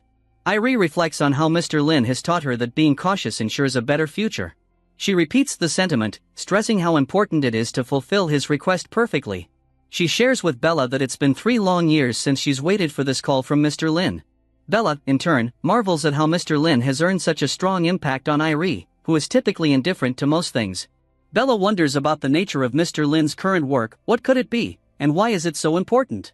Meanwhile, Mr. Lin is hard at work, swinging a chainsaw and finally finishing a project he's been focused on. He proudly looks at a bed he's made for himself. It's far from pretty, but it's functional, and with the exhaustion of a long day and his desperate need for sleep, that's all that matters. He reflects on how, though it doesn't look like much, the bed will serve its purpose for rest. The sense of confidence he has in his own creations is admirable, but he soon feels the weight of the mess he's left behind. He now has to clean up everything. In the midst of his cleaning, Moon wakes up and approaches Mr. Lin, offering to help him. He's taken aback by her offer because the last time he saw her, she was near death, badly injured. He hesitates, feeling guilty about asking her to do any labor, but when Moon flexes her muscles, revealing how weak she is, Mr. Lin smiles. It seems like she's recovering, but he still thinks she's too frail to do much work. Nevertheless, he doesn't want to disappoint her and gives her an easy task, cleaning the dirt and debris off the floor. He gently guides her to the broom and dustpan, reminding her to be careful with her injuries. Moon nods with understanding, still fixated on him, a little mesmerized. Mr. Lin, feeling protective, warns her to be mindful of her wounds, explaining that there are countless brooms, but only one of her. Her thoughts then turn inward as she recalls her life in the lab, where her existence was treated as expendable. For a moment, she reflects on her uniqueness or perhaps, her lack of it, realizing that there are other androids like her. But then she feels a new sensation, something she can't quite put into words. She clutches her chest, feeling what she believes is human warmth, a warmth that Mr. Lin has unknowingly given her. As Mr. Lin attempts to lift the bed, he tells Moon to focus on cleaning while he carries the bed upstairs. Despite her offer to help, he politely refuses. As he struggles with the bed, Moon looks at it and can't help but think it doesn't resemble a traditional bed frame. Her mind drifts to thoughts about Mr. Lin. She's both terrified and fascinated by him. One moment, he exudes an overpowering aura, and the next, he's just an ordinary man. Her thoughts are interrupted by the unsettling reminder of the monsters surrounding her in the bookstore. She musters her courage, determined to clean up despite her discomfort. Mr. Lin calls out to her, offering a comforting gesture. As his assistant, she can call him boss or manager. She agrees, nervously calling him boss, and he compliments her, calling her a good girl and his best employee. He reassures her that he'll take good care of her, which causes her to shudder, sensing the underlying intensity in his words. Meanwhile, Mr. Lin begins to worry about paying her for her work, realizing she's technically employed now. Moon finally shakes off her nerves and picks up the broom, setting to work cleaning. As she does, Mr. Lin checks on the bedroom where Moon slept, impressed by how neatly she's made the bed. He smiles, thinking she's indeed a good girl. His thoughts turn to the future, imagining the good times ahead. As they continue working together, we see them sorting books around the bookstore, cleaning, and even sharing a quiet moment while Mr. Lin takes a bath. To Moon's surprise, Mr. Lin is not only strong but impressively fit. Who knew reading books could result in such a well-built physique? Later, Mr. Lin sews a beautiful dress for Moon, the delicate fabric reflecting his care and attention to detail. Moon beams, clearly touched by his thoughtfulness. Once all the chores are completed, Mr. Lin opens the bookstore for the day, ready to welcome customers. He turns to Moon, signaling that it's time to begin their work in earnest. As the day unfolds, Moon and Mr. Lin sit down together to enjoy a quiet tea break. Mr. Lin remarks that it doesn't seem like any new customers will be arriving today, which is normal for this time of day. But as he reflects on this, something catches his attention. He reaches for a drawer and pulls out a logbook, explaining to Moon that they keep a record of all their customers and the books they lend out. He instructs her to do the same from now on and explains how she can go about using the logbook. Handing it to her, he encourages her to browse through it so she can understand the customers and their history with the bookstore. Moon, however, suddenly feels extremely uncomfortable. Mr. Lin notices her discomfort and asks if anything is wrong, assuring her that she can ask him any questions. The scene takes a comedic turn as we're treated to an epic JoJo-esque moment. Mr. Lin, unaware of the problem he's about to face, has unknowingly set up an educational challenge for Moon by giving her the logbook. We quickly learn that Moon struggles with reading. Her upbringing in the lab left her with limited knowledge, only the fragments of information she overheard from the scientists. Mr. Lin is surprised by how difficult Moon is finding the reading, especially since she has no trouble understanding complex topics like philosophy and math. He's perplexed by the environment she grew up in, where practical knowledge was scarce but abstract concepts came easily. As Moon looks at him with concern, he ponders where to start her education. Her shy admission, "Boss, I can learn," tugs at his heart. It's a moment so sweet that it could make anyone melt. Realizing Moon may feel embarrassed, Mr. Lin takes a more encouraging approach. He reassures her, telling her she's very smart, and that learning will come easily to her. Standing up, he emphasizes that there's no rush for her to help him in the bookstore. Her priority should be learning and healing her wounds. He grabs 2 books from the shelf, finally giving us the long-awaited moment of Mr. Lin distributing books. He offers her a children's encyclopedia and a children's dictionary, hoping these will be helpful in expanding her knowledge. But as Moon looks at the books, her eyes widen with terror. These aren't just books to her, they feel like something far more sinister. She's transported to a strange, otherworldly dimension where she stands before a gigantic, monstrous door. In this surreal space, she feels a sense of overwhelming dread. Meanwhile, Mr. Lin observes her reaction, noticing her fear and thinking that perhaps the titles of the books, which reference children, may have hurt her pride. He gently tries to reassure her, emphasizing that learning is an ongoing process, and even though these books are intended for children, she needs to absorb their contents thoroughly. As Moon shakes with fear, Mr. Lin continues, "This is just the beginning. There's so much more you'll need to learn." His words seem to echo in her mind, amplifying her fear. She trembles as she realizes that while the monsters in the bookstore exude an unmistakable aura of danger, Mr. Lin doesn't feel like that. Instead, she's terrified by an inexplicable pull coming from the books he has given her. She senses that these books have the power to reshape her mind and consciousness simply by reading them. Moon is terrified but also keenly aware of something others might miss: the true power these books possess. As she walks towards Mr. Lin, she wonders whether these are truly just ordinary children's books. Mr. Lin, serious now, reiterates that there are no shortcuts to learning. He tells her not to underestimate these books because they form the foundation of all knowledge, and that she will need to go through them carefully. He continues to warn her that this is just the beginning, and much more lies ahead. Moon, feeling a deep sense of dread, begins to fear what the advanced books must be like if these are considered the basics. The thought of her carefully constructed knowledge from the lab being challenged by these books unsettles her, and she nervously insists, "I'm not looking down on these books." She looks back at Mr. Lin, who still appears unwaveringly serious, which pushes her to reluctantly extend her arms to accept the books. But as soon as her fingers touch the books, an overwhelming sensation floods through her body, as if these simple volumes are unlocking something deeper within her. The sheer force of it causes her to freeze, her mind reeling from the sudden flood of emotion and awareness. What she's holding in her hands is no ordinary collection of knowledge, it's something far more powerful. As Moon listens to Mr. Lin's words, he continues with an encouraging yet stern tone, telling her that she is a good girl and that learning, though painful at times, is something she must learn to embrace. He emphasizes that it's a never-ending journey of self-improvement. Gently placing his hand on her head, he tells her that a house is useless if it only has a roof but no solid foundation. It needs bricks that are laid layer by layer to make it truly functional, and only then will it stand strong. Mr. Lin likens this process to gaining knowledge, saying that just as bricks strengthen a house, learning and accumulating knowledge will become her greatest shield in life. It will empower her to face even the most difficult and uncomfortable situations. He goes on to explain that all the hard work she's putting into learning now will bear fruit in the future, and though it may not seem rewarding at first, it will be invaluable later. As he finishes his speech, Moon is still frozen in fear, overwhelmed by his intense aura and the weight of his words. Mr. Lin, however, reflects on his own experiences, his struggles in building the bookstore, repairing walls, and facing the countless challenges that seemed nearly impossible. These hardships, though grueling, were necessary for him to get to where he is now, and he's managed to overcome them with sheer determination and hard work. As he thinks about his own journey, he hopes that Moon will understand the importance of persistence. Moon, still terrified, gathers her courage and speaks up, promising that she will do her best and study hard. Mr. Lin smiles, praising her for her attitude. He reassures her that it's okay if she doesn't understand everything immediately. He mentions a girl named Joseph's daughter, who had once struggled with learning but eventually couldn't stop reading after delving into the very books Mr. Lin had given her. Mr. Lin, baffled by his own experience, realizes that Moon's situation is reminiscent of that. Meanwhile, we cut to Melissa, who is still recovering from her own intense reading spree. Back in the main room, Mr. Lin hugs Moon, telling her how lucky she is to be able to read all of these books for free as part of her work at the bookstore. He tells her that many people dream of being in her position, and that she will come to love it here. But as he speaks, Moon's fear only deepens. His words, though intended to comfort, only make her feel more trapped by the pressure he's placing on her. He asks her if she understands what he means, and she nods in agreement, saying that she will go study as soon as possible so she can return to help him. Mr. Lin smiles and tells her that it's time to start reading. She should focus on learning, and he will check in on her progress from time to time. As she pulls up a chair with her small arms, she begins to study, while Mr. Lin sips his tea, content.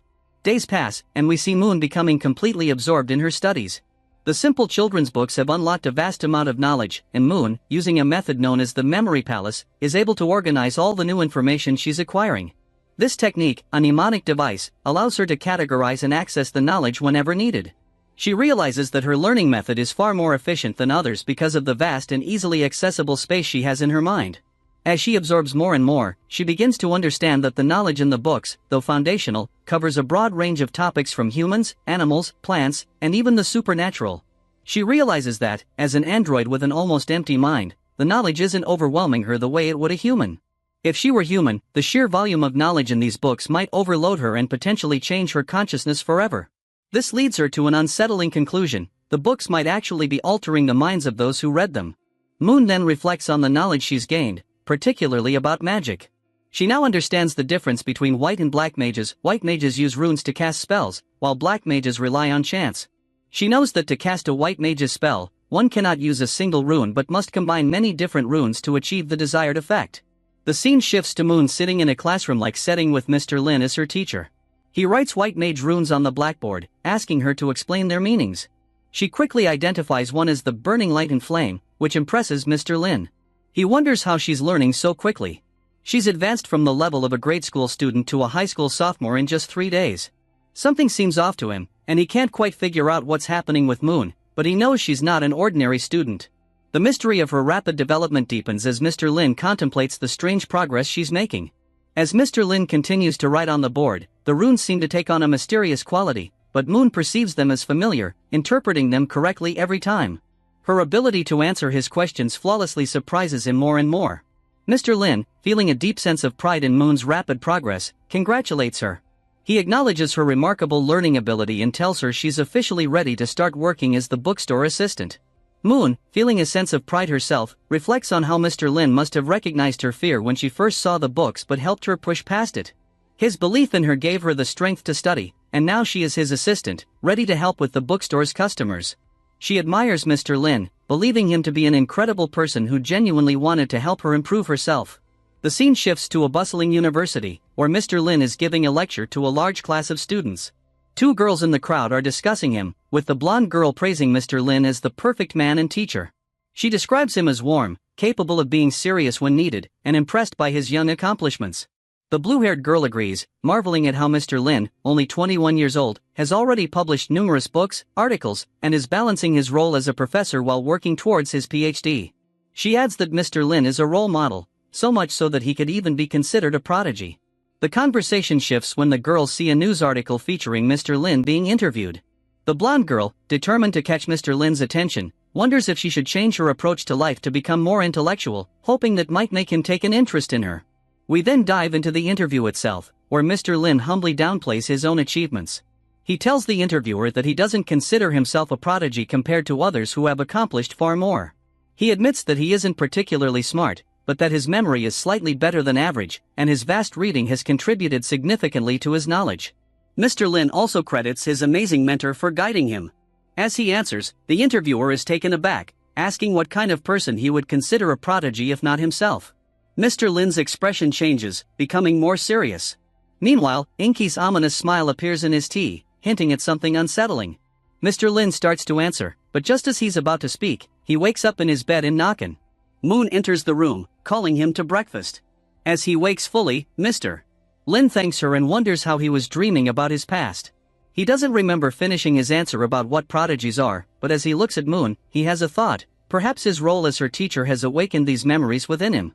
He realizes that Moon herself is a prodigy, having learned the contents of those 2 books in just 3 days. The scene moves to the breakfast table, where Moon mentions she altered the recipe from a cookbook. Mr. Lin takes a bite and is immediately reminded of his mother's cooking, which is so delicious that it brings tears to his eyes.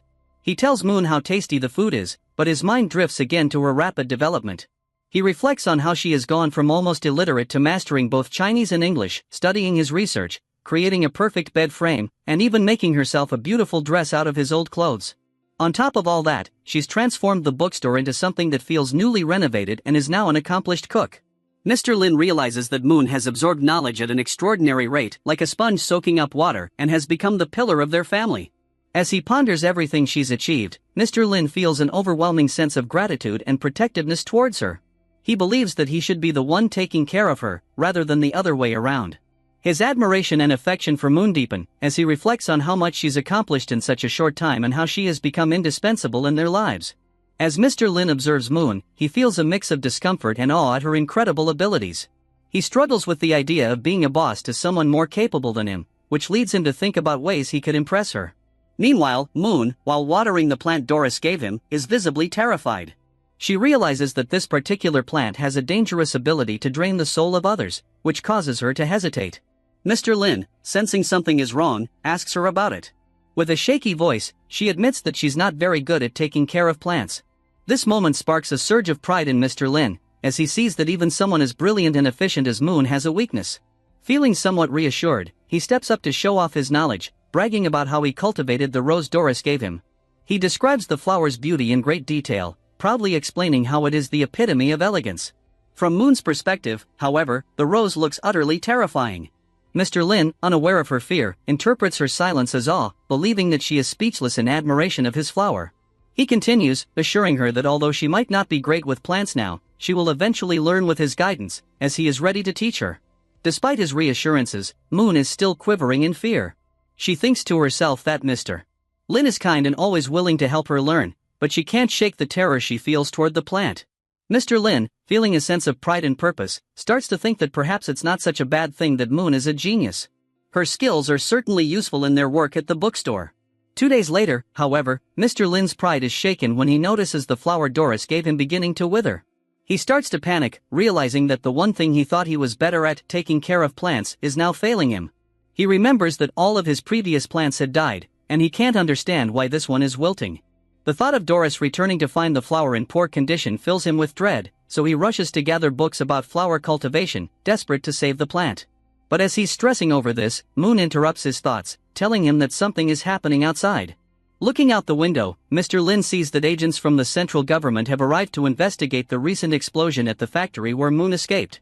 He starts to worry that the authorities are getting closer to discovering her past. When Moon asks what's going on, Mr. Lin reassures her, patting her head and telling her not to worry. He explains that the government is just investigating the explosion and that they're probably not looking for her. However, Moon's reaction suggests that she's scared of being found, and Mr. Lin wonders if the Truth Society has discovered her escape and is now searching for her. Moon, nervously, admits that she wants to stay with Mr. Lin and doesn't want to be taken away. She speculates that the Truth Society might be looking for her, but she's unsure since 3 other valuable androids were also stolen after the explosion. Just as they're discussing this, the bell rings, signaling the arrival of customers. 3 figures enter the bookstore, and one of them, a man, introduces himself as a member of the highest police force. He asks if Mr. Lin and Moon have seen any suspicious individuals recently. Mr. Lin, noticing the man's imposing presence, wonders if this is the moment they've been waiting for. The authorities may have found out about Moon's escape. The high-ranking police officers march down the street where the recent factory explosion occurred, investigating the incident in search of clues about the cause. Among them is their leader, Sender Ryan, who makes a note of the appalling state of the neighborhood, pointing out how the mess remains even after the destruction caused by the explosion. He takes a drag from his cigarette and comments on the grimy state of the area, asking one of his subordinates just how long this condition has persisted. The officer replies, explaining that the neighborhood has been in this sorry state for over 2 weeks, and every time the city attempts to reconstruct the buildings, some unpredictable setback arises, halting or delaying the work. He goes on to mention that Roll Resources recently took over the task of rebuilding the area, and it's only now that the work has started to move forward once again. Ryan, unimpressed, scoffs at the progress, calling it pathetic that even after a month of work, the place still looks like a disaster zone. He criticizes the upper district of Noken, where this neighborhood is located, for its inefficiency. One of his subordinates tries to explain that the sluggish pace is due to the influence of the central district, which imposes strict requirements on the upper district. Another officer chimes in, suggesting that higher-ups in the police force only serve under the highest authorities and don't understand the everyday struggles of the common people, which is why they tend to look down on them. He warns his colleague to keep his thoughts to himself before he risks losing his position. Ryan interrupts the conversation, pushing forward with the investigation, directing them to focus on the row of shops at the end of the street. He mutters to himself, feeling the task will be easier than expected. But oh, how wrong he is. As he walks, he steps into some black slime, and frustration sets in as he starts to rant. His subordinate tries to calm him down, promising to clean his boots. Ryan, growing more agitated, laments how he regrets taking this mission. He had better plans for the evening, far more productive ones, but now he's stuck in this grimy neighborhood. He realizes that his presence here isn't about solving the case, but rather about showing the public that the high police are actively working to restore safety and order. Essentially, he's here for the show, and he whines to himself about how he will never return to this part of Noken once he gets promoted. The investigation continues, with the officers questioning the locals. By the time they are almost finished, they reach the last 2 shops to inspect. As one of the officers knocks on the door of the first shop, something unexpected happens. Mr. Lin's neighbor bursts out, panicked and crying, pleading for help. He falls to his knees in front of the officers, uncontrollably sobbing as he begs them to intervene. He claims that the owner of the bookstore next door is an evil spirit, and even worse, the man working there might be possessed by it. The officers are left stunned and silent, unsure how to react. The neighbor explains in a frantic tone that this spirit possesses extraordinary powers, things like flying through walls and telekinesis. He continues, saying that just days ago, he heard the unmistakable sound of a chainsaw coming from the bookstore. He believes the owner has been cutting up human bones, an eerie detail that only intensifies the neighbor's terror. He finishes by saying that Mr. Lin, the bookstore owner, is capable of killing him at any moment, and that the neighbor's life is in constant danger. The officers are left speechless as they try to process the outlandish claims. One of them, suppressing a laugh, quickly switches to a serious tone and apologizes, claiming he was reminded of something funny. He then asks why the neighbor didn't consult a priest for help, to which the man replies that he did, and a priest is already on his way. One of the officers tries to calm the neighbor down, but Ryan cuts him off, looking the man dead in the eyes and demanding any evidence for his wild accusations. The neighbor, breaking down even further, cries that there's no way to prove the existence of a spirit. Spirits don't have physical forms, so how could he possibly provide evidence? His sobbing only deepens as the officers look on coldly, clearly dismissing his claims as nonsense. The officer who had previously laughed struggles to keep his composure, but a chuckle escapes nonetheless. The neighbor, visibly enraged, accuses him of mocking his plight, to which the officer denies, insisting that he wasn't laughing at the man's expense at all. The tension lingers as the absurdity of the situation unfolds, and the officers, though still skeptical, continue their investigation, unsure of where it will lead. Ryan, though trying to maintain his composure, is starting to feel nervous. He can't shake the unsettling vibe from the situation. Deciding it's best to leave, he tells the distraught neighbor to wait for the priest, believing that it's best to let the man handle things in his own way. As they turn to leave, the neighbor warns them again, urging them not to go to the bookstore alone. He insists that it's dangerous, and they need more officers to help. Just as he shuts the door, two of Ryan's subordinates burst into laughter. Ryan, visibly on edge, mutters to himself how it's no surprise people from this part of Noken are always like this, living in their own delusions. The group makes their way toward Mr. Lin's bookstore, and as they approach, Ryan can't help but feel a bit on edge. The bookstore looks entirely normal on the outside, but there's something about it, something in the air that makes him uneasy. He tries to push the feeling aside, rationalizing that it's likely just the result of hearing the neighbor's wild ramblings. Still, there's an unsettling aura emanating from the place that he can't ignore. Inside the bookstore, Ryan starts his inspection.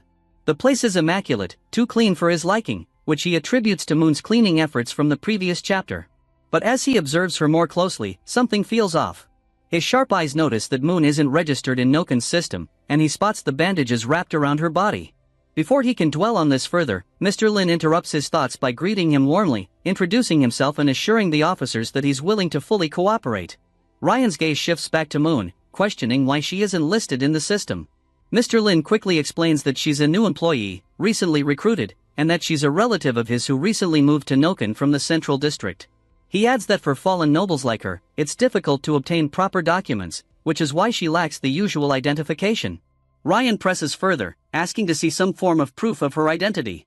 Moon, now visibly nervous, starts to panic, realizing she has nothing to present. Mr. Lin, sensing the tension, quickly embraces her and continues his fabricated story, claiming that Moon is the daughter of his relative, who lives in the Central District, and that she's just struggling to adjust to life here. He explains that fallen nobles often face challenges in acquiring the necessary documents, which is why she doesn't have them right now. As Mr. Lin continues to spin his tale, Moon, despite her discomfort, quietly confirms that everything he's saying is true. Ryan, however, remains skeptical and asks why Moon has so many visible wounds and bandages. Mr. Lin, now flustered, begins to weave a series of increasingly awkward lies about Moon's background and family, and the discomfort is palpable. Moon nods along hesitantly, trying to convince Ryan that her uncle's words are correct, though her unease is evident. Meanwhile, Ryan is beginning to sense that something isn't right, and the atmosphere in the room feels thick with tension. As Mr. Lin continues to fabricate his story, a strange phenomenon begins. The plant in the room, which had been dormant, suddenly seems to wake up, exuding a dark, ominous aura. Both of Ryan's officers notice this change, but before they can react, Ryan receives a shocking piece of information. He comments that they've received complaints about Mr. Lin from his first-door neighbor, who has accused him of being an evil spirit. This causes Mr. Lin to scoff, dismissing the notion as a ridiculous joke. He goes on to say how, in the past, he even helped his neighbor, never expecting such an accusation in return. As Mr. Lin speaks, the plant's sinister aura intensifies. The more he talks, the more the oppressive energy in the room grows. Moon, visibly terrified, freezes up again, her body tense with fear. Ryan, sensing that something is terribly wrong, turns his attention back to the plant. The energy it's radiating is now palpable, and Ryan notices the plant's enormous mouth beginning to open wide. It seems to be drawing something in, something far more than just the air. As the plant begins to suck at the souls of those present, Ryan's eyes widen in horror, realizing too late what's happening.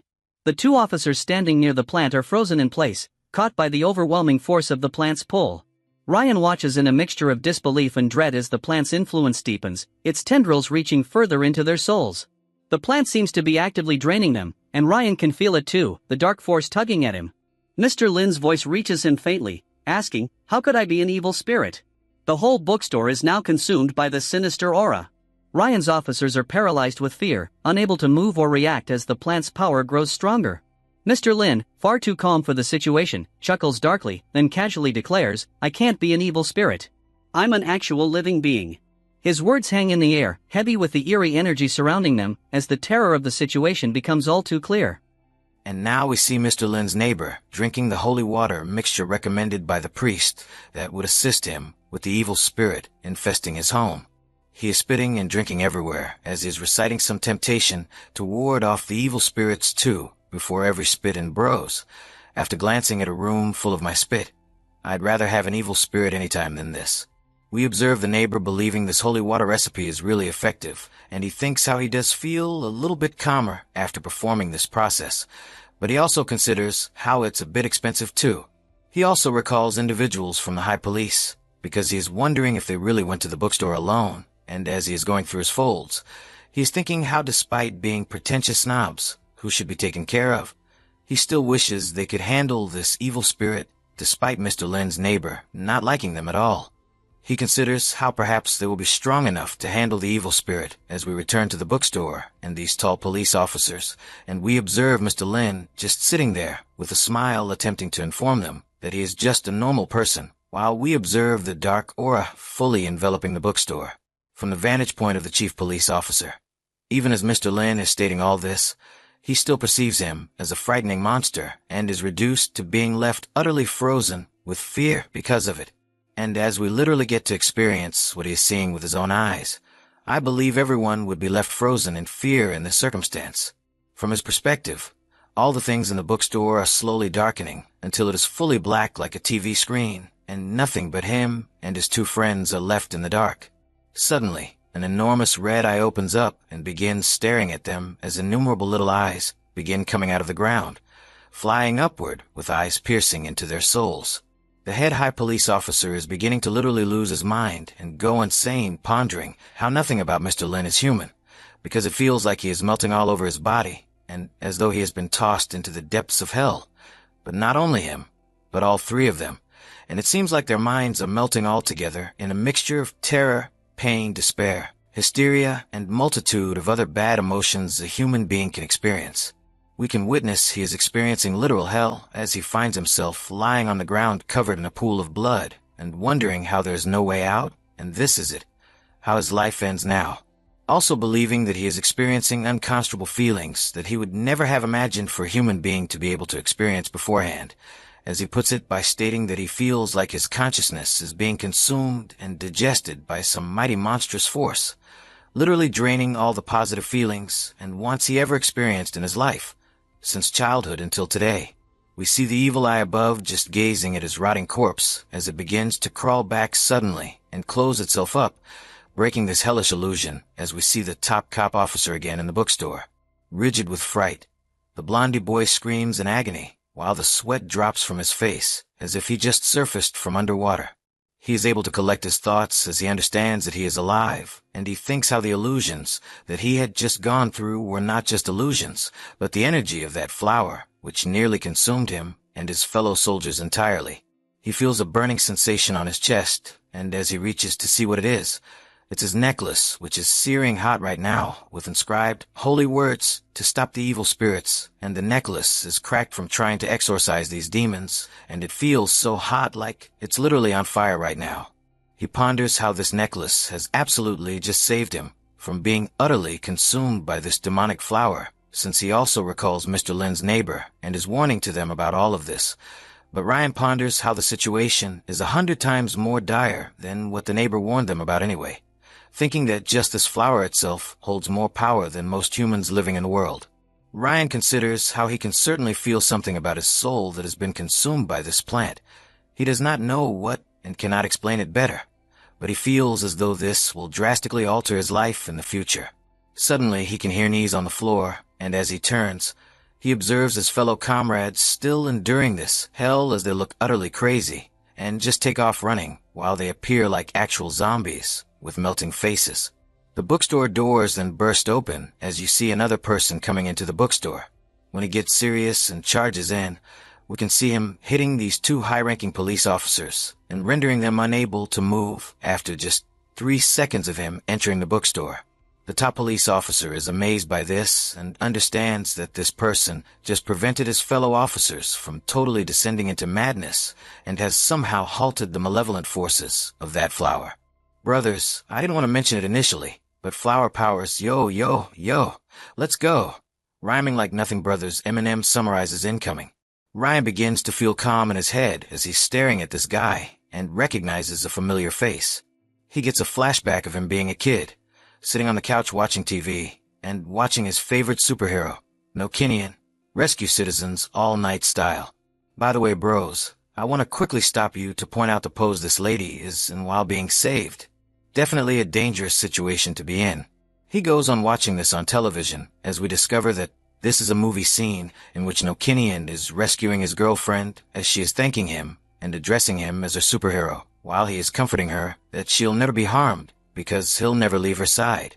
In the following scene, Nokinian explains to his girlfriend that she has to wait for him a little while as he goes to kill the evil and powerful Demon King, and we gradually come back to reality as we see Ryan, who is the head high police officer, staring at this man who just burst into the bookstore, rescuing him and his colleagues, and he considers him a movie superhero. Ryan also understands that this man is handing out superhero auras as we see this man taking care of his colleagues, as Ryan also understands why this man seems familiar. He is the young first-grade inspector who was promoted too, and Ryan remembers that this guy's name is Claude and Brothers. For those of you who have forgotten, Claude is one of the two pupils of Radiant Knight Joseph, the other being Claude, and he looks darn familiar to Edward Elnick from Full Metal Alchemist. Ryan begins crying now, assuming that he has been saved, since Claude, although he was the ordinary man, he managed to rise in rank and obtain this high-ranking position because he is actually highly skilled and influential, as Ryan assumes that the bosses of the Central District have likely dispatched Claude in order to rescue Ryan. He realizes how he must establish some rapport with Claude, and when Ryan is about to approach him, Claude simply ignores him and moves past him, leaving Ryan amazed. He breathes in as he approaches Mr. Lin, bending down and presenting himself as Harry Claude, the first-grade inspector from the Central District, declaring how he too is Joseph's student and wishes to welcome Mr. Lin on Joseph's behalf, and Ryan just disappears after listening to all of this and finding out Claude is paying respects to this monster. He literally starts drooling and crying, thinking how there's no way this is actually happening right now. Mr. Lin, a little bewildered, welcomes Claude back and inquires about high police officers and if they are all right, since we can see all 3 of them on the ground in the rear, since Mr. Lin is thinking to himself that they must be cowards from head to toe since they fainted upon seeing their superior, which is Claude. And of course, Mr. Lin got this whole thing wrong, thinking that Claude is the cause of all of them fainting. Claude is left speechless by Mr. Lin's ignorance too, wondering how this makes him recall Joseph, because he believes perhaps all level-destroying individuals have a bit of ignorance in them. He reasons that he's already accustomed to such behavior from his teacher and can easily get out of it because he retorts that they've all fainted due to overwork and how they would take a few months to recuperate, to recover their full consciousness, stating that he'll take them on an extended holiday and how Mr. Lin need not bother about it. Oh yes, some excellent misunderstanding going on here. Claude is pondering why these 3 senior policemen are not in the least bit overworked, and 3 months of holiday is nothing compared to the state they are in of petrified horror, realizing that they are likely to remain in this bubble for the remainder of their existence. And Claude's wondering how him getting here prevented them from becoming walking corpses, because if he got here a split second later, that's all that would have been left of them. Claude is reflecting on how if Carolyn and Brothers weren't involved, they would have already renamed her again, and I simply can't remember what it was, because she's one of my faves. So if you guys remember what she's called now, please, please, please let me know in the comments. Anyway, Claude reflects on how because of her research, he discovered that these 3 top police officers are visiting this bookstore, and that's why he came here too, to be like their backup. But he also realizes that he would have ended up same like them if not for Knight Joseph's directions on how to act after going into the bookstore. But Claude is disappointed because although he hastened here to rescue them, he arrived too late, so they still got hurt. And Claude realizes that the individual, or rather, The object responsible for turning these high police officers into living vegetables was a plant itself. We learn more about this plant now, as Claude tells us that this plant is called the Seed of Desires. We find that this plant is an old creature, not familiar to many people today, and that it's a very unusual, supernatural creature, which was cultivated by the ancient elves, and we also find that it does not always take the same form, but its form changes based on the individual who cultivates it, and based on the individual's will to be more specific, since we see Bulbasaur look-alike ones exist too. Claude also describes that this creature has some sort of intelligence, but not a high level of intelligence, like a pet, but how its real nature is that it's a creature that survives on the lust of its victims.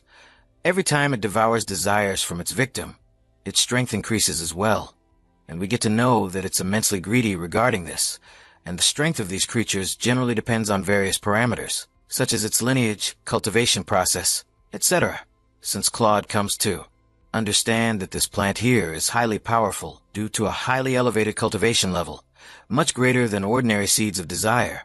But Claude comes to realize that you can't anticipate anything lesser from the almighty bookstore owner, but to transform this seed into its strongest conceivable form. But Claude doesn't know why does the plant seem to be drying up, since he is wondering why is Mr. Lin doing that to it. When he realizes that he cannot comprehend it, his gaze turns towards Mr. Lin, and he reflects on the reason why did high-ranking police officers succeed in making Mr. Lin anxious. But Claude ponders how fortunate they are that he himself did not punish them himself, but simply allowed his flower to do it for him instead. Claude also becomes a little frightened now, thinking he should be extremely cautious while dealing with this bookstore owner, because although he has been friendly until now, he is not a regular human, and his level of power is an immortal level. So you never know if and what can alter his mood. Claude also wonders why Mr. Lin just teased them that he was going to give them a scare, and that joke alone nearly drained the life out of their bodies, and what would have been the case if he was really bent on punishing them. He realizes that he is putting himself at risk of a dangerous situation now as well, but as a knight employed by the Secret Instrument Tower, that is his job, and he must tolerate it and try his best to acquire any information, however minimal it might be, since he begins talking again and apologizing to Mr. Lin on behalf of these senior police officers, as Mr. Lin retorts how it's not a big deal at all, stating he knows that they are fulfilling their duties. But even after finding out that Mr.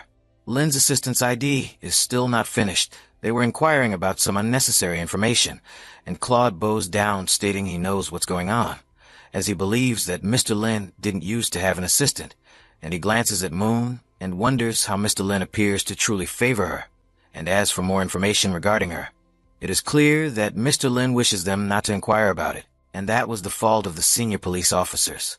Claude believes that their curiosity made Mr. Lin angry, which led him to punish them, and as we see Mr. Lin, we find out that he's literally not angry at all, because he never is, since he's considering how Joseph's disciple has a chance to be his new regular customer. But Mr. Lin is curious how high-ranking was Joseph during his active days in the army, since Claude is his follower and a first-grade inspector in the high police. Then Joseph himself must be a very major person in the army. Mr. Lin makes the effort to attempt and cheat Claude into being his loyal customer, since he notices Claude appears fatigued and should simply unwind and have a chat with Mr. Lin while having some good tea.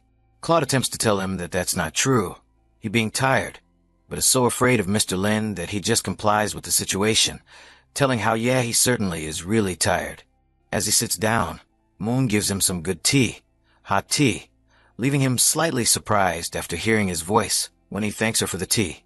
Now we come to know about Mr. Lin's thoughts, as he becomes proud of Moon, believing it is her first time dealing with a customer, and she is so good at her job as he believes from here on out that he can leave things more relaxingly, as she does most of the work, and thinks about how he can actually feel like an actual boss now. He sips the tea and questions Claude why he has come here, as he inquires about Joseph, and states how Joseph appears much more calm now after giving the Candela type to Mr. Lin.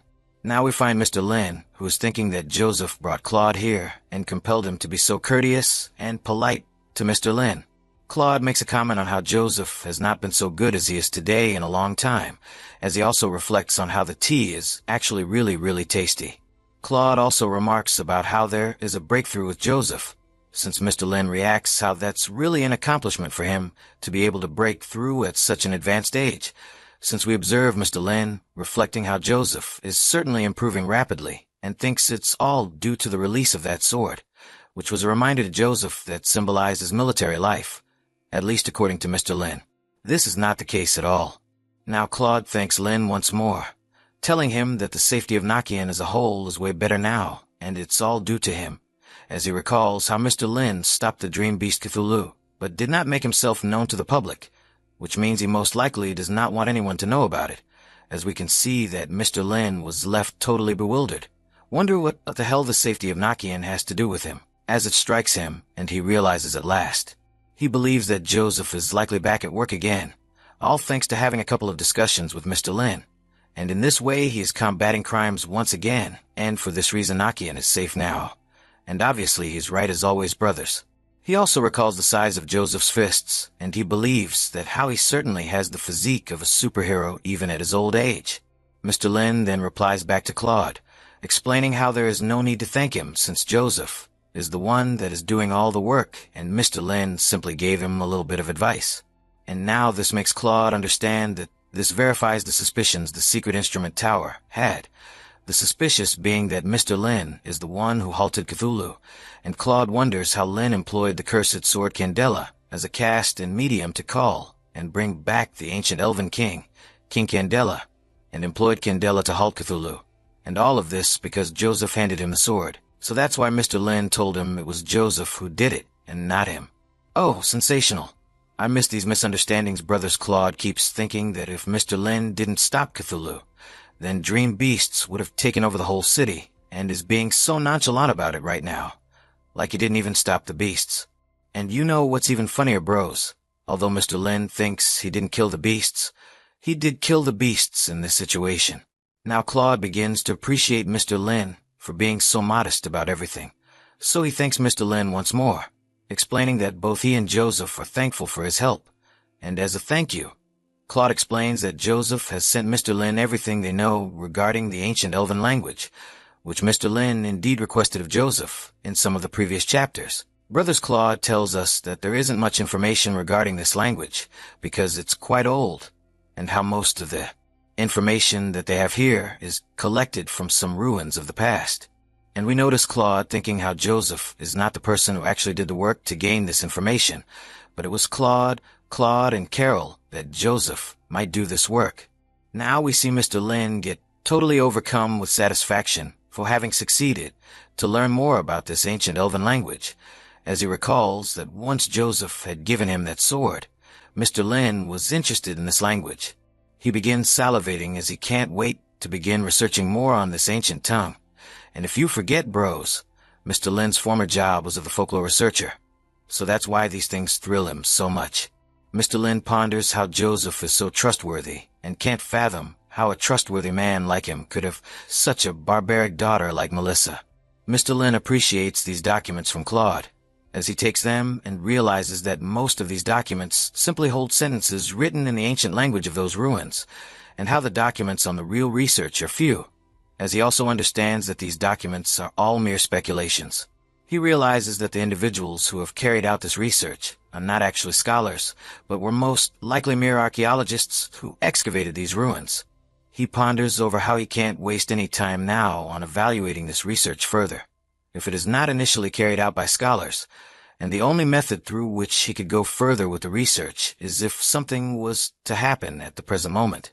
He believes that it is still better to have it at all than not to have it, as he exhales while being a little bit dissatisfied, but nevertheless thanks Claude for bringing him these papers. And as Claude becomes a bit frightened realizing this, Mr. Lin dons his business smile, and he says to Claude, "Since we are resting, do you want to read some books?" He gets up and says that he has many books in the bookstore, and Claude could definitely find something interesting for him.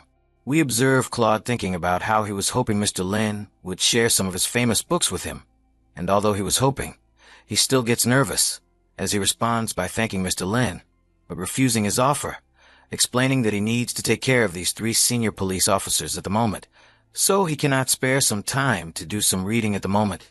We see a flashback of Claude's encounter with Joseph, bros, and we find out that Melissa is still recovering from reading all these books that she read because Mr. Lin inspired her to do so. Joseph, dressed in his glowing night pajamas, is telling his student, Claude, what precisely happened to Melissa, and that she is the way she is because she couldn't cope with all the knowledge and authority Mr. Lin has provided her with. Joseph goes on to say that had he not discouraged her from reading too much, worse could have befallen her, since he becomes very serious and glances at Claude, informing him that he has to be well prepared and well thought when dealing with the bookshop owner, or else he'd be like Melissa as well, following failure to cope with the power given by Mr. Lin. Joseph also tells Claude not to read any books presented by Mr. Lin at the moment, since they are the secrets to unlocking such forbidden powers, as he explains that Claude is still not strong enough to be able to bear their impact.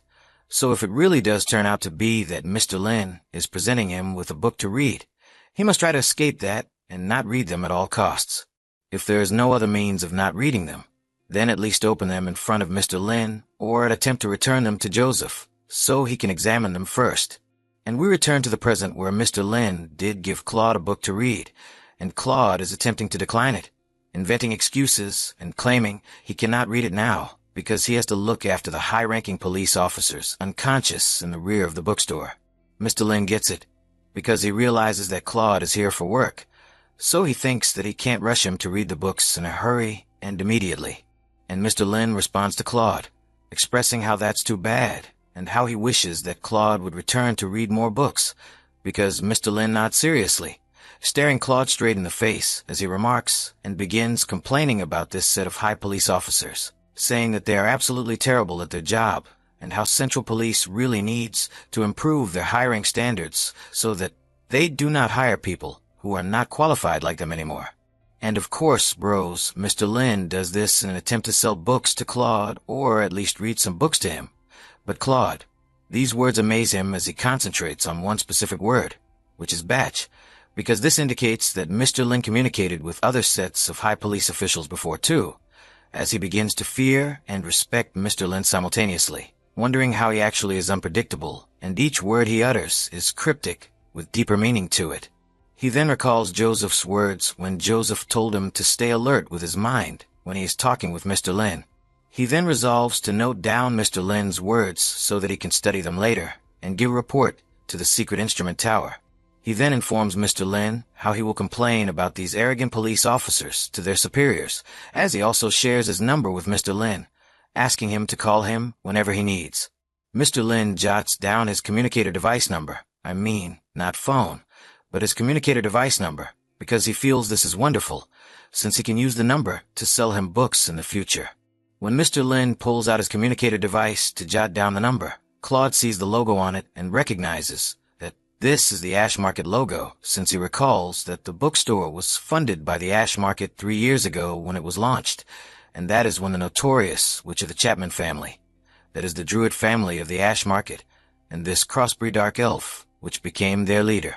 Claude understands that the reason why a crossbreed could be an heir was never apparent to the secret instrument tower earlier, but now realizes it must be because of assistance gained through Mr. Lin. He then also recalls how Mr. Lin arrived at the knocking scene 3 years back, and likely began playing his game and enlisting pawns who would move and act as he desires them to. Claude believes that apart from Joseph and Old Wild, not a lot of people are aware about this bookstore owner, believing this is okay, and believing that even the Truth Society lacks a lot of details about him. Claude believes that if the Truth Society were to hear about the benefit Mr. Lin provides to his clients, they would certainly collapse, as presently they already possess numerous internal debates occurring within their organization. Just at that time, he overheard Mr. Lin speaking something and became totally terrified, making excuses and seeking what he can do for Mr. Lin presently. Mr. Lin finds respect from Claude a little strange, assuming they are about the same age. But Claude is addressing Mr. Lin in the manner of some wise old sage or demon or whatnot. But then Mr. Lin considers the possibility that perhaps Claude does so because his mentor Joseph and Mr. Lin are close pals. Mr. Lin recalls his great sense of humor and jokes and wants to lighten the mood by telling one of his jokes, and he remarks that Claude appears so frightened as if he believes Mr. Lin will eat him. This is like the 4th time he is resorting to using these joke bros, and it's not even that funny. So he explains the humor is quite dry. But what makes this joke amusing is that everybody takes it literally always, as we can also witness poor Claude shivering in terror and freezing there. Mr. Lin then speaks of Melissa too, telling how she recently came to see him and how Mr. Lin provided her with some books to read, as he now says that those books must be too challenging for her to read, and asks how she is doing currently and whether those books assisted her in any way. Claude recalls Melissa being in bed for weeks now as he explains to Mr. Lin that she has been studying a lot lately, which is good, but that she is not feeling very well either, as we can see Claude thinking to himself how just now, when Mr. Lin said that people eat people, he believes something similar must have occurred to these high police officers as well. Mr. Lin goes on speaking about Melissa, instructing Claude to inform her to pay a great deal of attention to the books she is studying and reading, and that she should begin with simple subjects first, and then once she has mastered them proceed with the more complex ones. As we find Mr. Lin contemplating how nice it is that Melissa's studying a lot, because she'll be in need of more books to study with, and this is where Mr. Lin fits in by selling her those books, as we also find out how he recalls Melissa in an entirely normal studying position. Bros, right? This is the position you also take when studying, right? In any case, Mr. Lin informs Claude of this, informing him that if Melissa requires additional books, she is welcome to come to him and obtain some. Claude rises to inform Mr. Lin that he will pass along these words to Melissa, and that he truly needs to be going now, because the author is once more pushing me with these bakeries. He is sketching onto these male figures in his manhwas. As Claude departs, we find him pulling along 3 unconscious high police officers with him, and we observe Mr. Lin contemplating on how he escaped these inspectors, getting to know more about the moon and her impersonation, considering that the ash market would be of assistance regarding the impersonation ID as well. Now Mr. Lin looks at the ancient elven language papers he received from Claude, believing he didn't study ancient civilizations in so long. He thinks how life has been quite dull lately, so this will certainly help him pass the time with some exciting activities. He also reflects on how his schmoozing with his clients has really paid off, because he likes himself and likes how he gets along with people, reflecting on how he was able to rip off all of his customers to like him and to purchase and lease and read some of his books. Now we observe Moon looking at these papers with interest as Mr. Lin stops her, explaining to her a little about it and how this language is also the language of words on that precious sword he has, and asking her not to touch these papers, as they are actually very rare and precious, and she would not even be able to understand them. He considers how it's a good thing Moon is so eager to learn and gain more and more knowledge, but how these papers would be too hard for her to comprehend, since he informs her that this stuff is too hard for her, and if she attempts to comprehend it, she'll just spin around and fall over, just like those 3 high police officers did. Moon disheartenedly utters that she knows, because she recalls her very first learning process with Mr. Lin, and her mind rebuilt totally while she was learning all the things from the books that he provided to her. But then the sentence in which this language is described as the language of the words inscribed on the sword keeps echoing in her head when she is thinking about how these words somehow are related to her soul, when she realizes that this old language is owned by a ghost who had demolished whole civilization many millenniums ago, when she realizes herself in a dream of King Candela kneeling before the ancient witch as he had waited for, receiving the witch's blessings. But the witch turns around to look at Moon and begins speaking to her, explaining how she can't be gazing into memories of this time now, how it's too soon for her to do that. And this leaves both Moon and me truly utterly surprised and frightened, because this is supposed to be a vision from the past, but the ancient witch is so powerful that it can cut across time apparently. Moon comes back to reality when she hears the words of Mr. Lin, inquiring if she is fine, as she reflects on how Mr. Lin was absolutely correct regarding this information, how a mere look at it made her have these frightening hallucinations. So who knows what could happen to her if she attempts to study more about it. She abruptly runs off the room, insisting that she's going to wash the teacups. Mr. Lin doesn't get why she is so frightened, but thinks that maybe it's because she is still kinda young, and thus studying frightens younger people. Now we return to Cloud walking down the street, as we find Mr. Lin's neighbor sticking her head out from behind the curtains, staring at him while shaking with fear. He observes 3 high police officers lying unconscious, as he reflects on these high police officers were so careless despite him warning them, but he also realizes that Cloud appears completely fine, Furthermore, he even appears like someone who has respect for that evil bookstore owner. He drops back in terror, thinking Cloud is mind controlled by an evil spirit, since he begins praying and asking Father Vincent when he is coming to rescue him. We now shift to a different scene and meet a new character, this time being this Father Vincent character. We notice Father Vincent and some children picking fruits, because the older priest is slowly drawing near to them, and one of the children is saluting the older. Everything is warm and relaxed as the children keep chatting and talking, and as the older priest draws nearer and gets nearer, we pick up some stuff about Father Vincent. We find out he is a new follower who only recently went through the baptism process, and is quite busy because of it. So Elder Priest tells children to allow Father Vincent to rest and visit Aunt Susan and take the fruit they've picked so she can make a pie she is preparing. The older priest begins to converse with Father Vincent, stating how children always have nice things to say about him, and stating how after they looked into his eyes, they mention that they feel relaxed and happy. This blushes Vincent as he narrates how he was telling similar things about this elder priest when he was a little boy, as we find out at this place. Apart from the elder priest, there are only 2 more priests working and residing here. We also get to learn that they follow the Church of the Moon, and that the work of priests here is to find children with special potential and assist in raising them to be powerful priests and sisters. But the children who do not possess the special potential must also be taken care of, so they remain at this church as long as they do not grow up, which is great, because this is a sign they are good guys. We get to know that this church is called Church of Benevolence, and how it was at this very place where Vincent received his baptism as well and became a priest. We also learn that most people, after they grow up, choose to leave this church because the life that is lived here is quite poor. But Vincent was not one of them, because he was remaining for the longest among all the children at this church, and how the only reason he ever left is that the elder priest pushed him to seek a better life, particularly because he is one of the most loved and famous priests in this region. So in order to reach his full potential, he can't remain in this small village forever. Vincent explains that he is not so strong, and he can only help with problems that people have when it comes to low-level evil spirits and dream beasts. We also come to understand why individuals are so content with Vincent is not due to the fact that he is coping with their evil spirits' problems with brute force and power, but he also uses the application of some tactics, such as advising them to use holy water, which is effective with eliminating low-level spirits, but more utilized for sleeping well, and after individuals begin sleeping well again, they begin believing that the evil spirits are eliminated, and that's why they become content with services Father Vincent provides. Vincent also describes how he modified the recipe to create regular holy water, and he was able to get cheaper ingredients for its creation after conducting a thorough research about it, and it's so affordable now to create that people normally wonder if it will work being this affordable.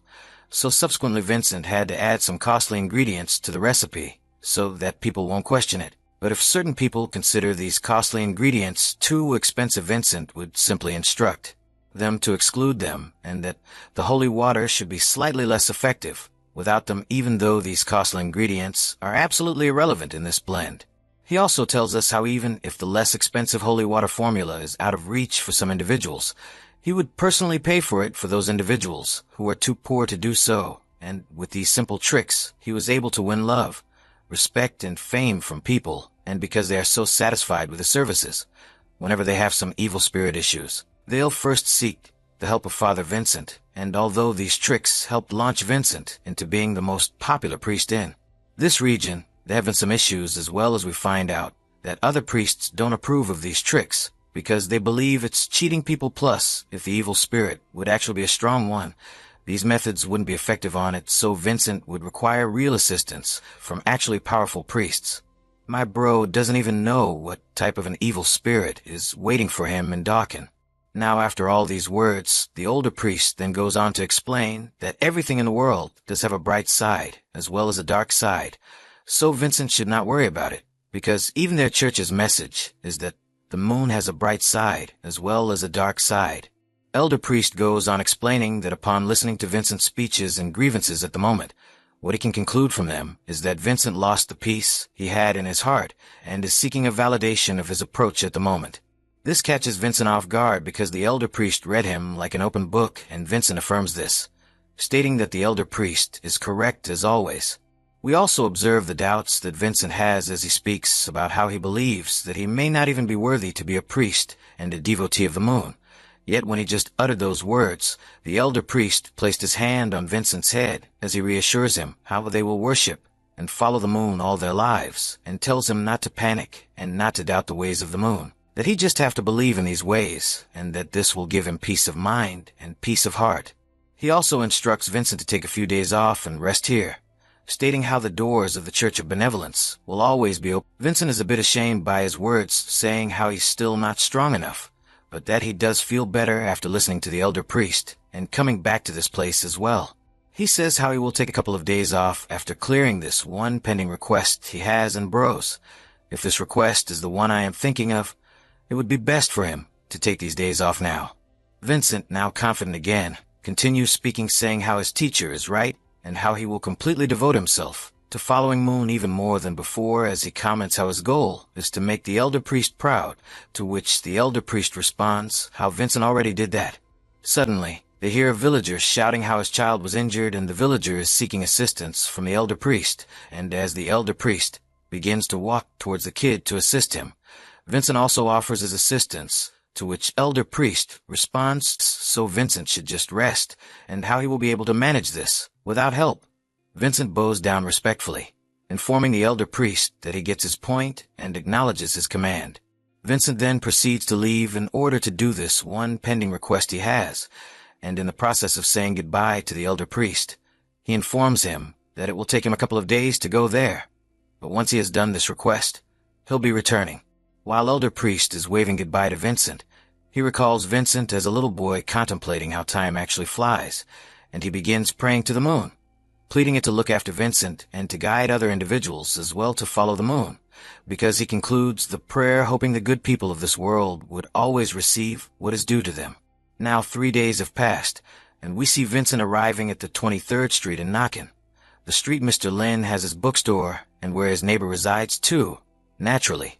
Now the difference between the village green grasses, where his church stands, and the suburb with houses and street lights feels rather different to Vincent, because he also comes to understand that he came here at dusk, meaning that the demons are more powerful and active than they would have been had it been morning or daytime at present.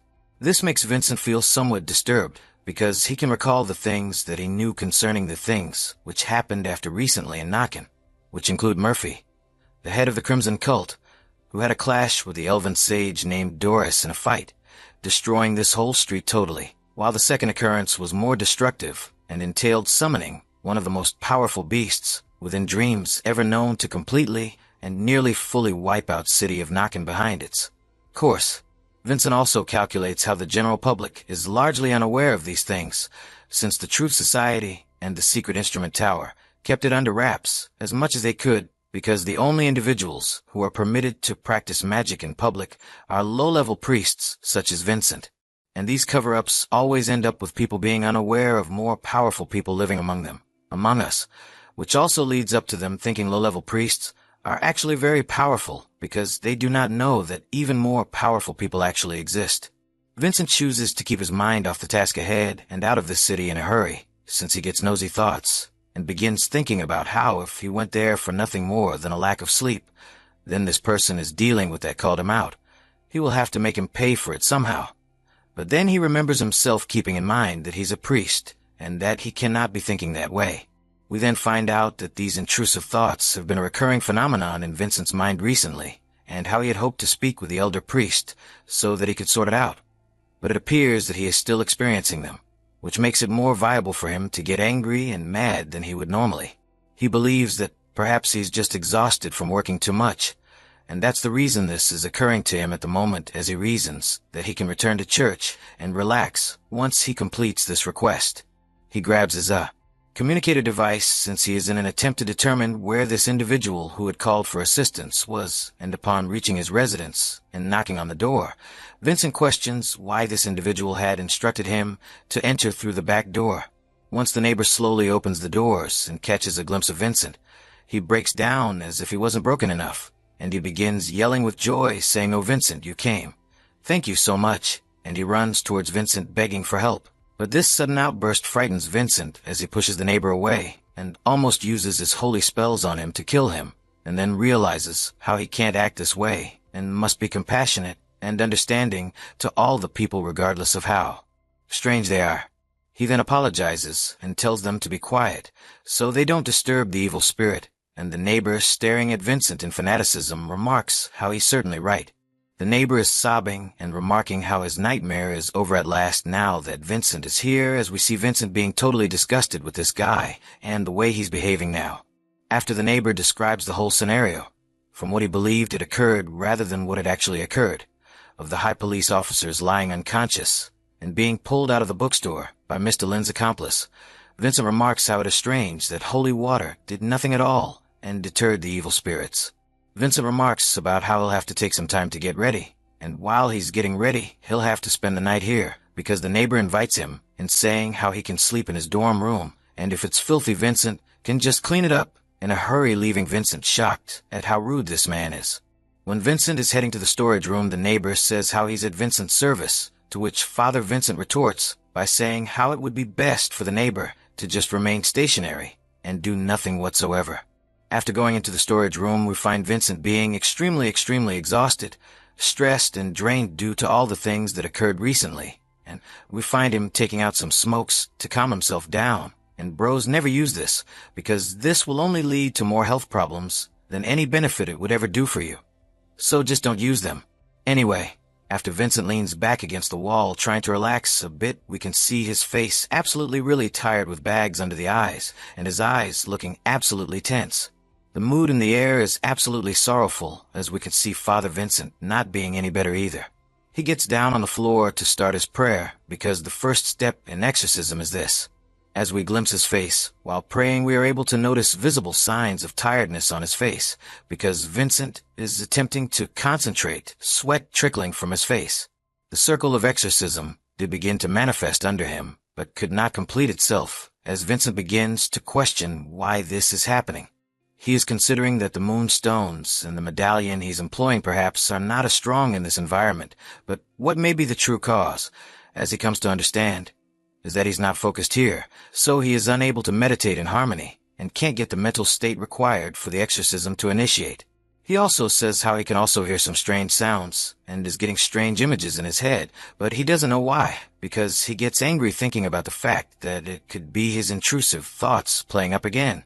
He's actually feeling depressed and angry at the moment, as he realizes that with each moment that goes by, the anger that he feels just keeps on growing. He grabs what I figured is a religious book, bros, but is actually cigarettes, because he lights up another one, thinking the only thing that will calm him at this moment is this, while we see him appear more and more like a fiend, losing his mind and having no clue what's gotten into him, making him so mad and sad, and surrendering to this nasty smoke, believing that's going to get to him some way.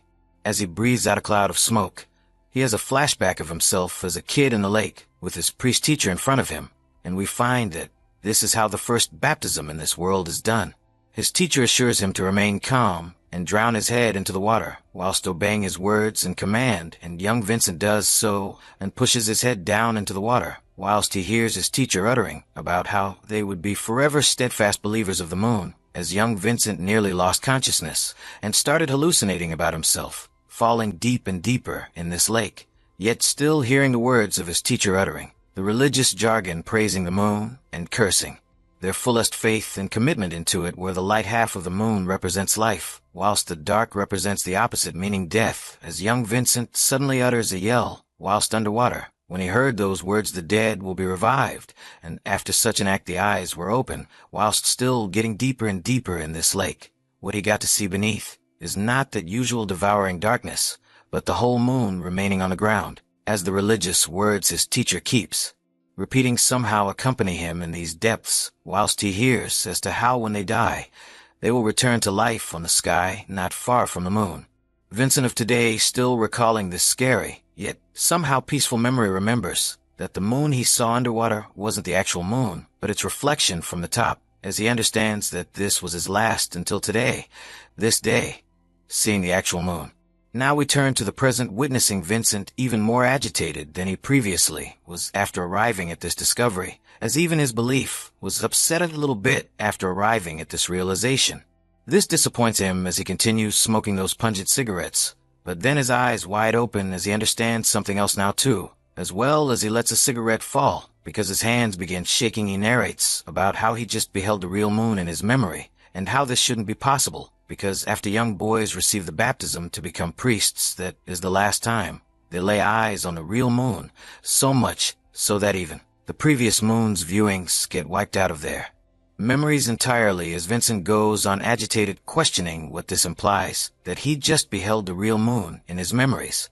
He tries to calm down, thinking how even that wasn't the real moon, but it's just reflection, as we learn that all the sincere devotees of the moon have the real image of it totally erased from their minds and souls, and are not able to see it for the rest of their life, even if they admire it and wish to view it once again. Then Vincent begins worrying again, because he is thinking about the appearance of the moon he just witnessed, believing that perhaps he is not the real follower of the moon, because he can still view its actual form. He begins to weep as he collapses on the ground, thinking that his belief in the moon may be running out, or perhaps this is a punishment from the moon itself, since we can see him shaking in fear as he assumes that this indeed may be a punishment from the actual moon. Also, as he's sitting down on the floor, there's a mirror beside him, which is not reflecting his real self, because we can see his face clearly frightened, but on the mirror there is an evil grin. He begins to sweat profusely as his eyes are slowly being consumed in madness and confusion. He pulls out another cigarette, and just as he was just about to light it up, he tosses a pack on the floor and begins to stomp it and curse, totally disintegrating, as he begins yelling louder and louder, but then hears a knock at the door. It's Mr. Lin's neighbor, who, after hearing some commotion going on in this upscale room, he provided Vincent wishes to look in on him to check what's going on. Now we get to see the neighbor screaming in terror, thinking that perhaps Vincent is having some difficulties with the exorcism, as he screams how he prepared everything Vincent requested of him, and asks him what the next move for him to take is. Father Vincent returns to his senses slightly as he adjusts his clothes, and says how he is okay, and will be out in a minute.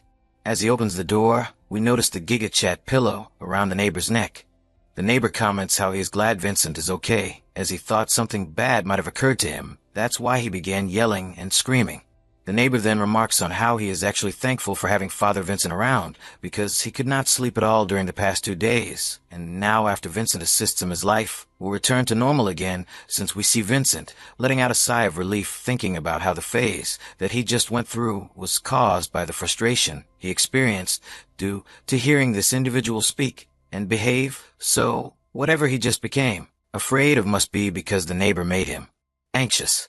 Vincent then takes a couple of steps as he begins chanting the incantation to drive out the evil spirit, as we watch him illuminate with the light of the moon, as he orders this evil spirit to vacate this home in the light of the moon or suffer the outcome. He then informs the neighbor about how the chanting is finished, as we observe a bluish circle that appears on the wall, and Vincent remarks about how this circle signifies that the exorcism is finished. He then discovers why he didn't really feel any evil spirits both in this flat and in the adjacent one, that is Mr. Lin's bookshop, since he decides to head to the bookshop in person to check whether there are actually evil spirits within. Oh bros, let's go. Are we getting some Vincent Mr. Lin at last? Now back to the story. The neighbor makes another remark of how he appreciates Father Vincent being present, since he remarks that he was anxious about Vincent, as he was not reacting to the neighbor screaming for a minute, and then again Vincent gets afraid, thinking that he did not even hear this screaming nearly at all, much less for the whole minute that it lasted, as he questions the neighbor as to whether or not he indeed did it straight for the minute, and the neighbor is slightly caught off guard with this, but reaffirms it with a remark about how this is the truth. He informs us that he had been yelling for a while, and after not getting any response, he began to knock on doors, as Vincent once again becomes concerned, because he understands that he was so far deep in that delusion that he didn't even hear the neighbor's screams, since he thinks he first needs to assist Colin. That is the name of his neighbor, and then he would have to pay attention to his own issues and sort them out as well. So Vincent then decides to get ready and make a research about the owner of the bookstore as well as he can before going to the bookstore, because if the owner of the bookstore is indeed an evil spirit, or perhaps being possessed by an evil spirit, first he needs to behave in a totally normal way so that he does not attract any unwarranted suspicion towards himself. He recalls some past exorcisms cases he had where after a person who was possessed by an evil spirit would commit seppuku, their bodies would become cursed and would just continue doing the same thing repeatedly even if they long died, and how at times the evil spirits would even take over the bodies of their victims and make them do their bidding. And he recalls how some spirits are not powerful enough to take over human bodies, so they create other types of traps for them, and he is contemplating all this in order to prepare for the evil spirit that may lie ahead of him in the bookstore. Vincent also understands how this may not be such an evil spirit after all, but perhaps a dream beast, which would lead to even more trouble since dream beasts are very powerful creatures. But it should not be a dream beast either, because there was no indication of dream beast activity until recently last month, after Colin requested Mr. Lin to repair the malfunctioning circuit out in the backyard. We then witnessed Colin's brilliant idea of Vincent using Colin's silver spoon that he inherited from his grandma, which makes Vincent just face-palm in frustration as he thinks what type of people he needs to waste his time on rescuing. He estimates that according to Colin's intelligence, he cannot completely believe what he says either, because his perception is extremely narrow as his IQ is roughly the same size as his shoe size. Vincent attempts to theorize the explanations if it indeed is the dream beast, and the most believable one being that once that Cthulhu dream beast was seen in Nakin, dream cracks broke out all across the city as well, and caused small-level dream beasts to manifest in this world as well. Vincent also believes that if there actually exists a dream beast in this bookstore, then it must be employing its ability to conceal its aura from the secret instrument tower and the Society of Truth, because Vincent can feel any aura, even though he was right next to the bookstore. We catch him tying a bandana around his head, and as we take a front view of him, we can see him wearing it like Illidan is his papa, and like he sacrificed all, and what's more you given. Anyway, back to the story. He turns on Moon Vision, and we can see energy beginning to emanate from him, and from his perspective, he can see aura and mana drifting in space around him, as we discover that Moon Vision allows the followers and priests of the moon to maintain their real vision while their eyes are obscured, but also enable them to see the physical states of others around them as well. He leaves Colin's apartment with slow strides as Colin follows him to the doors, informing Vincent that once he is done with the exorcism, he doesn't need to return to Colin's house, because he may have some dirt or evil spirit aura on him, and Colin slams the door, leaving Vincent aghast at how much of a gentleman and thoughtful person Colin is, right bros? Certainly not, as we notice Vincent getting so angry to the extent of wishing to abandon this mission, but ends up proceeding with it because it could be of benefit to other individuals residing within this region too. He turns around towards the bookstore, confidence all high as he exclaims how he can't wait to see what kind of an evil spirit lies in wait for him at this bookstore. Now at last, after an eternity it seems, we return to the bookstore where Mr. Lin and his assistant Moon are admiring the flower he obtained from Doris, and the flower is all withered up because it survives on the souls of individuals, and it did not consume any souls in so long. But of course Mr. Lin has no idea about this, as Mr. Lin begins fabricating things to excuse his gardening abilities, as if you can recall from previous chapters bros. His gardening abilities are the only abilities he possesses that are superior to Moon. So he gotta fabricate some things, so it doesn't appear the flower is dying due to him, as he remarks how this is what occurs in nature. Everything must come to its demise sooner or later, and there was nothing he could do about it. Moon does, however, know this flower gorges on souls, so she can't comprehend why is Mr. Lin making this up, when clearly this is not why, so she gets to the root of it. It must be that Mr. Lin is merely waiting for this flower to perish fully, so he can utilize the ashes for a different purpose. And so she requests of Mr. Lin when exactly will he assassinated dead, entirely surprising him, so much so that he had started drinking his coffee in reverse bros. He knows how it's getting harder and harder for him to deceive Moon, since he remarks that this flower still may be saved, making Moon even more bewildered now. But their conversation gets cut short abruptly by the bookstore door opening as they turn around and find Father Vincent standing on the opposite side of the bookstore. Mr. Lin's business mind suddenly kicks in as he gets extremely cheerful and begins to make his opening remarks on book sales, but after Vincent is a bit better, he looks at the blindfold and priest robes he is wearing as Mr. Lin concludes how Vincent is a blind dad, and bros, these missioners are like drugs to me now. They make me feel so contentful when they occur. So Mr. Lin realizes how he normally advises individuals with his words, but now his advice is needed from an individual whose real work is to advise other individuals, as Moon realizes that Mr. Lin is not saying anything for a while because he got immersed in his thoughts, and she speaks, providing her assistance to Vincent, but Mr. Lin silences her and turns to Vincent and asks him if he is the father from the Dome Church. This astonishes Vincent at present, since we can see that he understands that Mr. Lin's mind is pure and clear, meaning he is not influenced by any evil spirits, and he is an observant person, because he immediately understood that Vincent belongs to Church of Dome. But though Mr. Lin's aura is good, Vincent does experience residual remnants of bad spirits in the bookstore, which means that this location sure was under some form of supernatural control. He also knows that the gargoyle Mr. Lin acquired from Old Wild is emitting the largest amount of supernatural aura, since Vincent can feel its chill and commanding presence obviously.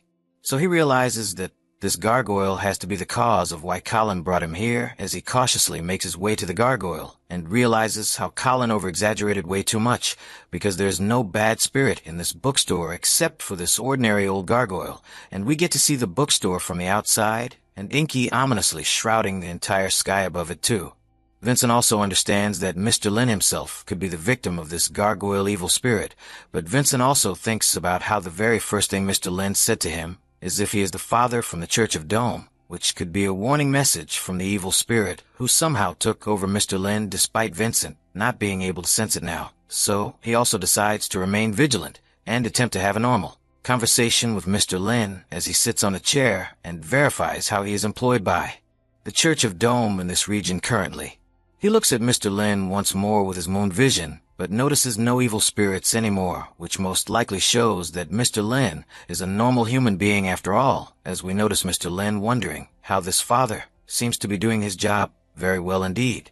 But the way he said this last sentence radiates Mr. Lin vibes, how there is something more Vincent wants to say, but can't say in an open way, as Mr. Lin wonders what could he mean, and thinks how if he came here for work, and he is working as a father for a church, what might be his work in this bookstore. Then as he ponders how usual tasks of fathers are to spread the religion to religious marriages, helping the needy by praying for them, and lastly exorcism, as we notice Mr. Lin's face utterly serious now, as he concludes how if his father isn't here to spread the religion, and other described duties most likely aren't possible whatsoever, he must be here for exorcism. As it suddenly occurs to him, he says, wondering if Colin hired him, because Colin accused Mr. Lin of being an evil spirit himself beforehand, so Vincent must be here to exorcise him, as Vincent notices a ginormous ominous and devilish aura radiating behind Mr. Lin.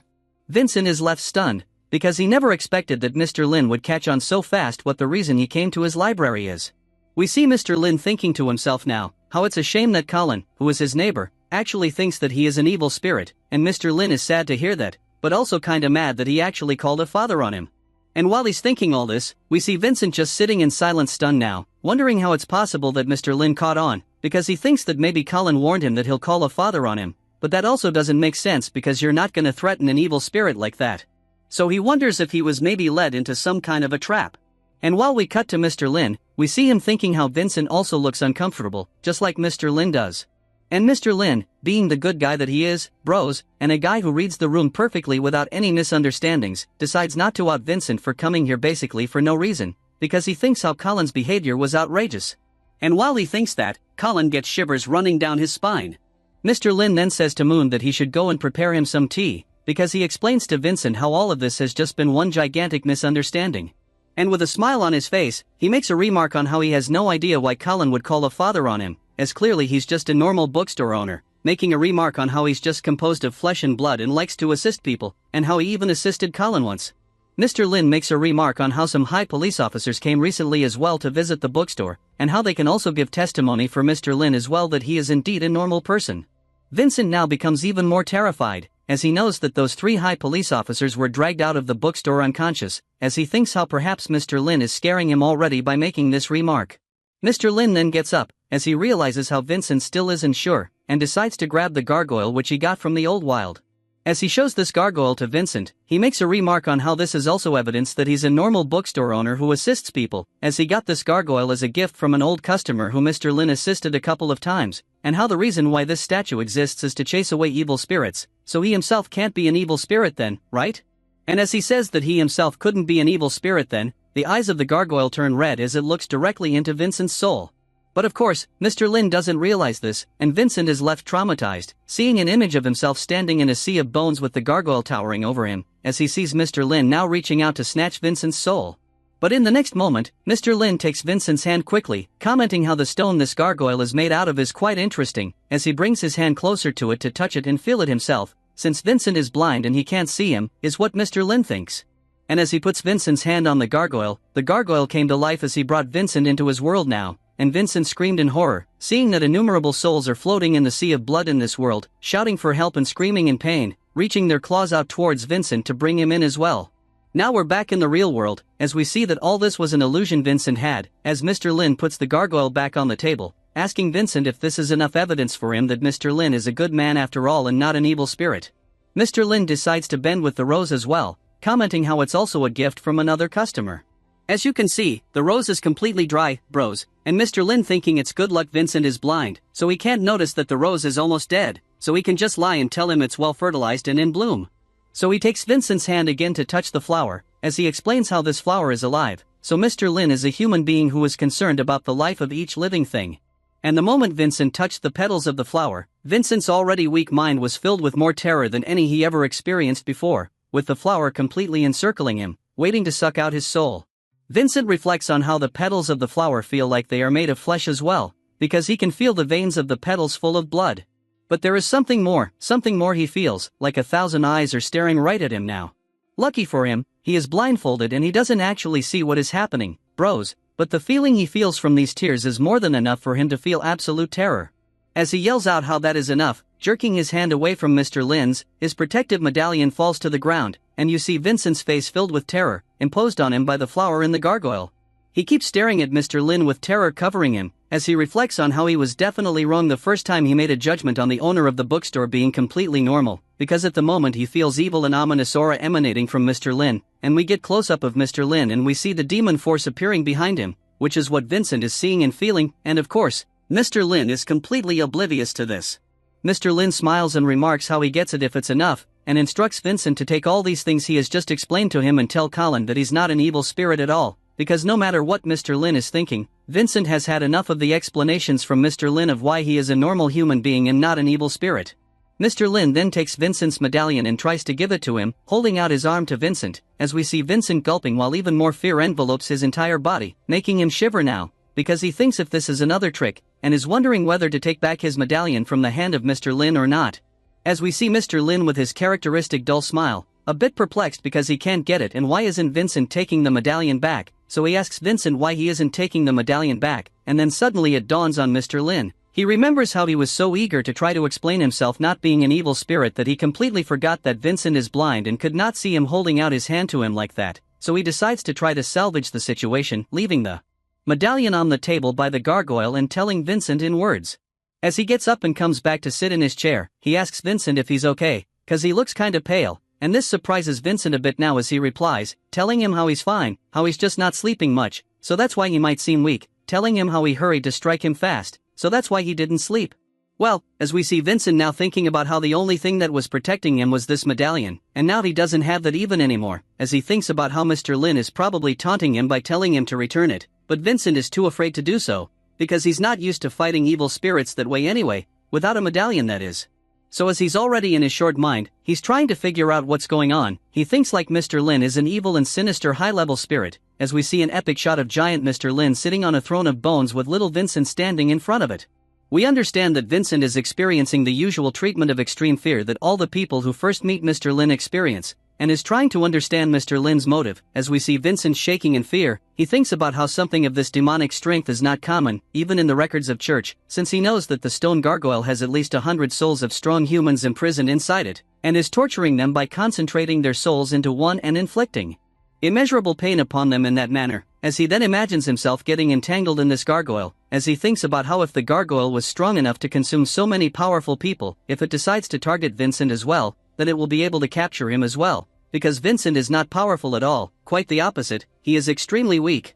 Vincent knows that only a destruction-level dark wizard can create a statue of this strength, and not only that, this dark wizard has to be extremely cold-blooded and cruel in order to create a stone statue that would essentially torture the souls imprisoned inside it, as he then glances back at Mr. Lin, who's sitting patiently for Vincent to take his medallion again, and thinks about how even Mr. Lin possessing this stone statue must be much stronger than it himself, meaning he's at least a destruction-level human as well. Cold sweat blankets Vincent as he recalls the flower as well, and realizes that it's not a regular flower either, and it's instilling fear of the abyss within him, as he realizes how this flower is even more powerful than the stone gargoyle, and how it has the power to consume a person's soul beyond redemption, with its fangs and eerie eyes totally overwhelming its prey. He then begins to shake even further, wondering how Colin did not summon him here to drive away an evil spirit, but to come here and be a sacrifice of an evil demon lord instead, as he thinks how Colin must be a servant of this demon lord. Mr. Lin breaks what appears to be the silence on his end, as he comments how Colin really did him dirty this time, commenting how Colin's misunderstanding surely caused so much trouble, both for Mr. Lin and Father Vincent now. Mr. Lin then explains how he showed enough proof of him being a normal human, and asks Vincent to pass this on to Colin as well, commenting how he hopes they can settle this as soon as possible. He then bursts out laughing, stating how Vincent appears to be an intelligent man, and how he should have also most likely quickly understood how there's no possible way that Mr. Lin is an evil spirit, since this shock has already frightened Vincent even more now. As we see him going completely crazy in his head, thinking how Mr. Lin is certainly not an evil spirit, but a creature much nastier than an average evil spirit would ever turn out to be, as he thinks how he'd like to return to his church and his regular life, and understands how he's breathing really hard now, and remembers his nervousness that he has been having issues with for some time now. That feeling that made him restless for months, as he repeats this very same thought a couple of times. In his head, meaning he's really going crazy now, as we see cold sweat completely covering his face now, as he understands how he's been having issues with this unknown creeping horror for some time now, and how maybe all of this is just a misunderstanding on his part, brought on by this fear he's been experiencing for some time now, as he thinks how maybe all of these visions that he saw are just brought on by his nervousness, and how all may turn out to be normal. He feels his muscles are starting to cramp, his breaths are becoming too frequent, his lungs are twitching, and his heart seems to be only speeding up its beating rate, and it's beating faster and faster with every passing moment. He's thinking as if he's got a million ants on him, crawling everywhere, and how all of this is influencing his thought process right now, as he continues shaking more and more, and think about what he can possibly do right now to chill out, as he reaches into his inner pocket, his mouth now salivating, and pulls out a pack of smokes, thinking about how this will definitely help him out and make him chill out. His hand instantly started shaking less, as he tells Mr. Lin how he'll definitely tell Colin that he's not an evil spirit, and you see Gigachad Mr. Lin watching Vincent reaching for a cigarette, as you see Vincent looking like a fiend, pulling out his lighter and trying to light it up, as he's thinking about how just seeing the smokes chill him out, so actually smoking it will chill him out even more then. He looks over at Mr. Lin, who stood up again, and thinks about how maybe Mr. Lin doesn't want Colin to know who he really is, and Vincent's only escape alive from this bookstore is to agree to go along and keep his own identity hidden as well. But he's scared again, thinking about how could the secret instrument tower in the Truth Society just allow someone as powerful as this to exist and do as he pleases, and as he thinks about how maybe he needs to report this back to the church, we see Mr. Lin's hand emerge from behind Vincent's back, as he, with his completely serious voice now, calls out Vincent and tells him how smoking's not allowed in this bookstore, putting his hand on Vincent's shoulder, scaring him even more, as Vincent quickly turns around saying sorry, seeing Mr. Lin with Yelena's face. It's really kinda obvious, so I'm not gonna comment on the reference. But if you get it, bros, let me know down in the comments below. Now, Vincent screams in fright, finally cracking, saying sorry and explaining how he didn't realize and he won't ever do it again, as he jumps away from Mr. Lin, as we see Mr. Lin's face still completely serious, as he asks Vincent if he just couldn't keep it in. He asks Vincent if he has been feeling uncomfortable of late, if he sweats during the night, if he has random mood swings, and after uncontrollable shivering, and he just continues explaining all of the symptoms Vincent actually has, and Mr. Lin finishes his sentence by saying, and the only thing that you feel like perhaps can help you out in this instance is a smoke. This astonishes Vincent because he looks at his pack of smokes again, and Mr. Lin realizes how Vincent was surely behaving strangely and madly from the very start, but Mr. Lin felt it's actually because of the lack of sleep, as Vincent explained, but after learning more about him, Mr. Lin realizes it has to be because he is experiencing withdrawal symptoms of smoking, as he realizes how Father Vincent is an addict. Mr. Lin also realizes how Vincent is unaware of this, that is, someone had to do this to him, which will lead him to suffer from an even bigger issue in stopping smoking then.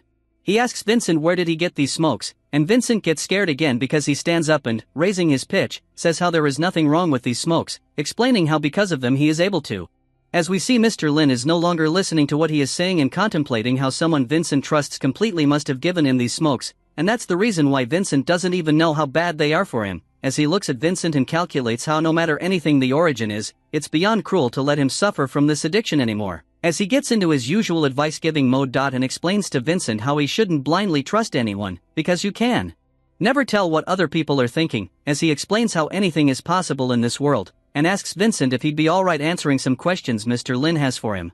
Vincent, thinking he has no other choice, utters a shaking voice how he'll answer all his questions, as Mr. Lin asks him for the umpteenth time where did he get these smokes. Vincent, still in fear, contemplating how it's forbidden that the trade of supernatural goods is taught to the general public, calculates how Mr. Lin is at least destruction tier human, so he shouldn't be general public, and it shouldn't be an issue to tell him more information about it. He tears the packet open, showing the Ash Market logo and telling it to Mr. Lin as well, saying how he purchased it at the Ash Market, and how they just recently started selling, and were given solely to a few church members as a test product, and this leaves Mr. Lin completely stunned.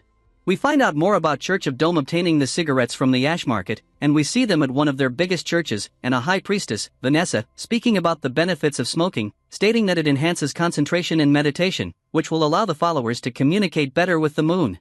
She explains to us how only chosen individuals will be receiving this special gift for the time being, and special gift being lung cancer, maybe, but we find out that Vanessa is a dark moon believer, so that means that she's likely not the best individual they could acquire. We see the priests handing out the packs, and among them we also see Vincent, who appears somewhat confused, but following the orders of his superior, as he has the pack of cigarettes in his hands and questions how this item is supposed to be supernatural, and was handed to him by the seventh apostle, and its history is also quite reliable, so it must actually be of immense assistance to them. As we revert back to the present, we see him holding the pack of cigarettes, now sweating profusely and his whole body trembling, as he realizes how, after he started smoking, his meditation not only did not become better, it began declining severely, but he never suspected that it was due to the smoking, as he had full confidence in his superior. But now, thanks to Mr. Lin's pointing out of it, Vincent finally realizes that the cigarettes could be responsible for all his woes. He then reflects on how, to a follower like himself, loyalty to the apostles is the most important thing, as they are in charge of fathers, and are the third tier of the hierarchy system of the Church of Dome, and how, from the point of view of the follower, they are to be considered the absolute existence, as they are a representative portion of the will of the moon. He then asks himself how perhaps his strongest faith was the culprit to make him start deteriorating, if Mr. Lin is indeed correct. But then he starts shaking his head in disbelief, thinking that something like this is impossible. He then tells Mr. Lin how this product was approved by the Ash Market and the Apostles, and how all the other fathers using this item have reported an actual increase to their meditation because of it, saying that he is the only one that's showing this negative symptom. And as he goes on, we see Mr. Lin left completely speechless because of the ranting of this cigarette addict, from the point of view of Mr. Lin. Mr. Lin then reflects on how it was such a shock to him to hear Ash Market mentioned from this father, as he starts remembering the Ash Market leader girl, whose name I naturally forgot, because these chapters unfold like one in every 2 years. Anyways, it's the half-elf girl who helped Mr. Lin with a false identity after he came to Nakan. Mr. Lin knows that if they can sell false identities like this, they have such great power that they can even fake it out and say that the cigarettes are good for meditation, and as they already basically did. He then compares the power of Ash Market with Loras Resources, the business owned by Ms. G's father, and Mr. Lin realizes how Ash Market's power is barely close to Loras Resources, but they are still a huge tycoon with huge power.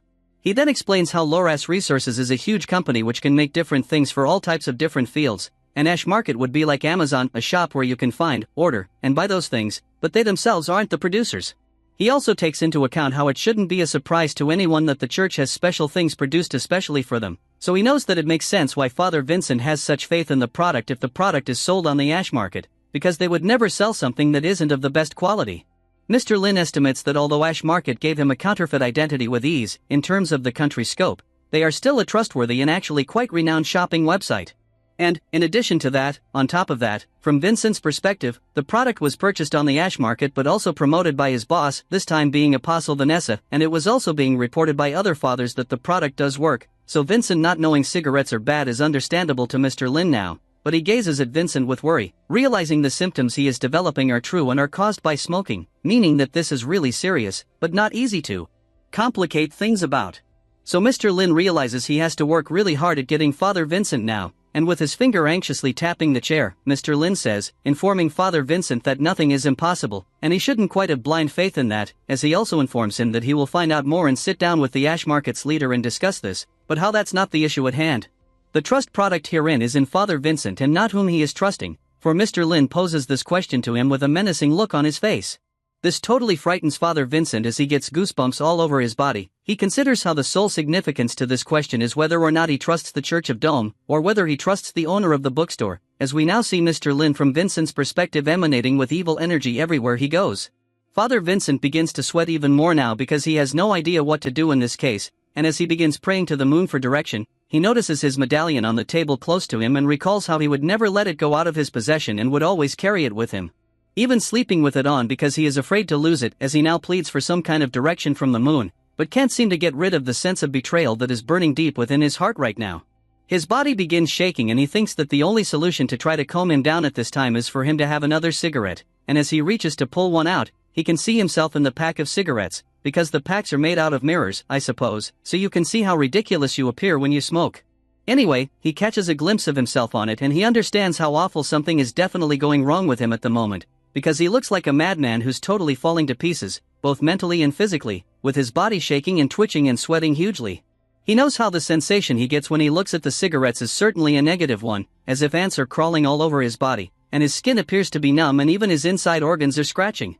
He understands how he too did not have any issues with meditation earlier and did not have any disturbance in his thoughts since he does have now, as he thinks how this feeling is just terrifying, but he understands that he cannot question the church and its leaders, because the one thing that he was taught his whole life is the complete discipline and servitude towards it, and it does not let him have any doubts in the church whatsoever.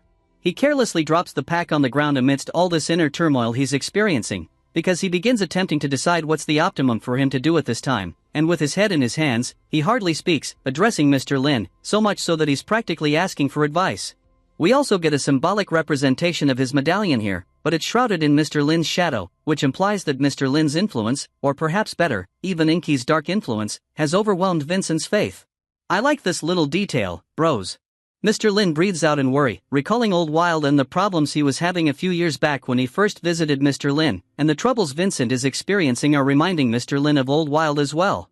He recalls that Old Wild was on the brink of taking his own life due to the hardships he was facing and because his belief failed him at a point, but Mr. Lin calculates how Old Wild was fortunate enough to fall into his hands, a considerate man with a compassionate heart. What a modest view of himself. Mr. Lin realizes how Old Wild is certainly exhibiting signs of vigor lately and how his life is also on track now, so much so that Mr. Lin wishes that Old Wild would get back with his old buddy Joseph again and maintain their friendship. I am eagerly awaiting to see this encounter occur. Now Mr. Lin glances back at Vincent once more and understands how Vincent at the moment could be worse off than Old Wild was when Mr. Lin originally met him, since Vincent is literally on the point of collapsing at the moment, particularly as the situation he is in is a very challenging one. He is a member of a church, and the commands he has been getting from it have only made his life worse, but for a father of the church, it's unthinkable to question his superiors even though everything indicates that he has been getting worse and worse due to their commands.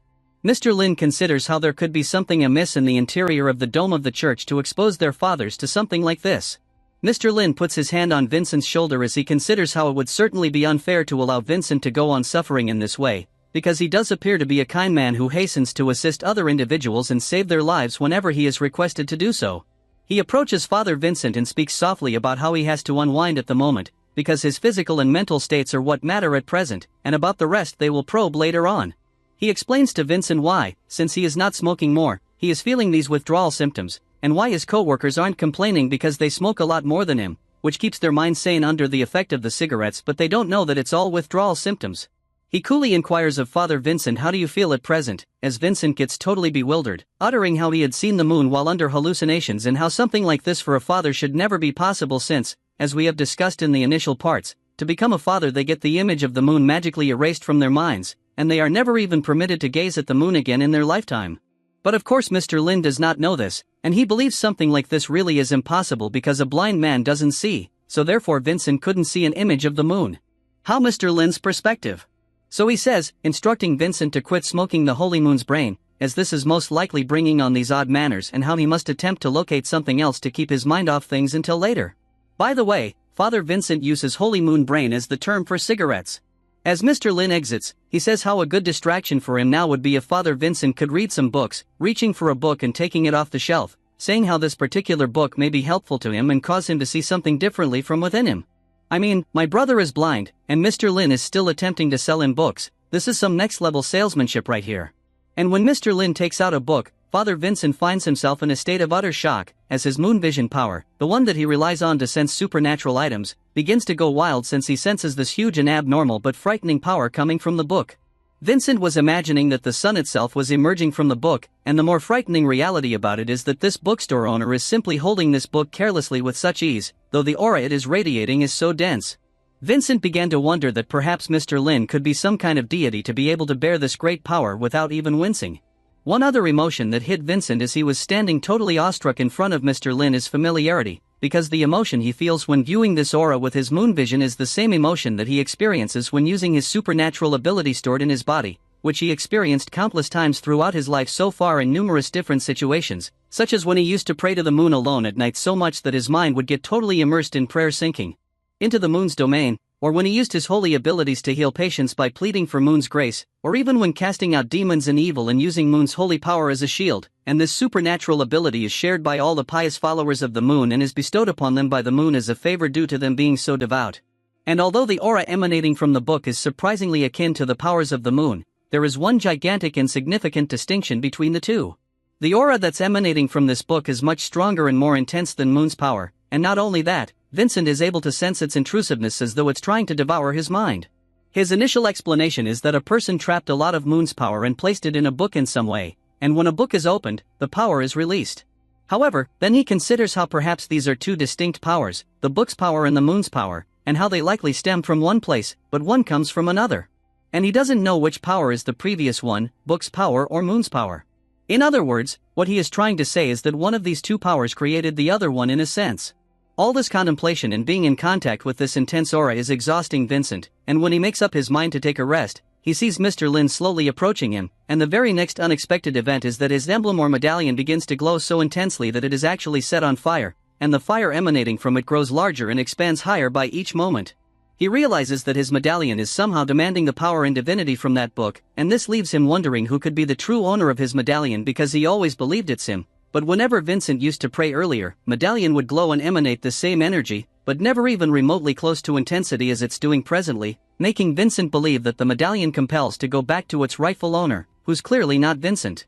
But in the very next moment, the light emanating from the medallion begins slowly moving towards Vincent, and as he realizes this is happening, it begins flowing into his body, astonishing him as at first he doesn't comprehend what's going on, but then he realizes that the medallion is linked with his soul, and how this energy that's entering him at this moment is the energy let out of the book, and it feels as though the book is employing the medallion as a go-between to enter Vincent's soul. His entire body begins trembling as the power is pushing itself in, and despite Vincent being unable to shut it out, he believes that this power is too great for him to push it back, but that is not an issue because this sensation of this immense power entering his body is absolute ecstasy. He feels like stepping into a hot bath after working a long and chilly day, as all the muscles in his body begin to relax, and the tension he experienced the past few months entirely disappears. He knows he didn't feel this relaxed in so long, as he feels home at this moment, with no bad feelings. This entire process just seems so natural and effortless, and as he continues to unwind more and more, his blindfold is removed, and he is surprised by finding a shining silhouette comprised of light standing before him, as suddenly he realizes how this could be the one true master of all things. But as he continues to float in this divine ecstasy, he feels the presence of the devil hovering all around it, as if all this was some illusion in order to entice him in, and then out of nowhere in the next instant he hears a whispering voice. This comes as a shock to Vincent since the sense of happiness is immediately wiped out and replaced with the known horrors and fears he experienced, but now much stronger than before. Since he feels like he's gone into the jaws of a devil, he has been startled to realize how his total understanding of the world and everything else was totally wrong because he assumes that he is choking in the dark blue water. He realizes how the enigmatic owner of the bookstore never actually explicitly spoke about Moon's brain, which is what he refers to as cigarettes, and how Vincent's realization that if Mr. Lin questioned him as to whom he trusts more, the church or him, was also a misinterpretation on his part. Ah yes, although it wasn't a misunderstanding and he truly did get what Mr. Lin said in the right way, naturally now he's getting it altogether differently. Ah, sensational. Vincent's new discovery and knowledge of the basic realities of the world is that Mr. Lin intended to say, if Vincent were to be confronted with a different scenario to any other that he has been exposed to until now in his life, such as this current one, wherein his entire information about the world around him is being overwritten essentially, what would he do and whom would he rely on in this type of a situation? But being a pure believer of the moon, the second thing that comes to his mind is that all this is just a punishment by the moon because he was behaving blasphemous lately, in both his actions and thoughts. And as he begins to fall deeper and deeper, now into the darkness, he wonders how his mind must have been cursed for him to even think such blasphemous thoughts to begin with. He considers how the power that he experienced emerging from the book is the real power of the moon, and that the book is the real source of its power, and then as his mind nearly fully slips into the darkness, he hears a crack, and all the darkness surrounding him shatters, as on the other side of it, there's a hand pulling him to safety, to light, a hand of a female being, but after looking at her face, he only sees a blur. And then he hears a familiar, though distorted voice uttering, in the dark nights throughout my entire life, the books that I have read, and those that others have read for me, has already turned into a glorious light tower, showing me the railway of human's deepest heart. As the enigmatic woman continues to pull him up and up, closer to the light tower, he comes back to himself, to find himself standing in front of Mr. Lin, with Father Vincent currently on his knees, and gazing at Mr. Lin's face, now shrouded in total shadow, while the light source behind him continues to brighten and brighten. Mr. Lin continues uttering that persons who are blind to some aspects of life must ensure they keep their hearts clean, and the best method of maintaining the cleanliness of the heart is through the reading of books. What a speech! I want to purchase a book from him, though I don't even know how to read. Mr. Lin keeps on speaking soothingly, telling Vincent that books are like stairs of evolution of humans, i.e., they offer education and required knowledge to humans to suit their mind and earn more experience. As Mr. Lin puts the book on Father Vincent's shoulder, he tells him how the book he's proposing to Vincent at this moment was authored by Helen Keller, and it's her biography, a book packed with innumerable anecdotes about her life. Mr. Lin explains to Vincent how a woman who had no hearing or sight lived a richer life than most individuals by maintaining a positive mentality and attitude regarding everything that happened to her.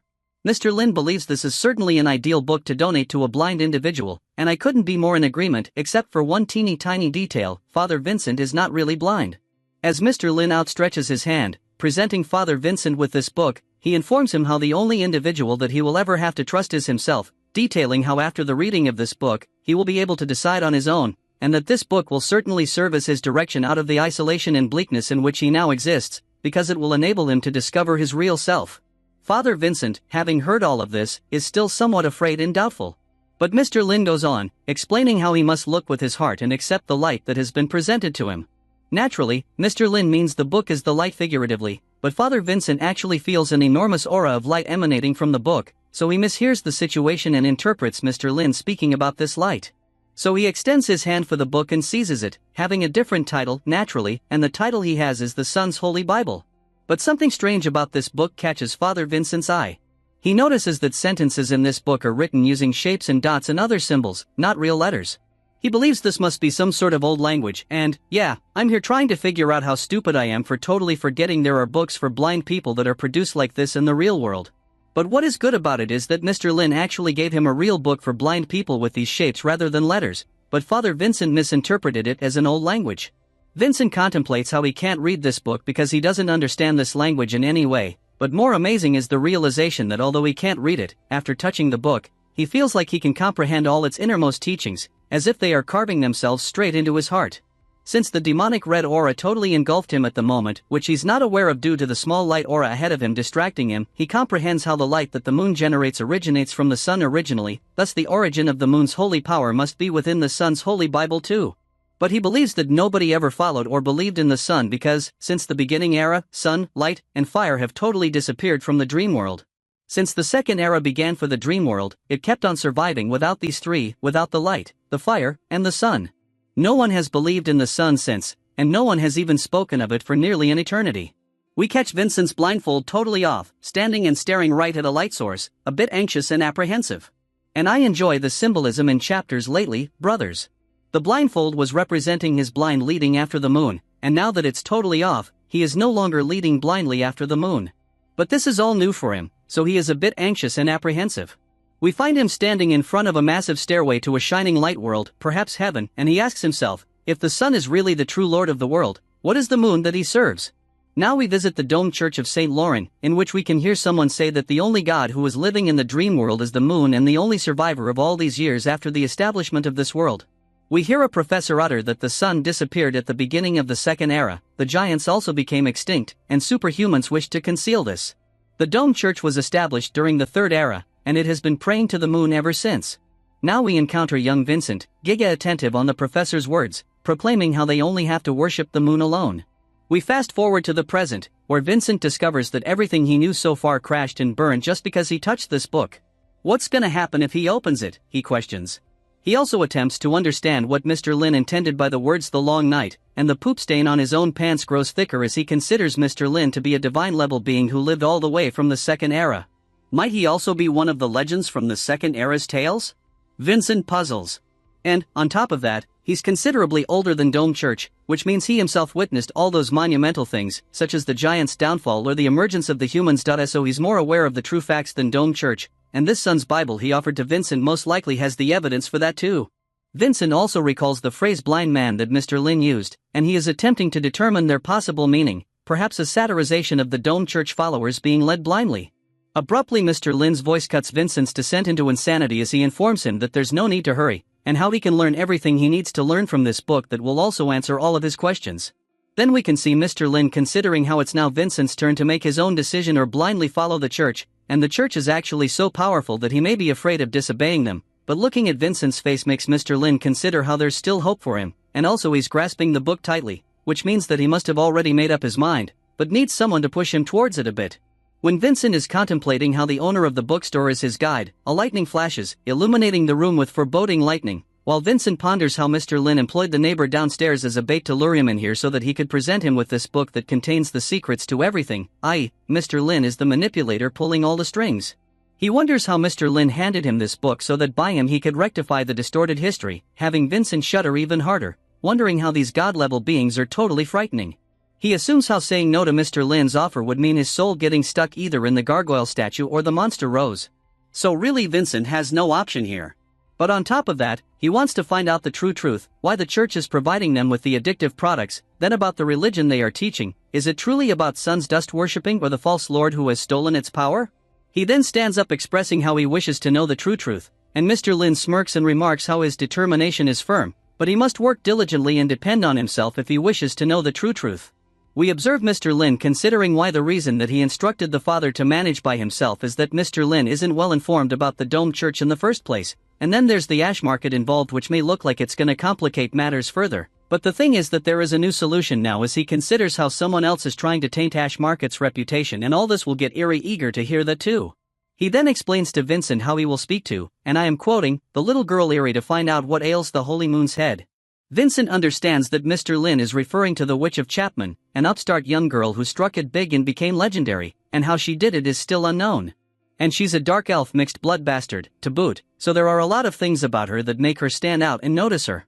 Now what scares Vincent even more is the manner in which Mr. Lin spoke to her, as if she is a young child and his friend, which is strange because although she is 12 years old in the outside, she is over 100 years old in real life, which makes her part of the eternal species, which would also make Mr. Lin part of eternal species too.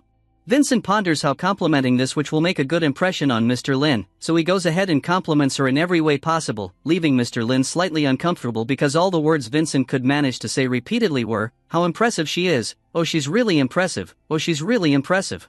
He knows how badly he performed, but is hoping Mr. Lin will, he knows he did a wrong thing, but wishes Mr. Lin can still realize what he meant to say, and for a brief moment we notice an eerie aura surrounding Mr. Lin as he roars with laughter and speaks of how no way he's discussing Eerie, the perpetually crying little kid, but how she is a darling, a talented and interesting child. Vincent lets out a breath of relief, wondering how he managed to get the approval of the bookstore owner, but then gets frightened once again after finding out how Mr. Lin referred to the notorious Witch of Chapman as a crying kid. We cut to Eerie, noticing that she is actually crying after knocking her head and her maid Bella pacifying her. Back to Mr. Lin who informs Vincent how he's gonna proceed and investigate the ash market, and tells Vincent to look up individuals who had used the same cigarettes as him, and in addition, he ought to contact the seventh apostle he'd spoken of and be totally honest with her. Vincent is a bit skeptical after this, but Mr. Lin assures him how everything's gonna be okay as long as Vincent does not tell them that he quit smoking. He goes on to tell Vincent that Church's intention is not to get him murdered, but just addicted, so if they do get SUS of him, they will just attempt to calm him down and brainwash him some more. Vincent stammeringly tells how he knows what Mr. Lin is referring to. Mr. Lin suddenly gestures to Vincent with how late it is and that he needs to return to Mr. Lin's neighbor Colin, who first invited Vincent over for the purpose of an exorcism. He leans over into Vincent's ear and tells him to be strong and how this is the only way to please. Vincent departs from the bookstore and instantly collapses to his knees, shaking with fear. He glances at the book Mr. Lin presented to him while attempting to determine how he will tell Colin that his neighbor Mr. Lin is not crazy. Abruptly, a voice cuts into his thoughts, inquiring if he belongs to the Dome Church, and he hastens to look up in terror, attempting to determine the direction of the voice. All his senses warn him of bloodlust emanating from this individual, and Vincent knows that he is a terror tear hunter, or stronger still, perhaps, as it is merely our good Miss G with a certain book. We return to Mr. Lin, who is contented with having assisted a person today and in the mood for a drink. He shouts out to his little Moon, expressing how she can now stop hiding since he could sense her all along. She looks out and inquires whether he's not angry with her anymore, to which Mr. Lin responds and how there's no reason why he should be feeling this way and instructs her to serve him and bring him tea.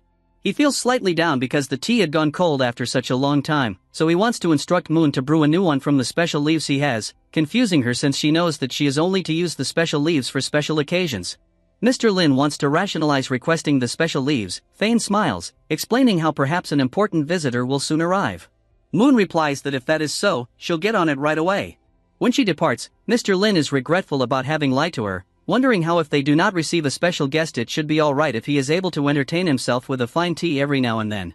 We return to Vincent outdoors again, and bro is losing it like he needed a single extra game to rank up and then embarked upon the ugliest loss streak of his life. He's staring at Ms. G and her bloodlust is making him crap his pants. He knows how he has never met a more vicious hunter in his entire life before, so much so that he can even sense her blood roaring and being aggressive as Ms. G is walking towards him slowly. He feels like a lamb in a forest full of wolves and all of his senses are screaming danger, danger, danger. He becomes dizzy and sits back on his knees again and decides to cast a calming spell. In a few seconds of looking, he begins losing his mind even further now. After discovering he lost his holy emblem that he uses to cast spells. We see the emblem sitting on Mr. Lin's desk, while Mr. Lin sings because I'm joyful and the emblem cries. Vincent falls on his backside, wondering how there's no escape for him anymore and how he's probably going to end up dead. But then he looks at the book Mr. Lin gave him and there's a look of realization on his face. He understands how the energy of this book and the moon are derived from the same source, so he still has a fighting chance here. He gets up, tightly holding the book and begins to chant the words, "Oh Moon, please grant me."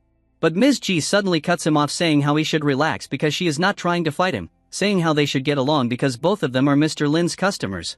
She walks past him, rendering him shocked and immobile, and after walking a few steps ahead, turns around and with a smile remarks how Mr. Lin must have great expectations from him since he offered him this book. Vincent is left stunned, whereas we find a subtle light aura surrounding him as he considers how it actually functioned and the book rescued him. He then begins to wonder about all the possible clients of the bookstore. Some might be wizards, some might be like the hunters today and many other various but mighty beings. He considers how if anyone is that strong to control the strongest individuals of this world it is Mr. Lin, and also understands that returning for his emblem now that Mr. Lin has another client would be very embarrassing, so he chooses to depart and return some other time. Ms. G is considering how it was truly not expected for her to run into a Dome Church priest at the bookstore, but she also considers how he is too frail to join her spider group now, so she cannot focus on him at present. She also recalls her initial meeting with Old Wild outside the bookstore and understands how her response to him then was similar to Vincent's response was to hers at present due to the enormous power differential between them. She reflects how because of Mr. Lin she is such a strong person now, so Vincent too will be powerful one day, and she reflects over other clients of Mr. Lin and how they are not at all connected between them, but because of Mr. Lin's assistance they are connected in some way. Now, she is standing in front of the gates of the bookstore wondering why she never came here after fighting the magic mirror egg monster. She feels embarrassed and hopes Mr. Lin will not mind her unexpected visit. Meanwhile, inside, Mr. Lin is giga excited about a special tea moon prepared for him. Just as he is about to have a joyful sip, he hears the bookstore doors open and turns around. Miss G blushes and smiles at him pleasantly, while Mr. Lin trains his eyes on her big eyes too. He then shoves the tea towards her, talking about how good it is to see her too, and asking if she had read through the book he handed her last time. Miss G, noticing the tea he had prepared for her, understands he was already waiting for her because she laughs and apologizes for not dropping by for some time, while Mr. Lin thinks how much better it would be if she actually came a bit later, at least late enough for him to finish his tea. While Moon is excited to realize the VIP individual Mr. Lin instructed her to serve tea to is Miss G. Of course he did. Miss G returns the books, mentioning how at her present level she could not comprehend all the material in the books and would also like to spread her power to those around her as well. She pushes her hair behind her ears, does the good old elbow flex, asking Mr. Lin if it's alright if she borrow these 2 books for the second time. Mr. Lin agrees with delight at how that's no problem whatsoever, thinking how her telling her friends about the bookstore means more customers for Mr. Lin. He also informs her how she managed to do quite well to grasp the book to the extent that she did because there are many individuals who read books and never get to comprehend anything from the books they read. Miss G sighs with relief thinking about how her power did increase a great deal after reading these 2 books. She then recalls how the destructive level she's at today seemed like an unachievable peak to scale prior to meeting Mr. Lin, and this suggests the way in which her power can grow even more if she reads those books again. She drinks tea so sensually that Mr. Lin nearly gets a nosebleed after witnessing her in this manner. He begins to shake, seeing how lovely her figure is, and concludes to pour her another cup of the rare tea. Moon informs Miss G that this tea is reserved for individuals close to Mr. Lin, and my bro eventually gets a nosebleed upon hearing this. He presents Moon as his new assistant to Miss G, however, Miss G catches on to how there's more to it. Although she appears as a young and adorable girl, there is something peculiar about her. Her smell is not that of a living human and is such that she seems like ChatGPT's daughter, as if she is a robot. Miss G greets Moon hello, and Moon answers by saying, I'm fine, thank you, and then Mr. Lin becomes uneasy, commenting on how Moon still doesn't get the small talk and how he'll instruct her on more of the normal interaction between humans. Mr. Lin proceeds to question Miss G regarding the actual purpose of her visit, and he considers how he will utilize this to attempt to give her more books, thereby earning himself more money, and Miss G considers how it is no longer surprising to her that Mr. Lin can read her intentions. She informs him how she exacted her revenge as she slams down a large golden box on the table, surprising Mr. Lin. She requests his assistance in opening the box, while Mr. Lin's skin turns to stone as he realizes how things are not going as he hoped they would. By the way, the revenge he's discussing from Mr. Lin's perspective is about her cheating boyfriend, so he thinks about how her ex must have been a wealthy dude leaving behind this exotic box for her. Mr. Lin thinks about how there must be a gift from this guy inside, or perhaps some compromising photos he could use as blackmail. He queries whether this box is something that he had left behind, wondering how perhaps this is similar to a safe deposit box, but this individual is so wealthy that he made it appear like a treasure chest. Miss G notices Mr. Lin's indifferent face and wonders how she had insulted him by asking him to open this box, something child's play for him to undertake. She wonders about how the original recipe for the poison blood is contained within this box and about how Helix was actually so sure of the safety of it, and the runes healing it away was done by a strong magician, so it can't be opened up so easily. She hesitantly explains how despite the fact that it may mean nothing to Mr. Lin, it means a great deal to her since it is something that he left behind. She vows to compensate Mr. Lin in any manner if he assists her in opening the box. Mr. Lin becomes kinda shaken, wondering how feuds between wealthy individuals and their families are beyond normal people like him, since he wonders how Miss G's ex must have been kidnapped, taken naked with a bag over his head, and dumped into the depths of the sea. But he can't let her understand this, so instead says how he will pop open the box and does not want anything in return from her, explaining how he aided her before and now again because she needed his instructions. Miss G blushes and begins to apologize, but Mr. Lin takes this time to explain to her how it is absolutely no trouble at all, she should come to his store more often. But Miss G believes that how she was actually silly to act as she did because she is where she is today due to Mr. Lin's advice after all. Mr. Lin shoves the box over to Moon and instructs her to mind it for a while, as he considers how Miss G's coming to him rather than a locksmith means there must be another reason for it because she likely trusts him a lot and there aren't many people, if any, around her like him, and then it occurs to him, last time Miss G visited the bookstore was when she came with her subordinate who fled, likely to inform her father about her disobedience, which means that even her close subordinates will inform on her, and she feels that she is trapped because she doesn't have anyone to trust. Then he inquires Miss G, after coming to see him last time and returning home, whether her father specially spoke with her. Miss G is shocked because though much is known by Mr. Lin, she never imagined that he knew so much.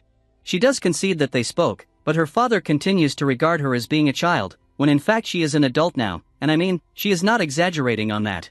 Mr. Lin bursts out laughing, saying how she most likely did persuade him, as she responds with enthusiasm how she did speak to him and told him about the bookstore too, and how he personally will come visit Mr. Lin so they can discuss opening more stores to retail his books further. Mr. Lin becomes giga scared and disappointed, as we can witness numerous times, and I do not know this reference, so if you do know, let me know where it's from. He begins to shake, considering how a small bookstore owner like him, having a business discussion with literally the wealthiest man in town, is a good reason to be afraid and nervous. He believes that it's not necessarily a negative, but that he will have to become serious about it and even take investment capital from her father. He believes this is how Miss G intends to pay him back, so he replies explaining how he understands that. He also explains to her how she must train others she trusts, since she can't keep returning to him every time for this sort of thing. Miss G believes so. Mr. Lin is still regarding her as a little child, so that would mean that the box really is ridiculously simple to open. She believes that even if she has to, she doesn't have any other option because she can't leave this in the hands of other people, so she thinks she should take Mr. Lin's final suggestion and train some loyal individuals around her. A flash of light captures both Miss G's and Mr. Lin's attention, and when they look behind them, the box is already opening. As we glance in closer, we can see the shapes filling up and spreading out as Moon is holding the box in her hand, and all of a sudden, a hidden piece pops out with Wood apologizing, explaining how she unknowingly opened this box just a moment ago. Both Ms. G and Mr. Lin remain speechless due to how shocked they are at the moment, as Moon apologizes again, mentioning how it was an accident. Ms. G's entire body squirms as she thinks, no way the box was so easy to open, and I bet you'd want to see the scene animated, huh? Her heart begins pounding like mad as she turns to the box, now open, and blood begins pouring out of it gradually. Suddenly, all her senses run wild as she visualizes Moon standing in a blood puddle generated by the blood spilling out from the box, and she is paralyzed with fear as she feels the blood engulfing her and filling up the entire room. She collapses on the floor, and while she tries to look at her hands, they are smeared with blood now. This bewilders her as she begins to twitch and shake. Suddenly, it's all disappeared, all the blood and all the terror, as Ms. G realizes that this was just a hallucination. Mr. Lin is also confused, because he did not think that Moon could open it so fast, but he sees how she is an inquisitive child, roaming around the house, touching everything, asking what they are for, even touching the gargoyle, making my bro feel uneasy. Lin knows that handing her a box resembling Lego was absolutely per se, but it is done. It cannot be that bad because Ms. G insisted on it being opened anyway, but Moon doing so without asking permission is certainly not tolerated. Mr. Lin gazes at her intensely, frightening her, as he is thinking how Moon must apologize to Ms. G. Moon places the box on the table and pouts with a sad face in the direction of Mr. Lin, complaining about how she only wanted to attempt opening it, not actually open it. Upon hearing this, Ms. G becomes so confused that she transforms into a cat and thinks she didn't even try to open it for real, but did it anyway. She understands how easy the runes sealed in the box are, but how there are many of them, and only a white witch could easily open it. Therefore, that would mean Moon is a white witch who knows how to open runes, Ms. G concludes. She understands how that must be so, and this reassures her, because despite being Mr. Lin's assistant, she needs to be special to be working with him in the first place. Her train of thought is cut off by Mr. Lin apologizing to her, since Moon touched her belongings without checking with her first, and he tells her how her people skills aren't formed yet. He tells her it's his fault because he didn't train her properly. Moon is shocked and then slightly cutesy angry with Mr. Lin for saying this, but she does end up agreeing with him after all. Ms. G's calmness does not last long, and she becomes frightened once again, wondering how Moon merely touching this box caused it to open up, meaning she is even stronger than Ms. G initially believed. She also understands how Mr. Lin claimed that he did not teach her as much, and these statements make Ms. G understand something terrible. She imagines Mr. Lin amidst dead girl bodies and body parts, with Moon dead in the pool of blood, as she believes, perhaps Mr. Lin. But then she cuts herself off, declaring how there is no way that this can be true, because that would be too frightening. She then informs Mr. Lin that he does not have to apologize to her, as she trusts him, and so she also trusts his assistant. Mr. Lin breathes a sigh of relief, but reasons that Ms. G not being careful at all like this must be the reason why she got cheated on.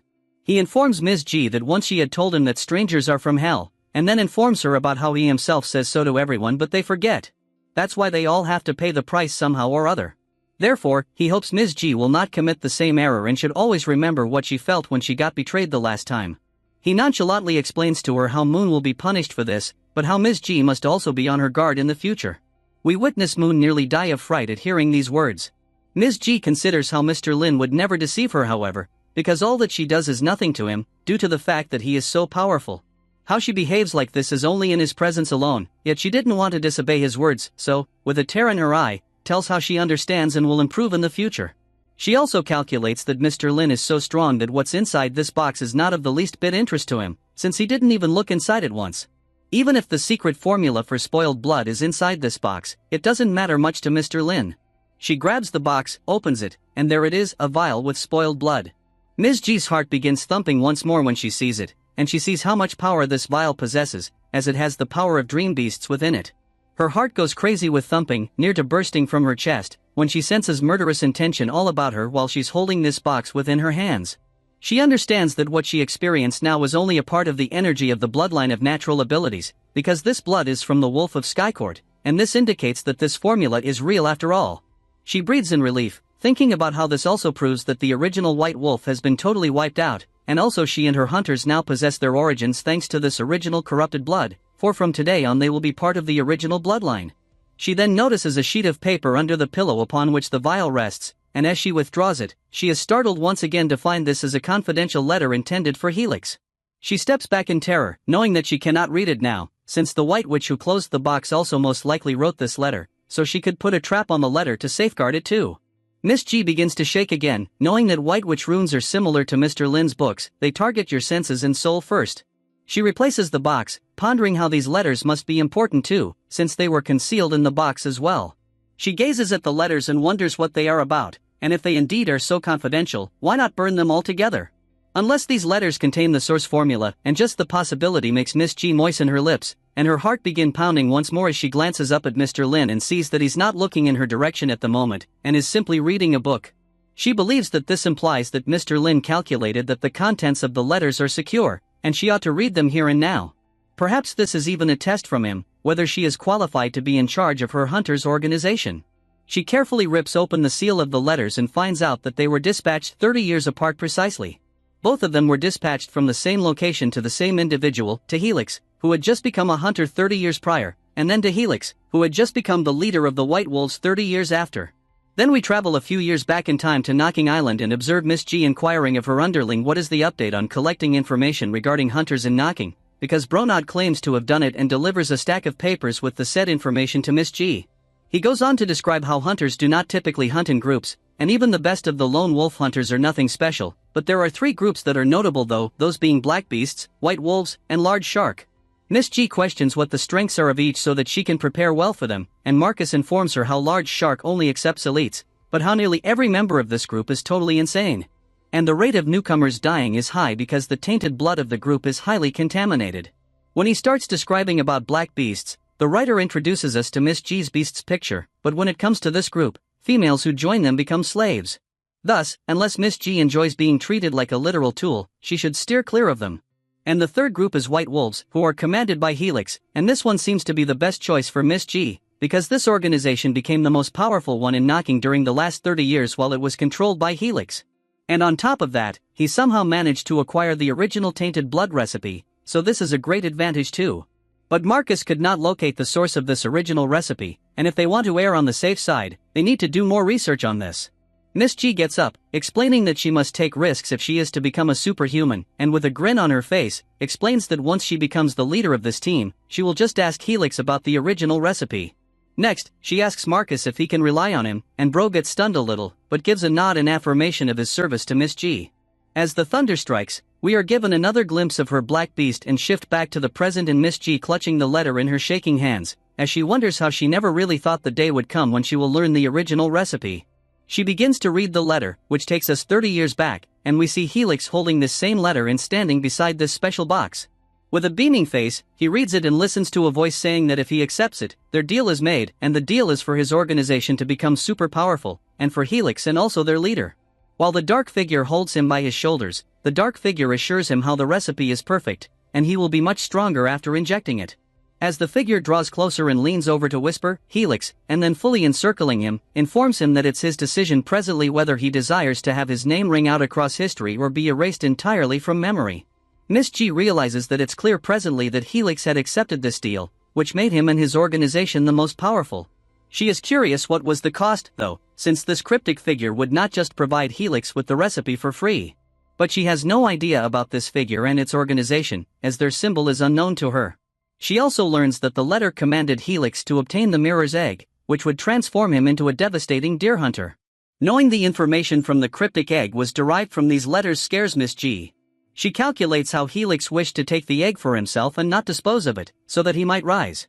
But something which he never anticipated as well was that, upon contact with this egg of the mirror, his destiny was sealed and could never be altered for the better.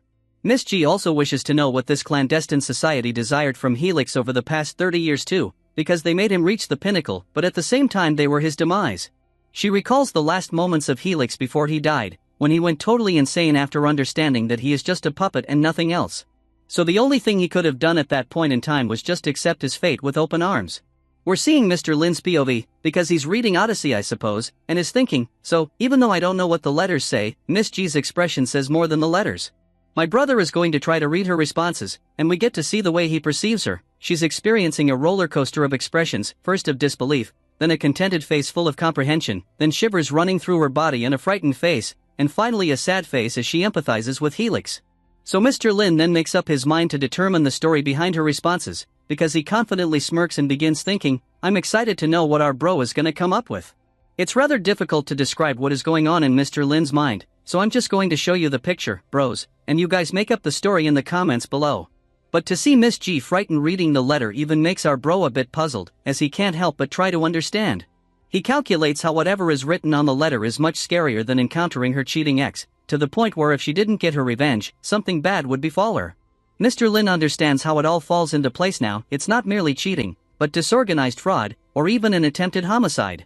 He believes how her ex was after her money, and closing his book, he's happy and self-assured with the way intelligent he is for knowing the whole story just by Miss G's mood swings. But he also speculates who might have had the balls to go after the daughter of the richest man in the nation. He's most likely also a member of a smaller corporation and wanted to get rid of competition. As his deduction is finished, Mr. Lin puts his mouth open and questions her if they are an organization. This surprises Miss G, and Mr. Lin goes on to inquire if he was merely a pawn who was manipulated by an organization. And if that is the case, then her revenge is only just beginning. These words strike Miss G as a truck when they strike Isekai protagonists, as she processes how it would make sense that Helix was merely a pawn for an enormously powerful organization. She tells herself softly, though, that the truth would always be scarier than she ever hoped.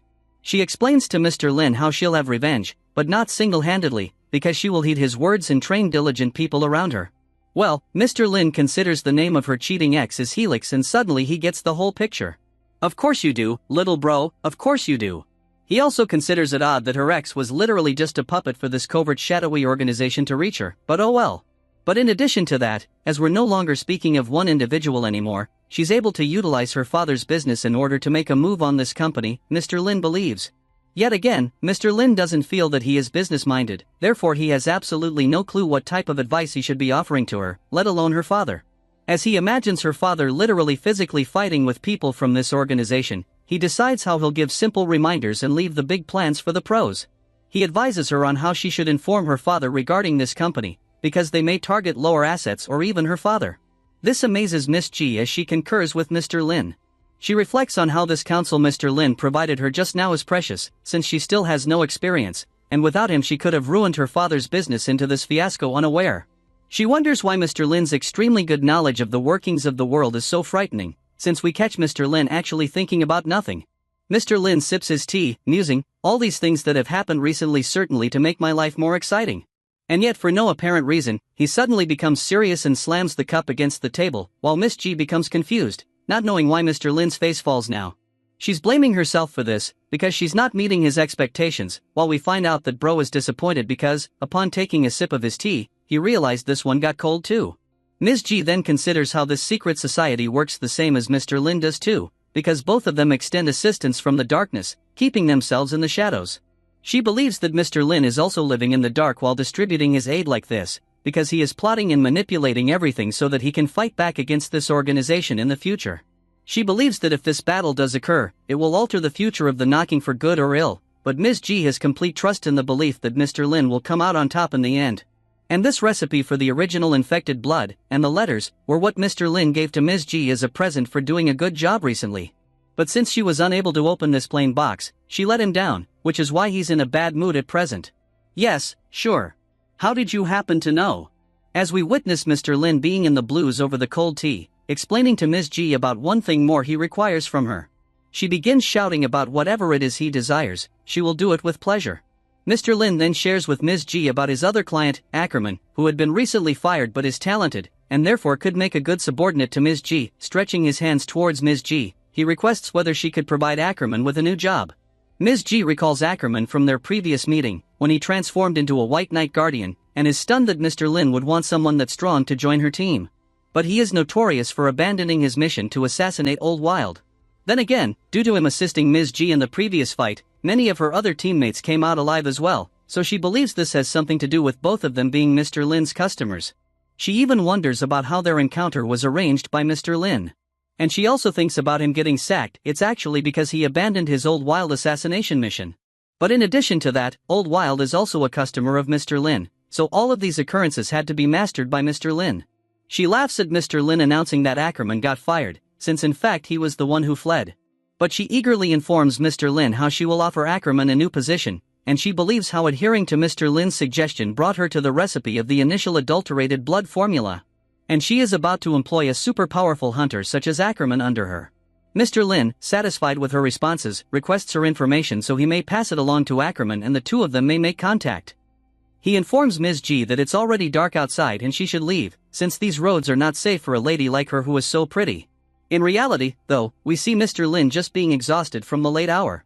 She informs Mr. Lin that she'll leave then and wait patiently for Ackerman. She wraps herself up in her cloak and wonders how, despite managing to get the important people like Mr. Lin on her side, the enemies he is up against are still far beyond her level. She also recalls this new recruit she saved, and how she will have to train him too, since she needs more assisting her in the wars that are to come.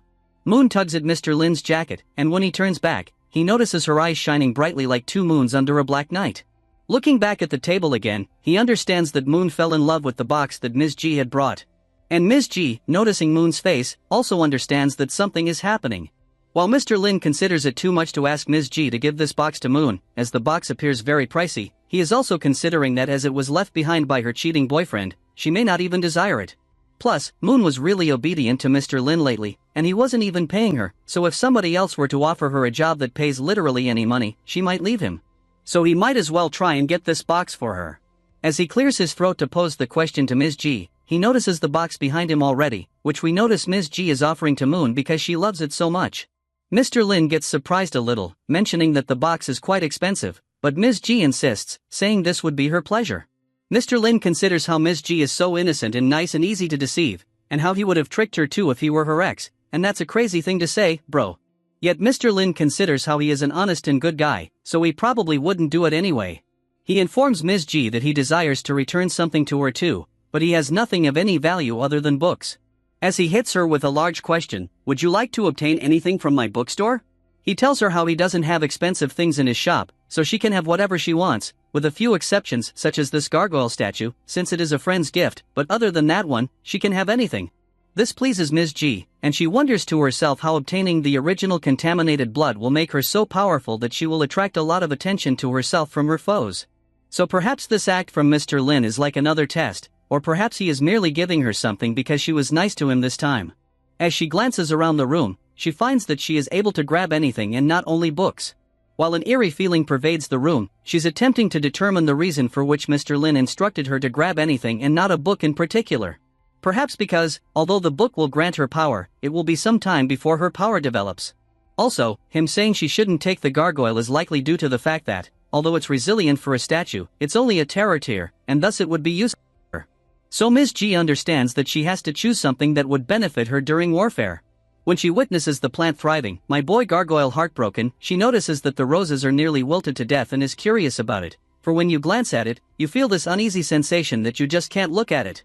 Abruptly, an eye bursts out of the rose, fiercely staring at Ms. G's soul and ordering her to take it away. Ms. G is confronted with a giant monster coming out of the rose, filled with fangs and eyes all over its body, as it warns her to take it out of this location or else. Ms. G trembles as the eye approaches her face, drooling all over her chest and then even licking her nose with a threat of eating her up if she doesn't take it with her. Ms. G remains petrified in terror as the beast rises above her and creates portals everywhere in the room, its tentacles bursting out of each one, filling the room with its eerie vines. Ms. G finds herself sensing that her soul is at stake and how this is not a normal flower. And she is aware that if she wanted to fight it, she would be annihilated instantly. But there is something more than that. Although the beast is this scary and strong, when it asked Ms. G to accompany it, it seemed like a cry for help, really. She chuckles nervously as she calls Mr. Lin, then points at the rose, inquiring whether it is okay if she brings the flower with her. He has no idea why would she choose a rose that is nearly dead and not some book that might have wonderful information. He also recalls how this flower was given to him by the elf girl, whose name currently is Taurus. Mr. Lin did not anticipate that Ms. G would choose the rose, because it appeared far too pitiful. On the other hand, offering the rose away is also no choice, because that would infuriate the elf girl if she ever found out about it. He chooses to decline her with a smile and inquires if she is really sure that she would want to accept this flower. And this remark surprises not only Ms. G, but also the poor flower, who was expecting it to be saved from Mr. Lin. Mr. Lin then naively laughs, narrating how this flower was presented by another customer. And besides, it's old and wilted, so he was going to dispose of it in a couple of days anyway. And the poor flower is now weeping rivers of tears, finding out its destiny. Mr. Lin informs Ms. G how the elf girl was the one who gave him this flower, and Ms. G suggested the elf girl visit the bookstore. Being told this stuns Ms. G, Mr. Lin informs her how, despite this flower being near death, it still holds meaning, so he hopes she can rethink her decision with giving her time to consider it. Mr. Lin is now attempting to discover why the flower is dying, since he concludes that the cause is most likely due to him using poor fertilizer and he should use a different one, of course, without knowing that this flower survives on people's souls. Now Ms. G ponders how Mr. Lin does not really want her not to accept the flower, but actually tests her willpower at this moment. When she recalls how the elf girl presented him with this flower, she recalls when the elf girl assisted her and cured her, and when she informed Marcus about it and instructed him to visit her. After 2 days of relentless work and investigation, he was able to get some information about it, and after reading that, Ms. G was shocked to know that the elf girl is a marvelous Swallow Clan prophet. Now, I think about why she belongs to the Swallow Clan. The elf girl's strength was at the top of destructive tier, but she spent 1,000 years searching for the Lady of Silver, so she did not enhance her strength in the past 1,000 years. Ms. G was embarrassed back then to look so weak and need help from the big shots like the elf girl, whom I'm gonna call the elf girl for now until somebody in the comments tells me the name we called her before. And now to the present, because Ms. G totally misinterprets Mr. Lin, thinking how if she takes this flower then she would have to join her group with the Swallow Clan and therefore have to combat their enemies as well, who are likely extremely strong. She shudders a little at this but then realizes how Mr. Lin staged all of this. He likely wants the elf girl and Ackerman guy to assist Ms. G. Ms. G understands, really, she believes she understood Mr. Lin's objective, which is bringing all the more powerful hunters to fight together against the secret tower and church council. She respects Mr. Lin's capability to see so far into the future, with the whole knocking and thousands of individuals on his chessboard. She makes her decision and, in confidence, considers how much all of what she is due to the actions of Mr. Lin. She bangs her hand on the table and screams how she gets him. She screams loudly how she will not let this flower die out and will take good care of it so that it can live up to Mr. Lin's expectations of her. The flower fell in love with Ms. G because she's fighting for its life literally. Mr. Lin is perplexed at Ms. G's assurance when requesting this flower once more, but also, due to this confidence, he is embarrassed to decline. He believes since she is a girl, she knows how to take care of flowers and wishes to rescue its life. In addition to that, if the flower were kept by Mr. Lin, that would 100% let down the elf girl more than knowing that he gave away the flower, because the flower would perish. So Mr. Lin becomes pleased, wondering how this series of events is quite fortunate for him. And besides, there isn't anyone better to present it to than Ms. G, since she's already a friend of the elf girl, so Mr. Lin won't have to lie to her, tell her why he gave flower away.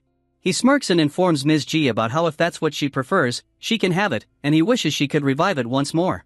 This pleases both Ms. G and the flower, though I believe it made the flower much happier than her, because bro gets to stay alive another day. Moon is happy too that frightening flower will no longer be at the bookstore, and Gargoyle is blue for leaving with its pal. Ms. G takes hold of the flower and says goodbye to Mr. Lin as she walks towards the exit door with a large smile on her face. She vows Mr. Lin how she'll be taking good care of it, and Mr. Lin replies back how he's glad to hear that and for her to visit him again. Then we proceed to Andrew's mansion, as he receives a report about the Council of Truth from one of his maids. Andrew was a past vice president of this council, and he explains to his maid how she shouldn't be in such a hurry like she did now. She should always maintain her elegance. And he also inquires about the details of the report. She informs him about the interest of the Wisdom Group in the bookstore, and these individuals are infamous maniacs. Upon hearing this, Andrew loses his temper because he, infuriated and in a hurry, turns around again facing his maid. But all of a sudden, he relaxes, tells his maid to never get involved in anything like this in the future, and asks her to go rest earlier in the day, blushing her. She begins to play with her hair, wondering why her master treats her so kindly. She is glad that she gets to spend more time with her master since he was grounded to remain at home permanently. However, she also wishes that her master could go back to his previous occupation of vice president of Council of Truth because he's so classy. Once she exits, Andrew presses a button on his remote, and before he knows it, gigantic glowing, by a gigantic image of the elf girl stands before him. He becomes enraged, wondering how someone is opposing him and how he instructed to have the orders to keep him in check cancelled. But what he is angry about is that somebody is cancelling his cancel orders. He begins screaming in anger how he can't even determine who the mole is, and locking him up in a house like this, someone as smart as him, is inviting death. He speaks to the elf girl's photograph, explaining how she's the only one who really gets him, and all because of her did he get himself in this situation, because he used his power to find out where she was. But Andrew doesn't mind that, provided the elf girl is okay, but he still misses her terribly. Now we return to Mr. Lin, who is pondering the same elf girl and offering Rose away to her. And Miss G requesting a rose from Mr. Lin should mean that she likes him, since roses represent love. But he lets out a sigh of incredulity, wondering how she's far superior to him. He begins to recall all the times she was adorable before him, from the time they first met until their last meeting just now. Even her parting words that she will treat the rose well to impress him resonates in his head, as he gets a cold sweat upon realizing how there is no possibility that she really likes him. He becomes flustered since he has to tell this to the elf girl too, because it somewhat feels like cheating on her. But then again, he doesn't consider that he's in a relationship with either of them, so he can't be cheating. He makes up his mind about not doing anything about it and will just let the issues sort themselves out since he is tired after working all day. Glancing at the table, he sees where the flower is absent, but there is another item on the table, the insignia of the Father Vincent. Mr. Lin reflects on how he did not notice it until now, for it was in the rear of the flower, and had he noticed it sooner he might have gone after Father Vincent to return it.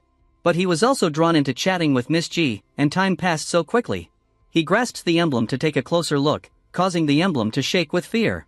Mr. Lin's face is covered with an appreciative smile for the quality of the emblem, but from the emblem's point of view, it is the most horrifying smile the emblem had ever seen.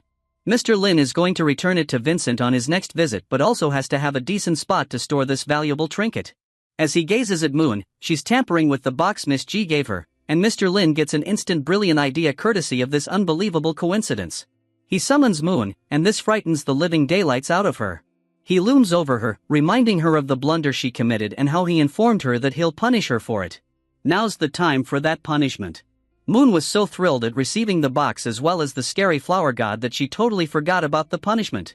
Mr. Lin asks her with a devilish voice to let him know what she did wrong, which she does with a vow on how she would never do it again. Mr. Lin puts out his hand towards her, saying how good it is to hear but that she is still in for punishment.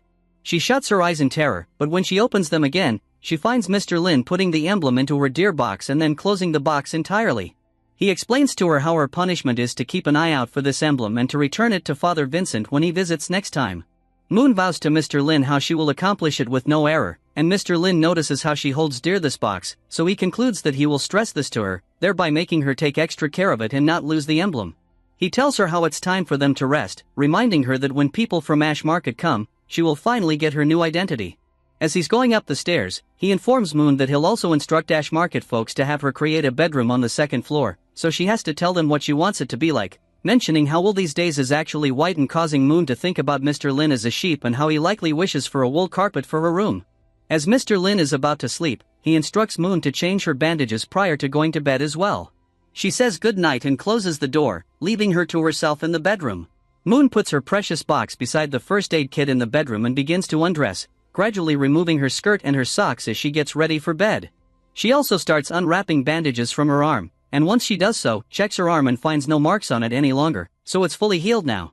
She considers how she still owes Mr. Lin for hosting her and using his medications, and how the wound on her back and neck are still not completely healed. As we also get this interesting but shot of her, she considers how she should disinfect the wound so that it doesn't become infected. She smiles in agony because the wound on her neck still pains her, and after some time she throws away the bloody bandages and crawls onto the bed. She clutches the box close to her, recalling how Mr. Lin instructed her to keep it safe at all costs. As she drifts off to sleep, she is considering how next time she attempts to open the box she must figure out a way to break the runic seal upon it. As she is slowly slipping away into sleep, she is contemplating the procedures she must follow to break the runic seal, first of which is observing the itai, the second of which is. When she is falling asleep, however, we see the logo in the box now begin to gleam brightly. We see Moon slowly drifting off to sleep, as she is suddenly in a black dress, and as she opens her eyes, she is questioning what is going on. She recalls how she opened the sealed box with runes on it, and that must have lost her all her energy, and that's why she slept. Therefore, at this moment, she is in a dream world. As she glances upwards, she notices a gigantic starry sky shrouding the horizon, and the next thing she knows a figure materializes amidst the light but appearing to be the game character you still don't have yet. The woman floats down, and we notice the body of hers is composed of light and stars too. And does this constitute naked? I mean, she sort of is, but it's also somewhat abstract naked. I'll censor it just in case. Now she welcomes Moon with a smile on her face, inviting her to the dream world, and since both of them are standing facing each other now, This lady describes how fate will get entwined. Now we see this woman, and she tells Moon that she has waited for so many years for her, 10,000 years, to be exact. She introduces herself as Walpurgis and invites Moon to her dream world. And seriously bro, Walpurgis? This is a name you would bestow on your pet walrus, but whatever. We move to Doris, and she feels something and turns back and informs her subordinates that something has invaded their own dream world. The girls become shocked, inquiring whether it is perhaps Lady of Silver. Doris describes how it is not Lady of Silver but someone with equal power to her, so perhaps another original witch. Doris wonders why everyone always was against these witches, such as the play cult that even prohibited speaking about them, and then there is the dome church that says they are worshipping the moon, yet they do not know anything about Walpurgis, the man who owns the night. Doris takes a breath of relief and considers how this shouldn't be such a big issue anyhow, since she and her people need to take some time to heal after that previous grand battle they had been through. We witness her playing with a pussy cat, considering how she needs to figure out a way to handle these little fellows who have suddenly shown up and began pestering her, speaking, naturally, about these pussy cats. She wonders how she can always consult the all-knowing Mr. Lin for assistance but also need to present him with a gift for the same. She wonders if he is connected with the initial witch who entered this world of dreams, but rationalizes how it's not possible to have a dream world with two initial witches in it at once. Now we return to Moon, who is still perplexed and gazes at Walpurgis. Walpurgis tells us that she is the guide of day and night, the dusk bell ringer, stating how stars and rivers sing for her, and how the sun and moon are her son and daughter. She also describes that she blesses all creatures born in this earth and has taken an oath with humans who possess demonic powers. The oath is that whoever invokes the sun will be loved by her, and whoever swore for the moon will be caressed by her, and whoever is caressed by her will never be heard by darkness and chaos. Moon suddenly recalls how Walpurgis is the one person who helped her when she fled that factory, and Walpurgis verifies as she gently strokes her cheeks. Moon blushes so hard, the back of her head even becomes red. Subsequently, Walpurgis inquires about her newly acquired name. Moon informs her about her name and requests her nicely if she would mind rubbing her face anymore. The author is speaking to us directly and telling us what the actual power of Walpurgis is, which Moon does not know, as the author informs us about how Walpurgis can control the time of day so easily. In addition to that, she can even control the stars, the rivers, even the sun and the moon. Her demons are individuals with devilish powers, and her strength is infinitely times greater than the strength of Moon's. Moon questions Walpurgis about why she was brought into this realm of dreams, as Walpurgis laughs and addresses Moon as a foolish child. Since she did not arrive here, she came alone. That is why Walpurgis addressed her as the promised one, stating how she will certainly assist her as much as she can. Moon sees her wounds and scars are fully erased and is grateful to Walpurgis for that. Since Walpurgis is all cheerful about it, Moon glances at Walpurgis in wonder and inquires of her if she is the moon itself. Walpurgis disavows it and informs how the moon is her little sweet child, as the girl moon is. But Walpurgis informs the moon is no longer present, it's with the sun, buried, after the darkness that consumed everything has happened. Moon explains how the Dome Church believes in the moon but does not see it due to fear. Walpurgis remains quiet, and then he says how this is rubbish, and this moon is a false moon, because the real moon will not be afraid of the eyes of its believers. She says how a fake belief will cause one to go insane and explains how it will be scared that its fake identity will be exposed if it's looked at, so that's why it forbade its followers to look at it. Walpurgis explains how she would put a stop to it if she weren't trapped in this dream world, but since Moon is now present, she could assist Walpurgis to impact the real world. She explains to Moon how her soul is clean, like water, or a vessel that may be molded into any shape, and asks Moon if she is ready to embrace this dream world. And asks her whether she's ready to inherit this dream world, and if so, she will be the owner of this dream world and will inherit Walpurgis's power.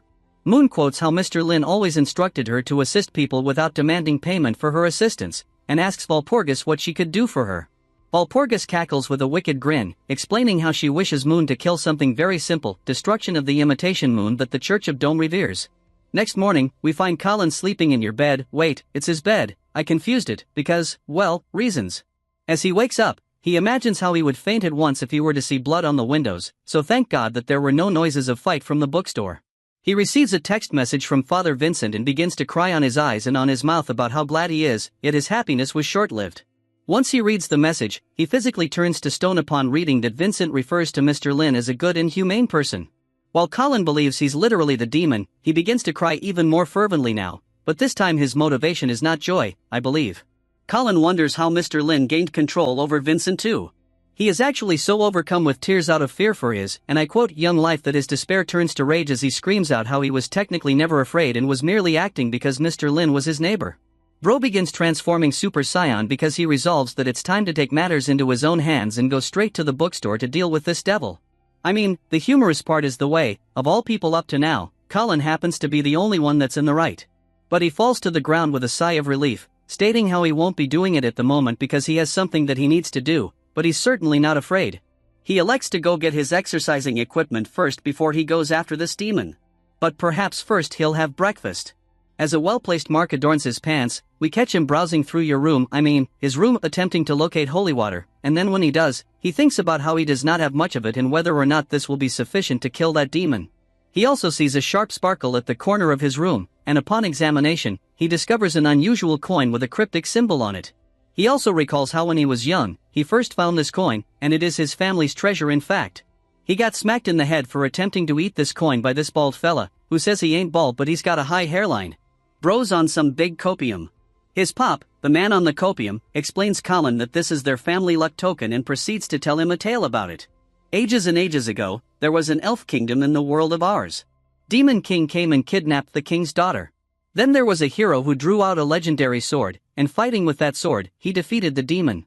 Then, later in his life, a brood of chickens almost killed him, and Colin's family stole this lucky coin from the injured hero's body. Baby Colin, while playing with his dolls, asks his dad what he was just muttering about. Fast forward to the present, Colin makes up his mind to utilize this coin with holy water and finally confront this wicked demon neighbor. He storms into Mr. Lin's bookstore, breaking his front door literally with his foot, shouting, "Demon, time to die." But we find a group of people from Ash Market with Mr. Lin and Moon, surprised and bewildered. Colin understands that they are from the Ash Market and how that's the richest and most dominant faction in the entire world, and his pants decoration thickens. We rewind a little, just prior to when Ash Market individuals come into the bookstore, and Edmund Chapman, butler to the Chapman family, is describing that they have to be very careful, get their task done quickly, and depart their task to provide the new identity to Moon. Having entered, they bow down and introduce themselves, and Mr. Lin welcomes them back with a smile, remarking how this child beside him requires a new legal identity. He informs her that she must cease playing with that box and be good to nice people who just walked in.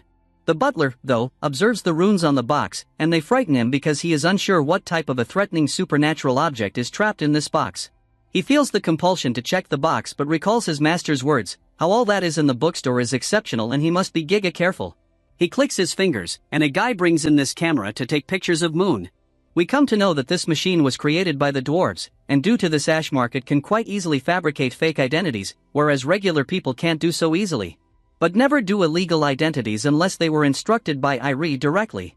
As he is near Moon, they describe how they must take a picture of her and assess her Itai energy, and that would be it. The butler informs Mr. Lin how Irie was unable to come today, but she had sent a gift as an apology. Mr. Lin chuckles while Inky behind him sniffs that cheddar boy. As he opens the box, we find the same coin that Colin possesses and discover that this coin goes by the name of Misfortune Coin, and Irie had sent this to Mr. Lin to sort of play a prank on him. Butler informs Irie that many witches and warlocks would pay a pretty penny for this coin, and they shouldn't be giving it away like that. But when he is about to get to the end of his sentence, Irie gives him puppy eyes, inquiring if they can just do it once, and her adorableness overwhelms the butler's heart, and Bro just couldn't say no. Irie demonstrates the photo of the former owner of the coin and the disgusting manner in which he died to the butler, and continues with the explanation that if the owner is not a strong one, the coin would make him die the worst death. But Mr. Lin has no idea about this and believes how this coin is less common and worth something, and for this reason, he is pleased. He just casually picks it up, and Edmund's heart beats like it is going to fly out of his chest due to the fright. Mr. Lin informs Edmund about how much he actually enjoys this gift, since he only started getting interested in history recently, and he is going to research it too. Whereas Edmund, as much as any other individual who encountered Mr. Lin, is totally shocked. Edmund is going crazy but maintains a good poker face, remarking on how glad he is that Mr. Lin appreciates this coin. Edmund ponders how the entire potential of this coin can only be unleashed when it's paired with another coin just like it, the lucky coin. The next thing, Mr. Lin is asking Edmund the same, how there ought to be a coin which will be called Lucky Coin, and in that moment we can see furious Colin running in, coin foremost, red eyes and spit dripping from his mouth. He kneels down on his knees, leaving me doubting my sexual orientation with that cake. He bangs his fist on the table, leaving Mr. Lin all the more perplexed, and shakes more than Japanese ground as he begins to explain to Mr. Lin that he has come to thank him for repairing his circuit the previous time and, out of gratitude, he would like to present him with his family heirloom. The next thing you know, Bro is running out of the bookstore with a face that resembles an ordinary dog face after you hold up a small piece of meat.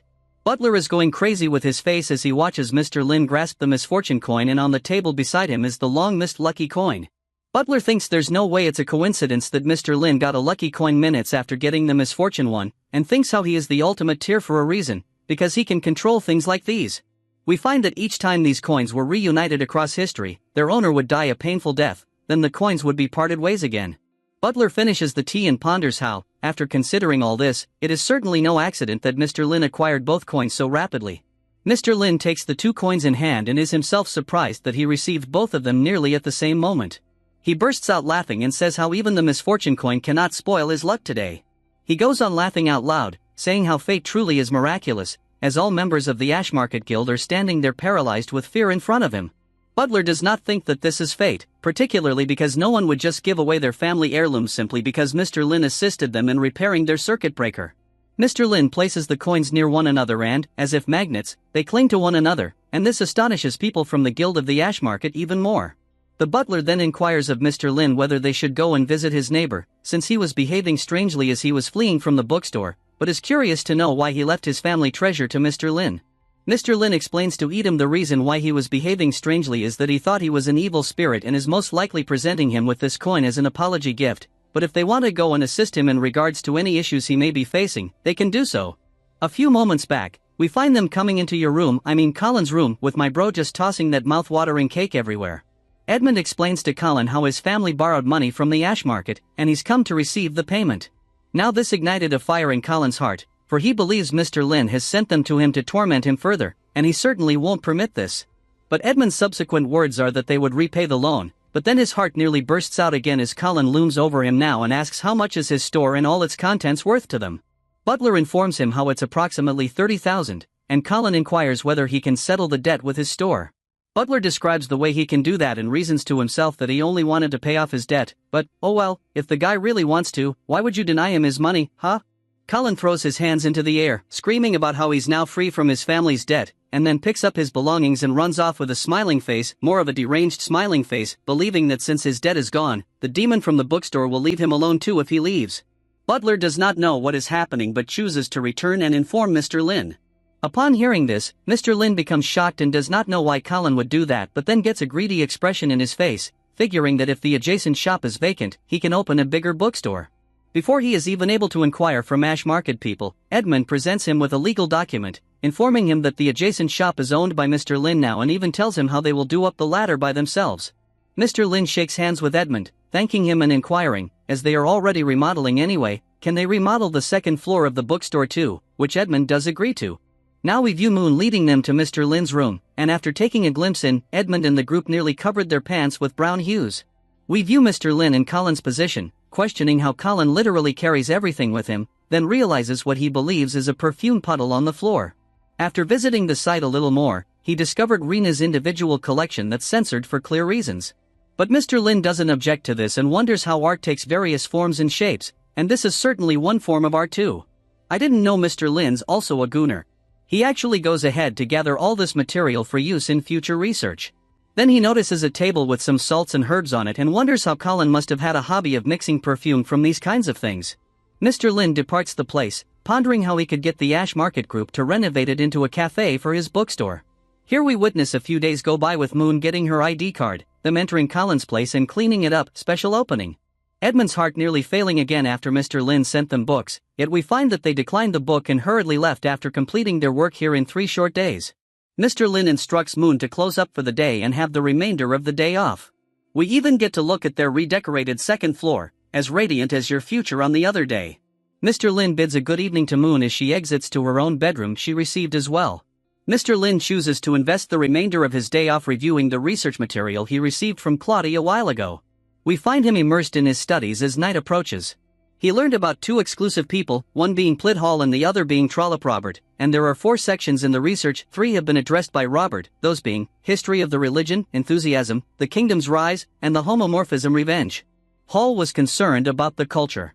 Mr. Lin calculates that most of their research was just the same as a series of recent dreams, the most critical one being the elf prince who fought against the immortals but was left with his whole nation destroyed.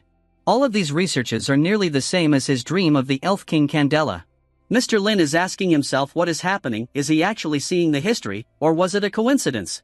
He calculates that if he is able to get his hands on the book that documented the ascendancy and decline of elves, he would then be able to learn more about details of what happened during that era. He then spots a sword on his desk and asks himself if Moon left it here. When he had picked it up, knowledge began filling his head, and he was able to comprehend the inscriptions written on the sword.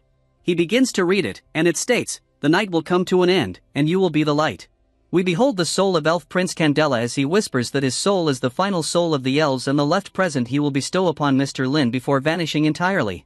Abruptly, Mr. Lin saw Candela's reflection on the sword and was as shocked as his customers after accepting his books. He quickly dropped the sword, and his expression is all that is needed to be said. My bro is getting to have the normal experience of his customers after conversing with him.